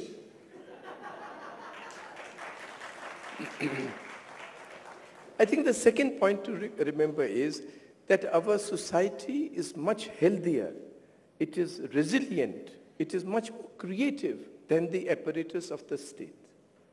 And this is going to remain this way. Therefore, a lean state is what will work in India. And this is the process which was set in motion by the reforms from the early 1990s. And this is the process which unfortunately has been reversed in the last 10 years. So we have to reverse it and get back into the direction in which the role of the state in our lives will continue to be diminished. Third, do not be seduced by a new law. Do not be seduced by a new institution. You see, this poor girl is raped and killed. What is the response? A tougher new law, rape law. But actually speaking, the real tribute would be to enforce the existing laws. And that if there are 20,000 or 30,000 rape cases which have not been solved or which are still pending in the courts, you finish them in 3 months. If Madoff can be convicted in 3 months, Raja Ratnam can be convicted in 3 months, Rajat Gupta can be convicted in 3 months, why not a rape case? But our thing always is a new, tougher law when we do not enforce the existing law. So look for loopholes in existing laws by which they are not enforced. You know, sir, in the Representation of People's Act, there is a section 8 that that a legislator convicted of a heinous crime, that a legislator convicted of a heinous crime like murder shall lose his seat in the legislature forthwith. Then how is it that people who have been convicted of murder continue to be in legislatures? Because after that section, there is a subsection saying, anyone convicted of a heinous crime shall lose his seat in the legislature forthwith, unless he files an appeal within 3 months. So which ass, having been convicted of murder, shall not file an appeal within 3 months? Arun and I know Justice Sareen very well. Now, if you read he's the Lok Ayukt of Delhi. If you read his annual reports, his lament, you see, corporations of Delhi government have been put under his purview. So some IAS officer who's heading the corporation, he arraigns him and finds that, yes, prosecution should be launched against him. No. But IAS officers, to prosecute them, you must go to the Home Ministry. So again, it's just a simple loophole. So in each of these cases, instead of going for new laws, we should look at existing laws, plug the loopholes, and seek their enforcement. The same thing for new institutions. That is why I was never enamored of this demand for the Lokpal. Another institution. See, there's a problem. We ignore the problem. It explodes. We say, kya karna chahiye? Yaar, ek institution banao. We don't have advanced studies. Kya karna chahiye? Institute for Advanced Studies bana do Simla mein. 10 years later, the problem is still there and the institution has become a new problem. So instead of that, you want to check corruption? The easier way is just 4 simple changes. No adjournments. Second, the onus of proof should be shifted on the public official who has disproportionate assets. My predecessor in the communications ministry, one of my predecessors, Mr. Sukhram, उनके पलंग के नीचे 4.5 करोड़ रुपया मिलता है। Now CBI must prove. The CBI must prove that, it is beyond reasonable doubt that he got this as a bribe. It should be the reverse. The preponderance of probability is that howsoever frugal Mrs. Sukhram may have been, they could not have saved 4.5 crores in cash from a minister's salary. Third simple change is confiscation of all assets of the person, not just those which have been got from the bribe. And fourth is you have punishment which is exemplary, which entails imprisonment, physical imprisonment for the person, and that he is barred from public life for life. You don't require lokpal. So not a new institution, not a new law, but existing institutions and existing laws. Fourth, rules. No institution can run without rules. और हमारे यहाँ attitude ये है that a person's status is known by the number of rules he can disregard. And in Parliament, the attitude is, उनको कहो कि नहीं, under what rule are you speaking? He said, what do you mean, what rule? He said, this is the rule book, man. Under which rule are you speaking? He says, the rule book लाइए इधर है, हम ही ने बनाई है ना, हम अभी change करते. That the people of India are supreme, we represent the people of India, therefore we are supreme, therefore we can do anything we like. But you know, it's this sturdy banks enable the river to flow fast. So also we must ensure that you have institutions and rules are enforced, rules which are necessary for the proper functioning of those institutions. And the media and others can play a great part in this, because actually we encourage the violation of rules. अगर कोई हल्ला करता है, parliament disrupt होता है, headline, breaking news. अगर कोई बहुत रीजन्ड एक्सपोजिशन देता है on the defence budget, nothing.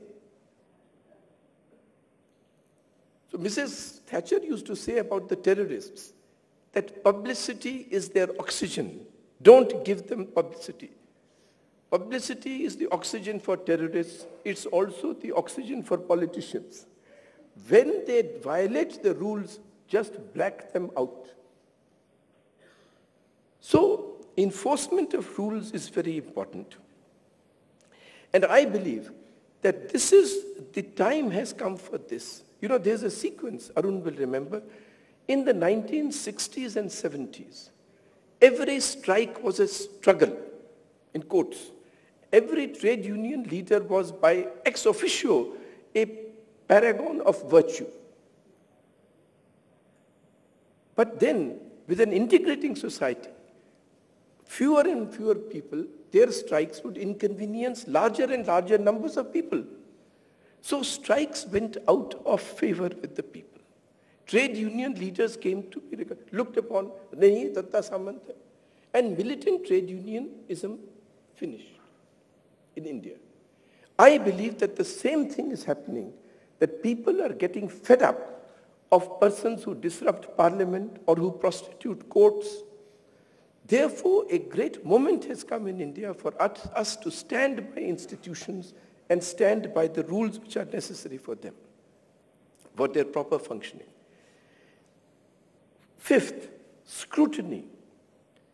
You know, if you look at American judgments of the Supreme Court, they are analyzed so, in such detail. Mr. A very distinguished ambassador is here. He would remind us that if you have an American judge is nominated for the Supreme Court, how closely his record has been monitored for 25, 30 years. Every single judgment that he has given, Mr. Bajpayee will remind us, has been analyzed by some professionals. Here, you show me the analysis of Indian Supreme Court judgments. That is why they can get away with anything. And they do get away with anything. There's a judgment of the Supreme Court on this education and reservations in private sector educational institutions. Case goes to a 3-judge bench. They hear it. Then they think any constitutional matter should go to 5-judge bench. So that hearing goes on and on and on. The 5-judge bench gives a judgment of 1400 pages. Nobody can understand it. So a 7-judge bench is constituted to distill what the 5-judge bench has said. But then that 7-judge bench nobody can understand. So a 3-judge bench is then constituted to distill the points of law of the 7-judge bench, which distilled what the 5-judge bench said after the 3-judge bench had referred the matter to it. So because we don't scrutinize, they can go on doing whatever they do. And scrutiny must also mean that we praise those who do good work. I'll give an example from India today. Because of the sterling work that India today has done on the ranking of states, every chief minister today is trying to project himself as a person who's doing well in governance on those criteria which you have picked up for ranking of states. So scrutiny must mean both things. It must mean exposure of those who are doing wrong, and secondly, of promoting, projecting, and of being fortresses around those who are doing good. 6th point, partnership. Today in India, everything is adversarial. CAG versus government, government versus judiciary, center versus states, opposition versus government.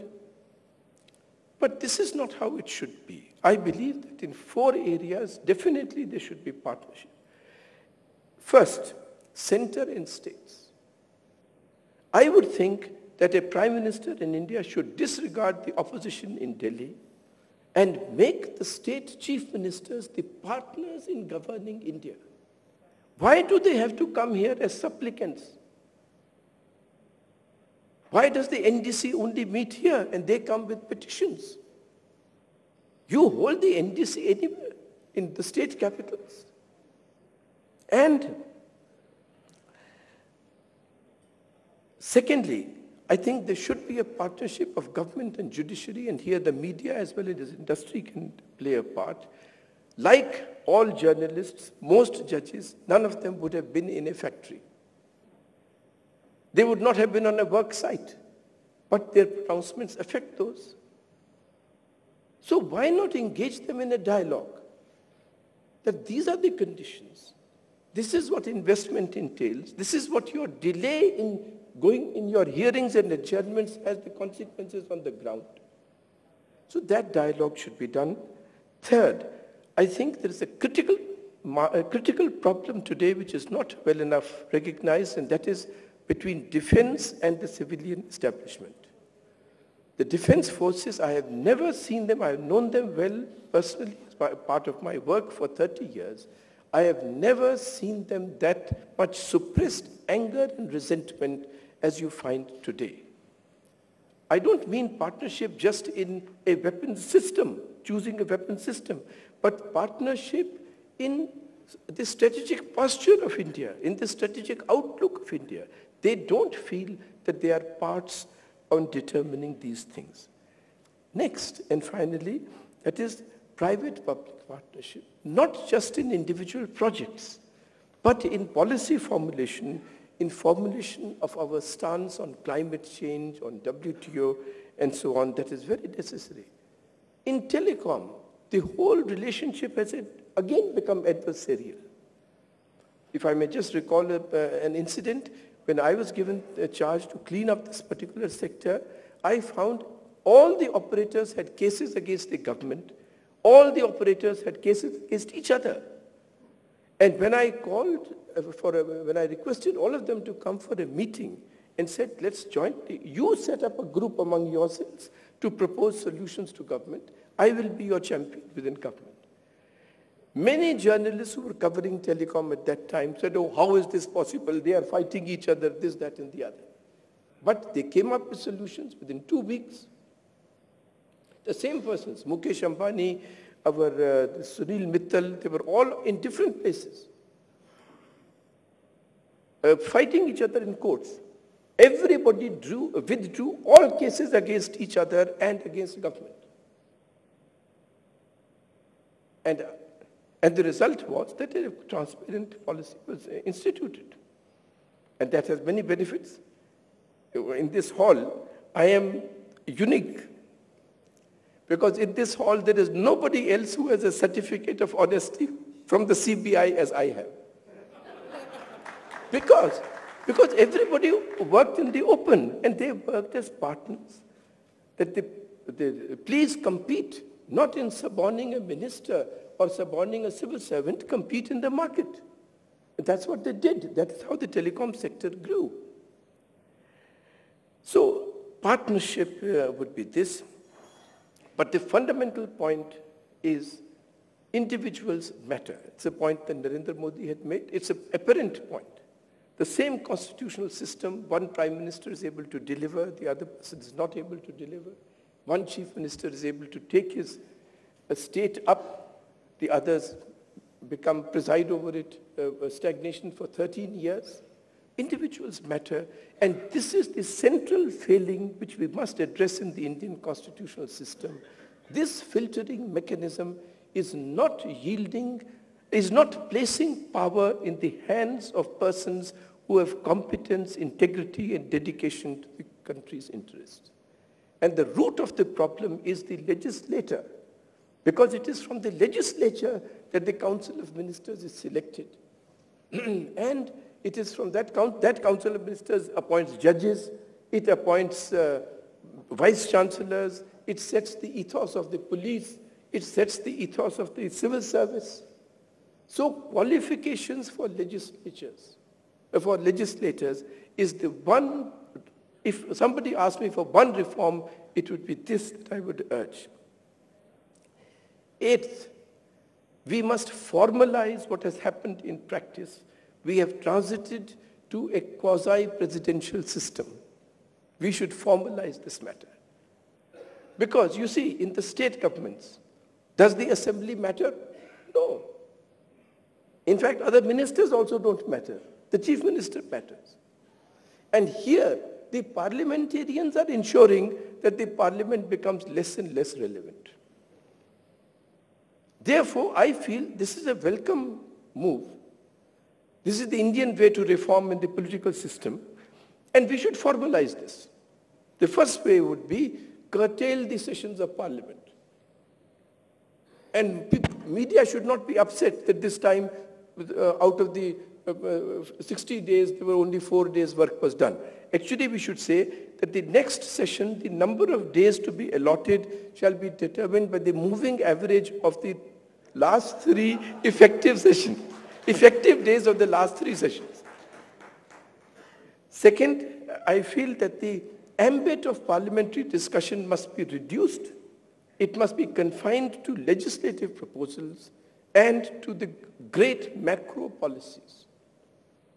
Headlines today should not be discussed, which is all they do. Third, I think it is time for us to argue that a proportion of the cabinet at least should be from outside the legislature, but that would take me out of this. But that is the point that I wanted to make, that we should now formalize this transition to a system which is already quasi-presidential. Most important, and I will end with this particular point, sir, is each of us must recognize our role in bringing, our contribution to bringing things to this pass. No bribe has been received before it has been given. No judge can be bribed without the intermediation of these advocates and solicitors.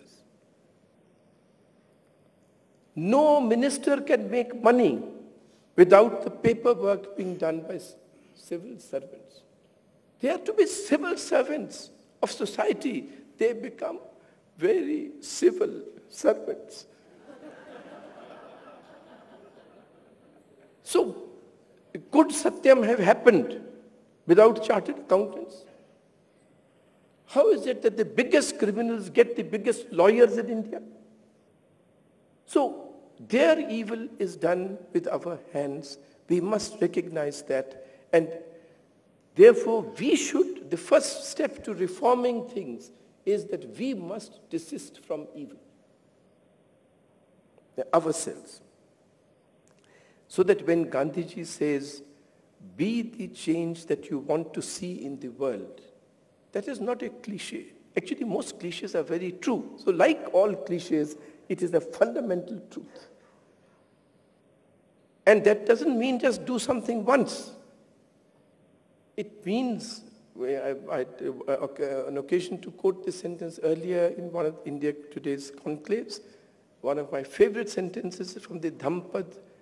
It says, as the silversmith removes impurities from silver, so the wise man from himself. In our case, so the wise man, so the concerned citizen from institutions. As the silversmith removes impurities from silver, so the wise man from himself, one by one, little by little, again and again. That is how we should take up one institution, each of us, one issue.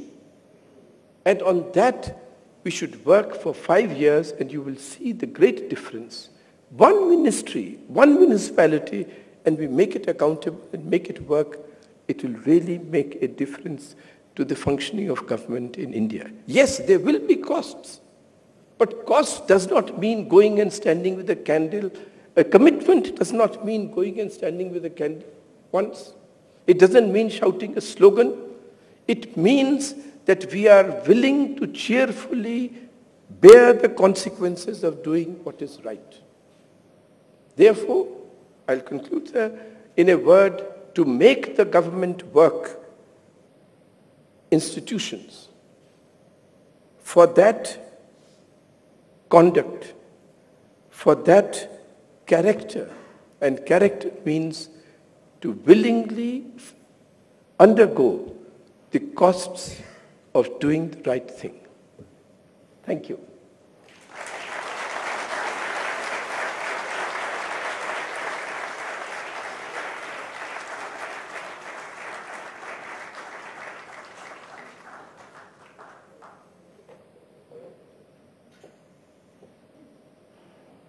Thank you, Mr. Shori. That was excellent as always. If I could just ask you the first question. Let's take the BJP. Over the last 9 years, it has spent its time in opposition. Please take the BJP.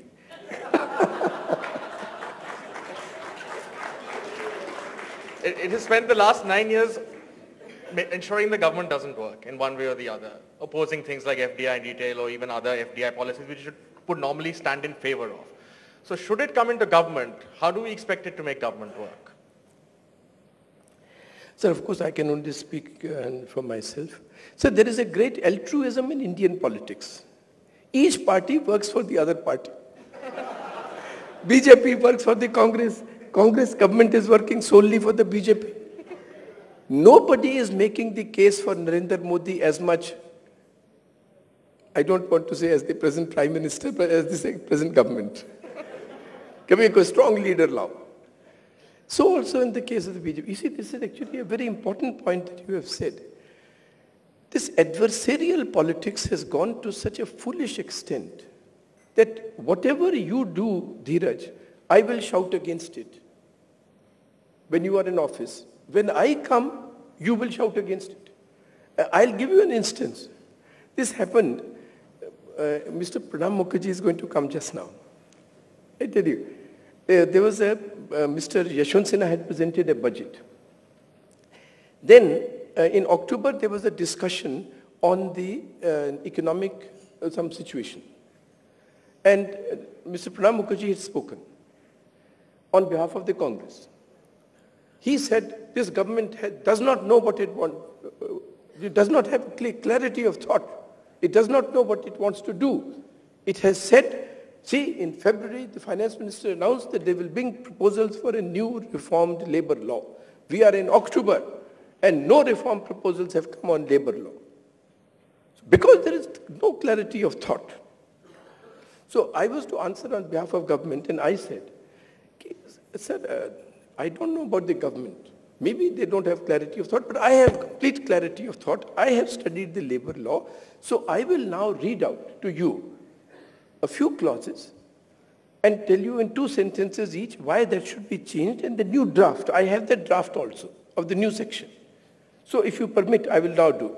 So section 5C, it today says this. For this reason, it should say this. If you approve by voice just now, I will go to the Prime Minister in the evening with folded hands. Sir, this is what the Rajya Sabha wants. Please let us introduce this. So I read 5C.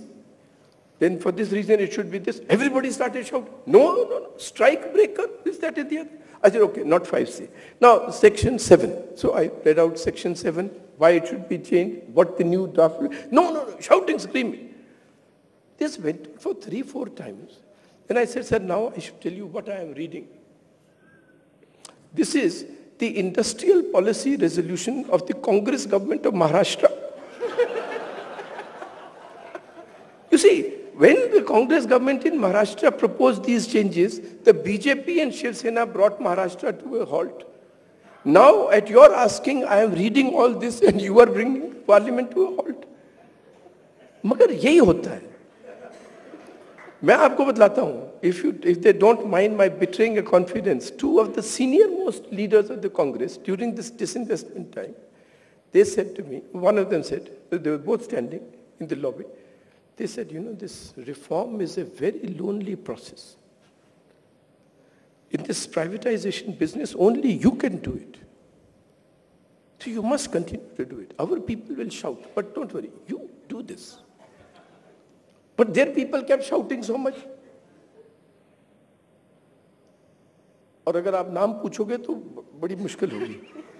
अच्छा, तो they kept shouting so much that when they came to office, they could not do what is necessary to be done, which was a continuation of what they had begun.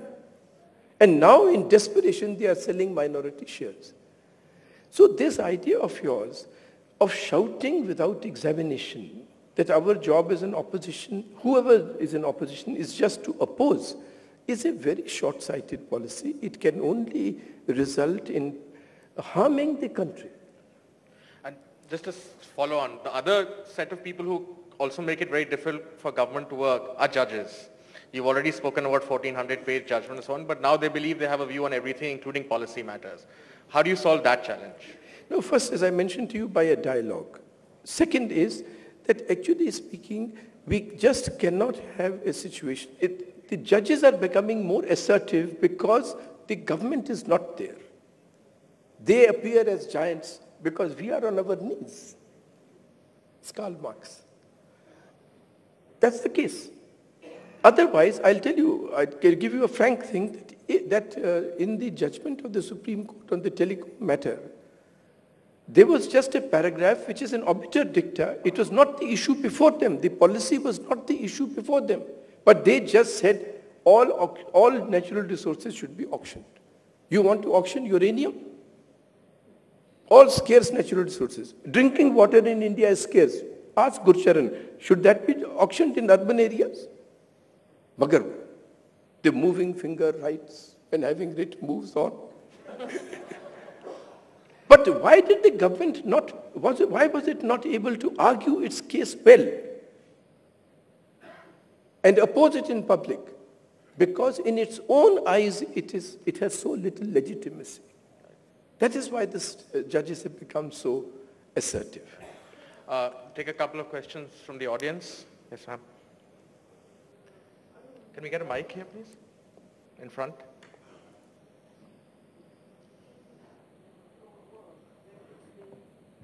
In your work, whether it's been in journalism or in politics, you've always played a kind of an activist role, whichever instrument you've used or tool you've used to accomplish what you wanted to. So my question is related to the IT Act and the addition of Section 66A, which I'm sure you're familiar with, which is being used by the government to clap quite a few people in jail, even for making Facebook comments or Twitter comments.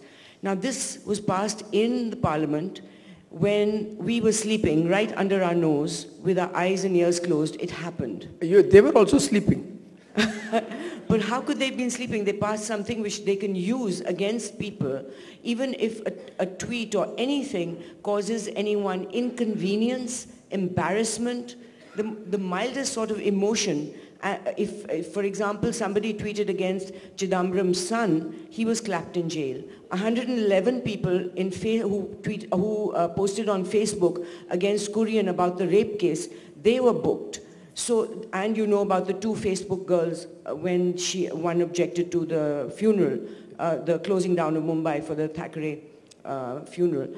In any number of cases. Now this happened right while we were watching. What could we have done as citizens, since you've always propagated first is not activism? to be intimidated by such things, not to be frightened by such things. Because I have seen that in the last, at least since the emergency, since 1975, any government which has raised a hand against free expression has had the hand singed and has to withdraw it. The Bihar Press Bill, the Rajiv Gandhi's anti-defamation bill. So also in each one of these instances where power was misused, that particular government has been on the defensive.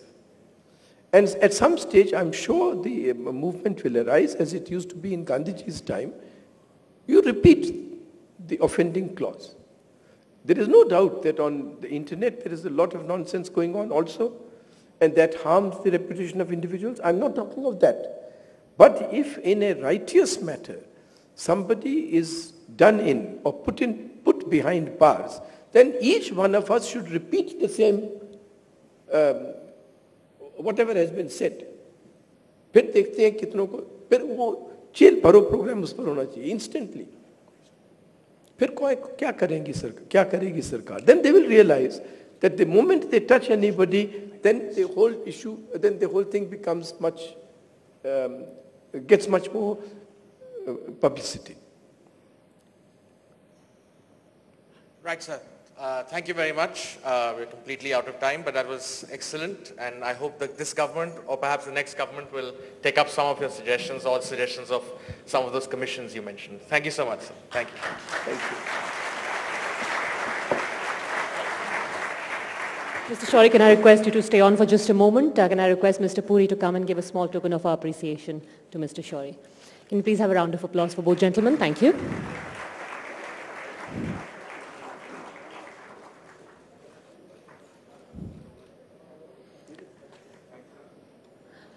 I would request everyone to please stay in their seats, settle down, because we're going straight into our next session. It's the business debrief, the fatal attraction of the great Indian marketplace. And this session is brought to you by BHEL. Ladies and gentlemen, the time right now is 5:32. The time check is brought to you by our time partner Omega. We are going to be serving the Cavendish high tea at your tables. Please bear with us because one of the speakers for our next session, former Civil Aviation Minister Praful Patel, has a flight to catch. So without wasting any more time, we'll be going straight away into our next session. And for it, can I please call the session chairperson, Sandeep Bamzai, on stage.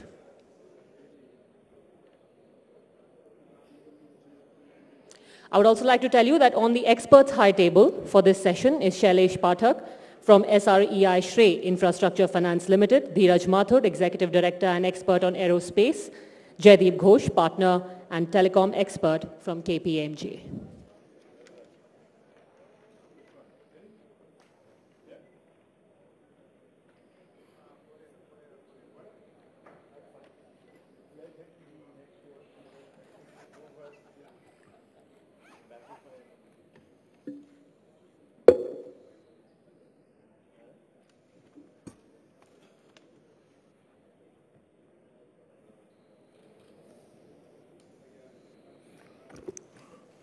Evening, everyone.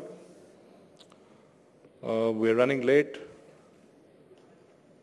We have Mr. Praful Patel, the Minister for Heavy Industries, and before this, the Minister for Civil Aviation, probably the longest serving civil aviation minister that India has had for over 6.5 years, Mr. John Frederick Baksas, who is the global CEO of Telenor, and of course, Mr. Chris Gopalakrishnan, co-chairman of a company which probably created Brand India, Infosys. Many are discovering with some confusion and at some level of peril how tough it is actually to do business in India. Mr. Baksas will tell us more about that a little later because he heads Telenor, which has had problems with the Indian judiciary in recent times.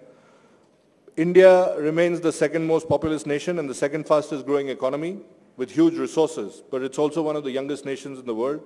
To remove the confusion about the Indian great marketplace, actually one needs to go back almost 20 years when one of the greatest frauds was perpetrated on the Western mind by the National Council of Applied Economic Research, when they put out a report saying that the Indian middle class is 300 million strong. And that's when a lot of foreign companies came to India in the first flush of the unfettering of the economy. And then they realized that the size of the Indian middle class is probably a third or maybe even less than that at that particular point in time. But the middle class has grown. It has discretionary income. It is the consuming class, and it continues to bring investors in droves to this country. Telenor is a classic example. It was here. Its licenses got cancelled. It has stayed the course. It has shown commitment. It has rebid, and it's back in business with 6 circles in India. So all these companies and more are eager to tap into this middle class. But this middle class has a fatal attraction about it, and we will discuss this fatal attraction with this panel of eminence. I'd like to call Mr. Praful Patel first. He is a multifaceted man, a union minister, a politician, a troubleshooter for the NCP, which is a coalition partner at the center, and in Maharashtra, a football administrator. He's a businessman of some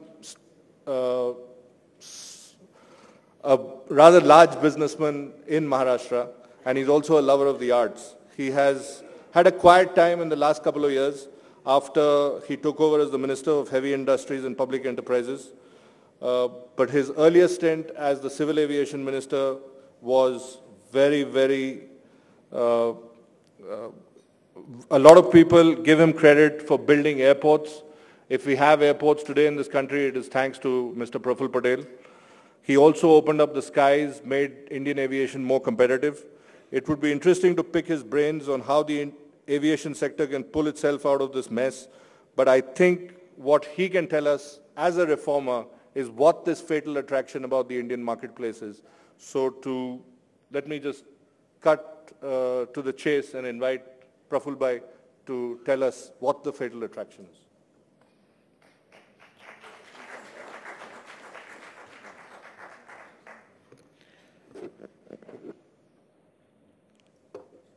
Good evening, everybody. I see this session is sponsored by BHEL, and that is why I've been asked to speak. Well, thank you, Sandeep, for at least some of the kind words. I don't know whether these kind words will continue till the end of the session, at least from the audience. Well, I think a lot of the things which I am going to speak, or the basic theme of this session, is something which, at least from somebody in the government or from the Indian government side, will be repetitive.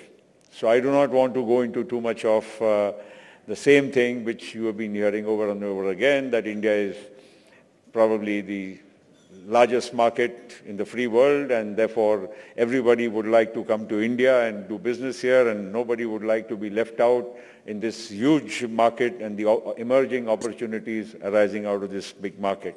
So that, I'm sure, the statistics are well known to everybody, and everybody knows that why everybody wants to do business in India. And of course, we were talking to the gentleman from Telenor, who has been in the news earlier because of whatever happened in the telecom sector. And he was giving us a little bit of an insight that they've been here, they've gone through the roughest of times, but yet in the last 3 years of their operations, they are finding that they are going to break even.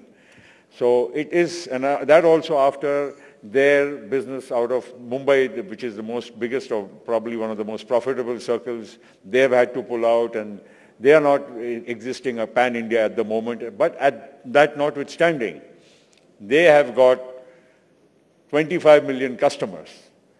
And I'm sure when they go in for more circles, they bid for new circles, they will certainly be a big player in the Indian market. So that itself, the small limited introduction he gave us about his company, I think answers it all. And why would anybody be looking at coming into India and wanting to do business?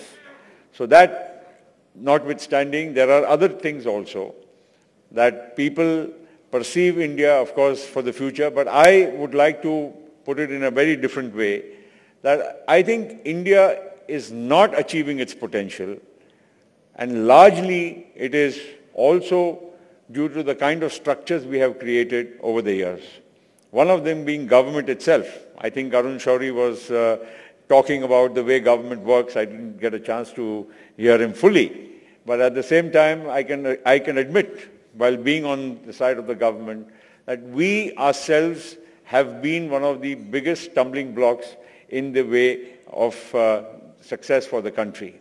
And the recent examples, I think when we came with UPA 1, everybody just thought that it's a change of government from the NDA, and therefore UPA will be a large coalition driven by the left and probably will not be able to show the way for the country. But UPA 1, in spite of all the limitations, could give this country a very good government and could probably be I would say, a path setter, the reason why we came back and formed UPA 2. But ever since we've come to UPA 2, if we see the way we have been functioning, I'm being a critic of our government and therefore may not be music to the ears of my colleagues, but I can certainly say that we, on many occasions, have been actually shooting ourselves in the foot. Look at sector after sector. Say the power sector, one of the, I would say, a sector with a great potential. India still lives in darkness. India still doesn't have electricity enough to provide, I would say, 6 hours of power for a home, for a bulb to be lit at home. But still, we have not been able to get out of this morass. The reason is we have built in activism within the system.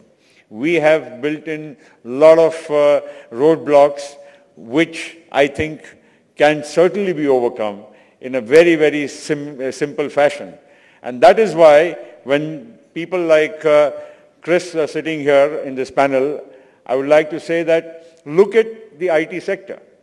It has truly demonstrated the aspirational change in India.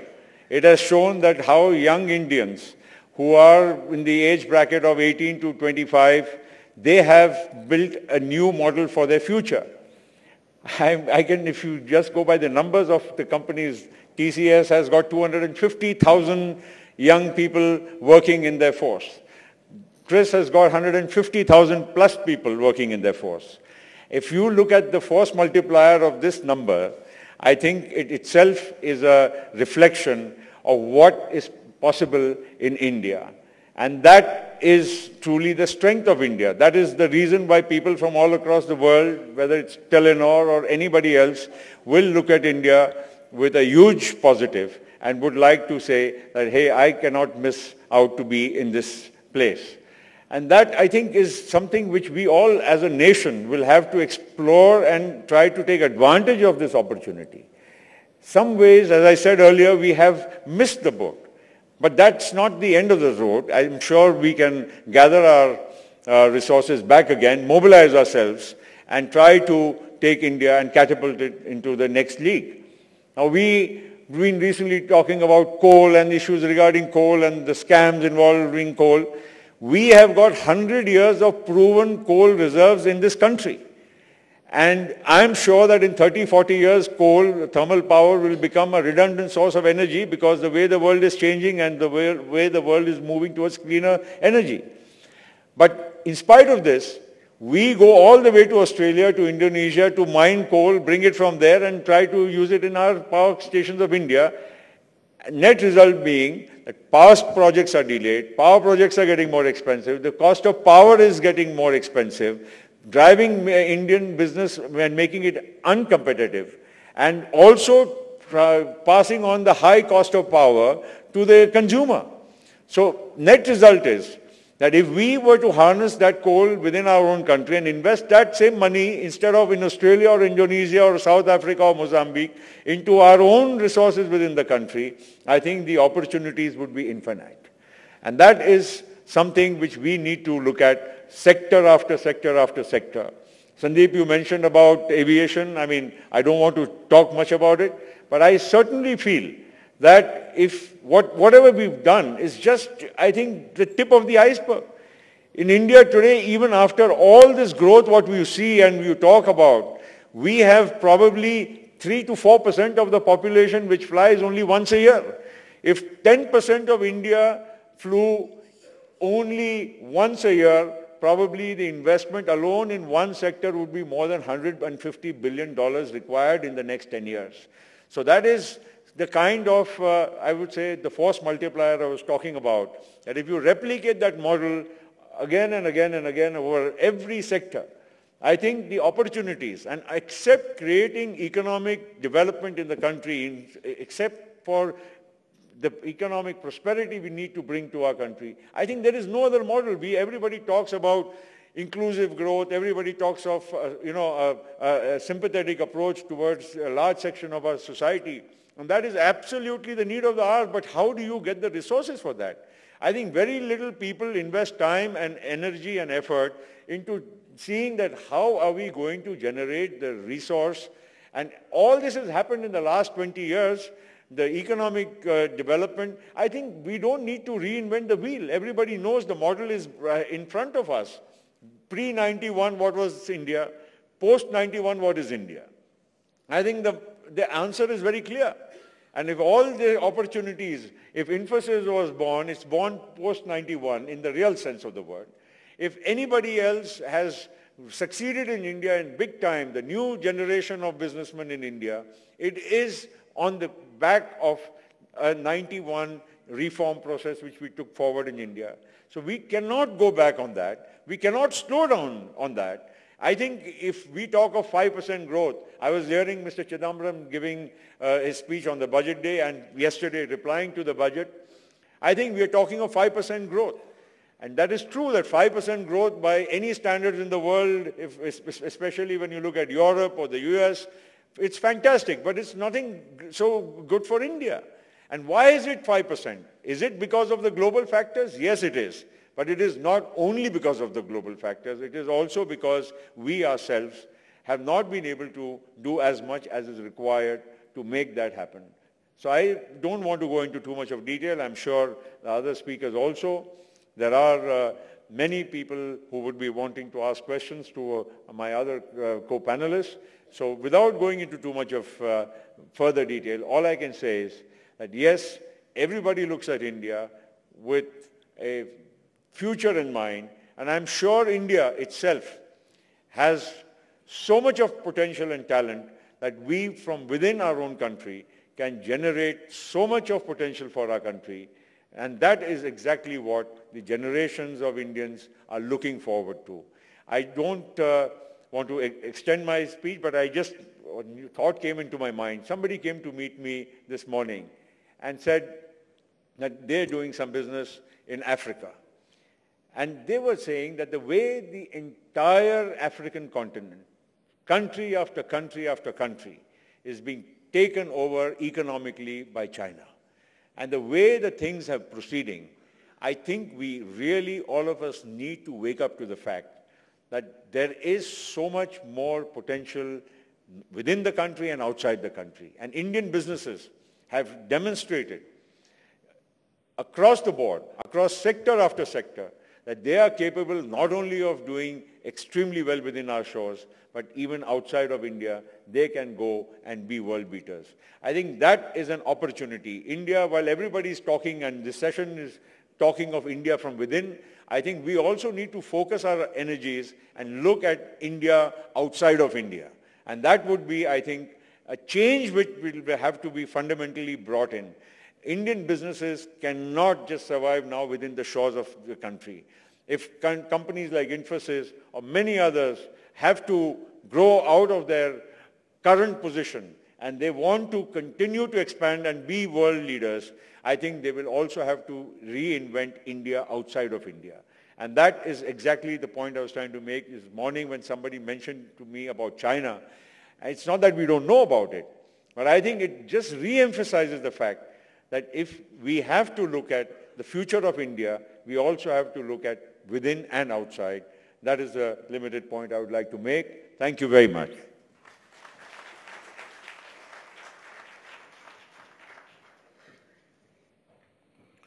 Thank you, Praful Bhai. True to form, you've displayed the candor that is associated with you.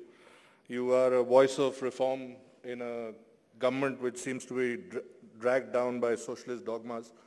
Our next speaker, only 3% of Infosys revenues comes from India. 97% of Infosys revenues come from its overseas development or overseas delivery model. You're already famous if you're at Infosys. Being a co-founder, one of the 7 who started the company, like Chris Gopalakrishnan, makes you doubly so, I guess. He's described as a thought leader. His work makes him naturally a business leader. People with that kind of reputation are the ones driving companies like Infosys with their vast global footprint. And as Praful Bhai just said, they employ 155,000 people across the world. TCS employs 250,000 people across the world. These are companies which are not only hiring people, employing people, but they're generating revenues. Mr. Gopalakrishnan has been associated with the CII, which is normally something that tech companies are not associated with, but he's taken a position on certain matters. I think we'd like to hear more from Mr. Gopalakrishnan on what he thinks about the great Indian marketplace, which has, as we have seen, a fatal attraction.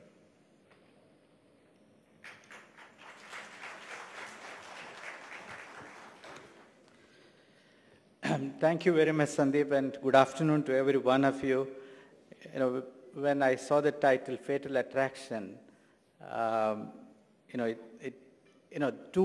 two options, right? One, bring in the Indian mysticism to this, so on the title, Fatal Attraction, etc. Or, the negative connotation. So when I look at this topic, I thought I will share with you 5 points, actually. First of all, India is a large market, a huge opportunity for every business, not just multinationals, companies from overseas. India is a huge market for Indian companies too. So when we talk about the challenges, it's true for Indian companies too. Sometimes we forget, we believe that it's only a problem for global multinationals, but it's a problem for Indian multinationals also, Indian companies also, small and medium enterprises, the engine of growth for any economy, engine for job creation for any economy, the small and medium enterprise. So it's a challenge for all companies. Second point I want to make is, if you look at the story of the IT services industry, and Mr. Praful Patel talked about it actually, truly we are seen as a showpiece of what the reform process has created. We are seen as the children of the reform process, the showpiece for the reform process in India. The point I want to bring about here is that this was an industry which had 100% foreign ownership from day one. way back in 1993 when we were all extremely small. Infosys had a revenue of about $10 million at that point. We were employing probably about 300 people at that point. And we've grown significantly over the last 20 years, gone from 10 million to close to about $8 billion in revenue, 155,000 people. In an environment where competition was open, competition was possible, and the industry figured out how to compete, not just in India, but everywhere. And the point I want to make here is that we must trust the competitiveness of the Indian industry. We must believe that Indian industry can compete, as I strongly believe the Indian professional can compete anywhere in the world. So the industry can compete. And I strongly believe that a strong IT industry also means that there can be strong companies in every possible industry that we have in the country. And we are seeing that actually. We are seeing Indian companies acquiring abroad, growing abroad, and making their mark felt in other parts of the world.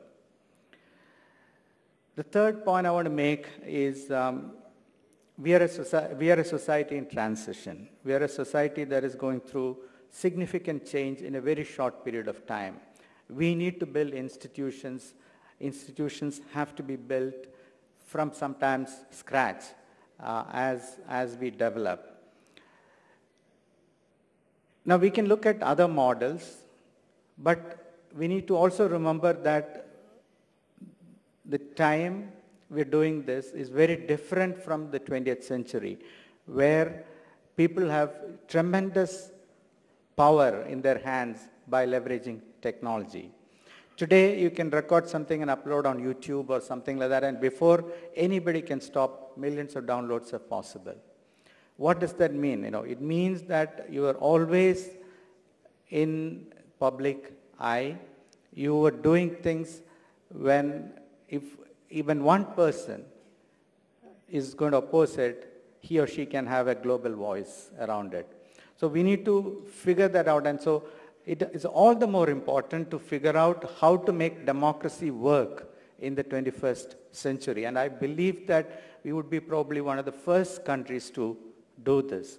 And there are some difficulties to make that work, because you need very strong visionary leadership that can actually paint a vision that will show what is at the end of this transition and the transformation. That is needed today more than ever, because then only people will believe that short-term pain means long-term gain. That means that this transition is worth it. The fourth point I want to make is about talent. We have a very large population, but we need to make sure that this population sees opportunities in the transition that is happening. That means they need to be educated, they need to be made ready to take on the jobs of the future. Factories today require far fewer number of people. 30 years back, a factory would require probably, let's say, 100 people. Today, that same factory would probably require 10 people, 1/10. The type of work that you do is very different. It's probably not going to be manual work. It's probably more like software development, computer programming, robotics, and things like that. Very different type of work. So we need to make sure that we understand that. Agriculture, for example, will require far fewer people. 70% of the people are dependent on agriculture. We probably will come down to 3-5% of people depend on agriculture. So how do you transition all these people? And one of the things in the brief about the topic itself says everyone earns from India, but Indians remain poor. We have to make sure that they have jobs, they have good paying jobs, they have the education, they have the capability to participate in this transition. Businesses are going to feel challenged because they don't have the right workforce. And we are already seeing that, actually. There is a mismatch between what industry needs, what India's growth needs, and what our system is today producing. And we are, of course, all part of the system. The last point I want to make is about what kind of development that we need, what kind of products we need, what kind of growth that we need as we look forward. And this is also a very important point, because if we don't make the right choices as we grow, we'll create an India that is unlivable. So 3.5% of people today own cars. 3.5% of people own cars. Now, India is a huge market for automobiles, because in a developed country, 50-60% of the people own cars. Now imagine what will happen to our roads, what will happen to pollution, what will happen to our cities if we don't change either the way we commute or we change the automobiles that we produce. So when we talk about the fatal attraction, to me, making the right choices, making the right path for development, making sure that we understand what this development would mean when we see a developed India. It's very, very important. Now, it is possible, and it's already happening, right? In 1991, approximately the per capita income was about $700, $800. Today, it's $1,500. We have already seen it doubling. It is estimated to be about $4,000, $5,000 by 2020. We are going to see development. Even if we continue to grow at 5-6%, we will see per capita income going up. At that juncture, what is the India that we would see? I think that is a very important question to debate, and we need to think about our cities, we need to think about the environment, we need to think about what kind of jobs, we need to think about what kind of governance, what kind of institutions we will have if we want to make sure that it's an attractive India that we get at the end of 2020. Thank you.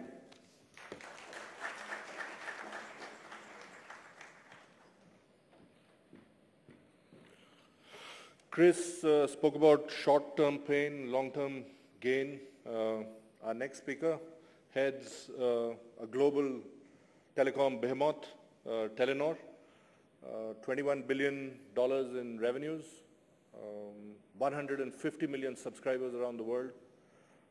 He has seen short-term pain close up in India. He knows how tough it is to do business in India, yet he's decided to stay the course. He's been heading Telenor as the global CEO for the last 11 years. He's convinced that this is a marketplace, and as Prafulbhai said in his speech, they'll actually break even this year, which is what he was telling us inside. So he would be the best person actually to tell us about the fatal attraction of the great Indian marketplace, because he's here trying and testing the marketplace. Mr. Baksas.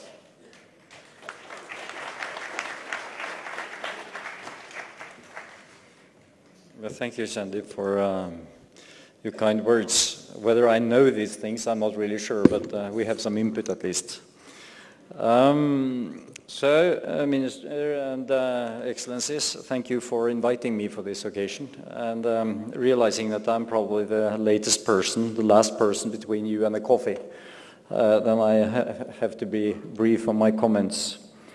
But I'd like to at least give one comment to Minister Patel, and that is that if every Indian are going up in the planes, they can use a mobile phone to get that connectivity established. So in a way, planes and mobile phones will, to a certain extent, compete in the future. So what can a Norwegian bring about on this afternoon to you? Norway, a very small country on top of Europe, with only 5, and I repeat, only 5 million people. So in this big setting here, it's sort of just a small dot anywhere in this country.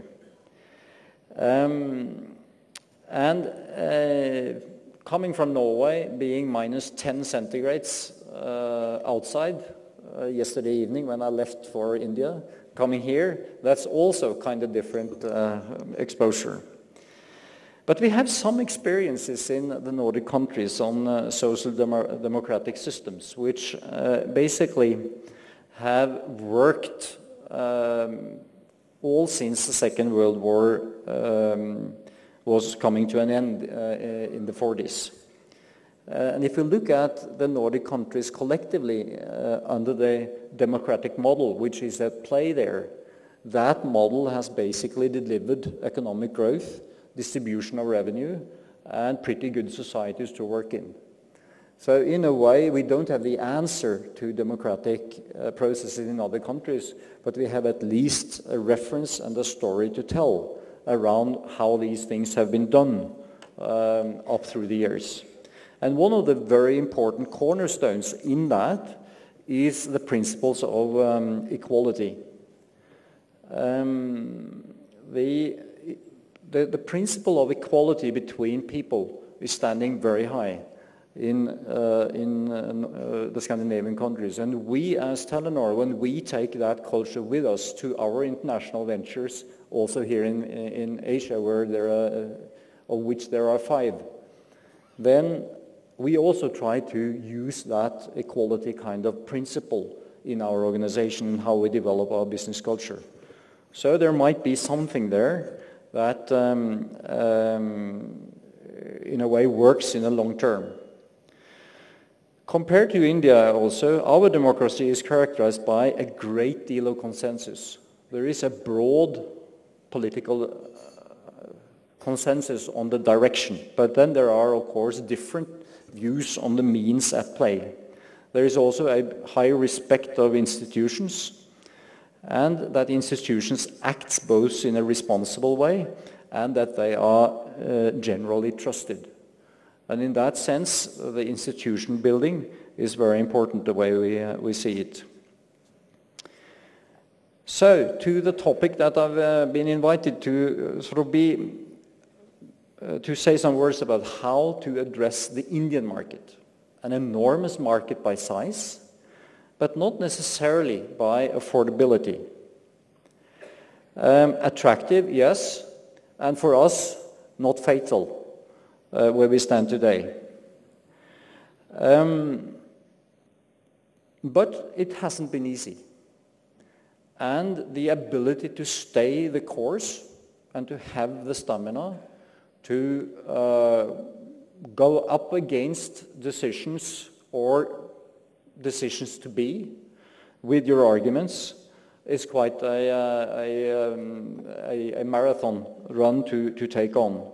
And in a way it was a near-to-death experience to get the Supreme Court ruling in February 1 year ago. And it wasn't easy for us to say we want to fight that one. Because to fight that one meant that our management and our people in the organization of Uninor really had to produce progress at the same time as having a fundamental insecurity as to whether there would be a license process that we could come through successfully or not. And remarkably enough, the business culture produced progress throughout the year, and remarkably enough, we participated in the auction, and we are there with licensed spectrum.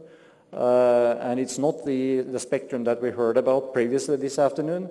This is spectrum paid for in a new auction process, and it's cleared for the coming years. So in a way, it's done, but after a very, very lengthy process. And the price tag for this, I think also the minister was touching upon. The price tag for this is at least 1 year of insecurity on investments in this sector. And we believe that when we see lower investments in a sector of our character for 1 year, then we will probably also contribute less to the economic growth potential of the country in that period. And it's widely known that the 10% added teledensity has a 1.2% added GDP factor in every country And that those kind of research work has been done in many markets as we go forward. So there is a price tag on this, on the economic growth to be seen. Who is then the ally of a foreigner coming to a new country? Who's my ally when Telenor decides to go for a market position in India? Well, a government should be a pillar of support in that sense by clarifying the terms of investments. And of course, that was the case under the licenses that were issued back in 2008 that basically was turned upside down by the Supreme Court ruling. And now the government has worked itself through another auction process, and we've got through that needle hole this time. Does that mean that there will be other points of time where the framework of this industry will be thrown up in the air and addressed once more? I think we are prepared for that, but we are also prepared to fight for our position in the same way as we have been doing through 2012. Coming to India then, can we rely upon the fact that government will be the voice of a foreign direct investor like ourselves? Of course not. We have to be our voice ourselves. But we should expect and we should see that the policymakers basically are sticking to a certain framework after such a license process that we've just seen have been completed. Then on the better note, coming to India is a learning curve in itself, not only by culture, but also by innovation. In this market, the level of competitiveness between people and organizations is extraordinary. The quality of our people that we have here in India is very, very high and very, very dedicated. And they compete very, very well with the rest of my colleagues in the Telenor Group, which counts roughly 30,000 people. And in that sense, there is a learning curve also industry-wise.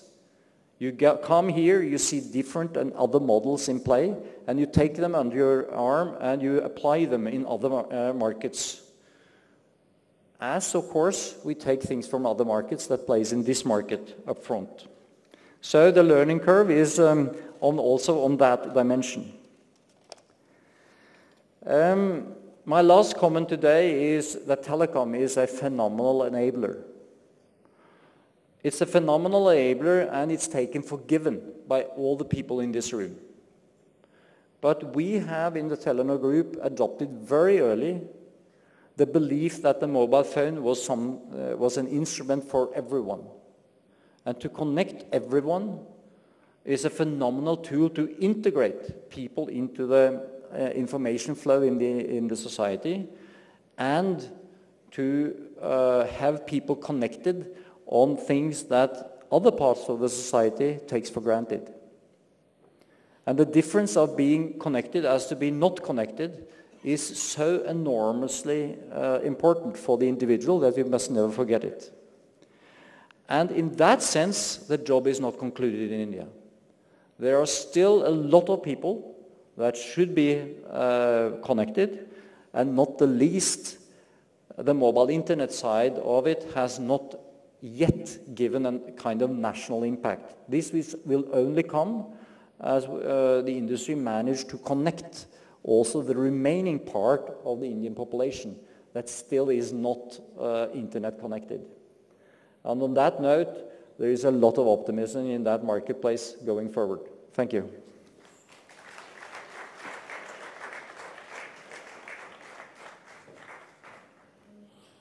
Thank you, Mr. Baksas, for your honest assessment of the Indian marketplace. Not fatal anymore, positive, which is good news. I'd like to invite our panel to ask questions. If you could ask very short, crisp questions and target the person, it'll make more sense. Sailesh? And you can ask the question of the individual instead of asking two people at the same time. Actually, there's a question for Mr. Praful Patel. You did outstanding work in the airports in 2006, that's why they happened. But you have said that India is not achieving its potential. And one of the reasons is government, and it's working. Now, you have great private sector experience, and you have a great ministerial experience. What are the 2 or 3 things that you'd like to see in the government learning from the private sector? Well, since you've asked a question especially pertaining because to my background in business also, well, I'll just tell you, you talked about airport modernization in 2006. Remember, that was the UPA one, and the left was the predominant force which was like sitting on the government's head. And we managed, the only privatization which took place since the UPA 1 till today has been the privatization of Mumbai, Delhi, Hyderabad and Bangalore airports, if you see it in the actual sense of privatization. And we managed it because it was, I would say, an exercise which most of us in government should undertake, is to navigate our way through difficulties. If we learn to have interpersonal skills, if we try to navigate things in a much more, I would say, systematic and methodical way, and with a lot of persuasion, because otherwise things are not going to happen. If you just send a file to another ministry for consultation, it's going to take forever for the file to come back to you. So if you chase projects, if you chase any issue with passion and a lot of, I would say, diligence and persuasion, I'm sure many things in government can be sorted out. Few of the issues which I was talking about earlier, that why the government has shot itself in the foot, is because a lot of these issues could have been handled much more deftly. But somehow in the complex maze of governance which we have somewhere stumbled and lost our way. But I'm very optimistic that, of late, I think everybody in the government has realized, everybody in the system, even in the country, I would say, outside of government, everybody has realized that, we've meandered and we've lost our path, and we have to recover ground very quickly. And that is exactly what is happening. And that is why in most sectors, if we really just do a little bit of fine-tuning, I think the economy, irrespective of what happens outside of India, can be on a very, very healthy growth track. Jadip? My question is to John Frederick Praxis. Yeah, hi. My question is to Mr. John Frederick Praxis. And as you said at the beginning, you're coming from Norway and Nordic. Now the contrast between Nordic and India is too much. You mentioned saying 5 million in Norway. Even total Nordic is about 25 million. Sweden being about 10. India is like 1.2 billion. Mr. Krish mentioned about GDP per capita in India, $1,500 US, 1,500, going up to 4,000 by 2020. Now practically Norway has the highest GDP per capita in the world, if you just discount Luxembourg and Monaco, etc. kind of thing. And more importantly, in the corruption perception index, Norway and all the Nordic countries, come in the top 7 in terms of least corruption. India is kind of 94, 2012 rankings. So given the huge contrast and even factoring your presence in Asian markets, including Pakistan and Bangladesh, which are neighboring, and the experience that you've had in the first 3 years, two short questions specific. What are the key learnings which you do not want to repeat in future? And in the second innings with the new spectrum auction that you've got, what would you do differently? So first question, key learnings which would you not like to repeat? Second question, what would you do differently this time? Thank you. Of course, there are huge differences on Nordic countries and India, and I don't even, as I also said, any kind of model that play in the Nordics might not necessarily play well in these circumstances, but still the reference to a model that has produced these kind of results, both in upgoing years and also in downtrending years, is at least a question one could reflect upon. In our industry, we are used to enormous changes from one technology phase to another. And Telenor, I've been with the group for 25 years soon, so I saw the telefax coming early 80s, and I saw it disappearing late 90s. So in a way, the technology generations, they come and go. And if we as an industry player do not take those changes, we will not have the ability to play. In these days, there is a new challenge for us to change, and that is that everything is going in the IP direction. There is a phenomenal data explosion out there, and traditionally the telco revenues comes from voice and SMS. And if you don't change also your revenue models, your business model under this kind of change, you will probably risk to be out of business in the course of, say, 5 to 10 years. So the learning curve is don't sit still. Don't you ever sit still and caretake what you have. Be as eager at investigating what the changes can give of opportunities as you possibly can. And here plays competence an enormous important role. And suddenly telcos will need another kind of set of competence in the coming years than what we used to have. And in that sense, our step to India gave us a lot of new competence on how the business model for telcos in this country, which was different from many other countries, has given us a whole package of new kind of knowledge. So would I have done it again? Yes, but would I have done everything that we have done over those 3 years in the exact same way? Probably not. That's, I mean, it's easier to be smart in hindsight. The big thing and the more challenging thing is to be smart for the future. Question to Chris. Praful Bhai spoke about the fact that if the government showed intent and will, it did manage to do privatization of airports.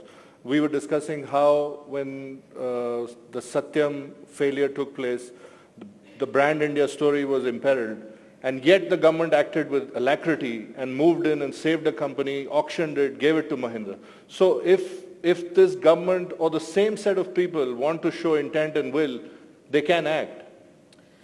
Yes, clearly, and we have demonstrated this. You know, the airport is a good example.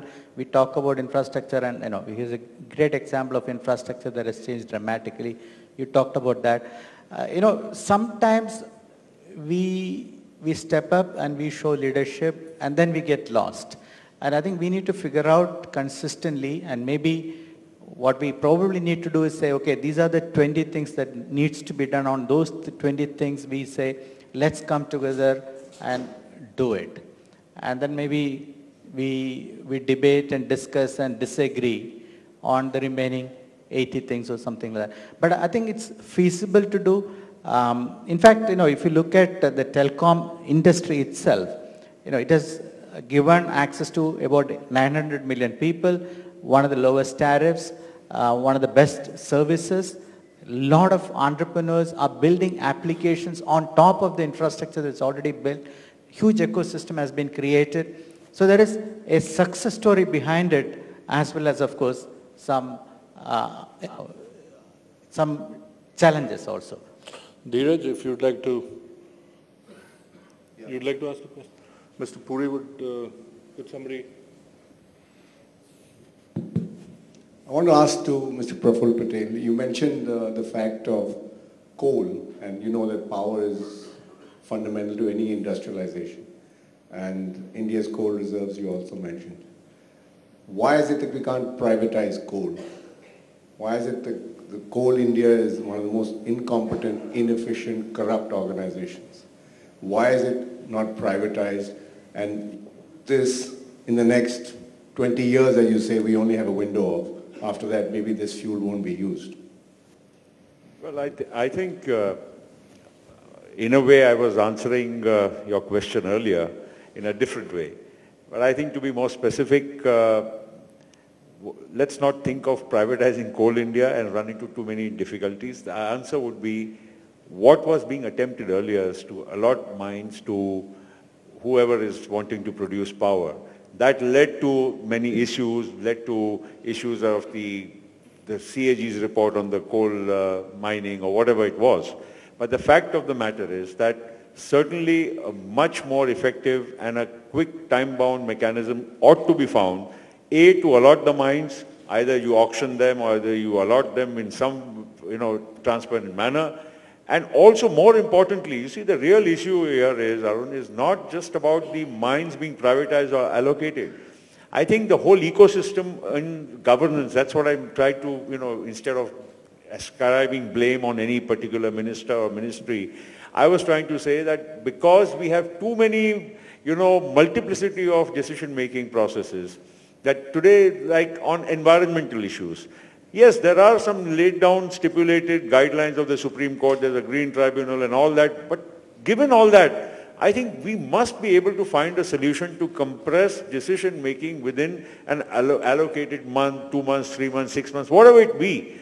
That will make decision-making much more easier, transparent, and at the same time, people who invest in a project, they know exactly what's going to be at the end of the road. After 6 months, 1 year, milestones will be laid down and more clearer for people to know whether they're putting their money in the right place or not. But to be very specific, to reply to you, to your question, it would be that yes, we need to have much more privatization of coal mining in the future. Why can't you do it?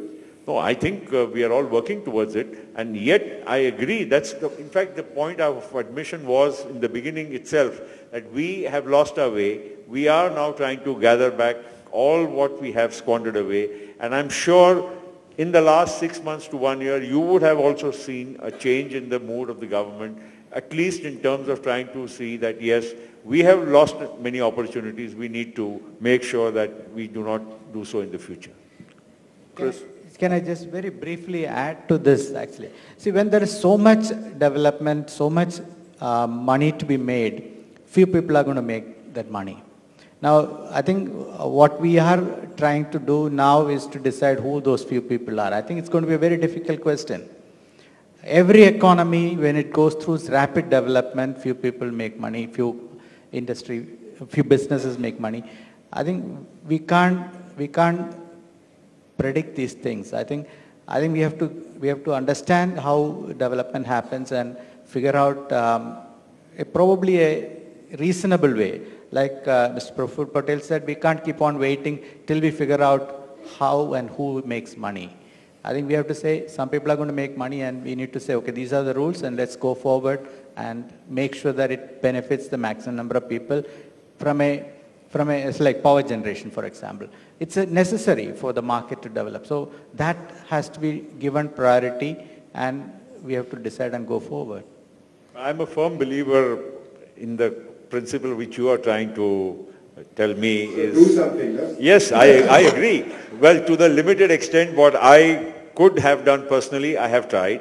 But I'm sure collectively, as a government also, I think the intentions are very clear. And I think that we will be able to show you and the rest of the country and the rest of the world that we are capable of doing it. Okay, time is extremely short. One last question. Please make it brief and please direct your question. Dheeraj. Sir, this is to the Minister. You are in the hot seat. This is just taking forward what you've said 2-3 times about the UPA government shooting itself in the foot. Now, if I were to take that to lower level of specificity, what would it take to align the interests and incentives of various ministries, departments, regulators within the government system? The CBDT sometimes seems to work at cross purposes with the Finance Ministry and the FIPB. The Civil Aviation Ministry has an interpretation that is at variance with the FDI policy. The Finance Minister says FDI is an imperative. If you could please ask the question. Yet in defense, we still haven't been able to raise the limit from 26%, we've only received about $4 million in the last 10 years. So what would it take to align the interests and the incentives of the different arms and agencies of the government? Well, I think the answer is again the same to what Mr. Puri asked, and I think, we have to grow out of a system where everything we have to keep running to the government for. Infosys is a classic example of being a company what it is because there was no government which was really breathing down the neck. So I think we have to all collectively try to work towards reducing the scope and the size of governance in the sense of, controlling what is good for India. I think market forces have to find, the solution to India's problems. We cannot allow government to decide for the country and for the future of generations of our country as to what is good. I think some things, barring a few instances of, say, defense, or even in defense, I have a view, my view is radical, that why are we being so these taboos about where we're going to get our defense procurement from? It could be from within the country, it could be from outside the country. As long as we have a transparent system to get what we want at the best possible price, we are, actually running ourselves aground by, putting too many roadblocks and issues which actually are not required. We should really make it so simple and get things at the best possible price. These issues of middlemen and other things are agents and other issues are something which are normal in business practices. But since we've put such kind of barriers, we ourselves are finding it difficult now to grow out of them. So I think we have to reduce the scope of governance. That is the most important thing. Thank you so much. Unfortunately, we are out of time. Thank you so much to all the panelists. Thank you so much for being here, and thank you so much for speaking to us. Thank you.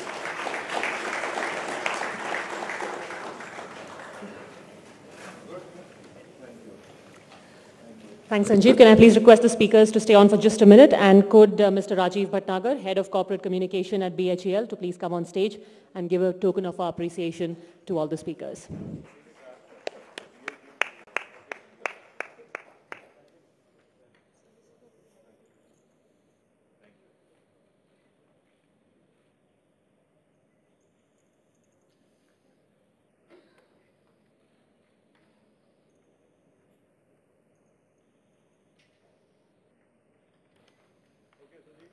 Thank you so much, Prabhu.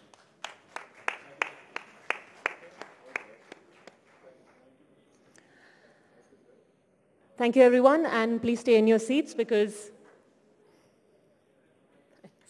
almost immediately now we are going into our next session. I regret to inform you that President Pranab Mukherjee is unable to join us because he's unwell, but we have the next session which is especially relevant keeping in mind what has happened over the last few days. 3 major incidents about which we are going to talk. First, the beheading of Indian soldiers by Pakistan, and some would say India not responding strongly enough. Second, Maldives arresting its former president despite an assurance given to India. And third, the Italian Marines accused of killing 2 Indian fishermen not coming back to India again despite an assurance. And that brings us to ask in our next session, in international politics, is India a soft power, as was projected earlier, or is it simply a soft state? Participating in this session is Harish Salve, senior lawyer, Ravi Shankar Prasad, senior BJP leader and member of parliament, Soli Sorabji, senior lawyer, Kawal Sabbal, former foreign secretary, and Abhishek Manu Singhvi, member of parliament and Congress spokesperson. To kick off the proceedings, can I please request on stage the session chairperson, Rahul Shiv Shankar, executive editor, Headlines Today.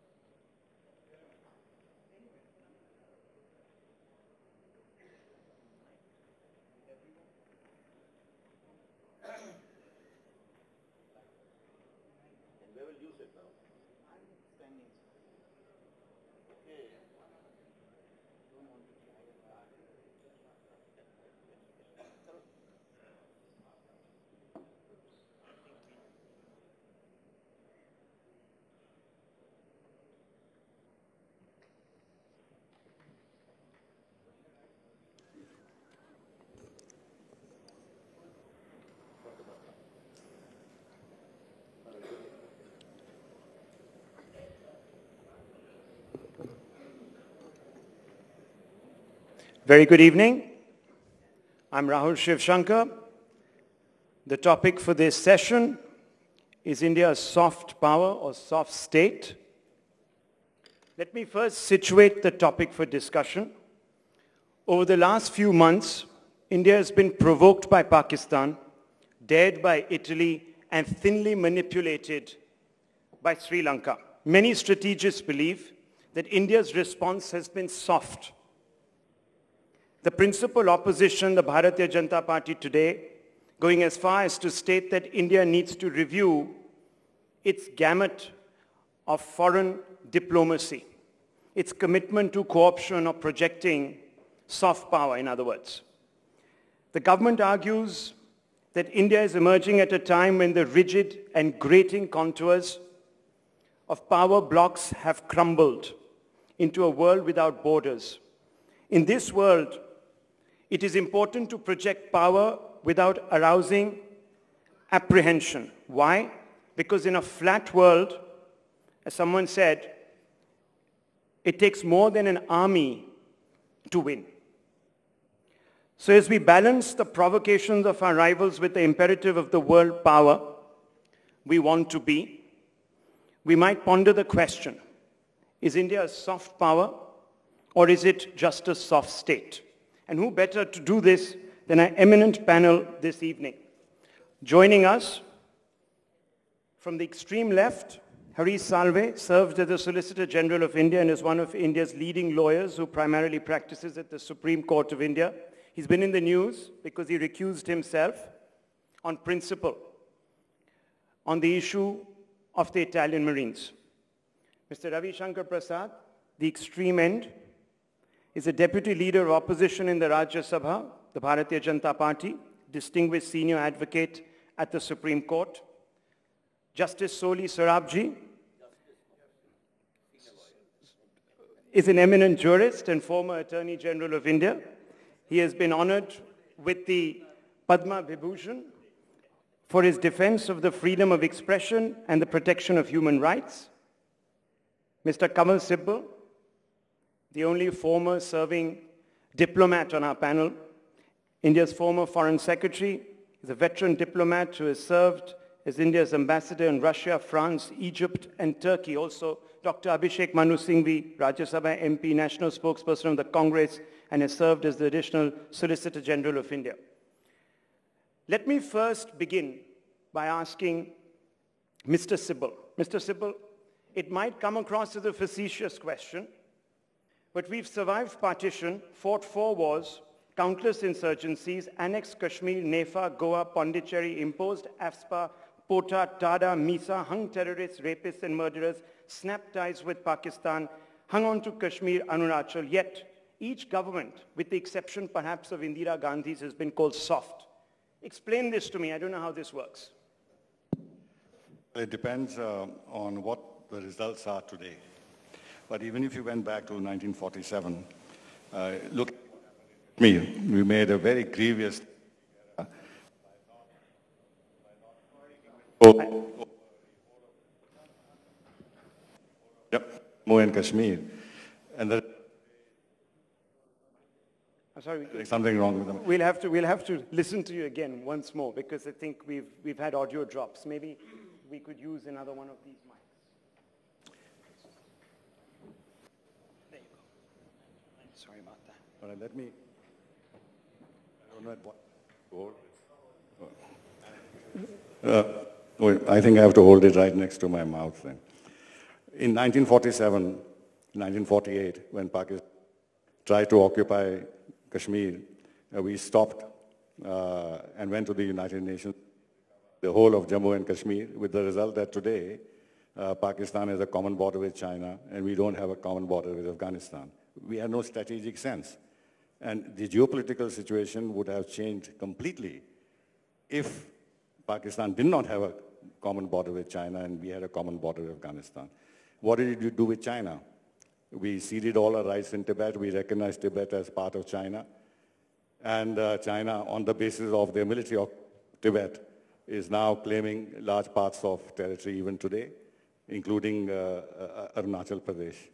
We've not been able to cope with the problem of terrorism, although we have had experience of Pakistani state-sponsored terrorism for the last 30 years. And we have come to a situation where we cannot, in fact, handle Pakistan. Our dialogue with Pakistan, we have a separated dialogue from terrorism. We have agreed that Pakistan is equally a victim of terrorism as us, thereby implying that both of us are equal victims of terrorist forces which are outside the respective controls of the two countries. And then we have muddied the waters further by talking about indigenous terrorism, indigenous groups. Let me get another perspective on this, which is perhaps a little more sympathetic to the Indian state. Dr. Abhishek Manu Singhvi, Mr. Sibal has made it clear that the outcomes determine the efficacy of not just foreign policy, but how you apply power. And he's pretty much said that we're a soft state. Has your government also abetted? See, first of all, Rahul, I don't think there's any necessary contradiction between a soft power, which sometimes appears to be a soft state on some issues. We have leveraged India's soft power very well, and we are still leveraging it, and it's had an impact. And I mean the word soft power in the sense that the Harvard professor invented to our Bollywood and our various other attributes. Now, individually, can you hear me? There certainly would have been cases when, because of the democracy tax we pay, because of the great liberal atmosphere we have in this country, because of media, and also I think because we are not a very disciplined country, we appear to be a soft power. Our reactions are sometimes late. Our reactions are measured. We tend to discuss too long, too much, and therefore the outcome does appear to get diffused. Well, but I think overall, in 60 years, we have got it right in the end, despite the confusion sometimes created. We haven't really given up anything in a permanent sense to be called a soft state. A soft state is something very different, which doesn't have the eminence, the strength, the stature, the recognition by the rest of the world, which can frequently trample over it. Mr. I don't Prasad, think that happens to India. Do you agree with that conception, Mr. Prasad? Because your party today in Parliament has said that there needs to now be a complete shift in foreign policy. We need to invent a new architecture. We are falling off the map. Is your mic soft or hard? I think at the moment it is hard. Well, I don't see any disconnect between a soft power and not being a strong country. India's soft power is because of civilizational heritage, philosophy, yoga, creativity, whatnot. That is beyond the state. We need to recognize that. But certainly if you give the perception of being a soft country, that you are being kicked by Pakistan, Sri Lanka is uncomfortable, if Maldives also raises eyebrows, then there is something fundamentally wrong.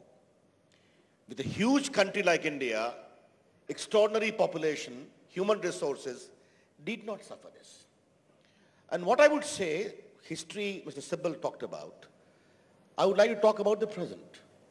What kind of image you convey to the scourge of terrorism being sponsored from across the border?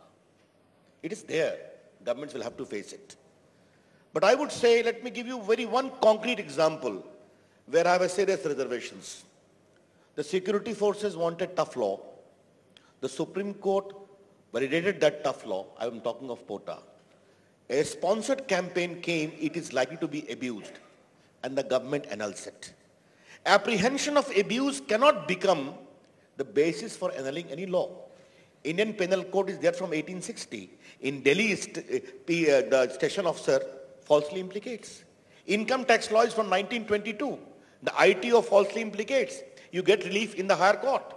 Dowry Prohibition Act is falsely implicating a lot of people, but dowry is a scourge. Now a sponsored campaign started against a needed law, and it was annulled. When you do these things, you give an indication to the terrorists and their patrons that in India, a sinister sponsored campaign can halt tight action against them. When you do that, you are given an impression or image of India being a soft state. That's my take. And I would urge, finally, because you asked me that question, in case of Pakistan, India needs to outgrow Pakistan. But it's a hard reality being our neighbor. We have to recognize that. There will be no substantial business with Pakistan unless Pakistan changes. Well, there were contradictions when the NDA was in power. You would admit that. Would resuming talks with Pakistan have meant that once again we were not projecting state power as we should have? I'm very happy you asked me that question. Yes, I had the privilege to be a minister in Bajpayee government. Mr. Bajpayee called Musharraf. Agra failed because Musharraf failed to acknowledge the scourge of terrorism. And ultimately, when on January 6, 2004, for the first time in more than 60 years, Pakistan president undertook an agreement with Prime Minister Bajpayee that Pakistan undertakes not to sponsor terrorism from its soil against India. That's also a hard fact. We demoted office there. But thereafter, the point is, a consistent image needs to go that this far and no further. If we describe Pakistan as a victim of terrorism, if we say terrorism will go and business as usual will go, I'm sorry, that is not the right image. Mr. Sarabji, you seem to want to add a point there. Yes, if you don't press the mic, I think it will work, yes. Sorry? If you don't press the mic, I think it will work. Yes, yes, indeed. You don't press the mic. Okay, okay. Well, look, I don't understand this expression soft. I don't want to go in semantics. How would you define soft? I think softness should not be confused with patience, with recognition of hard realities, of what we can or cannot do. By hard realities, I mean we have our neighbor on one side and China on the other side. Now, I don't think when it comes to taking decisions which need to be taken in national interest, there's any softness. I defended Pota. Pota was upheld.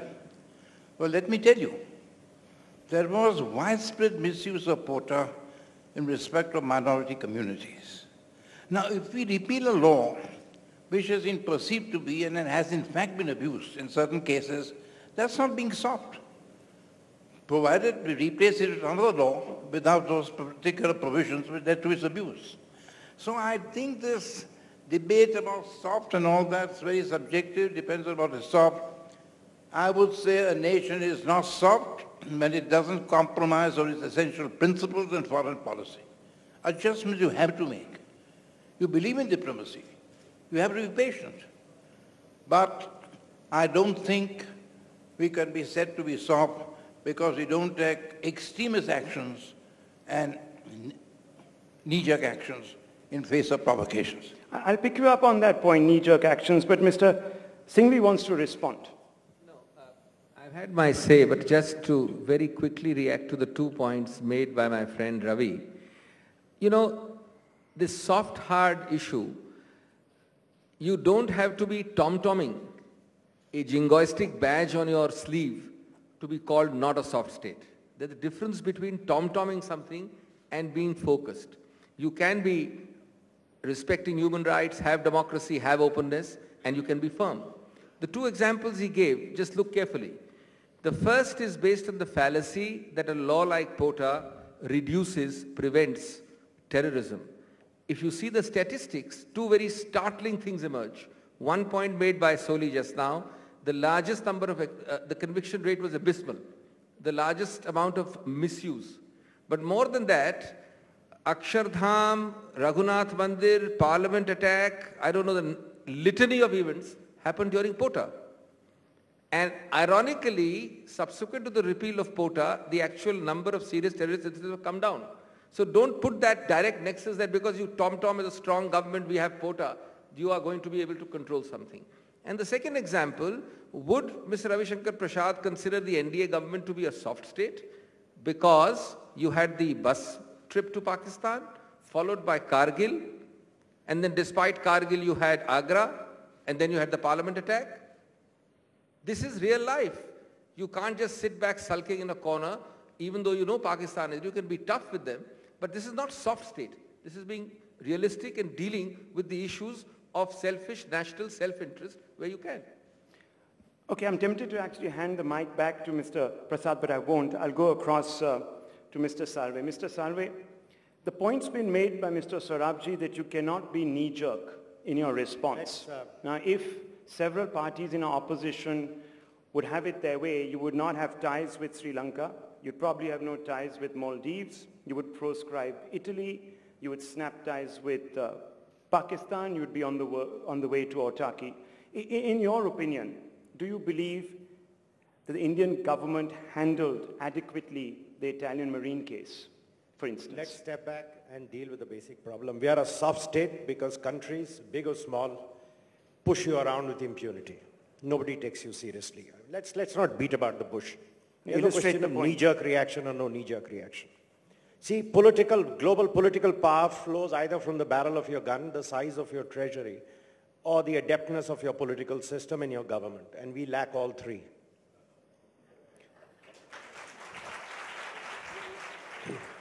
And even your small neighbors who may today be worried about the size of your gun or may be attracted by the size of your treasury have abiding faith in your political system that they will fumble when the time comes. So, because let me tell you the importance of the good political system. Farid, in his book on the post-American world, makes a wonderful point. He says, look at Britain of 1901. When Queen Victoria died, he quotes Arnold Toynbee, who said that he was sitting on his uncle's shoulders watching the funeral of Queen Victoria. And you realize the might of the English Empire. And what were they? They just positioned themselves brilliantly. And why do we always find ourselves positioned that you're being kicked right from China, who's bigger than you, to Malay, who's a speck somewhere in the distance? I think we need to turn back and take a hard look and reinvent our architecture of where we have gone wrong. So it's not a question of knee-jerking or not knee-jerking. We are not taken seriously. And that's the more fundamental point which we need to address. But the same author in the same book also warns against going the Chinese way. And all the three boxes that you've check-marked, he says China is guilty of projecting power and making its neighbors apprehensive. So a lot of people in the littoral of China, the littoral zone of China in Southeast Asia, is actually nervous of China, see it as an aggressor, and perhaps bend more towards India as a natural ally, and therefore India gets its way through. That's the counter-argument, Mr. Salve, in a flat word. I've not seen India getting its way through very much. People are very happy when you give them tax agreements in which they make money. People are very happy when you send food to them. People are very happy when you write them. But when you tell Malay do something, it turns around and growls at you. So that's how much people take India seriously. See, I think we need to reinvent the architecture of our foreign policy. Yes, I do not suggest we go all the way like China does, or even the United States does. But the fact of the matter is, to be believed, to be taken seriously, there is something which you have to do, and what we lack, we have to make up by adept political leadership. And I once again tell you, take the example of Great Britain, especially in the earlier part of the 20th century. Small little nation, little island nation. See how they positioned themselves. So we are in a position, we are the biggest democracy in our region. Why have we, where we failed in positioning ourselves? The whole world, we should have got public opinion to revolt against Pakistan. We failed signally in that. Now there's something going wrong. Why is it that the greatest democracy, the biggest democracy in the world is beaten up by Pakistan terrorism and nobody reacts? Okay, let me bring in Mr. Sibal. Important points made by Mr. Salve. Some of them, of course, many people would view with some amount of circumspection. If you want to send out a message, as Mr. Salve says, and we could take the example of the Italian Marine case, do you think this government will arrest the Italian envoy if it came to it? I hope not. That would that's a visible symbol. That will Don't be mess a with us. very serious error. It will be contrary to international law. We'll put ourselves totally in the wrong.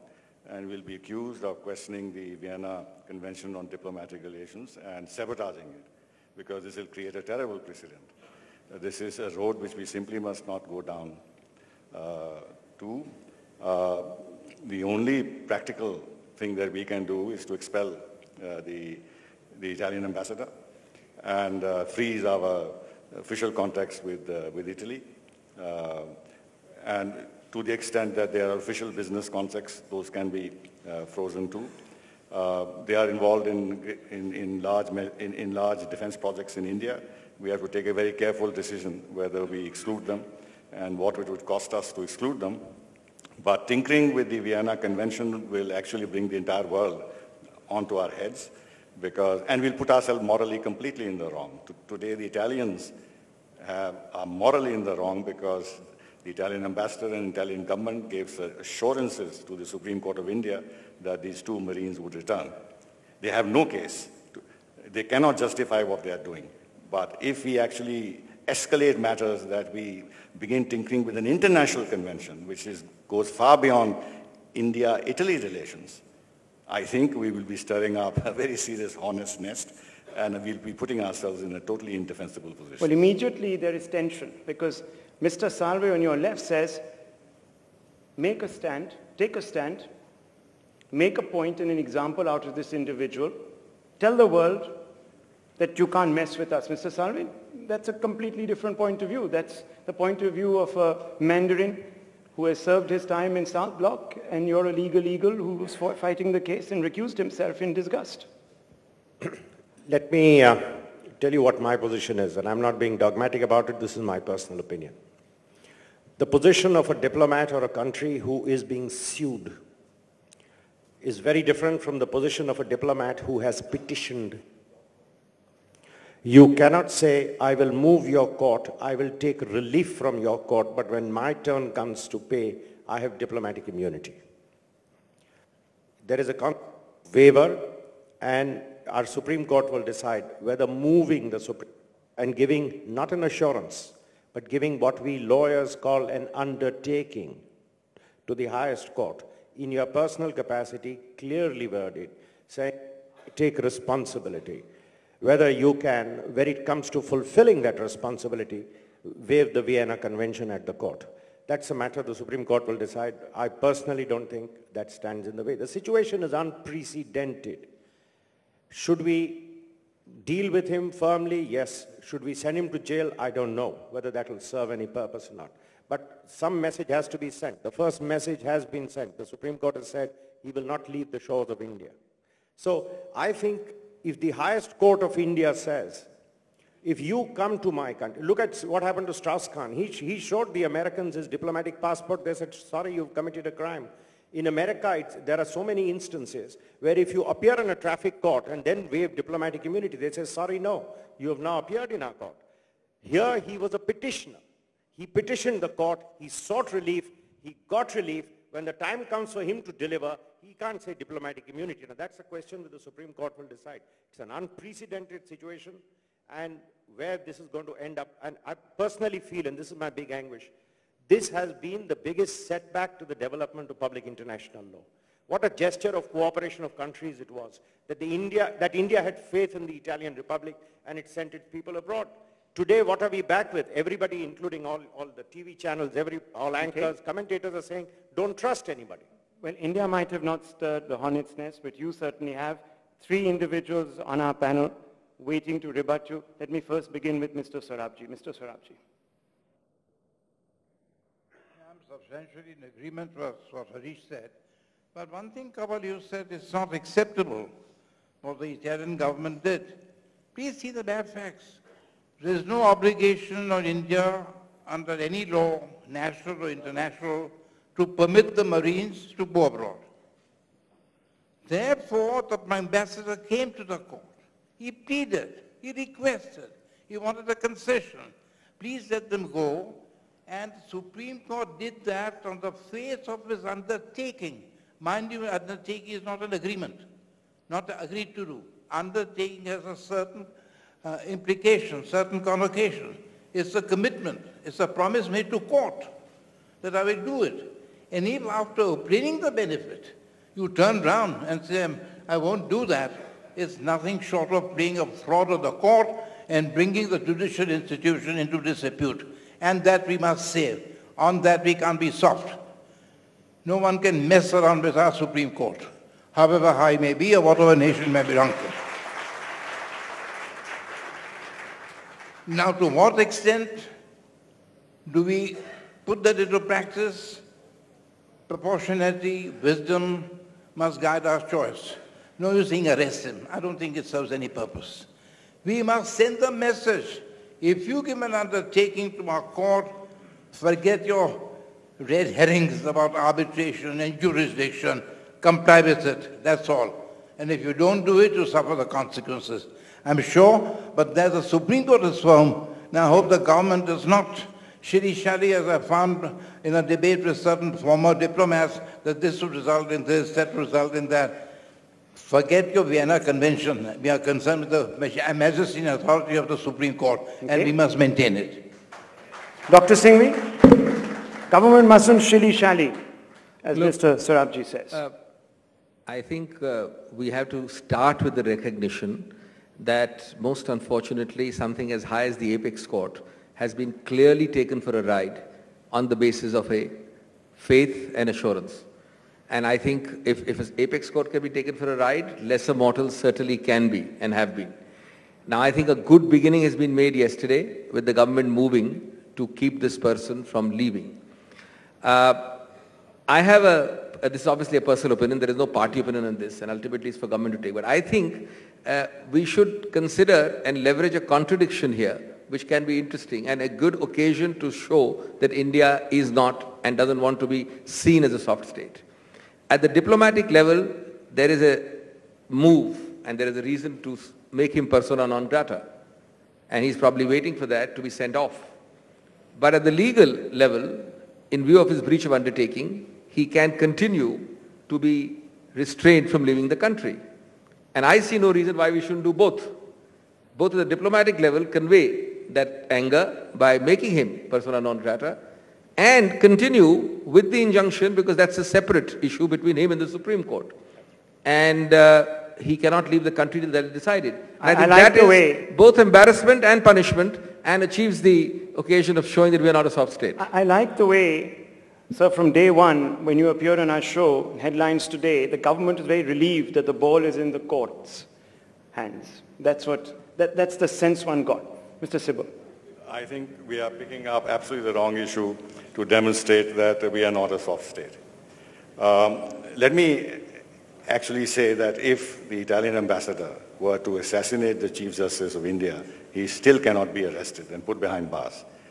He has sovereign diplomatic immunity. He represents the Italian state. This is the law. Supreme Court cannot redefine an international convention. It has no power to do so.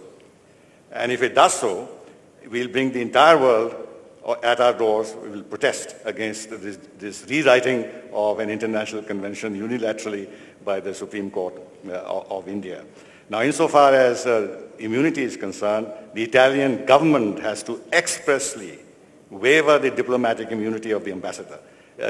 Diplomatic immunity cannot be inferred from the actions of the ambassador. No, you're presuming that the Italian state is a soft state. No, number two, there are two stages of the diplomatic immunity waiver. One is when actually a person gets involved in proceedings, which is what has happened. Then in terms of the execution of the judgment, a second express waiver has to be issued by the government in question before the decision can be executed. So even in this case, the Supreme Court issues a restraint order. It does not apply to the Italian ambassador. You cannot physically restrain him. Supposing he goes to the airport and wants to leave the country, what would you do? Have the police manhandle him and stop him? The only thing you can do at that stage is to quickly prepare an expulsion order and expel him from the country. That's the only thing you can do. And we should not engage in legal adventurism on this issue. I'm saying this in full caution of the fact that we have legal luminaries of the highest standing of the country who are there, but I'm willing to make my point that they are on the wrong track. Well, the distance between South Block and the Supreme Court is short, but the understanding of the law might actually lead you to be outflanked by four luminaries who have a very different take. I have a quick comment to make. Then I come to Mr. I think this matter of the extent of diplomatic immunity is not going to be defined by the diplomats. It's going to be defined by the court. And diplomats better know, if they come into our national court, if they give undertakings to our national court, it is our national court who will deal with them and decide the contours of its powers, not diplomatic conventions. Okay, and Mr. Prasad. Mr. Prasad, and after that. Well, I tend to agree with Harish. It is a very unprecedented situation where a diplomat himself was the petitioner. He gave the undertaking. And you need to see that undertaking, how very clearly what it is. But I'm on a more fundamental issue. How this mess has been created. What was the stand of the government of India before the court? Did the government of India object? To the best of my knowledge, there was a nodding approval by the government of India lawyer. Is an Indian detained in New York or London is given the right to come to India to celebrate Diwali or Eid, or from the Gulf countries? All right, one gesture I can understand, that they were given the permission to go to celebrate Christmas. But the right to vote? Why did not the government of India lawyers strongly object in the Supreme Court? And I'm sure if there was a strong objection, this order would not have been passed. And I regret to say the Supreme Court ought to have been a little more cautious before permitting Italian to exercise the luxurious right to vote for 6 weeks far away in Italy. It will have consequences. But let me conclude my last point because I need to respond to Abhishek. Abhishek, yes, on the issue of terrorism, we need to work unitedly. The law against rape is there on the statute book for so long. But we are trying to strengthen the laws. We are debating that in view of what happened in Delhi. Can we have a different yardstick in the case of terrorism? Yes, those who committed the heinous attack on India, attack on Parliament, were convicted because of POTA so early, and you took 8 years to give the final punishment. Therefore, instruments, power, empowerment, and giving a sense of courage to our security forces, the nation is behind you. But sir, and I'm sorry to say that doesn't happen if you have so many debates as to here happened what, here happened what. But Who dies for the country? What about AFSPA? Huh? You have a situation where today the people of 2 states are looking to the political parties to come to a conclusion so that this occupation by force, as it's described in these 2 states, ends. Well, I'm very happy. Yet both political parties play politics. The state of Tripura, and I don't know if our audience knows this, was the worst affected by terrorism. Terrorism is ended in Tripura as we know it, but AFSPA still continues, and it's a temporary measure. Sir. Well, forces need protection or not. In fact, I would respond this question by a more fundamental question. Who dies for the country? It's the most difficult choice. Now, when forces go to take on terrorism or their patrons, it is a life-threatening situation. And there have been cases that when security forces undertake these kind of counterattacks, there have been implications. I'm always saying if any force is involved in some kind of a rape attempt or other things, go all, take action, punish him. On the human rights issue also I'm with you, what you raised. But we need to flag one issue. Human rights only of the aggressors or have a consideration for human rights of the victims of terrorism. The families also have a right about those who have been killed, innocent Indians. Therefore, on this issue I would say, Rahul, the view of the security forces and the ground reality needs to be taken. Namely, in such a hostile situation, security forces are implicated in a series of cases. You know, case in Kashmir, there was an allegation of rape. It was found to be false. There was some protection is needed. But yes, if a situation like Tripura is there can be a consideration for revoking it in a particular circumstances. But you cannot say that security forces do not need some kind of a cover of law like the Armed Forces Special Power Act. Mr. Sarabji, you wanted to make a point. Well, just, we are going about the soft state. Well, I'm only concerned with one thing, that our Supreme Court should not be soft. Its own majesty, its own prestige is involved. And I'm not too sure whether an offense of contempt of court, which is a sui generis sort of offense. It's not an offense of the Indian Penal Code, not an offense under any other statutory law. Whether an offense of this kind, which is sui generis, is covered by the convention. But I don't know. That's a matter for debate.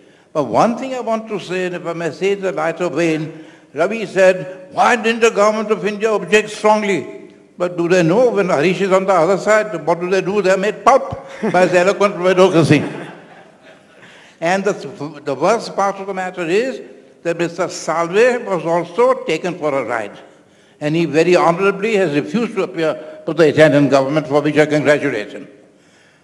So let's take it in the total context. Right. Not any one particular incident, the totality, but one thing, sense of proportion must guide all our actions, governments and the Supreme Court. Well, that's a very good point. Let me now throw open this debate to the floor. Questions, please. Gentleman there. Can we get a mic across? Thank you. Are we not fooling ourselves? We are a soft state. Otherwise, how terrorists can be freed to secure release of Home Minister's daughter, or we can take terrorists to Kandahar to get release of the Indians. We are a soft state. Let us accept it first. Do you have a question? Yes. Obviously the observation or comment from all panelists, please. Okay. Anyone else? Yes, this gentleman here. We'll just pass you one. Right. Have we been flawed? Please identify yourself. Okay. And you have a question for one of our panelists. I have a question for the whole panel. My name is Dr. Raina. I'm a transplant surgeon from Bombay. Have we been flawed by calling ourselves a soft state because we have an obsession with personalities? We have such towering personalities as Prime Minister and government that it's very difficult for the rest of the party to go against their wishes. Whether it's Nehru, whether it's Indira Gandhi, and further down the line. For all the panelists, are we obsessed with personalities? Who'd like to take this? Mr. Sibul, would you like to take this? Well, let me talk about this business about the soft state. In my view, we are a country which probably is the most exposed to threats from outside. There's a big threat of terrorism with the epicenter of terrorism next door. We have two countries which claim our territory. Both of them are occupying parts of our territory. They are collaborating with each other. There are two nuclear weapon states right next to us. They are collaborating with each other. These countries are interfering in our neighborhood and creating distances between us and our neighbors. And yet what we are unable to enact proper laws in this country. We are not able to train our police people. We are not able to equip them properly. We don't have enough forensic capacity in this country. Each time we have to deal with some technical issue, we have to go to the United States of America. And this has gone on for 30 years. Now, if it is something that happened 4 or 5 years ago, I can understand that it takes time for government to put all these things in place. But right from the mid-80s, we've been doing it. Number two, when we have such serious security threats, we don't have a defense manufacturing base in this country. 70% of our equipment is imported from outside. How can you be a hard power or any credible power when you are so vulnerable to potential sanctions, interruption of supplies, and lack of spare parts and whatever have you at the time of crisis, because we don't have a defense manufacturing base. And government has not taken the right decisions over the years. That's why we are a soft state, because we don't meet the challenges that we are confronted with in an organized, disciplined manner, and put enough capacities at the service of the country in order to build our capacity to deal with external challenges. Mr. Prasad, you wanted to have a say, and I'll come across to you, Mr. Salve. To respond to her query, my greatest worry today is in the wake of Marines flying away all the way to Italy and situation becoming tense. I don't know the further information on Augusta Westland bribery case will come to India or not. The surrounding circumstances are too suspicious. But on your case of that daughter or Kandhar issue, that is unfortunate. I cannot justify it. But you have to take a call. 200 innocent Indians locked up in Kandhar having no civilian contact. You allow them to be killed or negotiate. There was an all-party meeting. Ultimately, a resolve was taken. Media pressure was there that we have to ensure the release of those innocent Indians. Therefore, at times you are confronted with a situation not of your making. You have to make hard choices. But one hard choice doesn't mean that you have to be a soft state. Okay, we're closing the discussion. Final comments from Mr. Sarve. Dr. Anna, you made an important point, and I want to... If the finger points at the politicians, it also points at each one of us. We lack a sense of strong national identity. We are so many Punjabis, so many Maharashtrians, so many Gujaratis, such few Indians. In America, as we always say, each American thinks he's God's gift to mankind and his country is God's gift to mankind. That's the sense of national pride they have. Any American politician deciding American foreign policy has to worry that nothing should be done to dent the American pride. The French are known for their pride of being French. The British are proud of being British. How many of us can keep a hand on our heart and say, oh, we are so proud to be Indians? Till we develop a sense of national identity, the politics of this country will not change.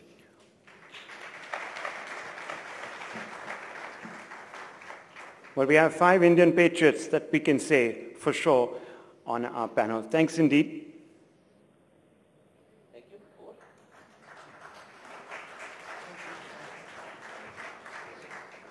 Thanks, Rahul. Can I please request Mr. Anil Mehra, Vice Chairman of the India Today Group, to please come on stage and give a small token of our appreciation to all the speakers. Can you please have a round of applause for everyone?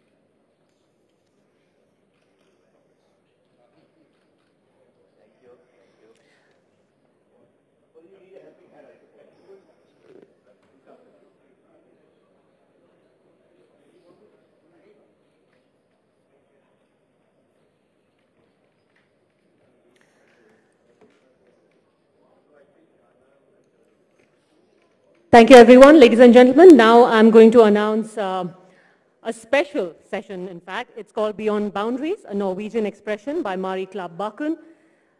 She's a special talent brought to India for the first time by our country partner, Norway. Her songs are built upon traditional Norwegian folklore. And while Mari is setting up on stage, I would like to make a quick few announcements.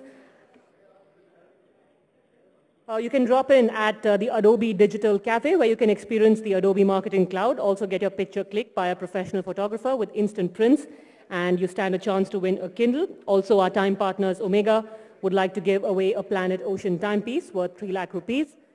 You could be the lucky one to get this, so don't forget to drop in your business cards in the Lucky Bowl at the Omega stall. And now we're going to have a special presentation by Norwegian artist, musician, Mari Klabb Bakken. Can I please request everyone to remain in your seats because we're going to start the performance anytime now.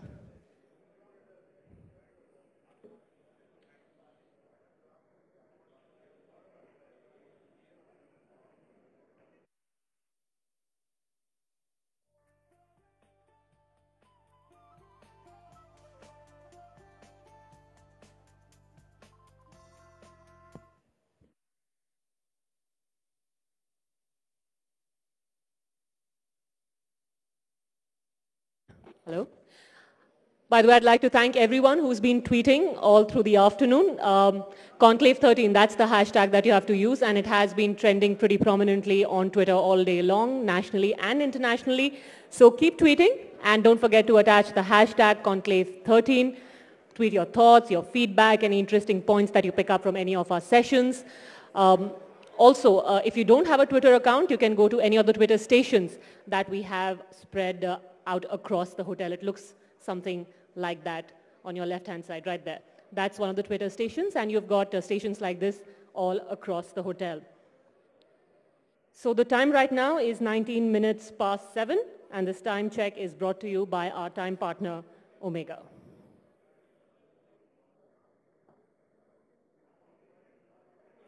What we're expecting now next is a performance by Norwegian artist Mari Klabb-Bakken. It'll just take a couple of minutes more while she sets up. And also I'd like to tell you that this performance is brought to India for the very first time by our country partner Norway. Mari Klabb-Bakken makes songs which are built upon traditional Norwegian folklore. We've seen her in action yesterday, and trust me, you don't want to miss this. It's quite something else.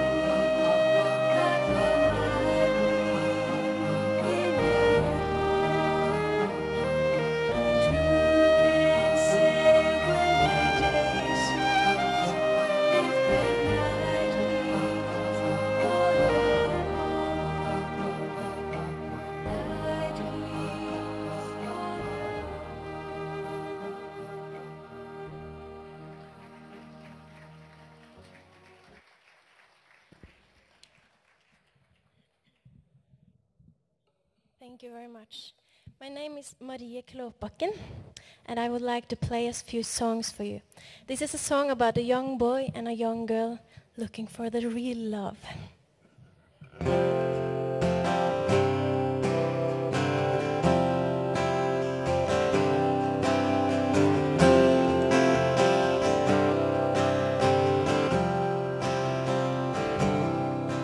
På en bänk satt du och först fick sjå den ene jenta i din retning gå. Jag skulle väl så en stackar göra utan det fuklar i magen fritt sväv.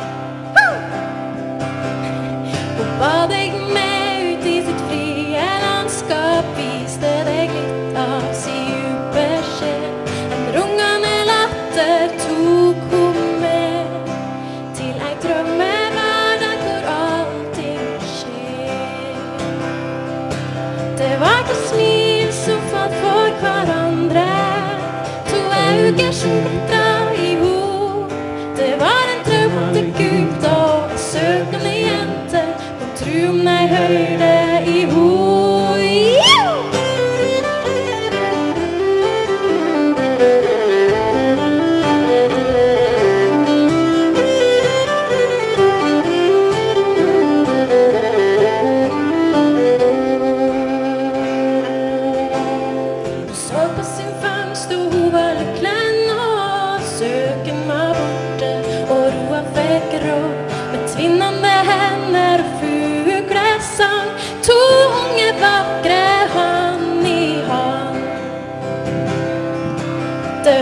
Smil som falt for hverandre, to øyne som glitret ihop. Det var en drøm til Gud og en søkende jente, og tro om jeg hørte ihop.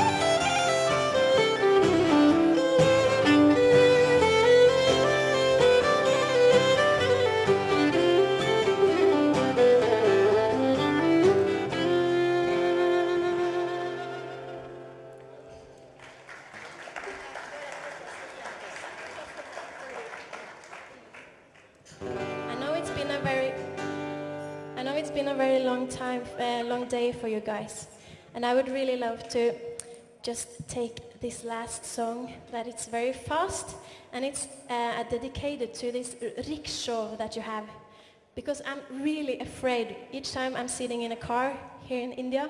You drive so fast, so this is dedicated to this one time with rickshaw.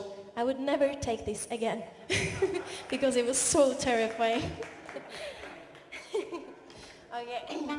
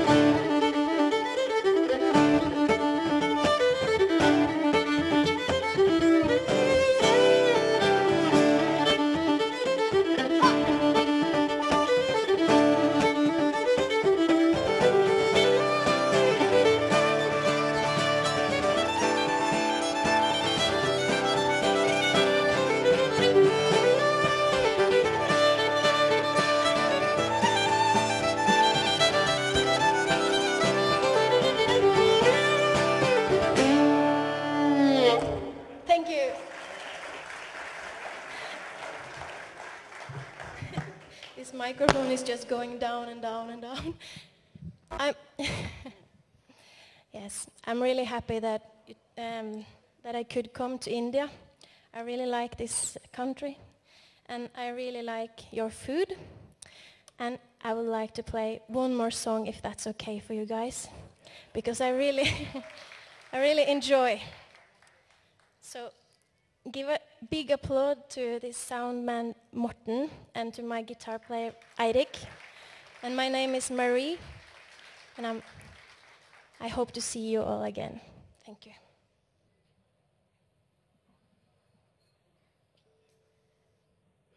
Okay, are we starting?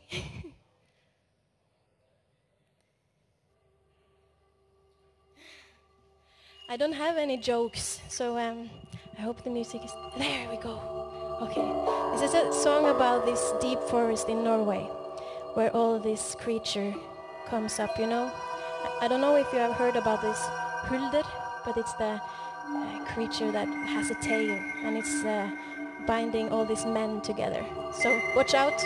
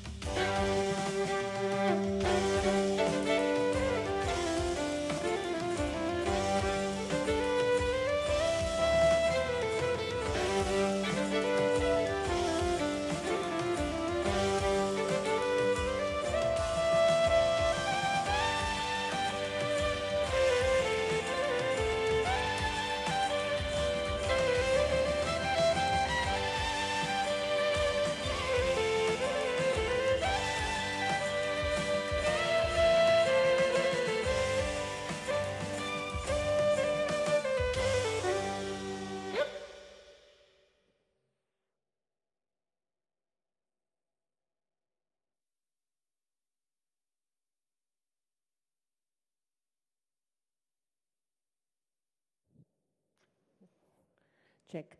Thank you very much. Can we please have another round of applause for Marie Klabakken? That was wonderful. Thank you so much. All right, ladies and gentlemen, the time now is 7:30 p.m. It's time for cocktails. Can I please request all of you to join us in Shah Jahan Hall? We are going to break for cocktails now, but I would like to request you all to please be back here and take your seats latest by 8 p.m. Also, a couple of quick announcements. A lot of you would have got this card with your delegate passes. This has got a password specific to each individual. You can follow the instructions here and enter this password, after which you can network with each other, all the participants here at the India Today Conclave. Thank you very much. Enjoy the cocktails. We'll see you back here at 8.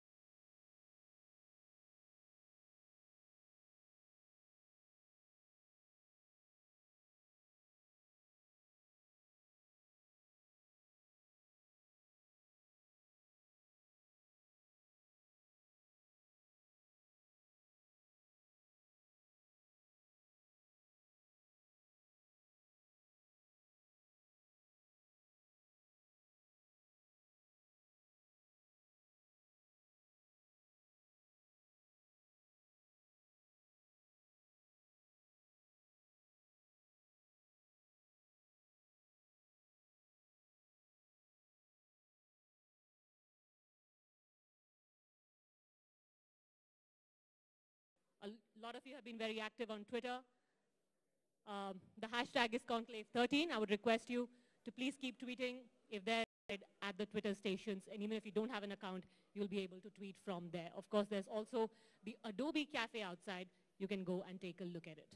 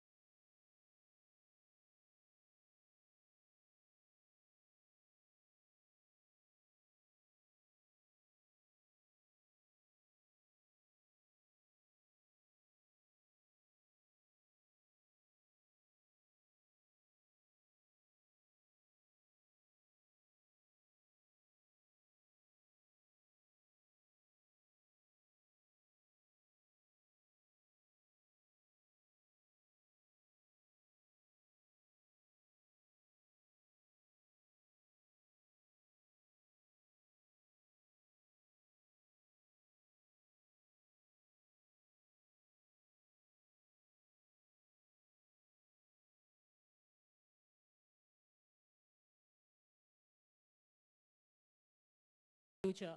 We are going to have a power-packed panel, and in just a couple of minutes, we're going to have them all here on stage. This session is moderated by Headlines Today's Managing Editor, Rahul Kanwar.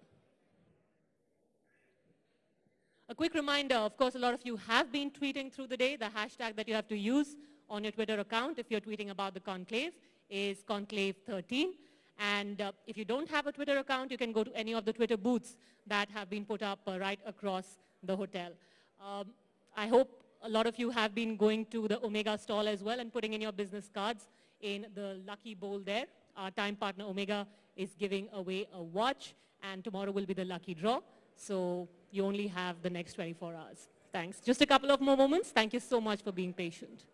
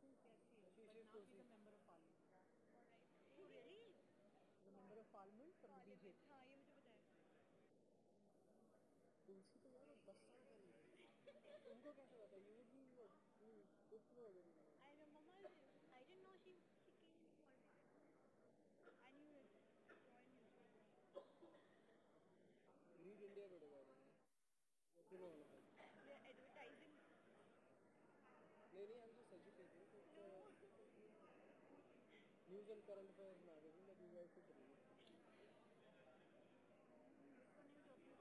India Today. It's a good magazine. You're promoting your own magazine. Yeah. I know it's a good product. Yeah. Otherwise, it's a competition में the deep या outlook. इनमें compare करोगे, you'll find this. इन्हें तो देखी है मैंने. इससे क्या होता है? अपडेट जो आती है सारी पढ़नी चाहिए. हर हफ्ते आते हैं. अरे वो नहीं है, आपका रॉकस्टार में है? रॉकस्टार में है India today? Rockstar is a application for Android users. Rockstar है वो. रॉकस्टार है वो. रॉकस्टार हाँ वो .com वेबसाइट का नाम है. रॉकस्टार तो जो है वो उनका है. नहीं आई नो रॉकस्टार पे पता नहीं है या नहीं है, टाइप तो कर रहे थे. एप्लीकेशन है एंड्रॉइड पे. तो मैगजीन भी सारी मैगजीन न्यूज़पेपर्स एंड्रॉइड नहीं है लेकिन उसमें मतलब कि मैगजीन सारी खुल जाती है. उसमें और फीचर्स हैं. ये हमसे मिली थी, मुझे उससे मिले तो मिली रॉकस्टार के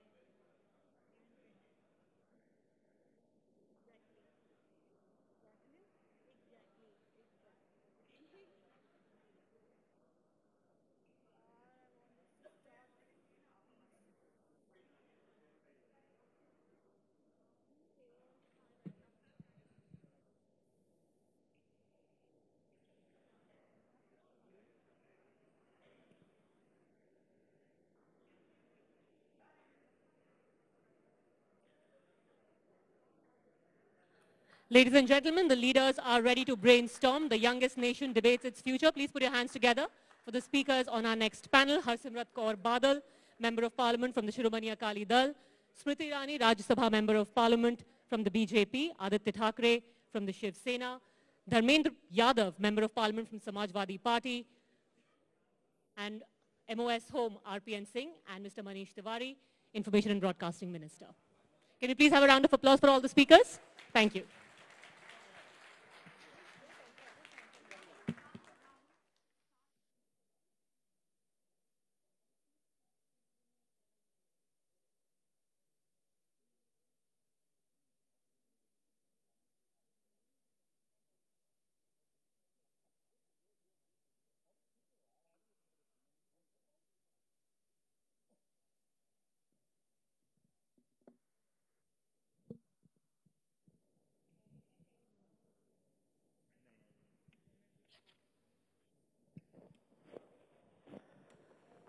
Good evening, ladies and gentlemen. Our nation is going through a period of great change, moving from a period where helpless people laid back and accepted their karma and lived on doles from a Mai Baap Sarkar to a new aspirational India where the levels of public accountability have shot up, where chalta hai and corruption will not do. In this new India, the silent majority has been awakened. No longer are the youth obsessed only with their own careers. They are equally determined to reclaim their country, to usher change. Young people are taking to the streets in cities across the nation to win back India from a corrupt system that was corroding the nation from within. It is no longer cool to be a VIP. It is no longer cool to flash a red beacon. It is no longer cool to jump a red light. It is no longer cool to get aggressive when you get caught and tell the cop, "Tu janta hai mera baap kaun hai?" So what is the future of India going to be like? Will it be an India where growth is weighed down by large-scale corruption and crony capitalism? Or will it be a prosperous India that is able to grow with speed and help pull millions of poor out of destitution? Will our netas be responsive to the new idea of India, or will they be stuck in their old ways? To debate the future of India, I have some of the brightest, sharpest young politicians in our country today. I want to begin by introducing Minister for Information and Broadcasting, Manish Tiwari, Smriti Irani from the BJP. Can we hear a warmer round of applause for each of them, please? Harsimrat Kaur Badal from the Shiromani Akali Dal, Minister of State, the man in the hot seat, RPN Singh. Great to have you with us. The future of the Shiv Sena, Aditya Thackeray. Speaking in Delhi for the first time, the youngest member of the panel. Thank you very much, Aditya. Great to have you with us. And Dharmendra Yadav from the Samajwadi Party. The Samajwadi Party government in Uttar Pradesh has just completed 365 days. Their first year in office completes today. I want to begin this session by first asking Manish Tiwari to explain to the audience of the India Today Conclave about the idea of India, the future of India. How is it, as someone in government, given the problems that have surfaced over the last several months and years, what is your idea of India going forward, Manish?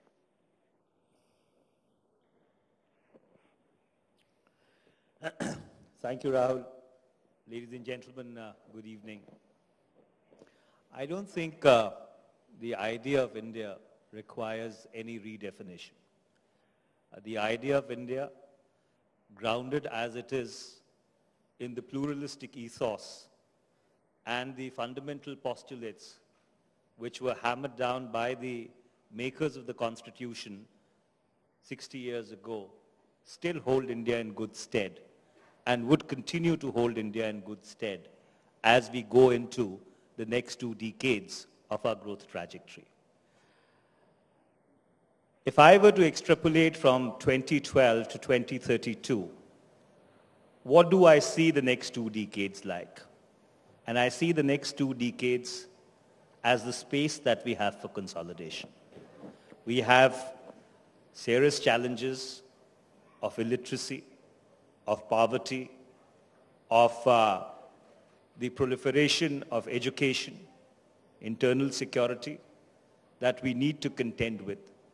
And therefore, it is very important that in the next 2 decades, we try and build a multi-partisan consensus to see as to some of these issues which are endemic, which of course have political connotations, but can we evolve a minimalist consensus in order to surmount that?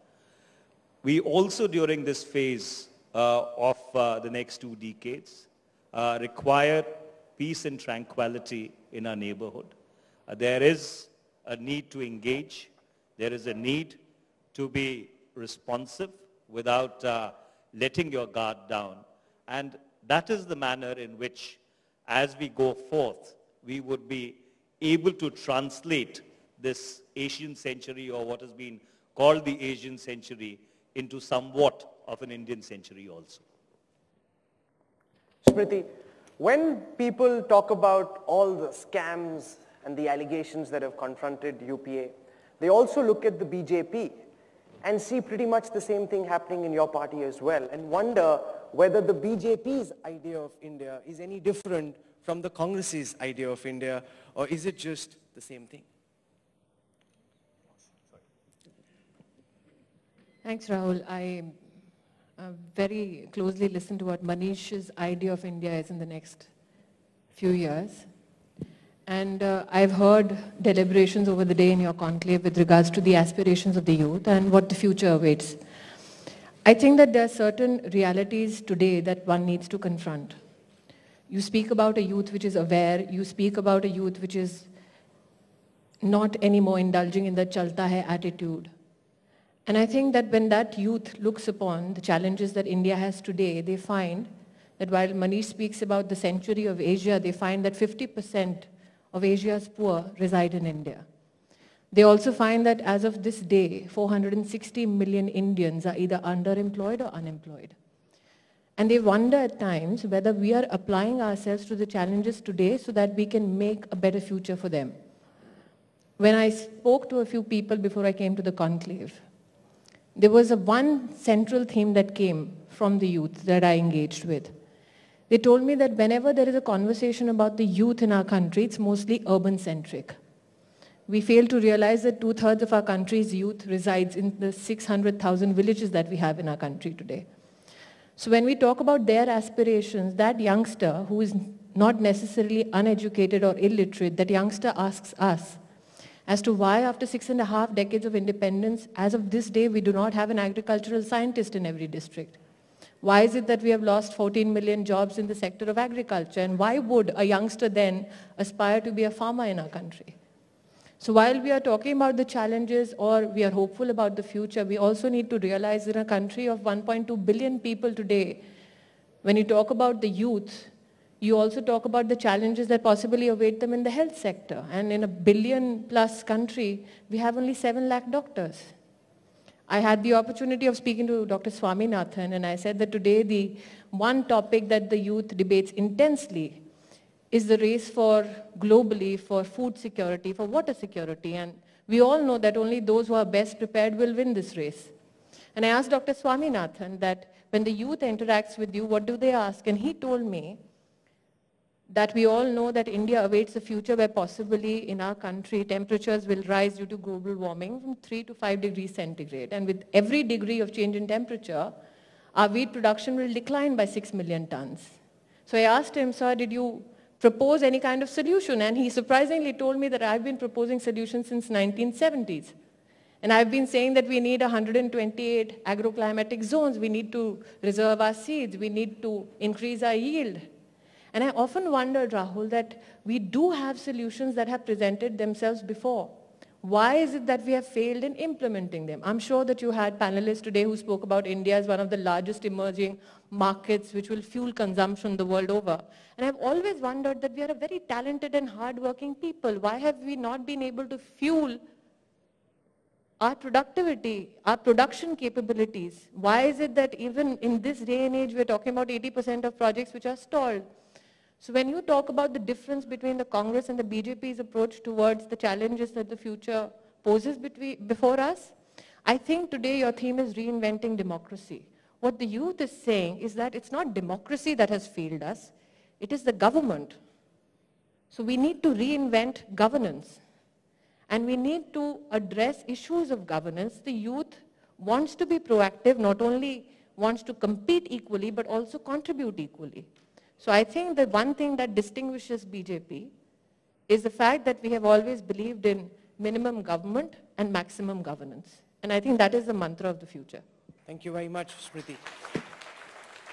With a lot of the smaller regional players, Harsimrat, we've seen in the past that they're more interested in preserving their own fiefdoms. They're more interested in growing their own wealth. They're more interested in the local areas that they focus on and not so much bothered about the idea of India and where the country is going. That seems too far away, at least in the actions of several of the parties, not necessarily just the Akali Dals. What is your idea, given where you come from, of the idea of India going forward, and how can your party contribute to this? Good evening, everybody. I think it's really unfair to say that some of the leadership is just interested in forwarding their own case, because I think if that was the case, governments would not be repeated the way that they are being repeated, because unless they meet the aspirations of the people are going to throw them out, which they should as well. And if you look at politics as a whole, in the last couple of years, the dynamics is changing. Politics is becoming a lot more regionalized because our country is so diverse that every area has its own regional issues. And the bigger parties, I feel, are just addressing issues at large or as a whole, whereas the problems, the aspirations, the requirements are very state-centric and regional-centric, which it needs to go into more detail and to a more grassroots, thorough level, which is what the regional parties are doing. And that is the reason that regional parties are faring better, I would say, than what the bigger parties are doing. And the bigger parties are now kind of becoming dependent on the regional parties as the politics seems to be changing. So, sorry? We're an ally, so we won. We can't... So I would say that's good in a way, because today we need to reflect the aspirations of such a different, vast variety of people. That 2/3 of our people that live in our 6.5 lakh villages, their aspirations need to be reflected. We've got half our population, which is under 25 years, who have totally different aspirations. They're hungry for economic power, they want jobs, they want to rise, they want things quick on a platter.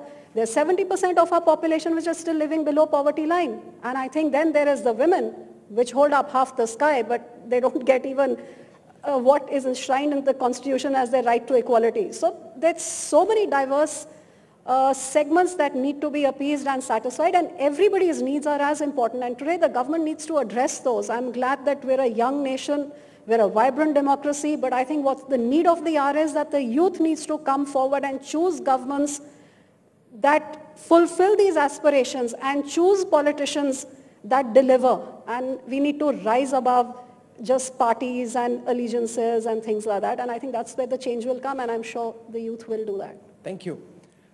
Arvind, do you think in this era of coalition politics, India is becoming ungovernable? Why is it that a government with people with good intent gets embroiled in so many allegations of corruption? Do you believe that because of coalition politics, because of a lack of a clean mandate, the idea of India is being crippled by coalition politics?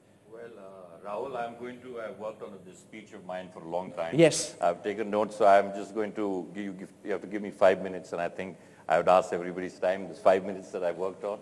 So I've got a mic, yeah, okay.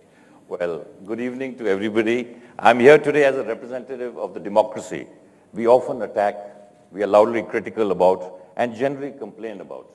But let's use the words of Sir Winston Churchill. It has been said that democracy is the worst form of government, except all the others have been tried, unquote. Well, we're all proud that India is is the largest democracy. We have had the universal right to vote before many other countries, and our election process is free, fair, and much faster, even faster than the United States, if you remember. Even in this age of general cynicism, voters of Tripura taught us a lesson. They voted 93%. They have taught something to the people of Delhi and Mumbai, perhaps. In this time, the challenge before us today is, I think, how to make the democracy completely participatory, inclusive, accountable, not just for elections, but every day of our lives. I've been in politics for 20 years. I've won 4 elections and lost a few. So I think I have some sense of both sides of the story. So what we need to look at is how to restore faith in our systems and make them relevant to the current times. For instance, the one bill I think can transform governance is the Service Bill, or the Citizens Charter Bill, which lays down for the first time in India the promise for providing services in a fixed amount of time. This, like the Right to Information Bill, will be a game changer. The other big challenge is how to get people to participate, especially younger people. I think 2014 will be a watershed election in that sense. because of the largest number of young people have come of voting age, and because I predict there will be a generational shift in our politics of tomorrow. I hope young India will look at this as a chance to bring about a change in what they think about. John Keane, in his works, The Life and Death of Democracy, writes of new, what he calls monetary democracy. This includes monitoring groups of government that never existed before, NGOs, think tanks, public commissions, etc., etc. Yet there is a danger inherent here as well, and you are to blame. Often we find ill-informed outrage, especially on TV channels, amplifies the demand of a vocal few. From Charterati, we now have the studio ratty, as I like to call them. Well, I call them, our national pastime now is to abuse all politicians. Sab neta chor hai. Well, we have somebody who joined us, but he still hasn't joined us here, but he joined the club of Sab neta chor hai. But I ignore the strides this country has made, not in spite of the governments, but because of them. The latest trend I quote from political theory is called slacktivism. There's activism and there's slacktivism. We all want to be online activists. We all are aware of our rights, but not aware of our duties. Let me share an anecdote with you. When I was the Minister for Petroleum, in walked this young lad from my constituency. He said, I want a job in the ONGC. So I said, sure, how can I help you? He said, well, I have this test coming up. I have this objective test coming up where you tick the right answers. He said, I'll put in the blank paper in, and you ask the ONGC chairman, just put the right ticks wherever it comes right, and I'll get the job. I was amazed that a boy from my village could come up with that. But when I said, well, that won't be possible, you'll be surprised what he said to me. He was shocked because he came from a very influential family back home where I fight elections from. And he said, well, then my family won't be voting for you. But that is the kind of demands politicians are made on. So when we complain about those netas, remember they come from the society around us. If you want change in the system, be part of it. Take the plunge, or at least exercise your vote. Challenge the system, don't abuse it. I come from rural India, and let me tell you, the voters there are very savvy. More than any political commentator, any TV anchor, sorry again, Rahul. They have it's also in the family, Arvind, so just watch where you go with this. They're first to predict the hawa of general elections. The Indian voter has defied all pundits to choose from. Who has delivered for them? I'm here today because 2 lakh people in my constituency, over 2 lakh people in my constituency voted for me, not because 2 lakh people follow me on Twitter. And if I fail them, they will hold me accountable by voting for me. In the final analysis, there's a larger accountability for all of us to build India, not to tearing each other down, to unifying India, not dividing its people on religion and caste. For us to move forward, we have to have the three Ds, what I call the 3 Ds: debate, deliberate, and decide. It is the government's job to do the maximum good for the maximum number of people. It's the opposition, civil society, to point out what is wrong. But shrill manufactured outrage only diminishes our democracy. I like to end with a quote which I read, which struck a chord. A politician thinks of the next election. A statesman thinks of the next generation. Hopefully, I and my panelists will mix both of them. Thank you very much. That's a very strong and engaging counter-narrative on the problems netas face from within and why they mustn't be abused. There's some interesting thoughts you've laid out. We will challenge each one of them as we go along. But first, let me bring in Aditya Thackeray. As a representative of a party that's always been defined by narrow regional chauvinism, what is it that the Shiv Sena has to contribute to the idea of India? You know, when you stand up and speak, you speak for a few. You speak for those who vote for you. Does the idea of India matter to you at all? First of all, thank you for calling me here. Good evening to everyone. And I'm really honored to be interacting with this august audience out here. I believe what you just said, and it is defined. I think that is the very word we're all talking of, the media perceptions that are created about all of us. And again, as Kaurji also highlighted, we are in a democracy. It's a large country, we have a lot of states, and we are a union of India, like the United States of America. And remembering Obama's speech also, he said democracies are messy.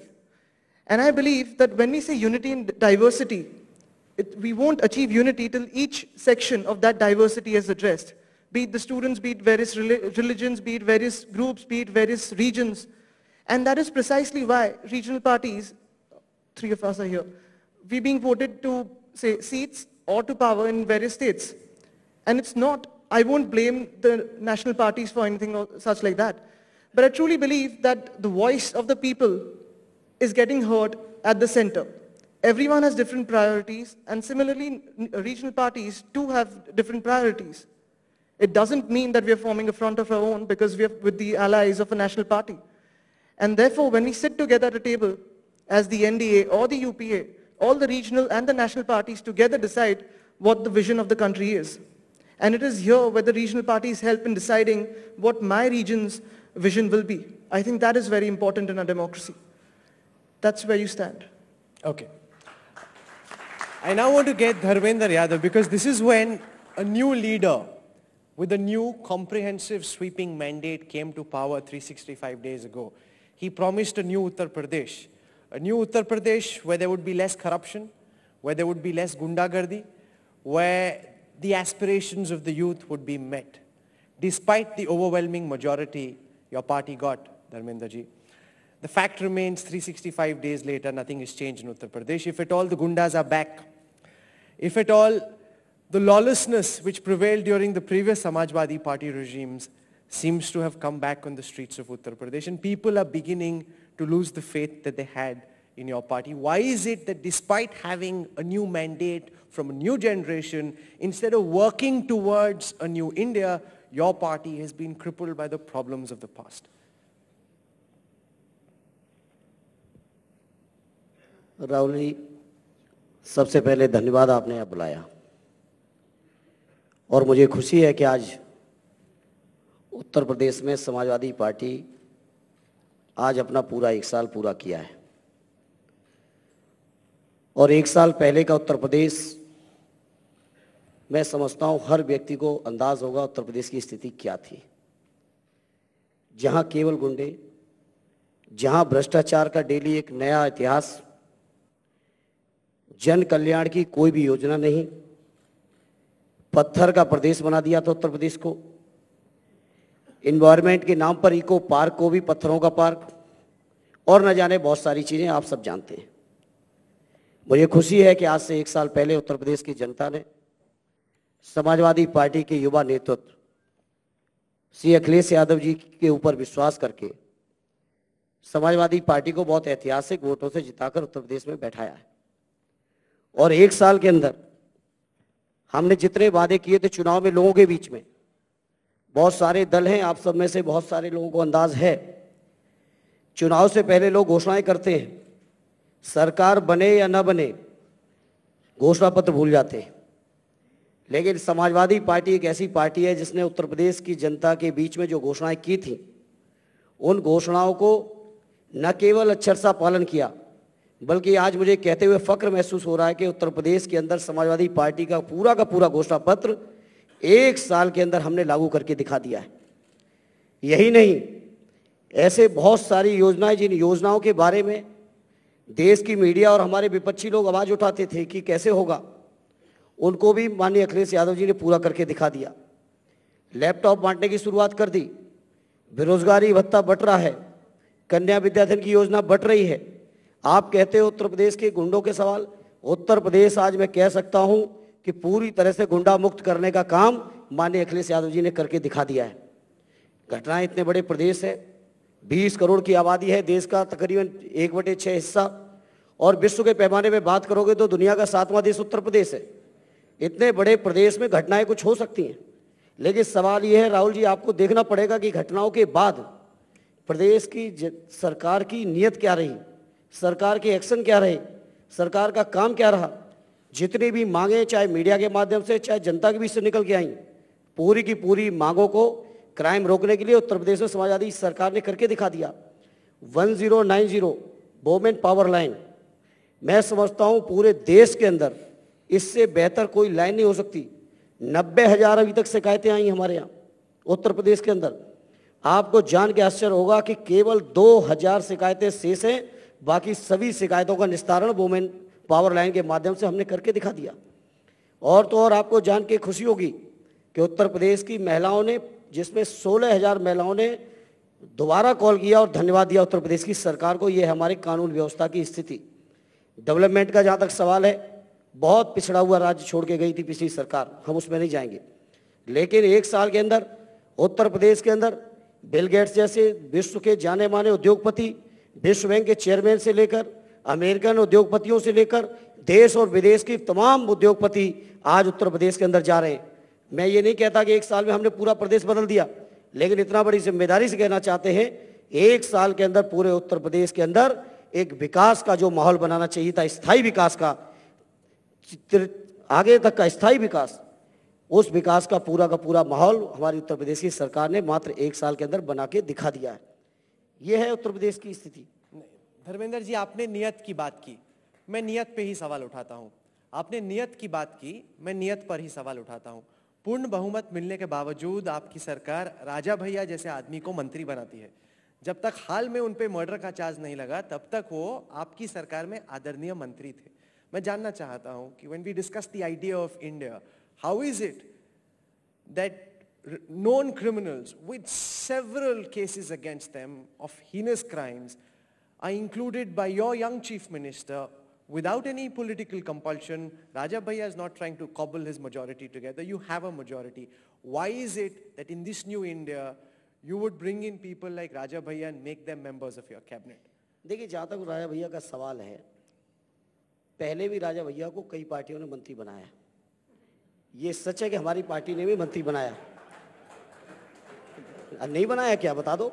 नहीं, आपने नए India की बात की, हम यहाँ पे चर्चा कर रहे हैं नए इंडिया की। राहुल जी सुनिए, नए नेता का जहाँ तक सवाल है, डीपी यादव जो मेरे खुद की कॉन्स्टिट्यूंसी से मेरे खिलाफ चुनाव लड़े थे, और ये भी सही है कि शायद अगर वो पार्टी में आए होते तो शायद मेरे लिए चुनौतियाँ कुछ कम होती, लेकिन मुझे फक्र है कि हमारे मुख्यमंत्री जी ने उनको पार्टी से आने से रोकने का भी काम कर दिया। और यही नहीं किया, ये घटना दुर्भाग्यपूर्ण है प्रतापगढ़ की, इस पर जितना दुख व्यक्त करें उतना कम है। घटना नहीं होनी चाहिए थी, लेकिन उस घटना के बाद डीपी यादव को रोका चुनाव से पहले, मैं चुनाव के बाद की बात कर रहा हूं। चुनाव के बाद भी रोका है, और बहुत सारे लोगों को रोका है, बहुत सारे लोग आने की फिराक में थे सरकार में, लेकिन रोकने के दिखा दिया है। और ये भी जो मामला था, इसमें चाहे देश की मीडिया हो, जनता हो, या उस पीड़ित परिवार के लोग हों, जो भी चाहे समाजवादी पार्टी की उत्तर प्रदेश सरकार से, वो समाजवादी पार्टी की सरकार ने करके दिखा दिया है। Okay, we will argue this further as we go along. But I want to take on a couple of the things that RPN said about, this general perception across the country कि मेरा नेता चोर है. Why do you think it came to that? Perceptions don't just come about when people are sleeping. Perceptions are built over time, maybe because of the actions of some people within the system, which lead people to believe that वाकई में मेरा नेता चोर है. Rahul, I don't agree to that. It's a very general thing you put on any television channel, including yours. The thing is, politicians are lampooned all over the world. I don't say they aren't only, and from there, it's absolutely true that some politicians are bad, but they were not. So much good is also happening, and 80%. Well, there are bad people in every kind of profession, be it doctors, be it journalists, be it. I can carry on the list the whole day, but there are good people also. But we do not seem to get any kind of space in the general conversation or in the general television channels. There are a lot of people who are doing good work. And there are a lot of people, we have very bright young people sitting here, cutting all across party lines. They are doing very good jobs in their constituencies, doing very good for their party and for the country. But they don't get mentioned at all. And I know it is very easy to criticize politicians. But I think that perception is being played over and over in the media, in the kind of things, in city-centric kind of centers. And I think the social media, I just joined the social media about 2 months ago. I thought it would be some fascinating thing where you get some fascinating kind of ideas from but 90% of the people are only abusing you. Not only abusing me, they're abusing my wife, my children. And they're using the kind of language I can't even repeat on this show. So what I'm trying to tell you is, I thought these are the people who are going to change this country. And these are the people who think politicians are bad guys. They don't even have normal decency of how to talk to people, how to react to people, the kind of language they use. So I think those people definitely aren't changing the country. And if those people think we are politicians are chore, I'm okay with that. But the rest of the country, 90% people, definitely don't think that. Simrat wants to build on that line of thought. Yes.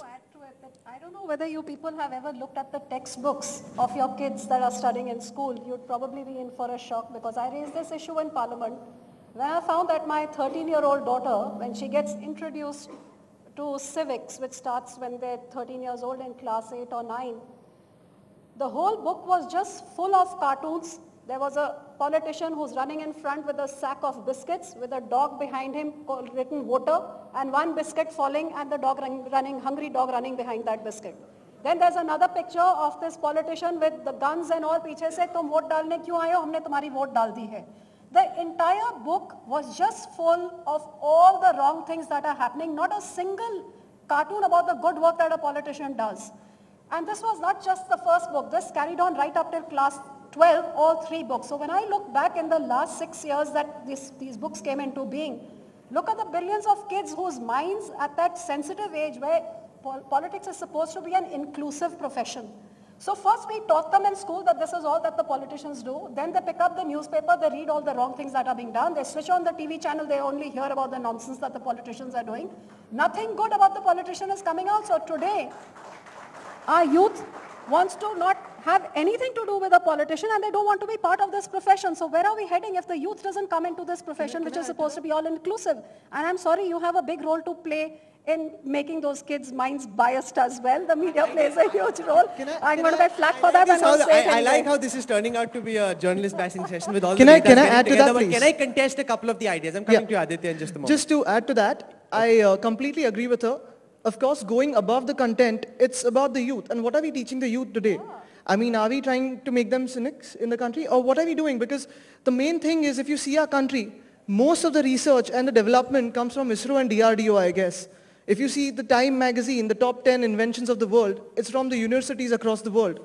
We are teaching them the fictional, this is it and this is not. Are we teaching them this can be, or what can you think about this? Can you invent this? We're not leading them to a more employment-oriented education. We are not giving them vocational education or what is basic in life. For example, civics, if we teach them, let's not litter our cities, or if we can teach them what you can use politics for. Let's teach them to use politics, not abuse politics. I think that is very important. One, those textbooks were not made by the people who are abusing RPN on social media. They were made by committees appointed by the government, supervised by the government, highly politicized committees, all of whom having nominees chosen by your respective governments who saw the creation of those textbooks. I want to challenge the idea of inclusive politics. When you say that why is it that the youth are not entering politics? Where are the young people? They're only abusing us. Why are they not joining our parties and being a change from within? Let me ask you all this question. Look at the background and the profile of each one of you here.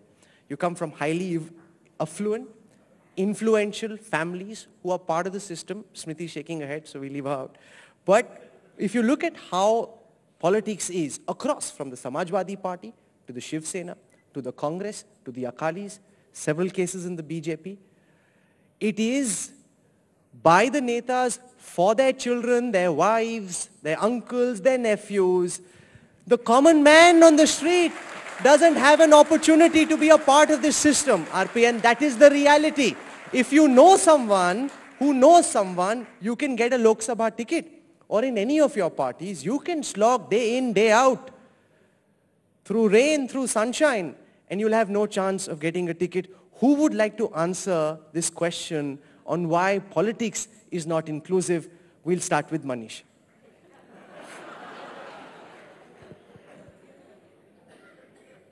I was just thinking to myself whether I should say it or not.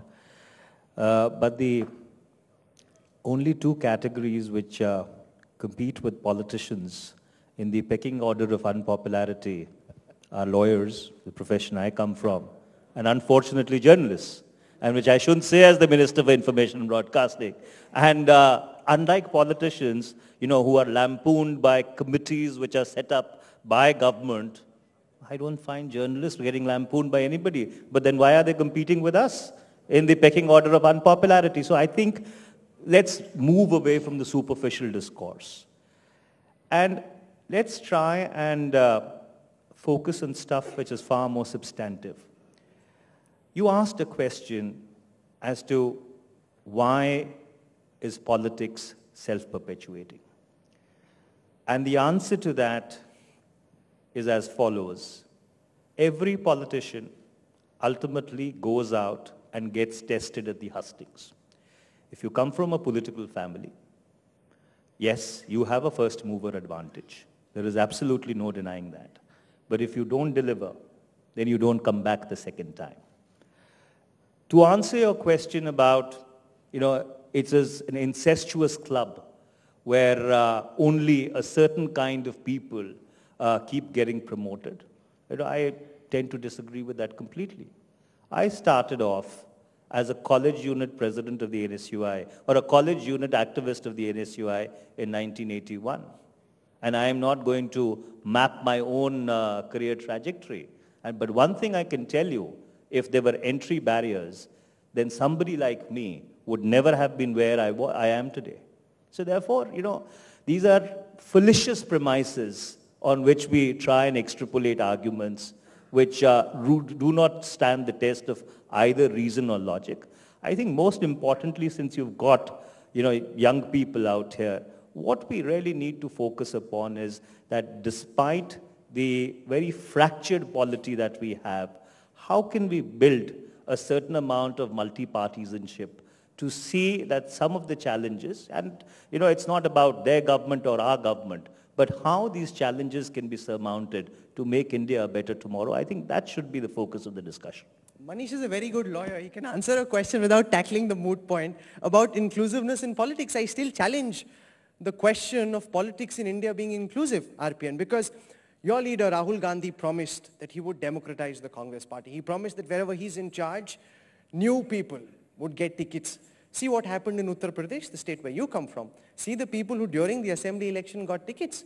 There were so many relatives, there were people from within the system, there were deserters. For all the talk of wanting to change the system, when it actually came to giving tickets, the tickets were given to those who were part of the system, and those from the outside who wanted to come in, who were knocking on the door, were sent away because Indian politics is a closed-door system.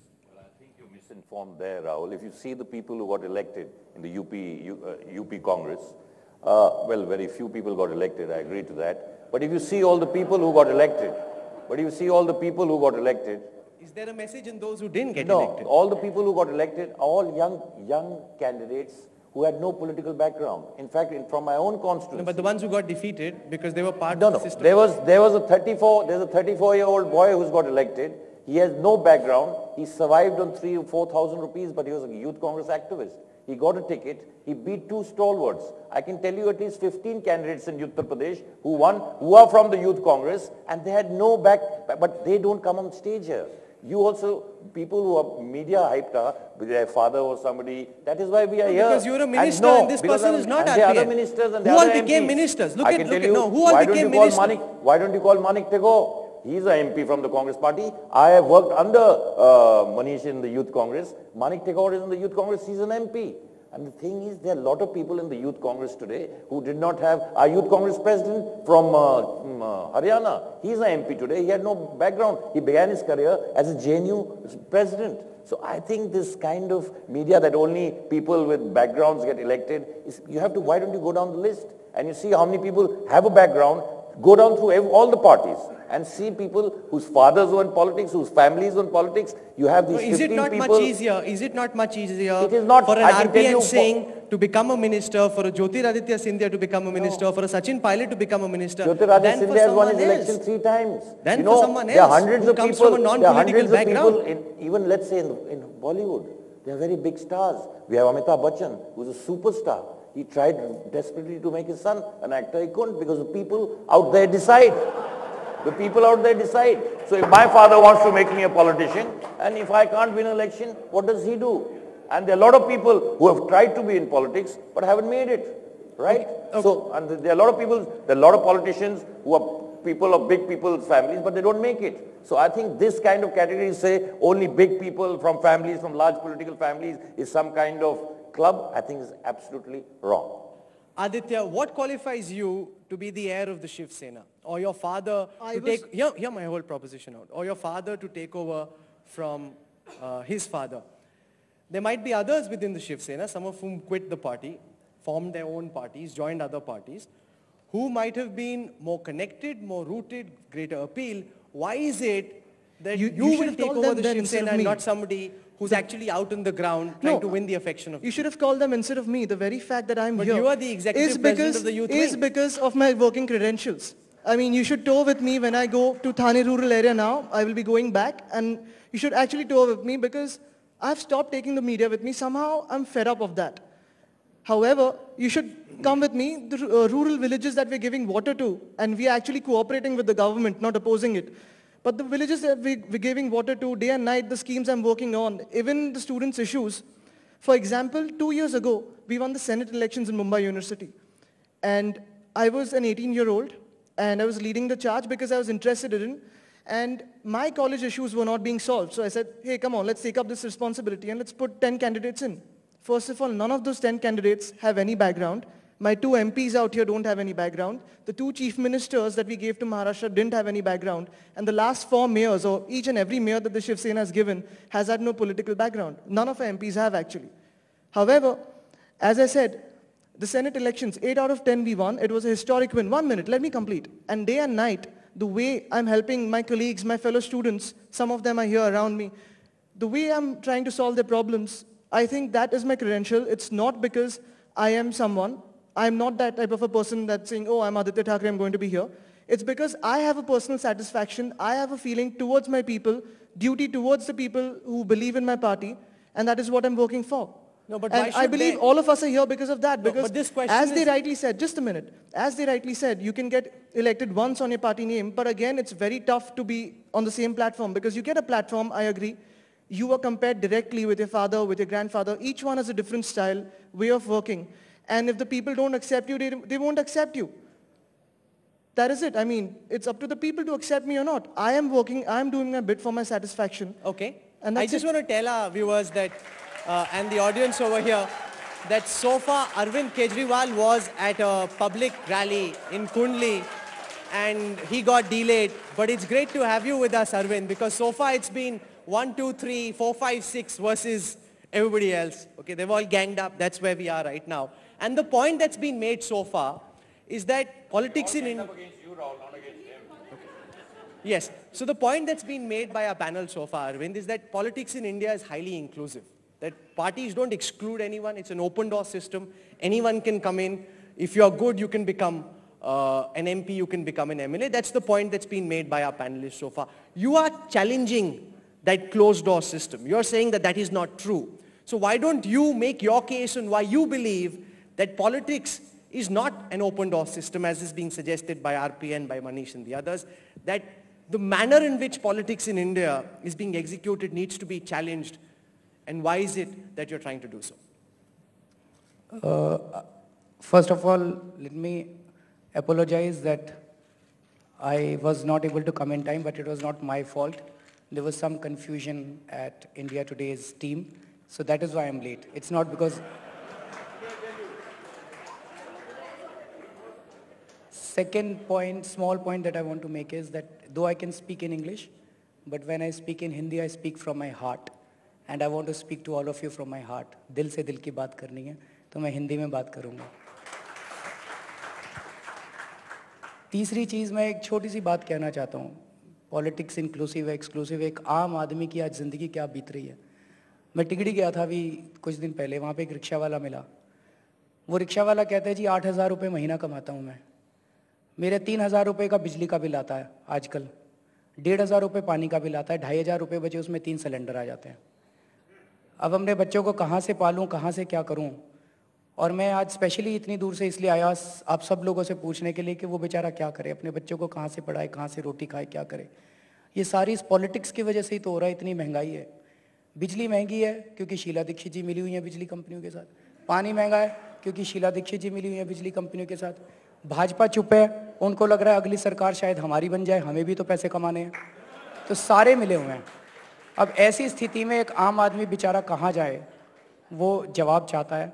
और आप सारे लोगों ने पिछले 65 साल से, चाहे राज्य सरकार में चाहे केंद्र सरकार में, आप लोगों ने रूल किया है, आप हमारे माई बाप रहे हैं, आपको बताना पड़ेगा कि एक आम आदमी अब बेचारा अपनी ज़िंदगी कैसे चलाए।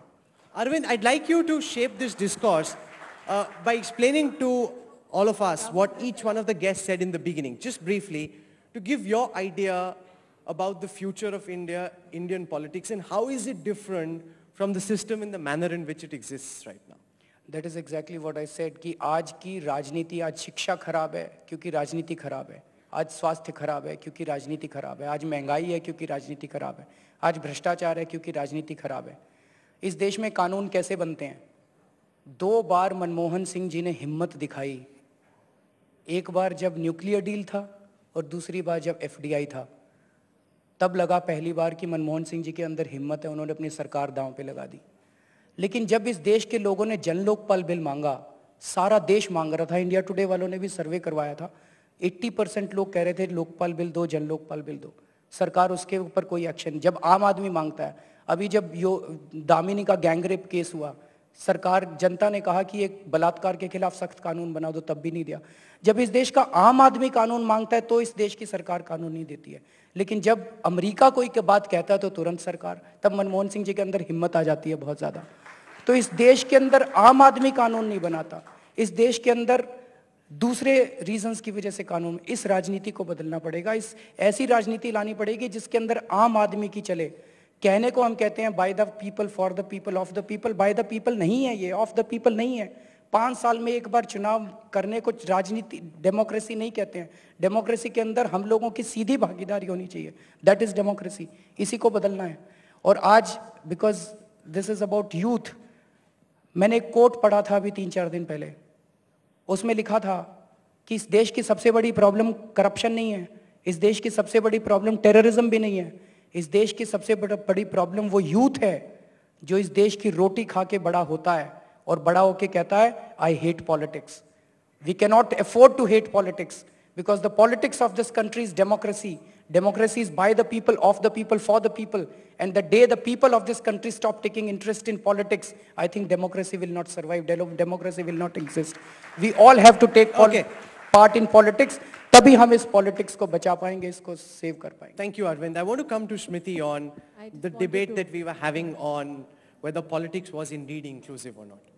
No, मैं अरविंद जी, मैं दिल की बात बंगाली गुजराती में भी कर सकती हूँ, लेकिन हिंदी में ही आपको संबोधित करूँगी.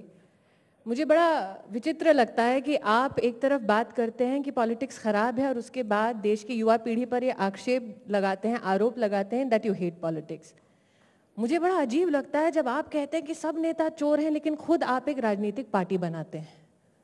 मुझे बड़ा अजीब लगता है जब आप कहते हैं कि अगर बिजली महंगी हो गई है तो बिजली का तार काट दो. मैं बड़ी ही विनम्रता के साथ आज आपसे कहना चाहती हूँ अरविंद जी कि लोकतंत्र बिजली काटने से सशक्त नहीं होती, हर घर में बिजली देने से सशक्त होती है. दूसरी बात, I would now reflect on what Mr. Singh said with regards to Twitter. Not that they are very kind to people like me or possibly Miss Kaur on Twitter. But one has to recognize that the social media has given the youth a platform and an opportunity to speak their mind. One has to realize that yes, the youth on Twitter is shrill in its opinion about Indian politics and politician, but one also has to appreciate that this is the same youth that stands united with our polity when Pakistan passes a resolution challenging the sovereignty of our nation. This is the same youth which will rant, which will outrage, which will be anguished on Twitter when soldiers are beheaded at the border. But many of them, Mr. Singh, will still wear the uniform with pride, go into the army knowing very well that when they die, there might not be a single politician to lay a wreath on their dead body. So one needs to, Mr. Singh spoke about DDD. You did? Okay. I think that what we need today, apart from the 3 Ds that he articulated, is also a PPPD, public participation to protect and to promote our democracy. I think that this is a platform where you not only deliberate, but you also ideate. And I want to leave an idea behind today in your conclave, that I was extremely amazed to read that the Finnish parliament has a futures committee, which is constituted of its parliamentarians. Can we envisage a future where our parliamentarians, irrespective of their political ideological differences, can come together under one roof, can possibly study the impact of current legislation on the future, but also anticipate the challenges that the future might hold and bring about solutions in the present? And can we add the strength of public opinion, and for that matter, even a shrill Twitterati, as Mr. Singh said, can we add that so that ultimately we are all here today not to win brownie points, कि कितने नेता चोर हैं या कौन चोर नहीं है. We are here today as members of various political organizations to tell the people of our country, and especially the youth which is watching the India Today conclave, that when it comes to issues of national interest, this nation and its polity stands as one unit. With a sense of India first and nationalism, maybe we can go together off this conclave in a consensus on various issues, like Manish said. But Arvind, you said that people are abusive on Twitter and social media. Is very extreme and violent. I actually would like to point out to you that social media has ushered in a new revolution in public accountability, where earlier there was pressure from just the top. Now there is pressure from the bottom. Every single action of yours, mine, every single person sitting over here, is now being scrutinized by the thousands, the lakhs who follow you. And the discourse is changing as a consequence of this constant scrutiny. A lot of people, politicians, businessmen, lawyers, journalists, might have thought they would have got away with things 5 years, 10 years ago, which they now know if they did, the same abusive people that you're talking about will come after them with a vengeance, and therefore they're more circumspect, they're more careful, and that means that we are headed towards greater transparency, more openness, more accountability, more scrutiny. Well, I didn't say that all people on Twitter are bad, but I spoke about slacktivism, right? That is something, this is Morozov's theory. He started this theory after this dictator in Africa, who still happens to be the dictator there. When it hit YouTube, it had the maximum hits in its time. So people were just forwarding it, but nothing happened. The dictator continues to rule in Africa, but everybody thought they'd done their duty by forwarding the message or downloading it on YouTube. So what I'm talking of is that slacktivism, Activism, that's where he came up with this slang, that people on Twitter feel that if they pass on a message or retweet something, their job is done. I'm talking of their job is not done. I'm talking about they need to participate. Either take the plunge like Arvind, or exercise your franchise. They have participated. If you see in all the protests that happened in Delhi, Mumbai, elsewhere, they were the same people that you're talking about who were on social media, who gave up what they were doing that day, came out and protested.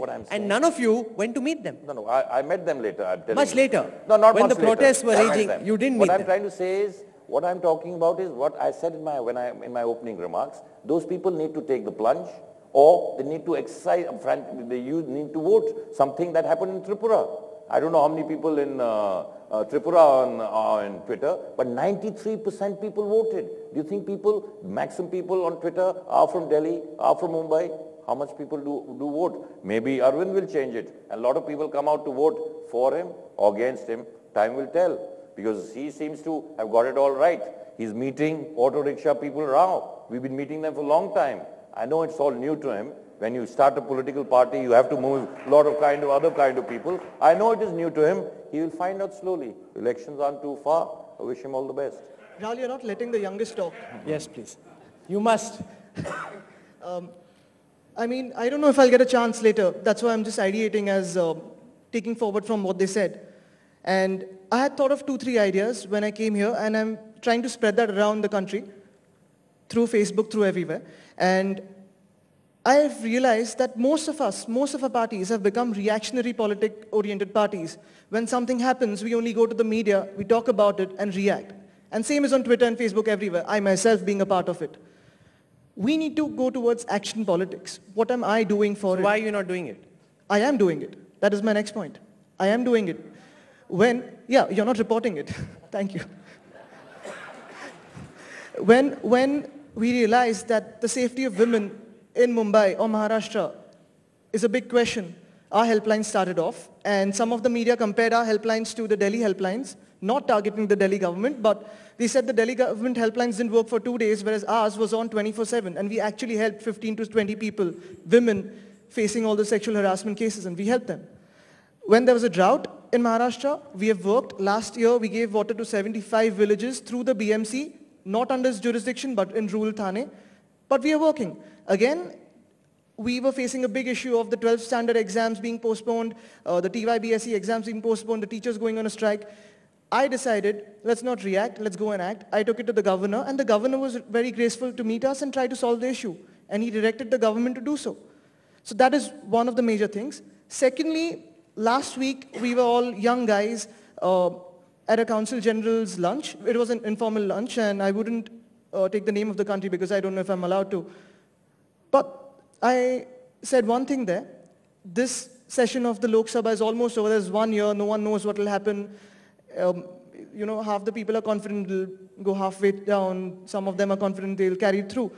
But let's get to one point that all political parties, whoever gets elected, not elected, whoever is in government, irrespective of all of that, let's create a vision for India that both the government and the opposition can follow, regardless of who's in power. And I will assure you from my side, if there are some youth issues or issues for the national coming together and the national good, we will support any party that's doing that. Thank you. I want to now throw it open also to the audience, but I first want to take some questions from the expert panel for this session. I want to introduce Kavita Krishnan, a well-known women's rights activist, Secretary of IPWA, Karuna Nandi, Advocate of the Supreme Court, Naman Pugalia, Public Policy and Government Affairs Analyst at Google, Bala Sahib Darade, Zilla Parishad Member of Buldana District. I want to ask Kavita to begin by asking the first question. Yes, you just get the mic and you go and fire away.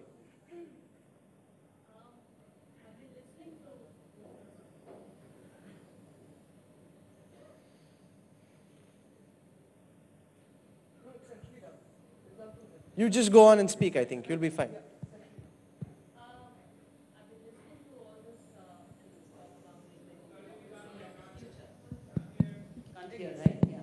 Thought as much as it's not working. Yeah.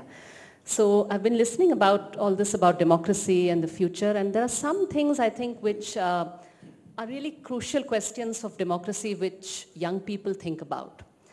Young people today, if they are agreed on one thing, they disagree on a lot and they argue a lot on Twitter and Facebook and all of that.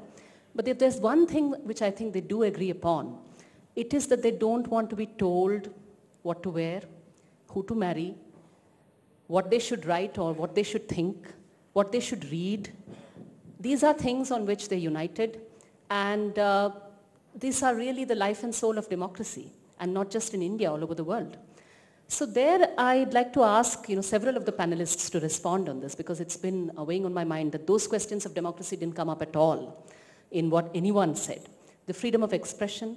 I'd like Smriti to talk about why is it that outfits very close to the BJP, like the Bajrang Dal, regularly, I mean, we've come into confrontation with them time and again, where they tell young people that you can't wear jeans, you shouldn't celebrate Valentine's Day, or we'll beat you up, and all of that. And please don't take the escape route of saying, oh, BJP has nothing to do with Bajrang Dal. We all know that they do, right? So what is it which is that kind of vision? Then Aditya Thackeray also. I'd like to tell Aditya that, in fact, I think I'm an alumnus from the same college where he's from. And I owe my activism on gender issues and otherwise to the Yuva Sena, because there was a Yuva Sena activist in my university who told me that women like me should be in jail because we wanted freedom for women and the freedom to be women and live lives as we like. And he actually told me that, which is why I became compelled to come into activism. And you talked a lot about Facebook. One second, Aditya. You talked a lot about Facebook. What about, I've just read in the papers yesterday, or maybe it was this morning, that the Shiv Sena is asking for the reinstatement of the policemen who arrested those 2 young girls for expressing a voice of dissent on Facebook against your supreme leader, and a bandh that happened because your supreme leader died. I can't understand that. What is this? Is this the voice of youth? What are we talking about? And one last little thing, which I think is about democracy. Look at what happened. I'd like to, both the Congress leaders on the panel here, RP and Singh as well as Manish, I'd like to ask, what about the basic, these draconian laws that we have which are suppressing the right to dissent? You may not agree with Binayak Sen, but was his arrest right? Was he, young people, I think, belying most of our expectations, came out very vociferously against the Sedition Act. What's your position on that? What's your position on... Okay, let's get them to answer the question. And we'll begin by... You've asked... One thing to the Sapa, one little thing. About principled politics, I'd like Samajwadi Party से आप हैं, मैं जानना चाहती हूँ एक चीज़ पर कि आप सामाजिक न्याय की बात करते हुए कुछ तो उसूल होंगे. तो अगर रिजर्वेशन में प्रमोशन की जो बात, प्रमोशन में रिजर्वेशन की जो बात थी, आप सामाजिक न्याय के सवाल पे समाजवादी पार्टी बनी, लेकिन आप एक सारे आरक्षण विरोधी तर्कों के साथ आप राजनीति में पूरी तरह से सिर्फ अपॉर्चुनिस्ट आधार पर आप अपने पॉलिसीज तय करते हैं. इसके बारे में आप जरा. Okay, let's get Smriti to answer the first question about the Bajrang Dal. Thank you.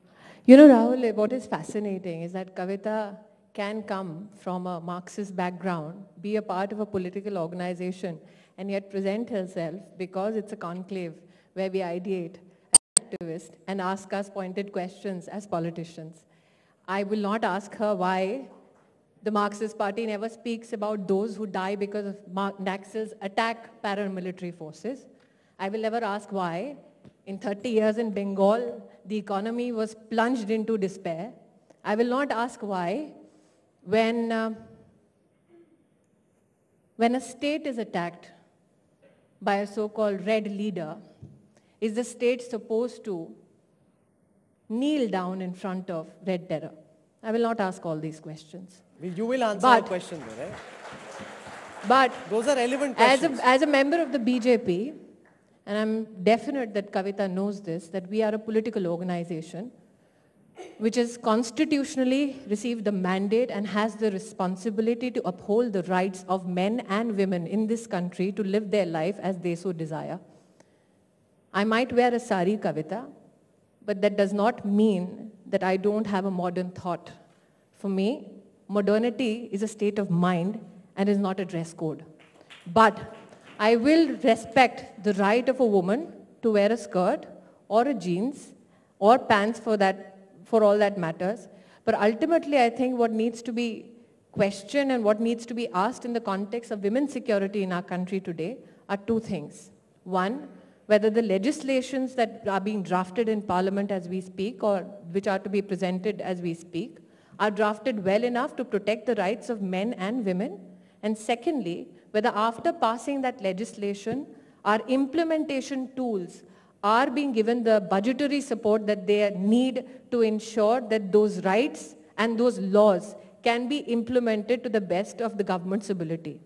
So let me reiterate once again, I respect the right of a woman and I respect will you condemn the Bajrang Dal for what they're saying or not? I respect the right of a woman to wear what she wants, but I also respect the right in a democracy of people who want to have a view different than mine. But what about and them going and beating up people who have a view different from theirs? I think that is what democracy is all about. Fair enough. Will you While I condemn have a right to my opinion, I have to respect the right of others to disagree with me.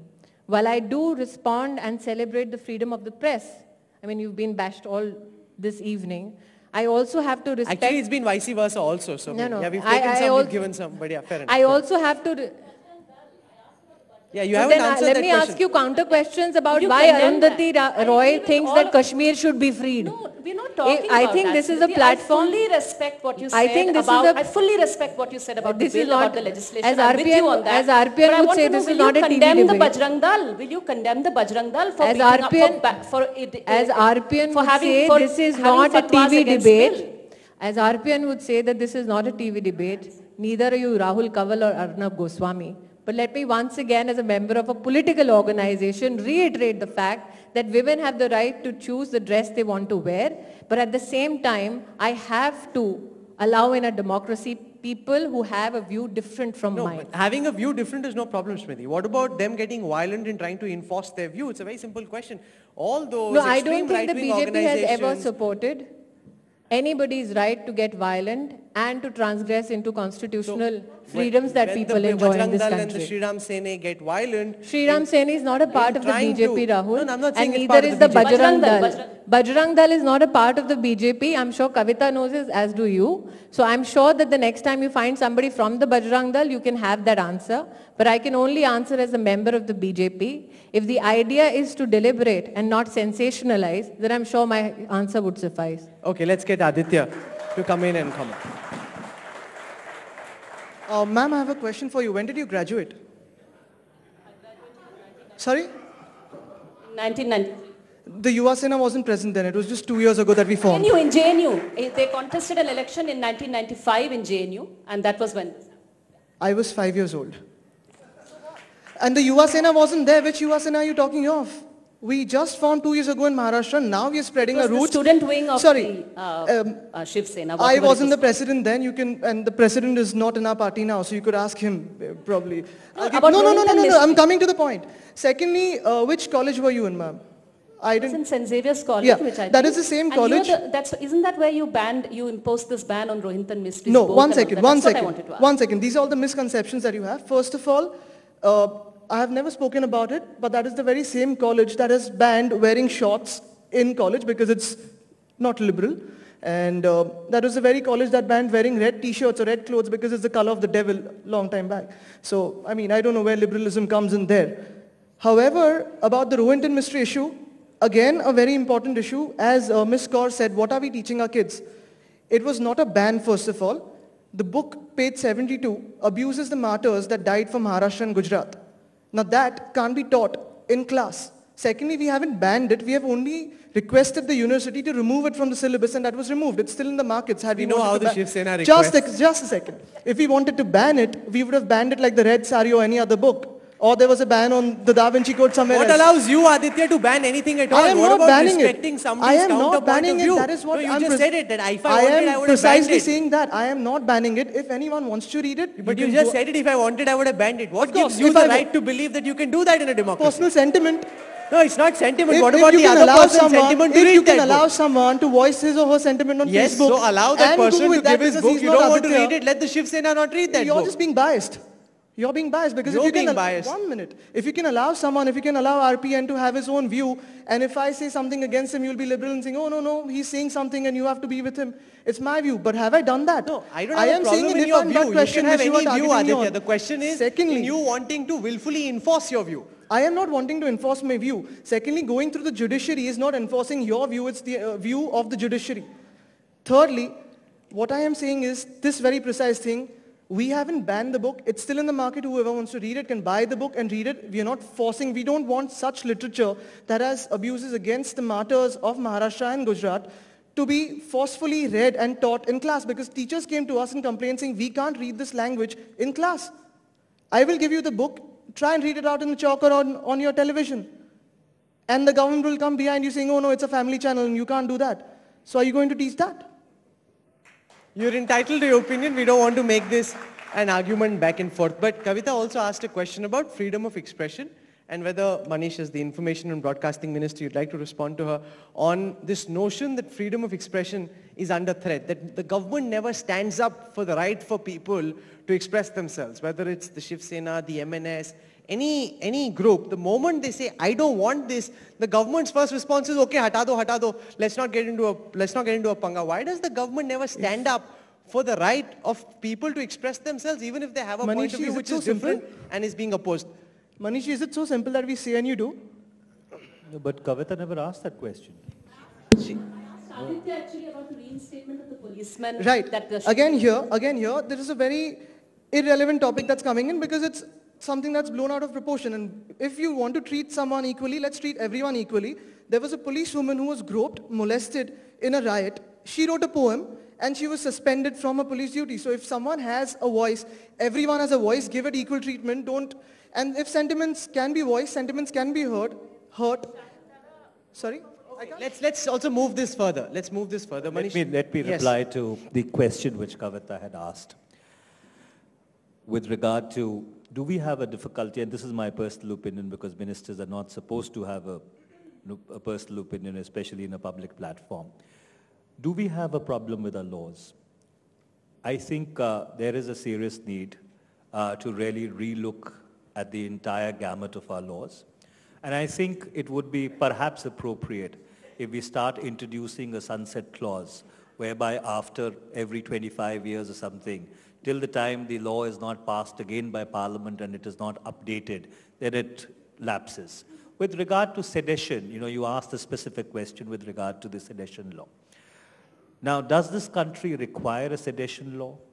The answer to that is yes. Was the sedition law misapplied in a particular case? That's a call which the courts have to take. Whether the law is properly applied or the law is misapplied is something which is adjudicated in a court of law. And I think that's how democracies function, when you have respect for institutions, and if at all an institution finds that you've actually erred, then there is punitive punishment which visits you for the misapplication of that law. Okay, can I also request the other experts to just ask one question so that we also get an opportunity to get the audience to ask questions? Can I get Karuna Nandi to ask the next question, please? We'll get an opportunity. Let's just get her to ask the question, then we'll get you to answer. I think there are ways in which there are many who believe that constitutional secularism and the idea of India is under attack. Now, it would be easy to ask Aditya a question, and it would be easy to ask Smriti Irani a question. But I would like to ask all of you, actually. Starting with, and whenever the 2002 riots are brought up, the BJP's answer is, but look at the 1984 riots. I was in Selampur at a Congress rally in the last election when Mr. Titler was asked not to stand, not to take the ticket. And he was there on the dais. This is not reported, this is something I saw myself. Smriti Irani had the courage to speak up in 2004 and condemn the riots, and then was asked under pressure to take her statement back within a few hours. Very quickly, the BJP High Command stepped in and you were asked to take your question back, take your statement back.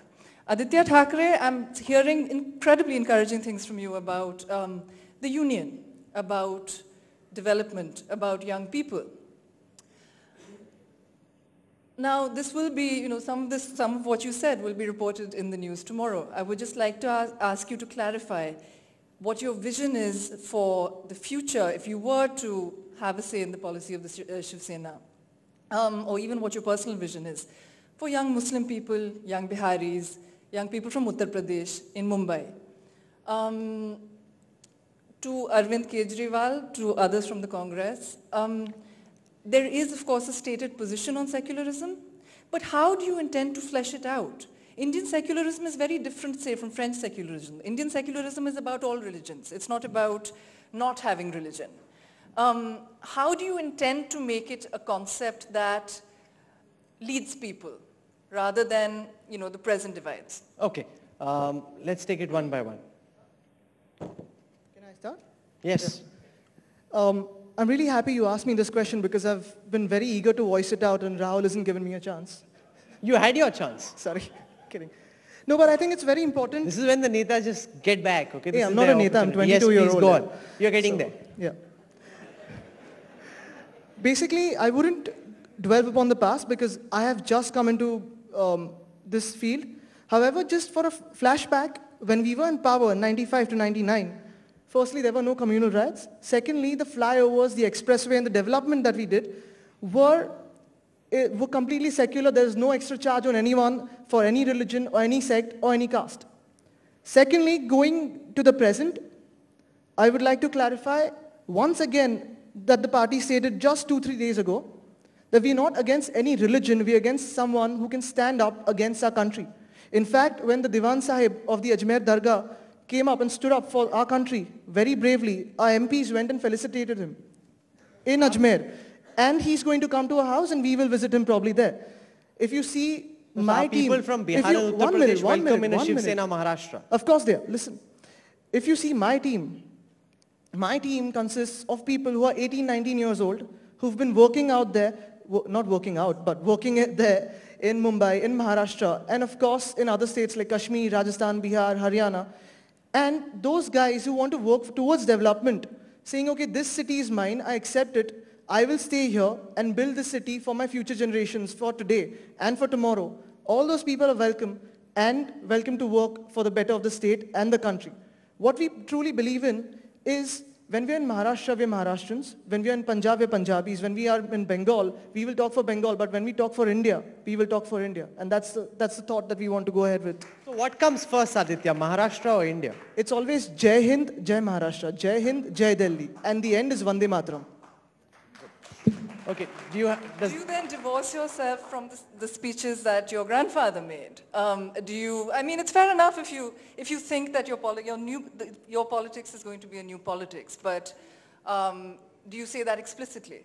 No, I wouldn't do that, because whatever I am speaking today, and I am because of my grandfather and father and what they've taught me at home. It's almost like a university. And this is a political question, Aditya. Yeah, of course. I'm sure he was a lovely grandfather, but it's a political question. It's a candid answer. I mean, yeah, I'm truth. And what I've learned from them is to always act for the people and hear the voices of the people. Of course, if you've seen all democracies around the world, parties evolve, parties have modernized themselves, like the New Labour, the New Tories. And I wouldn't call something as a New Labour or New Tories, but it's just a different mindset relating to a different time and the different needs of the country. Okay, you also asked the question about the moral equivalence that's drawn between 84 and 2002. We can get Manish to answer that. And specifically on Mr. Titler's and Sajjan Kumar's involvement. Actually. There is no moral equivalence between any riots. You know, all riots, if they've taken place, people have died, and innocent people have died, is something which is reprehensible. You know, it needs to be condemned. There should have been a closure in terms of the judicial processes coming to a logical culmination, which unfortunately has not happened, and I hold no brief one way or the other, or make a distinction between a particular situation. And I've said this not once, but I've said this ad nauseum. But to come back to the specific question that you asked about the character of Indian pluralism, whether it is the division of the church and the state, or it is Sarvdharm Sambhav, as the Congress would like to articulate it. I think in our book, it is the latter. It is respect for all religions. And if India is secular today, or if India is pluralistic today, it is not because a particular political party or a bunch of political parties are pluralistic and others are not. The reason why India is secular and India is pluralistic is because the people of India are secular and pluralistic.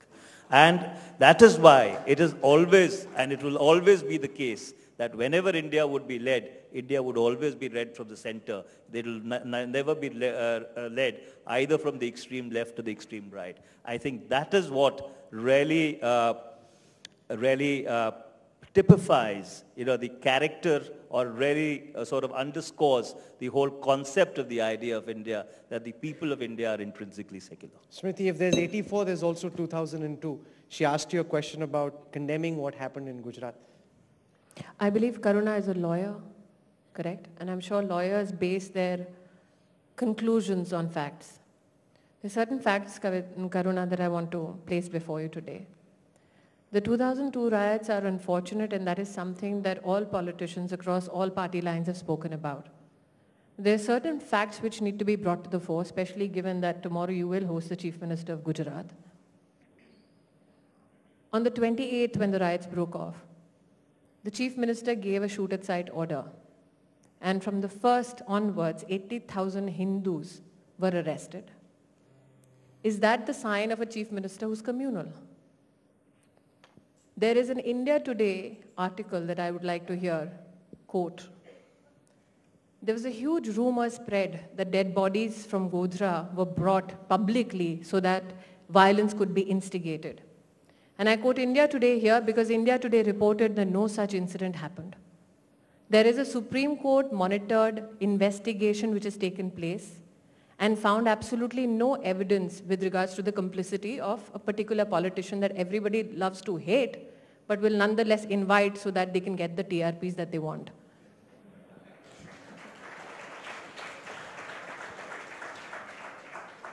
What I want to tell you, Karuna, with regards to riots, I agree with Manish. I don't think none of us want to sit here and do a body count comparison. Between 84 or 2002 or for that matter, the Nellie massacre in Assam or the 1980 massacre in Muradabad. None of us want to do that. But I think what one needs to take away from the statement of Narendra Modi is this, that don't be satisfied by just a verbal apology. Don't wait for a politician to say, oh, I'm sorry. If there is evidence found, then hang me in the public square. That is what he says. And I think that if we base our observations on facts which have presented themselves before the Supreme Court, before the investigating bodies, we will find that yes, many love to hate him, but at the end of the day, people have democratically elected him because they believe that he did and his office did the best that they can in challenging situations. Okay, let's get Naman Pugalia to ask the next. I also want to get others in the audience to ask questions as well. So, yes, one line is fine. I definitely believe that 2002 would not have happened if the people of Etipur had been brought to book. Today we talk about an SIT for Gujarat, but they are still, everybody is roaming around scot-free and being rewarded for the people who were actually in the forefront. There's not a single police officer, not a single leader. Nobody is brought to book. They're being shielded even today. And I genuinely believe that if 84 had received justice or would receive justice, I'm sure 2002 would not have happened. And because of the way the SIT has come in and people have been brought to book, that is going to be a deterrent for the future. And this is what People have been held accountable for 2002 But and they you are have in coalition with the same party, firstly. No, and secondly, on Ms. Irani's in 2002, statement, there are people who have been, there have been officers who have been arrested, there have been leaders who have been arrested, there have been people who have been brought to book. Okay. Can you tell me in 84 Manish, you can even name since one you come person? from Punjab, I mean, there were 30,000 Sikhs do you killed want to just respond to what in Harshit Delhi has and asked? all over India, and yet there are certain parties who are rewarding those very people and shielding those very people. For 18 years, eyewitnesses accounts, their Okay, a point challans has are been not raised. so- RPN, would you like We to are respond? encouraged, certain parties are encouraging it. I don't want to go into all the details. The whole country knows what happened. In 2002, in 84, everybody knows what happened. Well, I don't want to make this into a panel kind of discussion where we are all going about. But if Narendra Modi didn't do anything wrong, why are their own parties which are supporting him? Which are supporting them in parliament? Don't want to support him for any other post. They should think, forget the courts. The people who are with the BJP feel uncomfortable to share a stage with him. So You know, it's quite ironical that, no, just wait. It's quite ironical that, I'm sorry it's turning into a TV debate, but be rest assured none of us will pull each other's hair out. It's quite ironical that RPN wants to dismiss the fact that TV debates do take place and form a particular public opinion. And however, he will go by those so-called rumors in TV channels and decide whether Narendra Modi is acceptable within the NDA or not. I think that no, I don't think anybody, Mr. Singh, has made any such statement. I think what this particular platform is about, and correct me if I'm wrong, is about confronting the realities of the present, reconciling with the challenges that we faced as a nation in the past, and ensure that irrespective of our political and ideological differences, we ensure that such incidents don't get repeated in the future. I think that is the consensus, at least we can all come to. Quiet. Do you have something to say about Just a both? second, Yes. can I add? Just stepping out of my brief and coming into your shoes of the moderator, I think this debate is going on some issues that have been chewed too much for in the past. What we're here for is for the youth and for tomorrow, and let's try to get to that. I agree with that. I mean, it's for the youth that's watching us, they'll just switch television and TRPs might go down. Don't obsess. Why is everybody else so worried on our behalf? Don't worry No, about I'm just saying ratings. let's come to the ideas of the future. Let the questions questions be of the ideas of the future, not the past. Let's only apply our minds and having a good discussion. Just forget the ratings. Too much is made of them. You've asked enough questions. I must get Naman to ask the next question. I'm sorry. I will use my discretion as the moderator, Karuna. You must follow instructions. Get Naman to ask the next question. Just Sanjeev Bhatt's evidence should be adjudicated on, and once Rahul, whitewashing process should we'll not have a separate discussion Rahul, on this. I have to answer this. I know, but you know the No, audience no, also you wants have to to ask allow questions. me that much. You have to allow me that much. I'm sorry. No, I we can't have the session being held hostage in this fashion. I'm sorry. No, Rahul, you have Just to allow 20 me seconds. to answer. Okay, you 20 have to seconds. allow me We to must move answer. on. Karuna, it's quite fascinating that here is a gentleman who is serving in the Indian Police Service, who has apparently killed a man in custody, framed an advocate of the High Court in a false drug case, manages to extract a BlackBerry from leaders of the opposition. Can I just finish? This is not. Can I just finish? gets blackberries and other facilities from the leader of opposition. His family member gets a ticket in the last assembly election to stand against the chief minister. After all that, I think end of the day what one needs to discuss, apart from your favorite topic, is also whether we want a governance or a government that will encourage rogue elements who seek to disturb the tranquility of a state. That is also a question that one needs to ponder over. Okay, let's get Naman Pugalia to ask the next question. सवाल 3 थे, but समय की पाबंदी है तो एक ही पूछूंगा. हिंदी में बोल रहा हूँ अरविंद जी, तो सवाल आपसे है. परिपक्व राजनीति, आलोचना करना और सवाल पूछना, इन चीज़ों तक सीमित नहीं रहती. और आप जानते हैं मुझसे शायद कुछ ज़्यादा कि विचारधारा पर, सुझावों पर, इन चीज़ों पर चुनाव जीते जाते हैं. जब आप राजनीति में उतरे तो युवा पीढ़ी को, जो राजनीतिक दलों से थोड़ा खफा थी, उनको लगा कि आप कुछ एक नई विचारधारा राजनीति में लाएंगे, बट ऐसा हुआ नहीं. मैं जानना चाहता हूं कि आपकी पार्टी की विचारधारा क्या है और आप युवा के प्रति क्या राय रखते हैं और भारत के लिए आपकी पार्टी क्या करना चाहेगी. पहली आपकी बात से मैं असहमत हूँ. आलोचना डेमोक्रेसी का बहुत इंपॉर्टेंट पार्ट होता है, आप उसको कम मत आंकिए. गलतियाँ निकालना बहुत इंपॉर्टेंट, प्रश्न पूछना तो डेमोक्रेसी का बहुत बड़ा हिस्सा होता है. आप कह रहे हैं प्रश्न पूछना और आलोचना करना ठीक नहीं है, वो बहुत इंपॉर्टेंट है, करना चाहिए.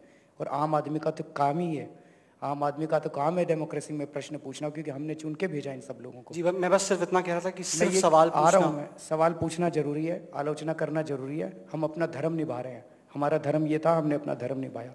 2 साल हो गए झक मारते मारते, रामलीला मैदान में झक मारी. अन्ना जी ने 3 बार अनशन किया, 1 बार मैंने अनशन किया. क्या मांग रहे थे?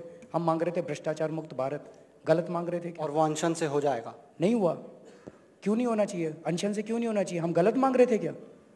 अब आप कह रहे हो आपकी आइडियोलॉजी क्या है, किस तरह की आइडियोलॉजी? अगर हम ये कह रहे हैं कि भ्रष्टाचार मुक्त भारत, कई लोग ये प्रश्न पूछते हैं, आपकी तो केवल एक भ्रष्टाचार, एक 1 पॉइंट एजेंडा पार्टी है ये, 1 पॉइंट एजेंडा पार्टी है ये. मैं कहता हूँ बाकी एजेंडा पे भी बात करेंगे, लेकिन थ्योरेटिकली मान लेते हैं कि एक ही एजेंडा पार्टी है ये. मान लीजिए एक ही एजेंडा है हमारी पार्टी का. अगर एक पार्टी इस देश को 5 साल के अंदर भ्रष्टाचार से मुक्ति दिला सकती है, ये क्या छोटी बात है? अगर भ्रष्टाचार खत्म हो जाएगा तो शिक्षा सुधर जाएगी, भ्रष्टाचार खत्म हो जाएगा स्वास्थ्य सुधर जाएगा, भ्रष्टाचार खत्म हो जाएगा बिजली पानी सब सुधर जाएगा. अगर एक ही मुद्दे के ऊपर मान लीजिए चुनाव लड़ा जाता है, मान लीजिए हम भ्रष्टाचार की दवाई है हमारे पास और भ्रष्टाचार दूर कर सकते हैं, ये कोई छोटी बात नहीं है. Okay, you've been waiting very anxiously. Please go ahead and ask your question. Bala Sahib. My first question is about like election process. Let's go to when we go to rural area and we see like how election process is happening. Lot of alcohol, money power, muscle power. It is used like caste, religion. That has been like main focus when it comes down to.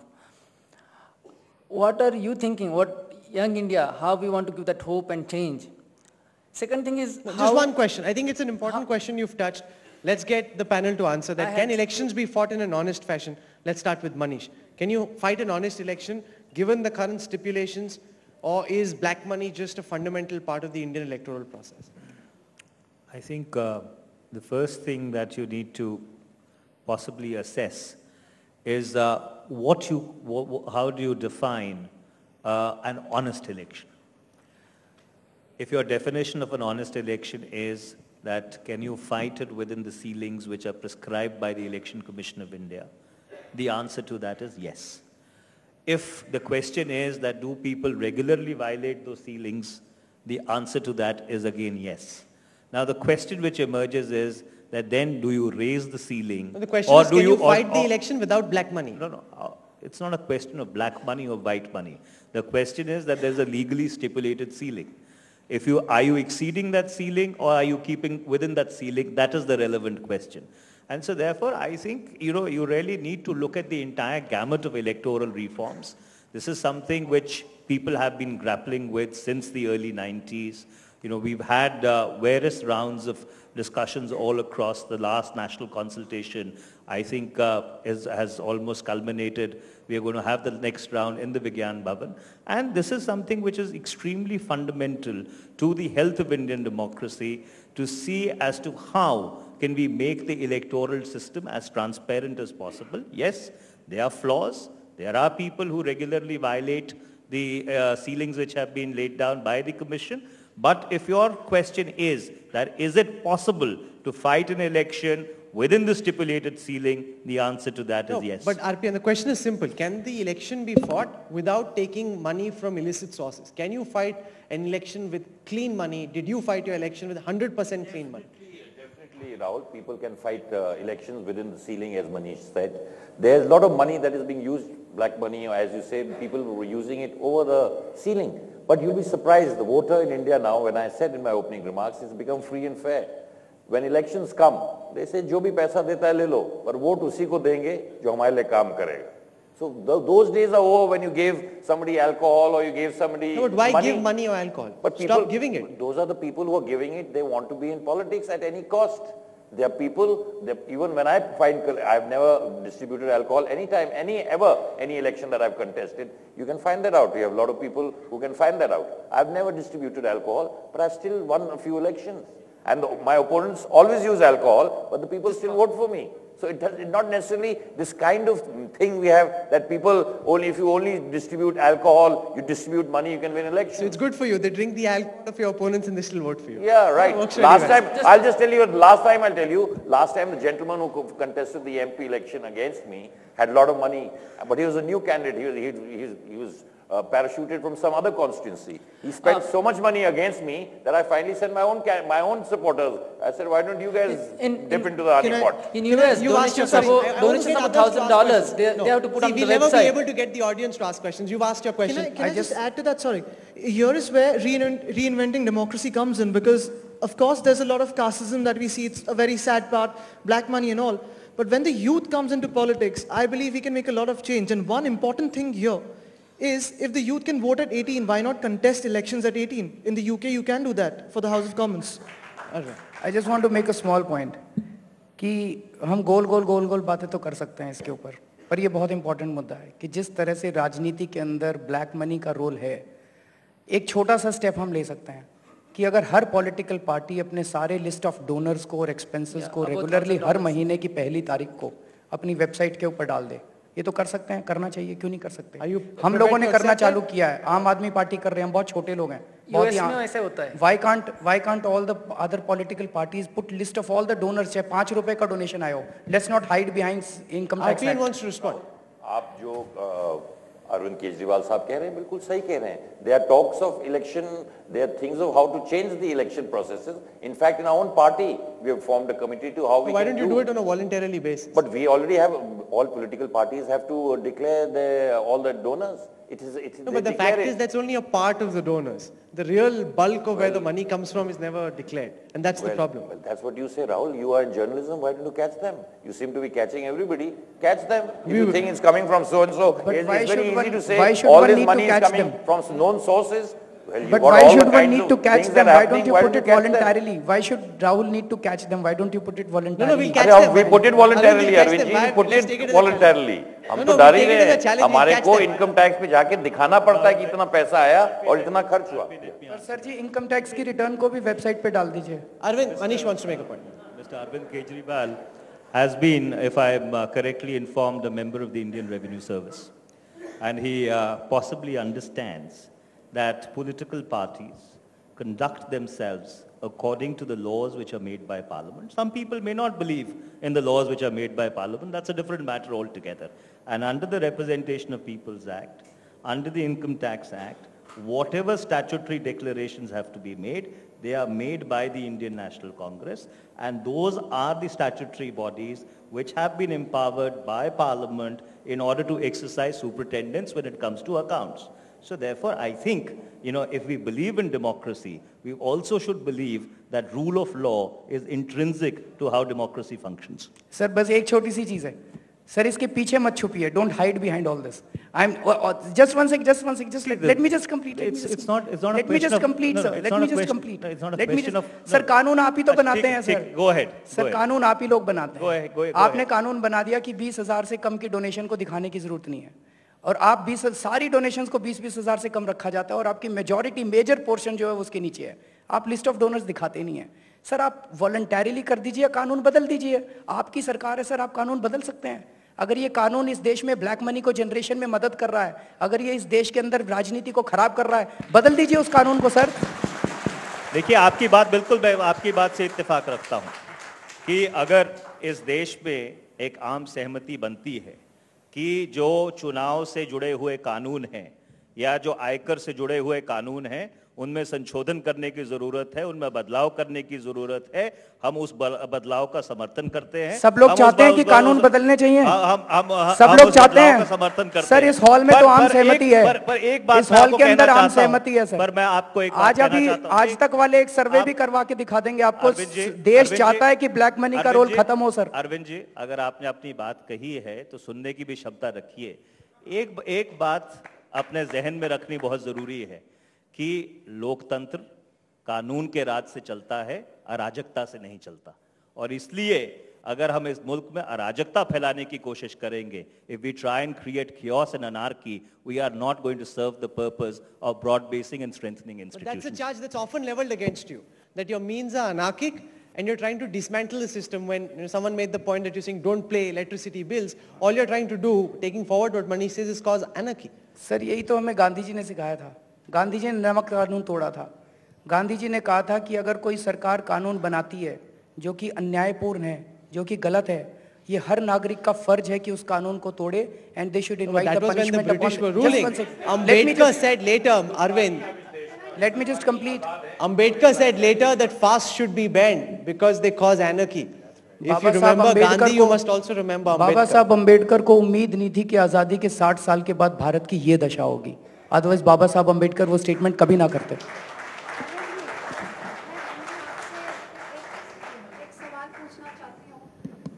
It's working. Go on.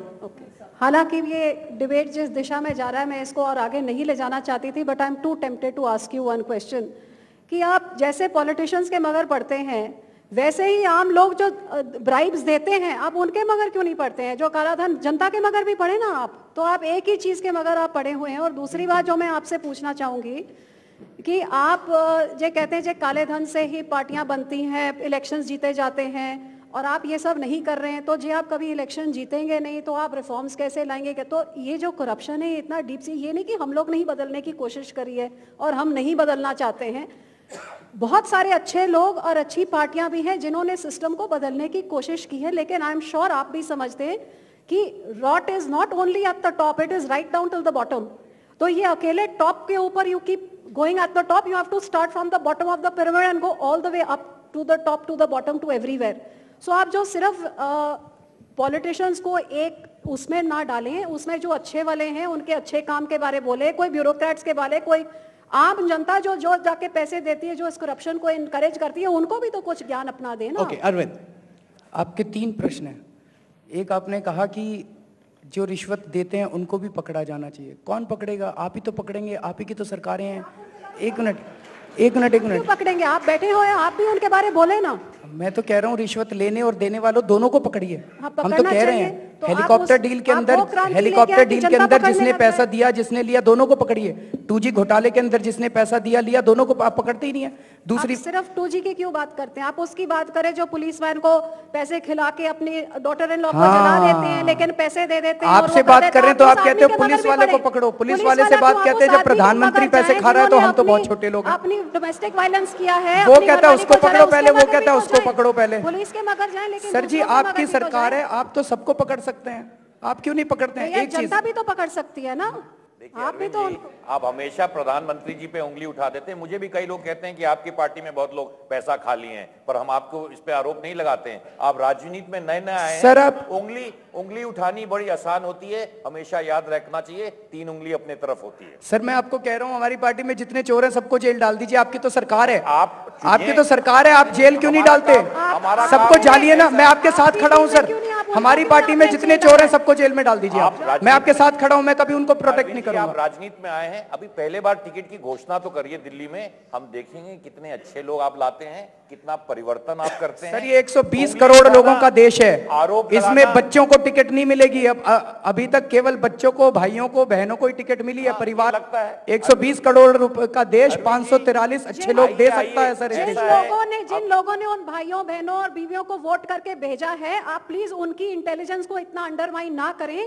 उनको भी 20 लोगों के बीच में से चुन के उन्होंने भेजा है, सो आप उन लोगों की इंटेलिजेंस को इतना अंडरमाइन ना करिए।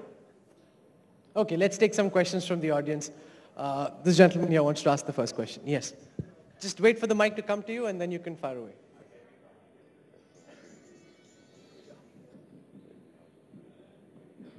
Well, my name is Lalit Joshi from India International Center.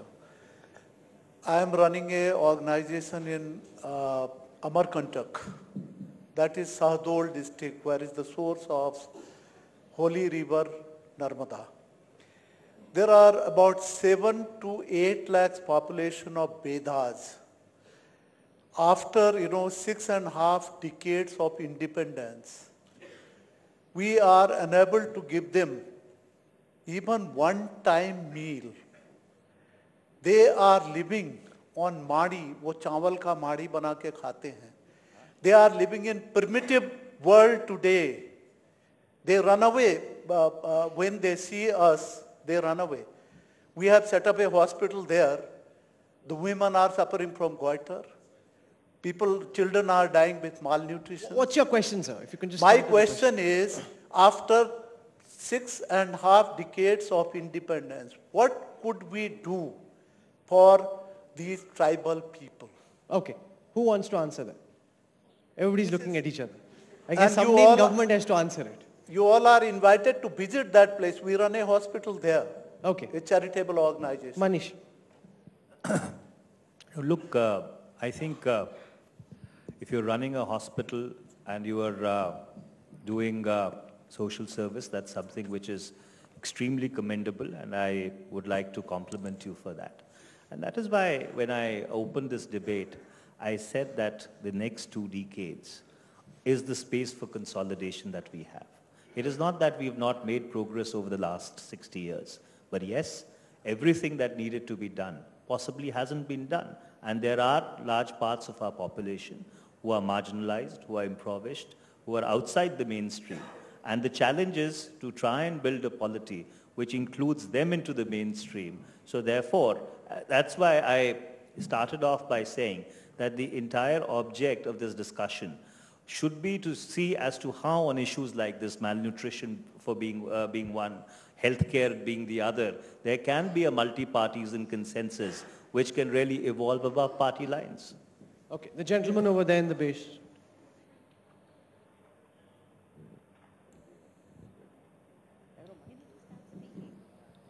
Arvind ji, ये प्रश्न आपके लिए है।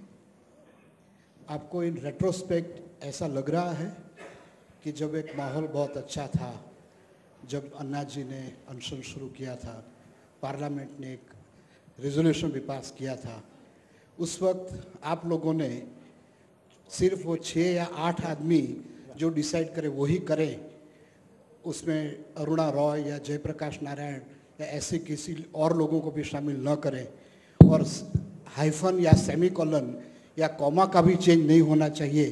वो जो आपने जो जिद पकड़ी, उसकी वजह से हम बहुत नज़दीक आ गए थे और वो हम कर नहीं पाए।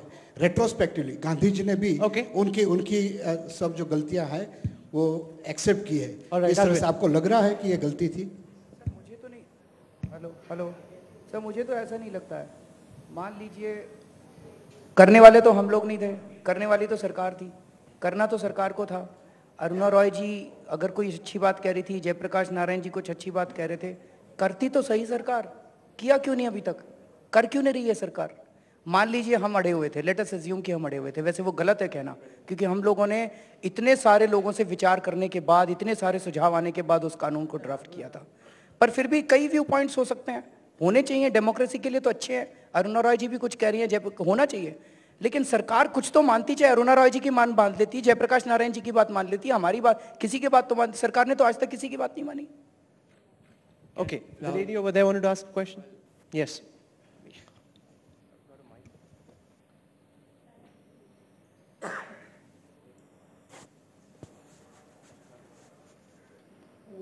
My name is Gauri Sari, and I have a very, very fundamental question. And that fundamental question is that today we are talking about, and all of us are talking about the same thing, people on that side of the table, or the dais, and this side of the dais, that India needs to change, and Indian governance needs to change. All of us are talking about cleaner politics.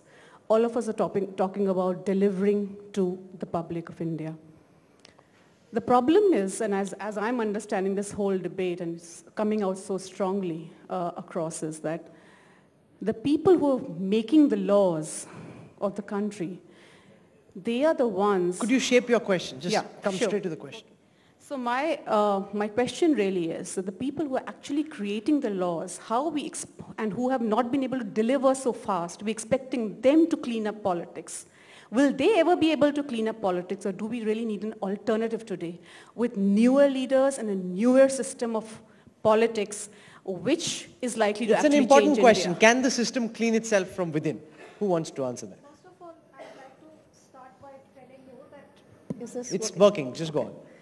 That I don't think it's right when you say that the people in the system are not cleaning up the system, because like I said, the good things we do don't get reported. For example, I would like to take this platform to tell you that what does a politician need to do is to deliver better services. In my state, I don't know in the state of Punjab whether you know that last year we brought in something called governance reforms, where there are about 72 services which you need a birth certificate, a driving license, XYZ, which you every time have to go to a department, pay some money, get it done. Now these have all come under governance reforms, where you go into an office, you fill up your form, and the onus is on the officer to give it to you in a stipulated period of time, or the officer pays a penalty, but it's not been advertised anywhere.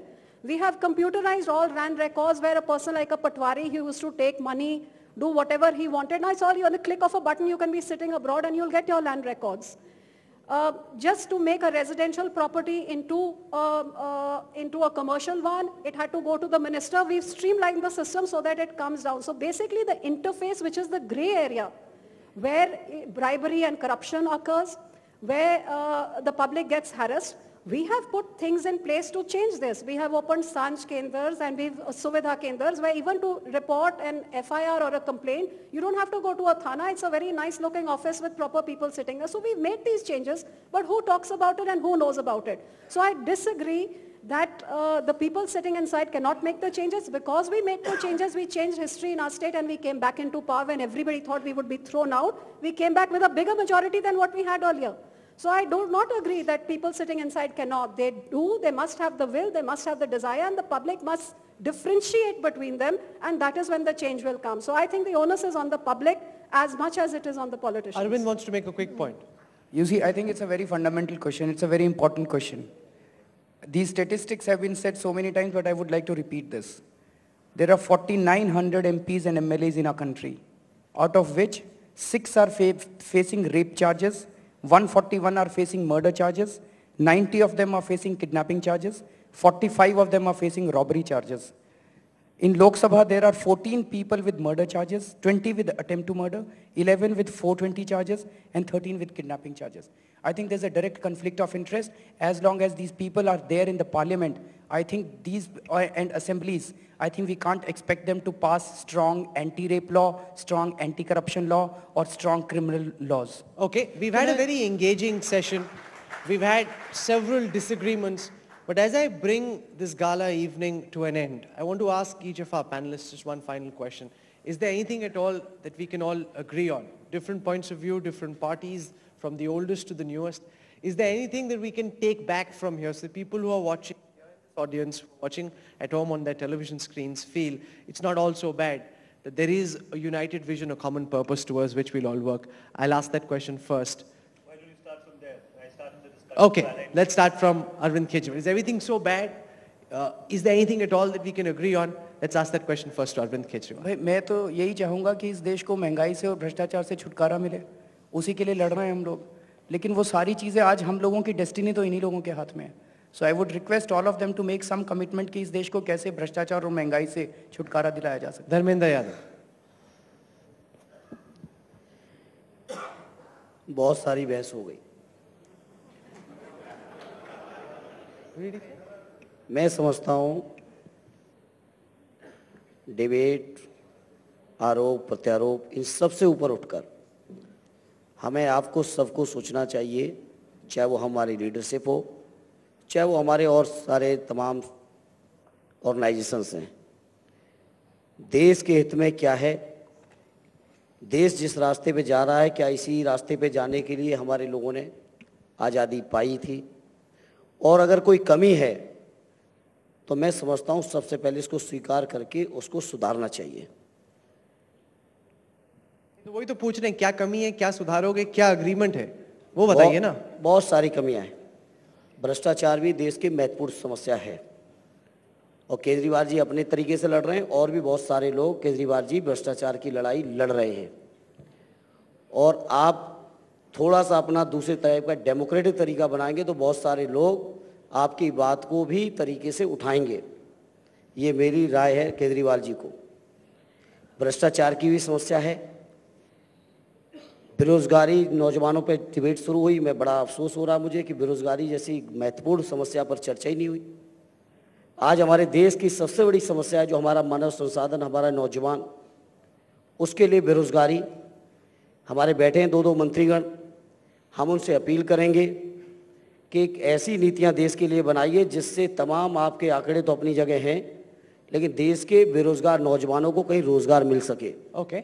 जब तक रोजगार नहीं मिलेगा तब तक देश को व्यवस्थित रूप से आप नहीं चला सकते हो। इसलिए यूपी में भी बहुत लंबी लंबी लाइनें हैं वो बेरोजगार केंद्रों के यूपी में तो जो 65 साल का इनका किया हुआ है उसको हम लोग भोग रहे हैं और उसको सुधारने में लगे हुए हैं। बेरोजगारी कई बार तो आपकी भी सरकार रही है। हम भी कर रहे हैं, हमने कर दिया शुरू, बेरोजगारी भत्ता शुरू कर दिया, लैपटॉप बांटना शुरू कर दिया। और अच्छा, वो लैपटॉप ऐसा है कि उसमें मुलायम की शक्ल रहती है, इसलिए मुलायम जी की शक्ल अगर हटाने की कोशिश की तो लैपटॉप क्रैश हो जाता है। वो जो लैपटॉप बांटा था उसमें फेस सेवर मुलायम जी का है, अगर वो फेस सेवर हटाने की कोशिश करो तो लैपटॉप क्रैश हो जाता है। ऐसी रिपोर्ट्स आ रही हैं, जहां तक ऐसी आ रही हैं रिपोर्ट्स, हो रहा है ऐसा हो रहा है। बोलो ये लैपटॉप तो दिया लेकिन उसमें एकदम फिक्स्ड है मुलायम जी का स्क्रीन सेवर। मीडिया के लोग, पता नहीं आपको क्या दिखता है, आपको मैं आप ये बात आपको नहीं दिखी कि उस लैपटॉप के अंदर हिंदी, उर्दू, इंग्लिश 3 सॉफ्टवेयर डाल के 3 भाषाओं में इन लोगों को मौका दिया। एक दूसरा, जिन नौजवानों को दे रहे हैं और जिस लेवल के लोगों को दे रहे हैं, जिस क्लास के लिए, उनके कंप्लीट कोर्सेज के साथ सॉफ्टवेयर अपलोड करने के बाद वो लैपटॉप अगर ये सब चाहिए तो मुलायम जी का चेहरा तो लेना ही पड़ेगा, मतलब ऑप्शन नहीं है कोई। ये सब चाहिए तो मुलायम जी का चेहरा का जहाँ तक सवाल है, चेहरे का जहाँ तक सवाल है, निश्चित रूप से जो भी राजनीतिक दल जो काम करते हैं वो निश्चित रूप से अपनी नीति कार्यक्रम का प्रचार और प्रसार करते हैं, और ये समाजवादी पार्टी ने कोई ऐसा गुनाह नहीं किया, हर एक पार्टी ये काम करती है। ओके, आदित्य ठाकरे। अभी हमारी बात पूरी नहीं हुई। अच्छा, नहीं, क्योंकि सबको भूख भी तो लग रही है, सबको भूख भी लग रही है धर्मेंद्र जी। अभी तक आपको भूख नहीं लग रही थी, अब हम अकेले में। अच्छा, नहीं, आप बोलिए। नहीं, आप बात पूरी रखिए। ये चैनल के लोग भी पार्लियामेंट में जिस तरह राष्ट्रीय पार्टियां छोटे लोगों के साथ अन्याय करती हैं, ये भी छोटी पार्टी और हमारे क्षेत्रीय पार्टी के नाते हमारे साथ अन्याय सबसे बड़ी पार्टी है, आपसे अन्याय कैसे हो सकता है? जहाँ तक सवाल देश की समस्याओं का है, मैं समझता हूँ सोचना पड़ेगा नौजवानों को भी और नेतृत्व को भी। हमारे देश के अंदर जिस तरह बेरोजगारी बढ़ रही है, उस बेरोजगारी के कारणों में जाना पड़ेगा, और मैं जहाँ तक समझता हूँ बहुत सारे कारण हैं। हमारी नीतियाँ, हमारे कार्यक्रम जो हमारी सरकारों ने चलाए हैं, उसके बारे में मनीष जी, आरपीएन जी बैठे हैं। 65 साल में 55 साल राज कर लिया। 55 साल के अंदर जो आपने नीतियाँ और कार्यक्रम चलाए हैं, उसकी वजह से आज देश के अंदर बहुत गंभीर समस्या बेरोजगारी की बनती जा रही है। Okay, you made that point. इसलिए मेरी अपील है यहाँ बैठे कांग्रेस पार्टी के लोगों से भी कि वो लोग बेरोजगारी के बारे में सोचें, विचार करें। साथ ही साथ जो देश की बहुत सारी समस्याएं, भ्रष्टाचार भी है, बेरोजगारी भी है, शिक्षा भी है। गांव की चर्चा ही नहीं हुई इतनी बड़ी बैठक में। देश के 80% लोग आज भी बहुत सारी बुनियादी सुविधाओं से परेशान है। ओके, उस पर चर्चा ही नहीं हुई, होनी चाहिए। दोबारा चर्चा करेंगे, दोबारा केवल ट्विटर और उस पर फेसबुक। अरे ट्विटर फेसबुक ठीक है, कुछ लोगों के लिए ठीक है। आप हैं ट्विटर फेसबुक पे? हम फेसबुक पे हैं। अच्छा, आप भी हैं, तो फिर ऐसे मत बोलिए, कुछ लोगों के लिए ठीक है, आप भी तो हैं। लेकिन हम जब खड़े होते हैं सदन में तो हमें दिखता है गांव का वो अंतिम व्यक्ति, अच्छा, ठीक, जो सुविधाओं से वंचित रहा 65 साल के अंदर। हमारी इच्छा है कि देश तरक्की करे, मेट्रोपॉलिटन शहर भी तरक्की करें, साथ ही साथ आखिरी गांव भी तरक्की करे। ये हमारी अपील है हमारी सरकार से। बहुत बहुत धन्यवाद। ओके, आदित्य ठाकरे। मुझे लगता है काफ़ी बहस हुई है और अच्छी बहस हुई है। सभी, मुझे बहुत आनंद होता है कि हम सब एक स्टेज पे आए हैं। And what I will take from here is after this beautiful interaction between all of us, all the political parties and the people out here, I only learned one thing. Elections is full of politics, hardcore politics, sab hota hai usme. Lekin after elections, let's talk development, not politics. I think that is the core of our nation and we should work together. But tell me, are you nervous about your uncle Raj Thackeray and the manner in which I talk only he's about growing the MNS? It's an important question. No, sorry. As someone who will hold we the are talking of Shiv Sena in the reinventing future. democracy, and I'm here to talk about my party. You could have called his spokesperson if you thought he was fit enough, but I'm talking about my party, my work, and how we will cooperate for a better India. I think that is very important. काफी issues है. मुझे लगता है relationship से आगे जाके, party से आगे जाके काफ़ी इंपॉर्टेंट इश्यूज है, जैसे ड्राउट है, इलेक्ट्रिसिटी है, वाटर, काफ़ी इश्यूज है. गवर्नमेंट और ऑपोजिशन दोनों साथ में आके काम करें, मुखालिफत किससे करे, कौन जवाब देगा, ये सब तो बाद में के क्वेश्चंस है, लेकिन अगर एक साथ कोऑपरेट करने लगे, मुझे लगता है these are the issues that should be focused on by us, by the media and by everyone rather than... You don't want to talk about Raj Thackeray? We don't want to talk about things that are not relevant to the important issues of the people. I think that's very important. Okay. Let's talk Raj development, Thackeray is not not politics. relevant to the people, not important. RPN Singh. Well, as I said in my opening remarks, in 20 years, we have achieved a lot. There has been a great change in this country, which everybody can see. But the new generation is very impatient.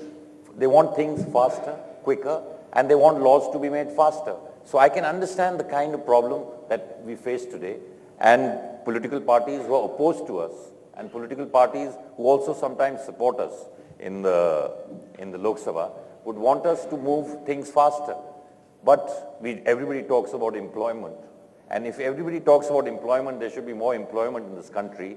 When it comes to economic reforms, we have to have a consensus.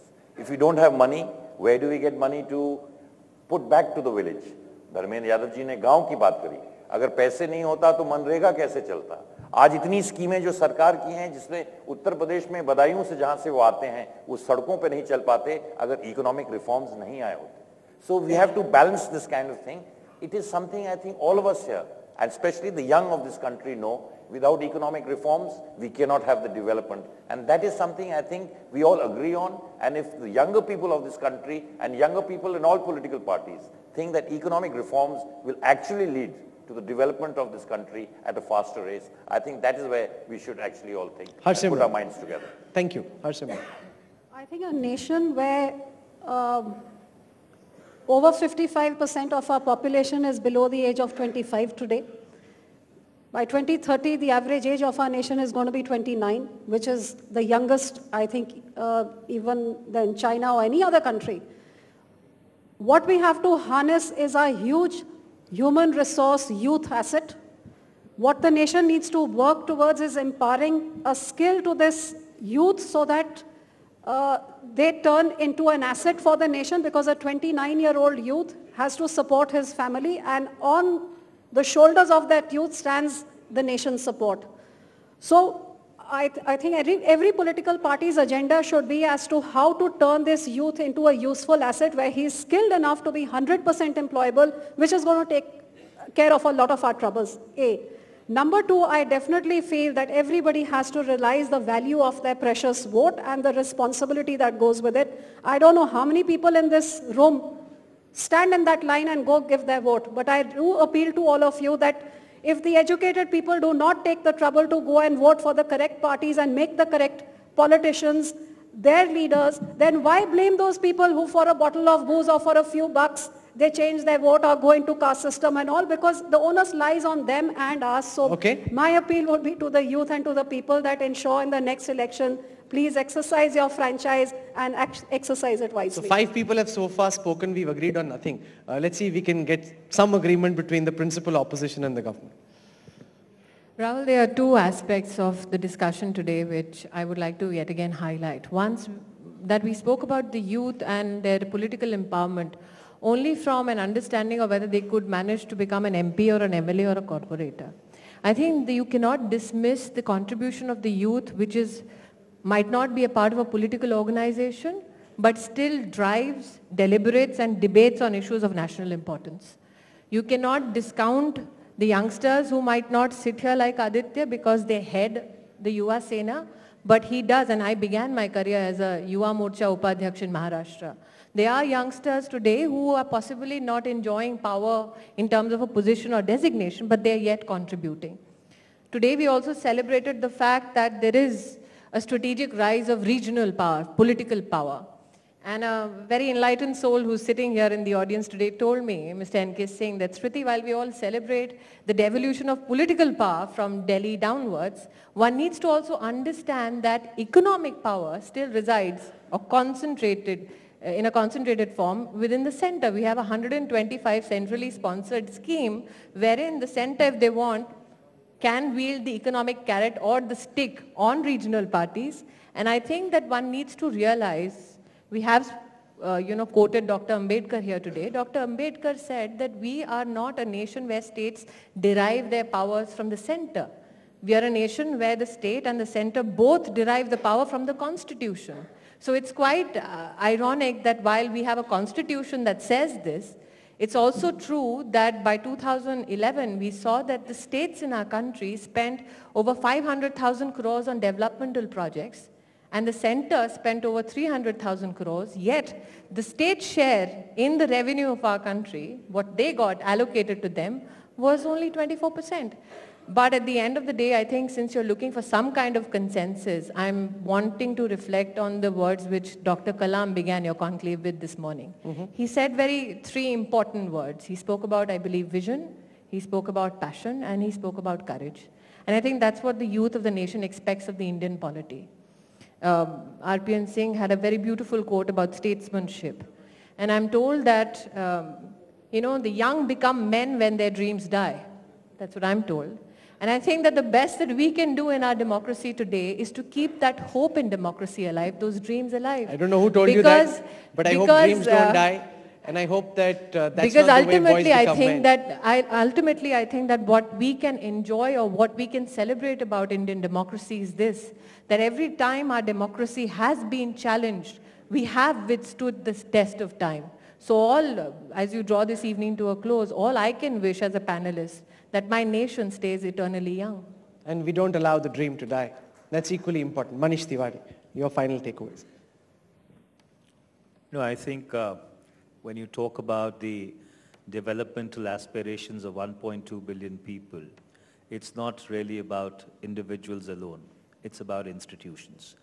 And I think the challenge which lies before us is to see as to how we can make our institutions work better, how institutions can respect each other, and how within the confines of the space which has been carved out for each institution by the Constitution, we are able to deliver to the best of our ability and to the mandate and remit which has been given to us. I think if we are able to achieve that, we would be able to surmount a lot of our developmental and other challenges which at this point in time may appear to be a little insurmountable.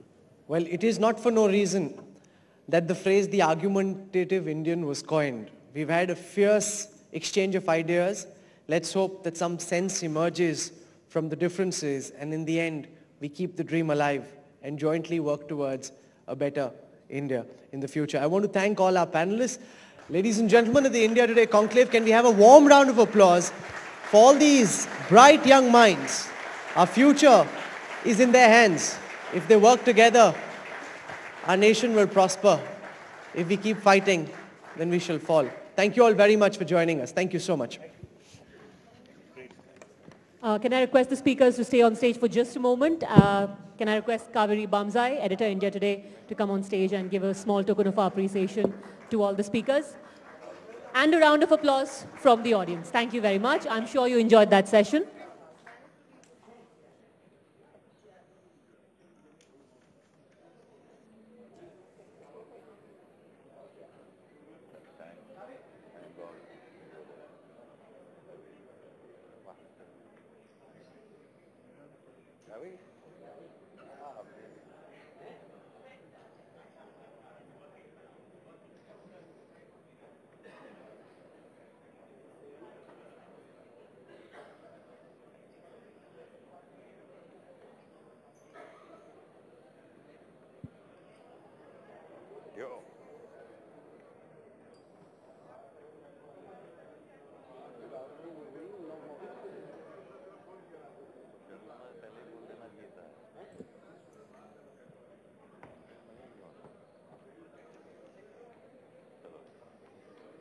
all the roses in between, all the thorns on the side.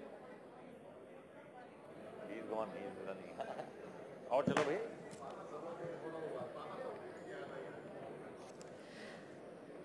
Ladies and gentlemen, thank you very much for joining us on day one of the India Today Conclave 2013. A final round of applause for all our speakers through the day and for a wonderful audience. And we're, of course, hoping to see you back again tomorrow. And can I request everyone to now proceed for dinner in